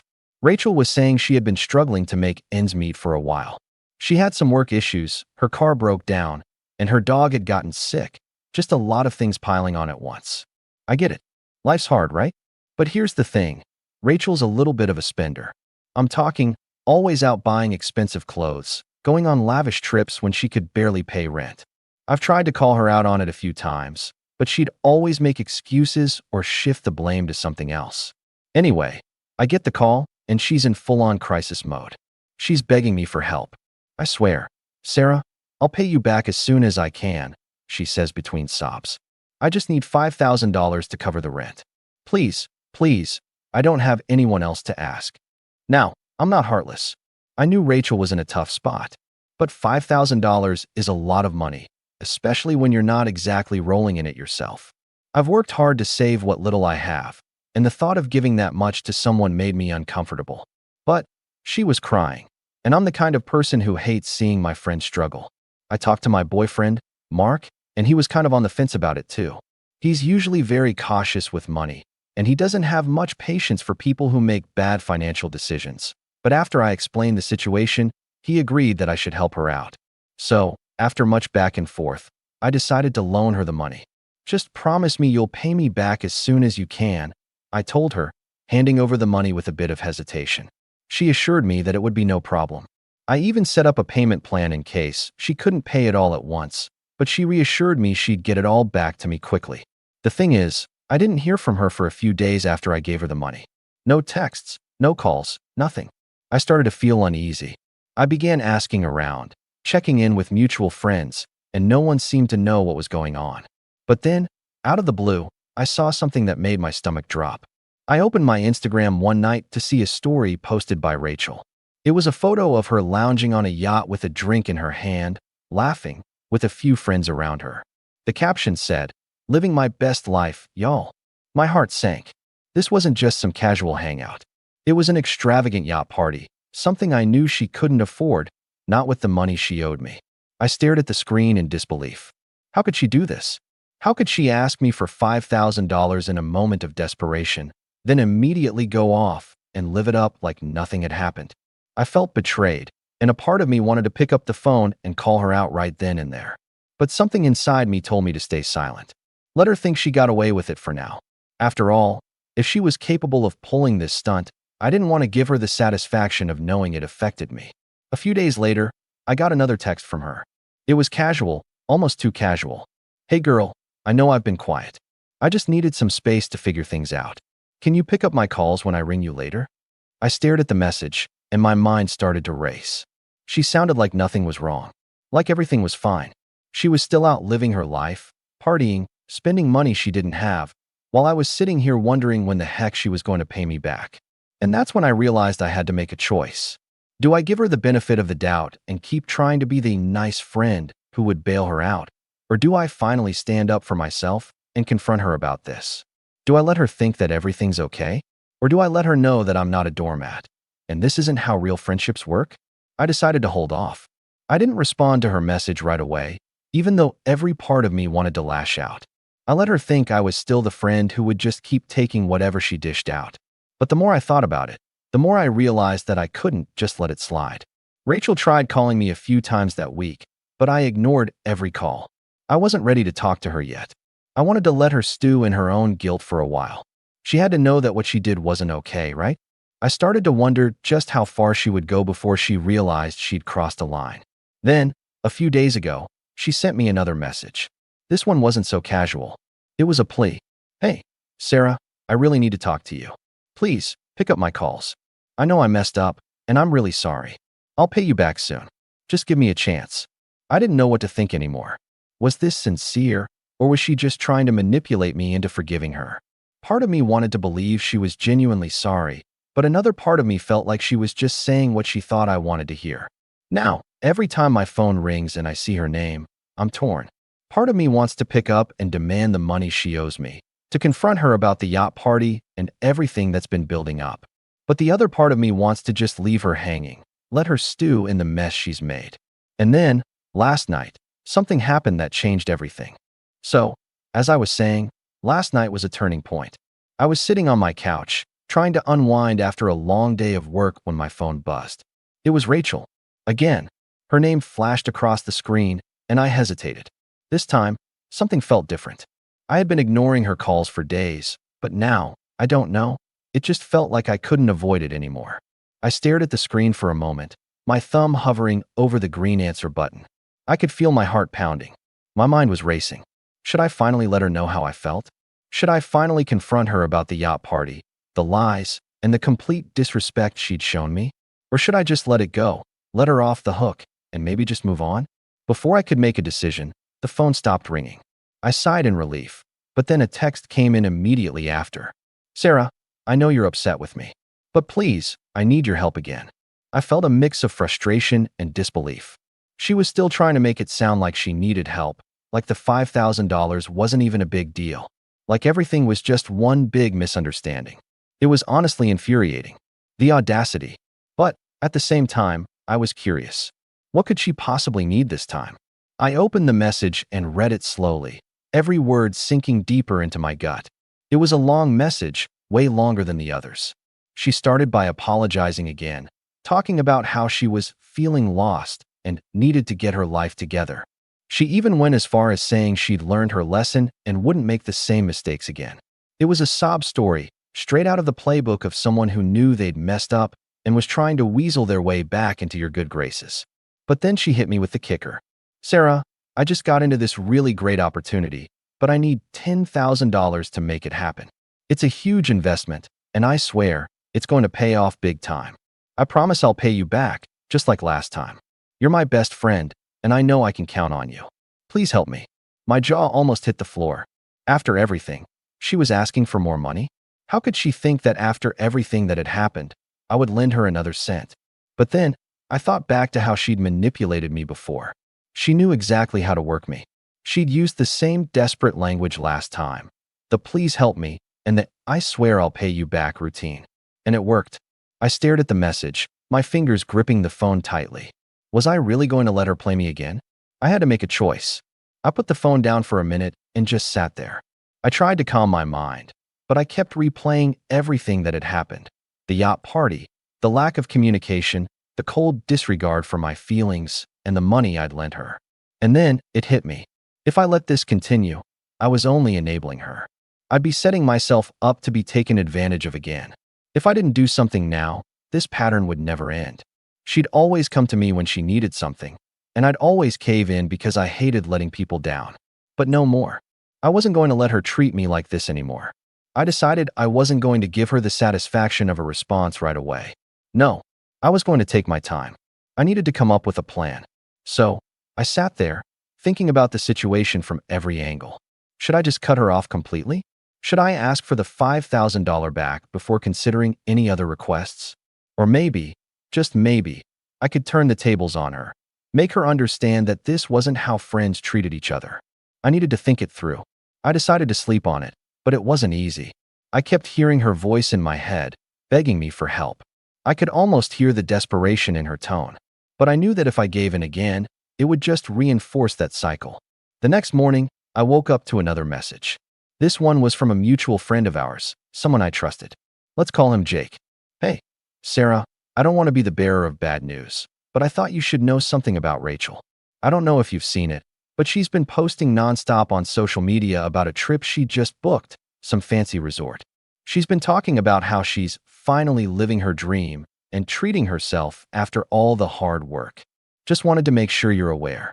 My stomach churned as I read Jake's message. It was exactly what I needed to hear to finally snap me out of this. So, she was really out there living the high life while I was sitting here stressing about money I'd already given her? I wasn't going to let this slide. I took a deep breath and composed my response to Rachel. I could feel my pulse quicken as I typed, but this time, I wasn't going to sugarcoat anything. "Rachel, I've seen your posts. I've heard about your trip. And I'm done. You took $5,000 from me and made promises you never intended to keep. I've been patient, I've been understanding, and I've let you manipulate me. But that ends now. Don't bother calling me again until you've paid back what you owe. I'm not your ATM, and I'm not going to let you play me for a fool. I hit send before I could second-guess myself. I felt a little lighter after doing it, but also a little anxious. Was she going to react? Was she going to come at me with another sob story? Or would this be the wake-up call she needed? But I wasn't prepared for what happened next. About an hour later, my phone rang again. This time, it was a different number. I didn't recognize it, but I had a gut feeling it was Rachel. And I knew that this time, things were about to get real.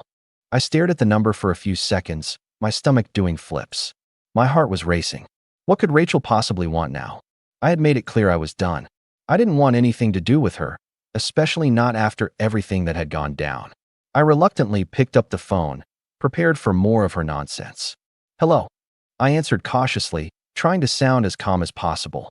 A brief pause. Then her voice came through, Rachel's voice, but it was shaky, almost like she was trying to sound vulnerable. Sarah, hey, it's Rachel. I know it's been a while. I need to talk to you. Please, can we meet up? I sighed. Here we go again. Every time I thought I was rid of her, she found a way to worm back into my life. Rachel, I've already told you. I'm done. You took the money, lied to me, and then laughed about it. I'm not going to fall for it again, I replied, keeping my voice firm. There was a noticeable shift in her tone. The desperation was clear now. Okay, I get it. I messed up. But listen, I really need your help again. It's different this time. I swear. I'm in a tough spot. I rolled my eyes, pinching the bridge of my nose. Same old Rachel. Always in a tough spot. No, Rachel. You're not in a tough spot. You just want me to bail you out because you messed up again. She was silent for a few moments, and I thought maybe she'd given up. But then, she started talking faster, her words tumbling over each other. I can't get a loan, Sarah. I swear I can't. The rent's due in 2 days, and I don't have anywhere else to go. You know I'd pay you back. Don't even try that. You said the same thing last time, and look where that got me. I cut her off. There was a long pause on the other end, and then she said it, like it was the most casual thing in the world. Chill, Sarah. It's just money. You know I'd do the same for you, right? Just this one last time, please. I felt my jaw tighten. Just money? She actually said that like it wasn't a big deal. She wasn't just asking for money. She was treating me like a backup plan for her poor decisions. No, Rachel. You've taken advantage of me enough. I'm not doing this anymore. The phone went quiet again, and I waited for her to say something else. But all I heard was her breathing, like she was trying to hold herself together. Please, Sarah, she finally said, her voice softer. I don't know who else to ask. I rubbed my temples, my patience wearing thin. I was so done with this. Rachel, no. I'm not giving you any more money, and I don't want to hear from you again about this. You've had your chances. There was a long pause before she finally sighed. Fine. I get it. You don't want to help me, okay. But just so you know, I'm in a really bad spot, and I don't know what I'm going to do if you don't help me. I took a deep breath. I'm sorry, Rachel, but I'm not your ATM anymore.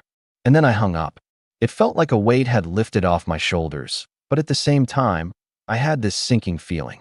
I wasn't going to let her use me again, but that didn't mean she wouldn't try. I tossed my phone onto the couch and leaned back. As much as I wanted to be done with her, I had a feeling this wouldn't be the last I heard from Rachel. A few days went by without any word from her. I tried to move on, focus on my own stuff. But then, my phone buzzed again. It was a text, and it was from an unknown number. It read, "Hey, this is Jake. Rachel asked me to send you this. She really needs your help again. Please, Sarah, I don't know what to do. She's freaking out. If you can help, I promise we'll make it up to you." Jake was Rachel's on-again, off-again boyfriend. I didn't know him well, but I had a feeling he was probably just as unreliable as she was. I stared at the text, my finger hovering over the screen. I didn't want to respond. I didn't want to fall for it again. But part of me wondered if she really was in trouble, or if this was just another one of her schemes. I put my phone down, shaking my head. Rachel wasn't going to get away with this again, but I had a feeling she would try. And this time, I wasn't going to let her get the best of me. A few days passed after the final call and the barrage of texts from Rachel, but something still gnawed at me. I tried to move on. I told myself I was done with her, that I'd finally cut the toxic friend out of my life. But there was always that lingering thought, what if I was wrong? What if she really was in trouble this time? I kept myself busy, work, hanging out with my other friends, even binging my favorite shows to distract myself. But then it happened. I was sitting at my kitchen table, sipping coffee, when my phone buzzed with a message. It was from an unknown number. Sarah, please. I know I messed up, but I need to talk to you. It's important. Please meet me. Rachel. I stared at the message for a moment, the weight of it hitting me. She wasn't giving up. She was persistent, I'd give her that. But I wasn't sure if I was ready to deal with this again. Every part of me screamed that I shouldn't meet her, that I shouldn't give her the satisfaction of thinking she could just walk back into my life whenever she pleased. But I couldn't stop myself. Some twisted part of me wanted to hear her out, just to see if she was as unapologetic as before or if there was a sliver of honesty in her this time. I typed a quick reply. Fine, but only for 10 minutes. And I'm not giving you any more money. The response came almost instantly. Thank you. I swear, I'll explain everything. Please, just hear me out. A part of me was already regretting this decision. I should have blocked her number. I should have kept my distance. But I found myself gathering my things and heading out the door. We agreed to meet at a cafe halfway between our places. The place was quiet, cozy, and the kind of spot where you could sit and talk without being disturbed. I wasn't sure what I was expecting when I saw Rachel again. Maybe a pleading look, or maybe she'd come to her senses, finally realizing how badly she'd messed up. When I walked in, I spotted her almost immediately. She was sitting at a table near the window, her posture stiff, eyes flicking nervously around the room. Rachel didn't even notice me walk in at first. I stood by the door for a moment, watching her, and for a split second, I almost felt sorry for her. But then I remembered the yacht. I remembered the way she had laughed off my concerns. I shook my head and walked over to her. She looked up when I approached, her face lighting up as if she was relieved to see me. But the fake smile didn't fool me anymore. Hey, Sarah, she said, her voice soft, almost pleading. I nodded, sliding into the chair across from her. Rachel, I said flatly, not bothering with pleasantries. You have 10 minutes. She sighed, her eyes dropping to the table. I could see her fidgeting with her hands, her nails digging into her palms. She wasn't as confident as she used to be, but that didn't mean I was buying it. I'm sorry, okay, she started, looking up at me with wide eyes. I know I messed up with the money, but you have to believe me, it wasn't like that. I really needed a break, and I panicked. I crossed my arms and leaned back in my chair. A break? You panicked and spent my money partying on a yacht. Her eyes flicked to the side, and she hesitated for a moment. I could almost see the gears turning in her head, as if she was trying to figure out how to spin this. Look, she said quietly, her voice losing some of its usual energy. I didn't know what else to do. I wasn't thinking. I should have paid you back right away, but everything was just falling apart. You know how my job's been, and, well, things got out of hand. I stayed silent, my gaze hardening. This was the same excuse I'd heard a dozen times before. Her job was always an issue. Her life was always a mess. The excuses never ended. So what's this about? I finally asked, not even bothering to pretend like I cared about the details. Why did you text me again? You think I'm just going to let you walk all over me again? Rachel's face flushed. She opened her mouth to say something, but then her eyes widened, as if she had just realized something. Her voice dropped to a whisper, and she leaned in slightly. Sarah, I really need your help again, she said. There was a sudden vulnerability in her voice that almost made me second-guess my decision. But I held firm, not letting my guard down. I know you've cut me off, but I swear, I won't mess this up. I just need. I'm not helping you again, Rachel, I interrupted, my voice sharp. You think you can just show up and ask for more? After everything? No. I've given you enough chances. She opened her mouth, but the words faltered.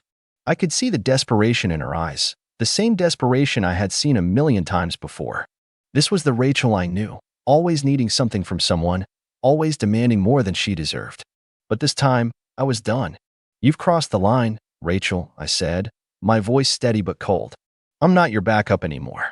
I'm not here to fix your mess. And I'm not giving you a single cent. Her face twisted, and for a second, I saw the anger flicker in her eyes. She opened her mouth to say something, but then she closed it, looking away, clearly struggling to hold it together. Fine, she said, her voice quiet but biting. If that's how you want it, Then fine. I guess I'll just have to figure it out without you. I stared at her, not saying anything, watching her carefully. Part of me expected her to yell, to make a scene, but instead, she just sat there. Her expression was unreadable now, just empty. Goodbye, Rachel, I said, standing up to leave. I hope you figure things out. As I turned to walk away, I heard her mutter something under her breath, but I didn't stop to listen. The finality of it all settled in my chest as I walked out of the cafe, a strange sense of relief washing over me. It was over. I didn't hear from her for a few weeks after that meeting. She tried texting me a few times, but I didn't respond. I blocked her number and deleted her messages. I needed space, and I wasn't going to fall for her lies again. I moved on with my life. It wasn't easy. Every once in a while, a lingering thought would creep in. What if Rachel was really in trouble? What if she was genuinely sorry this time? But I quickly pushed those thoughts away. No matter what she said or did, I couldn't go back. She had betrayed me in ways I couldn't ignore. Months passed, and things settled down. But then, one day, I received a notification on my phone. It was an email from Rachel. Subject, please. Just one more chance. I opened it.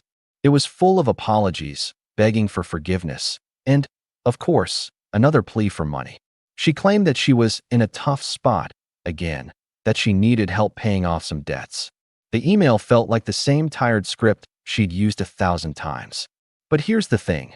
This time, I didn't feel the slightest tug of guilt. Not even a little. I didn't feel sorry for her. I didn't feel compelled to fix her problems. I was done. Completely done. I didn't even bother responding. Instead, I hit the block button. Again. From that moment on, I made it clear to myself that I was never making a mistake like this again in my life. People like Rachel, people who only take and never give, who manipulate you with their problems and make you feel like you're the one in the wrong, didn't deserve a place in my life. I learned a harsh but valuable lesson from that entire experience. Never lend money to friends, especially if you can't afford to lose it. And never trust someone who has shown you time and time again that they will prioritize their own interests over yours. Rachel never came back to me for money again. She probably moved on to her next target, someone else to exploit. But I wasn't about to let myself fall into that trap again. I had lost enough. Not just money, but time, energy, and, worst of all, trust. The only thing I had left was my own peace of mind, and I was going to protect that with everything I had. My friends now were people who valued me for who I was, not what I could do for them.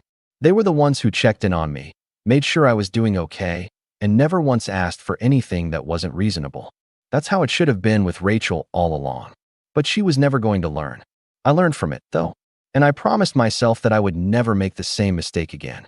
I'm Daniel, 41 years old, and I thought I had seen every kind of family drama life could throw at me. Divorces, step-families, custody battles, you name it. But nothing prepared me for the wedding that turned into a quiet, calculated disaster. A disaster I didn't cause, but one I walked right into, and eventually walked away from, holding my kids' hands as if I were rescuing them from a fire. The morning of the wedding, I was still feeling proud. I'd paid for the whole thing. The venue, catering, photographer, even the floral arrangements my stepmother insisted needed a touch of luxury. It was for my stepsister, Ava. She was 30, the kind of woman who'd call herself misunderstood, but treat waiters like they were invisible. Still, she was my dad's stepdaughter, and when he passed away 3 years ago, I promised him I'd keep the family together. That's why I said yes when technically my stepmother, Carol, came to me 6 months ago and asked if I'd help make Ava's dream wedding happen. At the time, it didn't feel like a trap. Carol was crying, saying Ava had been through so much, and that this was her fresh start. Her fiancé, Mark, seemed like a decent guy. Quiet, respectful, maybe a little awkward, but polite. So I agreed. I even told Carol, "Don't worry about paying me back. Just let's make sure Ava's happy." I thought it was a good deed, family helping family. Turns out, it was like feeding a wolf and expecting gratitude. Everything was fine up until the week before the wedding. That's when Ava started acting entitled, for lack of a better word. I'd get messages like, "Daniel, I think we should swap the wine selection. Mark's family prefers imported." Or, "Can we change the seating chart? I don't want your kids in the front area. They might make noise during the vows." That one hit me wrong. My kids, Lucy and Evan, are 8 and 6. well-behaved, shy, and the kind of kids who whisper in libraries. Still, I brushed it off. I figured wedding stress makes everyone weird. But then came the rehearsal dinner. It was supposed to be a small event, nothing fancy, just the family's meeting before the big day. Ava arrived late, dressed like she was walking the red carpet, and didn't even look at me when she walked in. Carol followed her, all smiles, pretending nothing was off. Midway through dinner, Ava tapped her glass with a spoon and said, "I just want to thank everyone who helped make this possible, especially Mom and Mark's family, who have been so supportive." Then she stopped. No mention of me. No mention of who actually paid for it. Mark looked uncomfortable, but he didn't say anything. Neither did I. I wasn't going to demand credit like a child, but the omission stung. My wife, Emily, leaned over and whispered, "It's okay. Let her have her moment." I nodded, but that night in the car I said, "You'd think paying for everything might warrant a thank you." Emily just sighed. Some people only see what they want to see. Then came the wedding day. We got to the venue early. It was an old vineyard, beautiful and sprawling, with sunlight pouring through the trees. I remember holding Lucy's hand as we walked toward the entrance, the sound of distant laughter echoing from the bridal suite. But as we reached the gate, I noticed something odd, a sign taped to the entrance. Big, bold letters, "Do not let these children in." Underneath were printed photos of my kids. Actual photos. I froze. For a moment, I thought it was a prank. Maybe some twisted inside joke. But then the security guard, a guy in a crisp black suit, stepped forward and said, "I'm sorry, sir." The bride gave strict instructions. I blinked at him. Instructions to ban children? He nodded awkwardly. "Just those children." Emily's jaw dropped. "What?" He looked genuinely uncomfortable. "Sir, I don't want trouble. I just follow orders." I stared at the photos again. They were clearly taken from my Facebook. Lucy in her Halloween costume, Evan at the park. My stomach twisted. Someone had gone out of their way to make this personal. "Let me talk to Ava," I said, my voice shaking. The guard hesitated, then called someone on his earpiece. After a few seconds, Carol appeared. She looked flustered, holding a champagne flute, her hair done up so tight I could almost hear it creak. "Daniel," she said in that performative, sugary tone she used whenever she was about to say something awful, "please don't make a scene. Ava just wants a child-free ceremony. It's her day." I stared at her. Then why didn't she say that from the start? Why specifically ban my kids? She sighed, avoiding my eyes. "They just distract people. You know how Evan fidgets sometimes. Ava's nervous about everything being perfect. Please understand." Emily's voice was shaking now. "You could have told us before we drove an hour here." Carol shrugged helplessly. "You're overreacting." That word, overreacting, made something in me click. I didn't yell.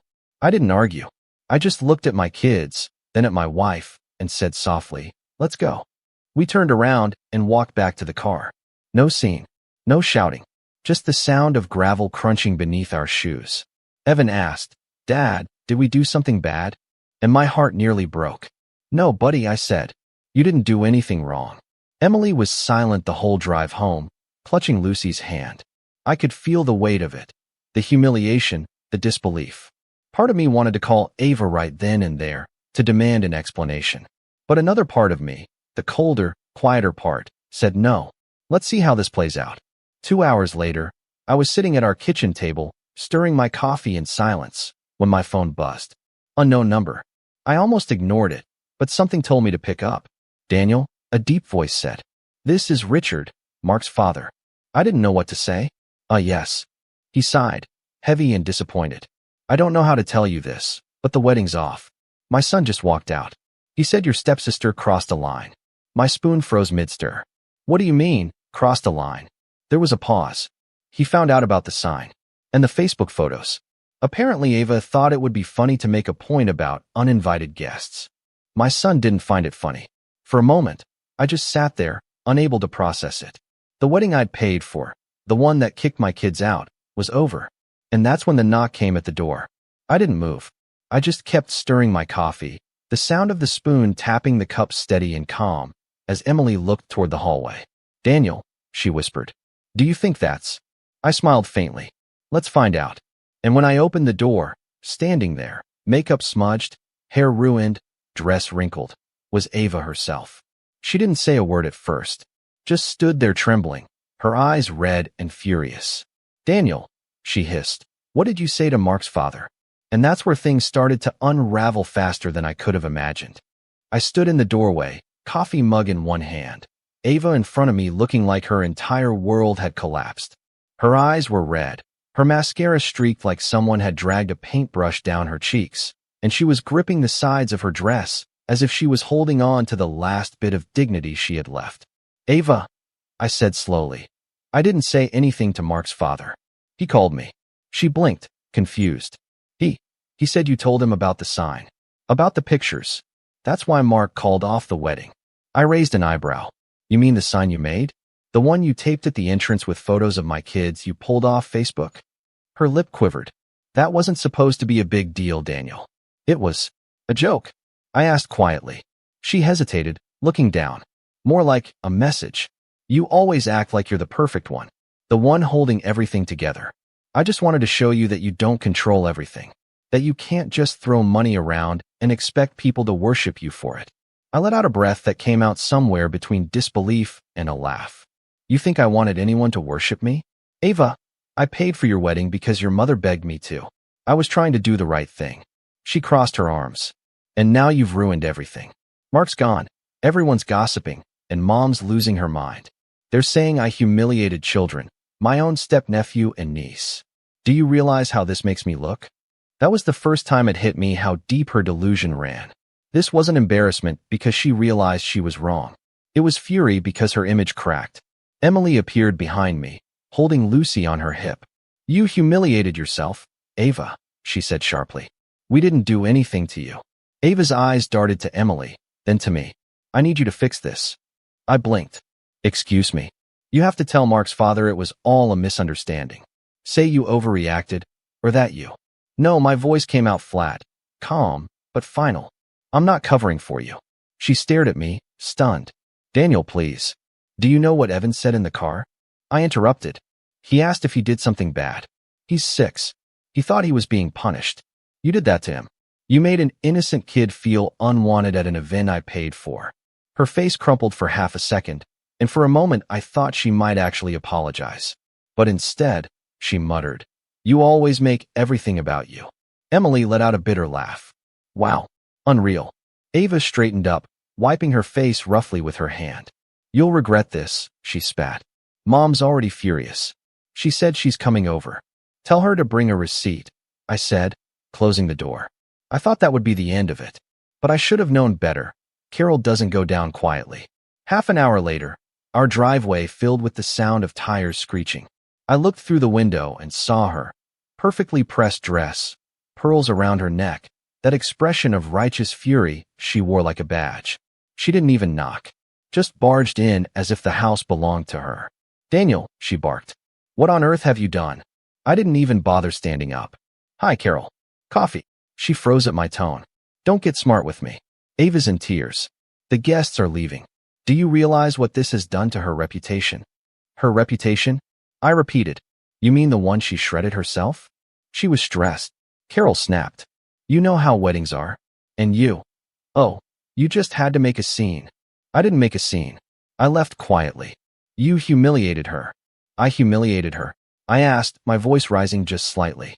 She put a sign with photos of my kids telling people to keep them out. "Who does that, Carol?" She hesitated, then said something that almost made me laugh from sheer disbelief. "Maybe she overdid it, but you should have known better than to bring them. Weddings are for adults." Emily set her coffee cup down so hard the spoon clattered. "We were invited. You saw the RSVPs. The kids' names were on the cards." Carol waved her hand dismissively. "Ava changed her mind." "Oh, she changed her mind after I paid for everything, right?" I said. Carol's face tightened. "Don't make this about money, Daniel. That's petty." That was the moment something inside me finally cracked. You know what's petty? Asking me to fund a wedding and then turning it into a circus. You both begged me to help. I handled every invoice, every booking. You didn't even thank me. And now you're standing in my house blaming me for her tantrum. She crossed her arms. "We're family. You're supposed to help without expecting recognition." "Helping doesn't mean being a doormat," I said. Her lips pressed into a thin line. "I see. So that's how it is now. You're cutting us off." I leaned back in my chair.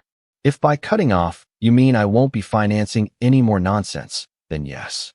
Consider it official. Carol went pale, like I'd slapped her. You can't. Daniel, this family has always relied on you.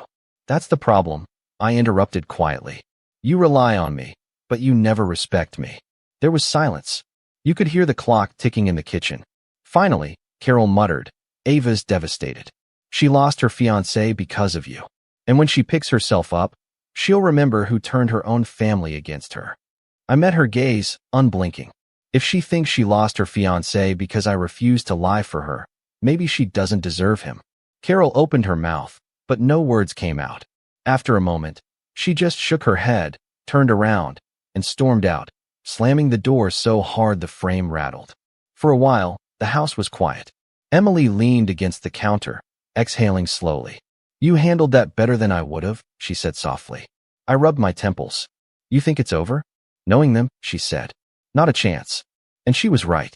Because that night, just as I was putting the kids to bed, I got a text from an unknown number. It was a photo, a picture of me at the venue, standing by the sign, looking stunned. Underneath, the caption read, People will know who you really are. Ava's doing, no doubt. But what she didn't realize was that Mark's father had already called me again that evening. And what he said next changed everything. He wanted to meet. Privately. To discuss something about the money. Something Ava and Carol clearly didn't know I was about to do. I met Mark's father the next afternoon at a quiet cafe on the edge of town. It was one of those old-fashioned places that still smelled faintly of roasted beans and wood polish, where conversations seemed to disappear into the hum of espresso machines.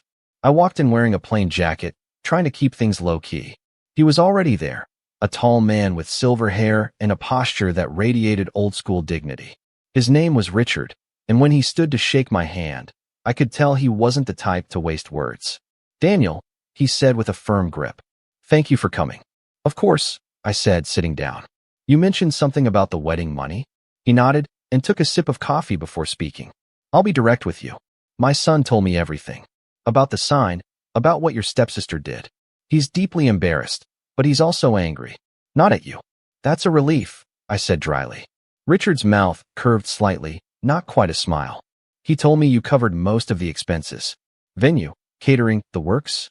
I nodded. Everything except the dress, as far as I know. He leaned forward. Did they ever pay you back? I shook my head. It wasn't a loan. Carol said she couldn't afford much, and I didn't want her to feel pressured. I figured I'd take the loss and keep the peace. He tapped his fingers against the table thoughtfully. Then you deserve to know something. Mark found some documents in Ava's wedding binder when he was packing his things. Bank transfers, vendor receipts, invoices that were supposed to be under her name, but were instead copied with your signature. My stomach tightened. Copied. He nodded. Forged. She used your name to secure a few last-minute upgrades. A second catering package, premium wine, and the string quartet, all billed directly under you. When the venue requested payment this morning, they sent the invoice to her address in your name. I stared at him, processing it. I'd agreed to pay for most of the wedding, but I'd already settled my share weeks ago. Anything she added afterward, that was on her. But now my name was on the hook. Richard leaned back. I thought you'd want to know before it got worse. I can help you sort this out, if you'd like. I nodded slowly, my mind already spinning. Thank you. I appreciate that. He looked at me for a long moment. You're a decent man, Daniel. You try to do the right thing. But people like your stepmother and her daughter, they see kindness as weakness. Mark's learning that the hard way too. I sighed. You're not wrong. When we parted ways, he shook my hand again and said, if you ever need help setting the record straight, you'll have my full support. The moment I got home, I went through my files, receipts, email threads, payment confirmations. Everything was in order on my end. I'd paid my portion directly to the vendors, with clear documentation. But the new charges Richard mentioned weren't there. Then I checked my inbox. And there it was, an email from the venue with the subject line. Final invoice, Daniel Harris wedding payment outstanding. It wasn't just the invoice. Attached was a scanned contract, my signature at the bottom, clean and crisp, except for one problem. I'd never signed that version. The date was changed, the numbers inflated, and my initials slightly off. Emily came into the room as I stared at the screen. What's wrong? I turned the laptop toward her. Apparently, I bought $12,000 worth of upgrades I never agreed to. Her jaw dropped. You're kidding. I wish. Do you think Ava? Yes, I said, cutting her off gently. She did. Emily folded her arms. You have proof? Not yet, but I will. And that's when I decided I was done playing the quiet, reasonable one. I printed out every legitimate receipt I had. Every message, every payment confirmation. Then I drove to the venue in person. The manager, a polite woman named Elise, met me in her office.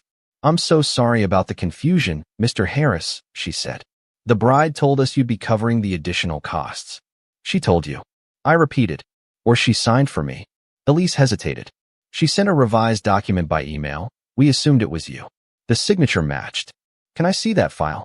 She hesitated again, then nodded and turned her monitor toward me. My signature stared back at me from the screen, perfectly replicated, except I spotted the difference immediately.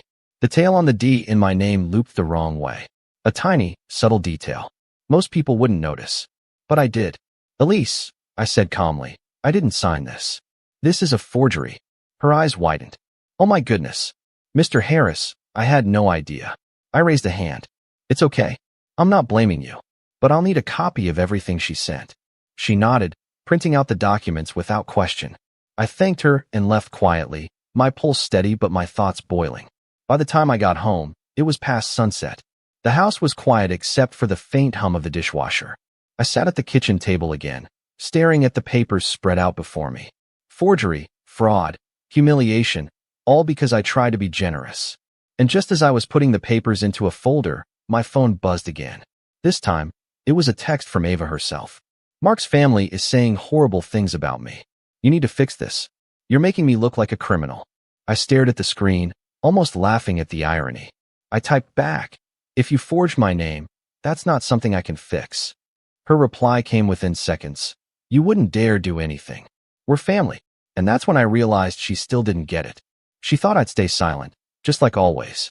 She thought family meant I'd let her walk over me again.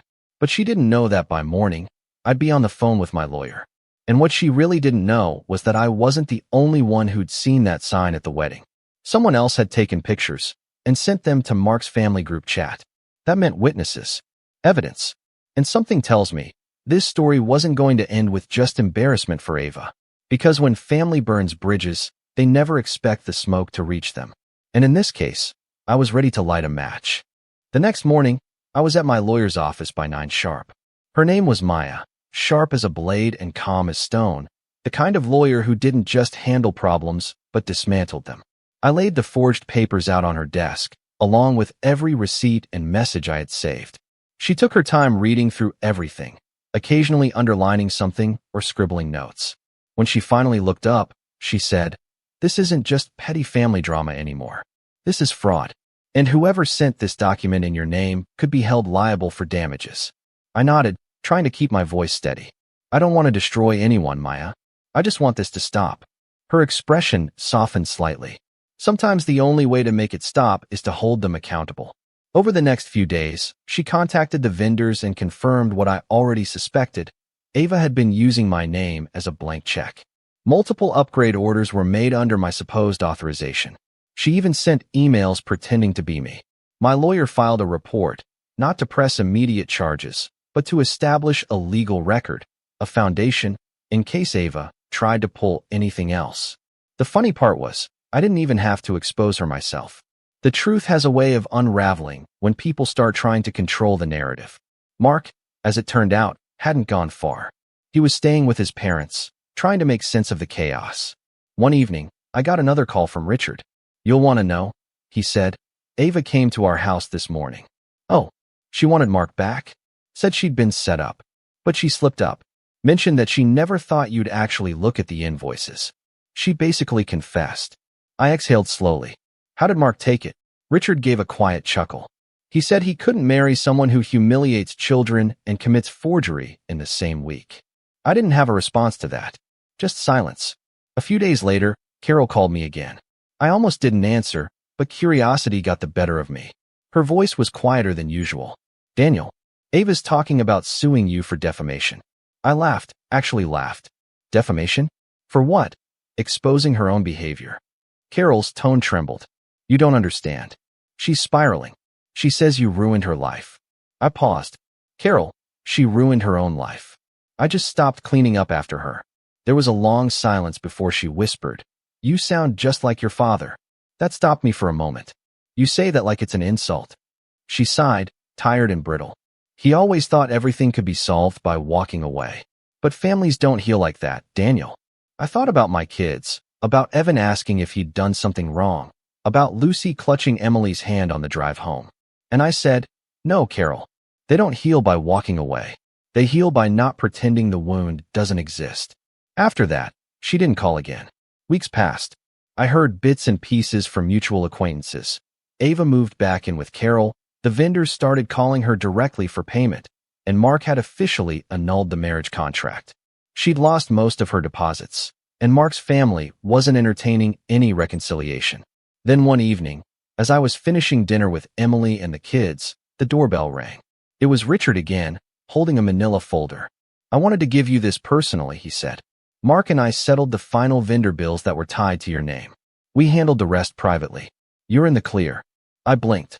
"You didn't have to." He shook his head. "You did more for that girl than her own family did. Consider this our way of setting things right." I thanked him, genuinely touched.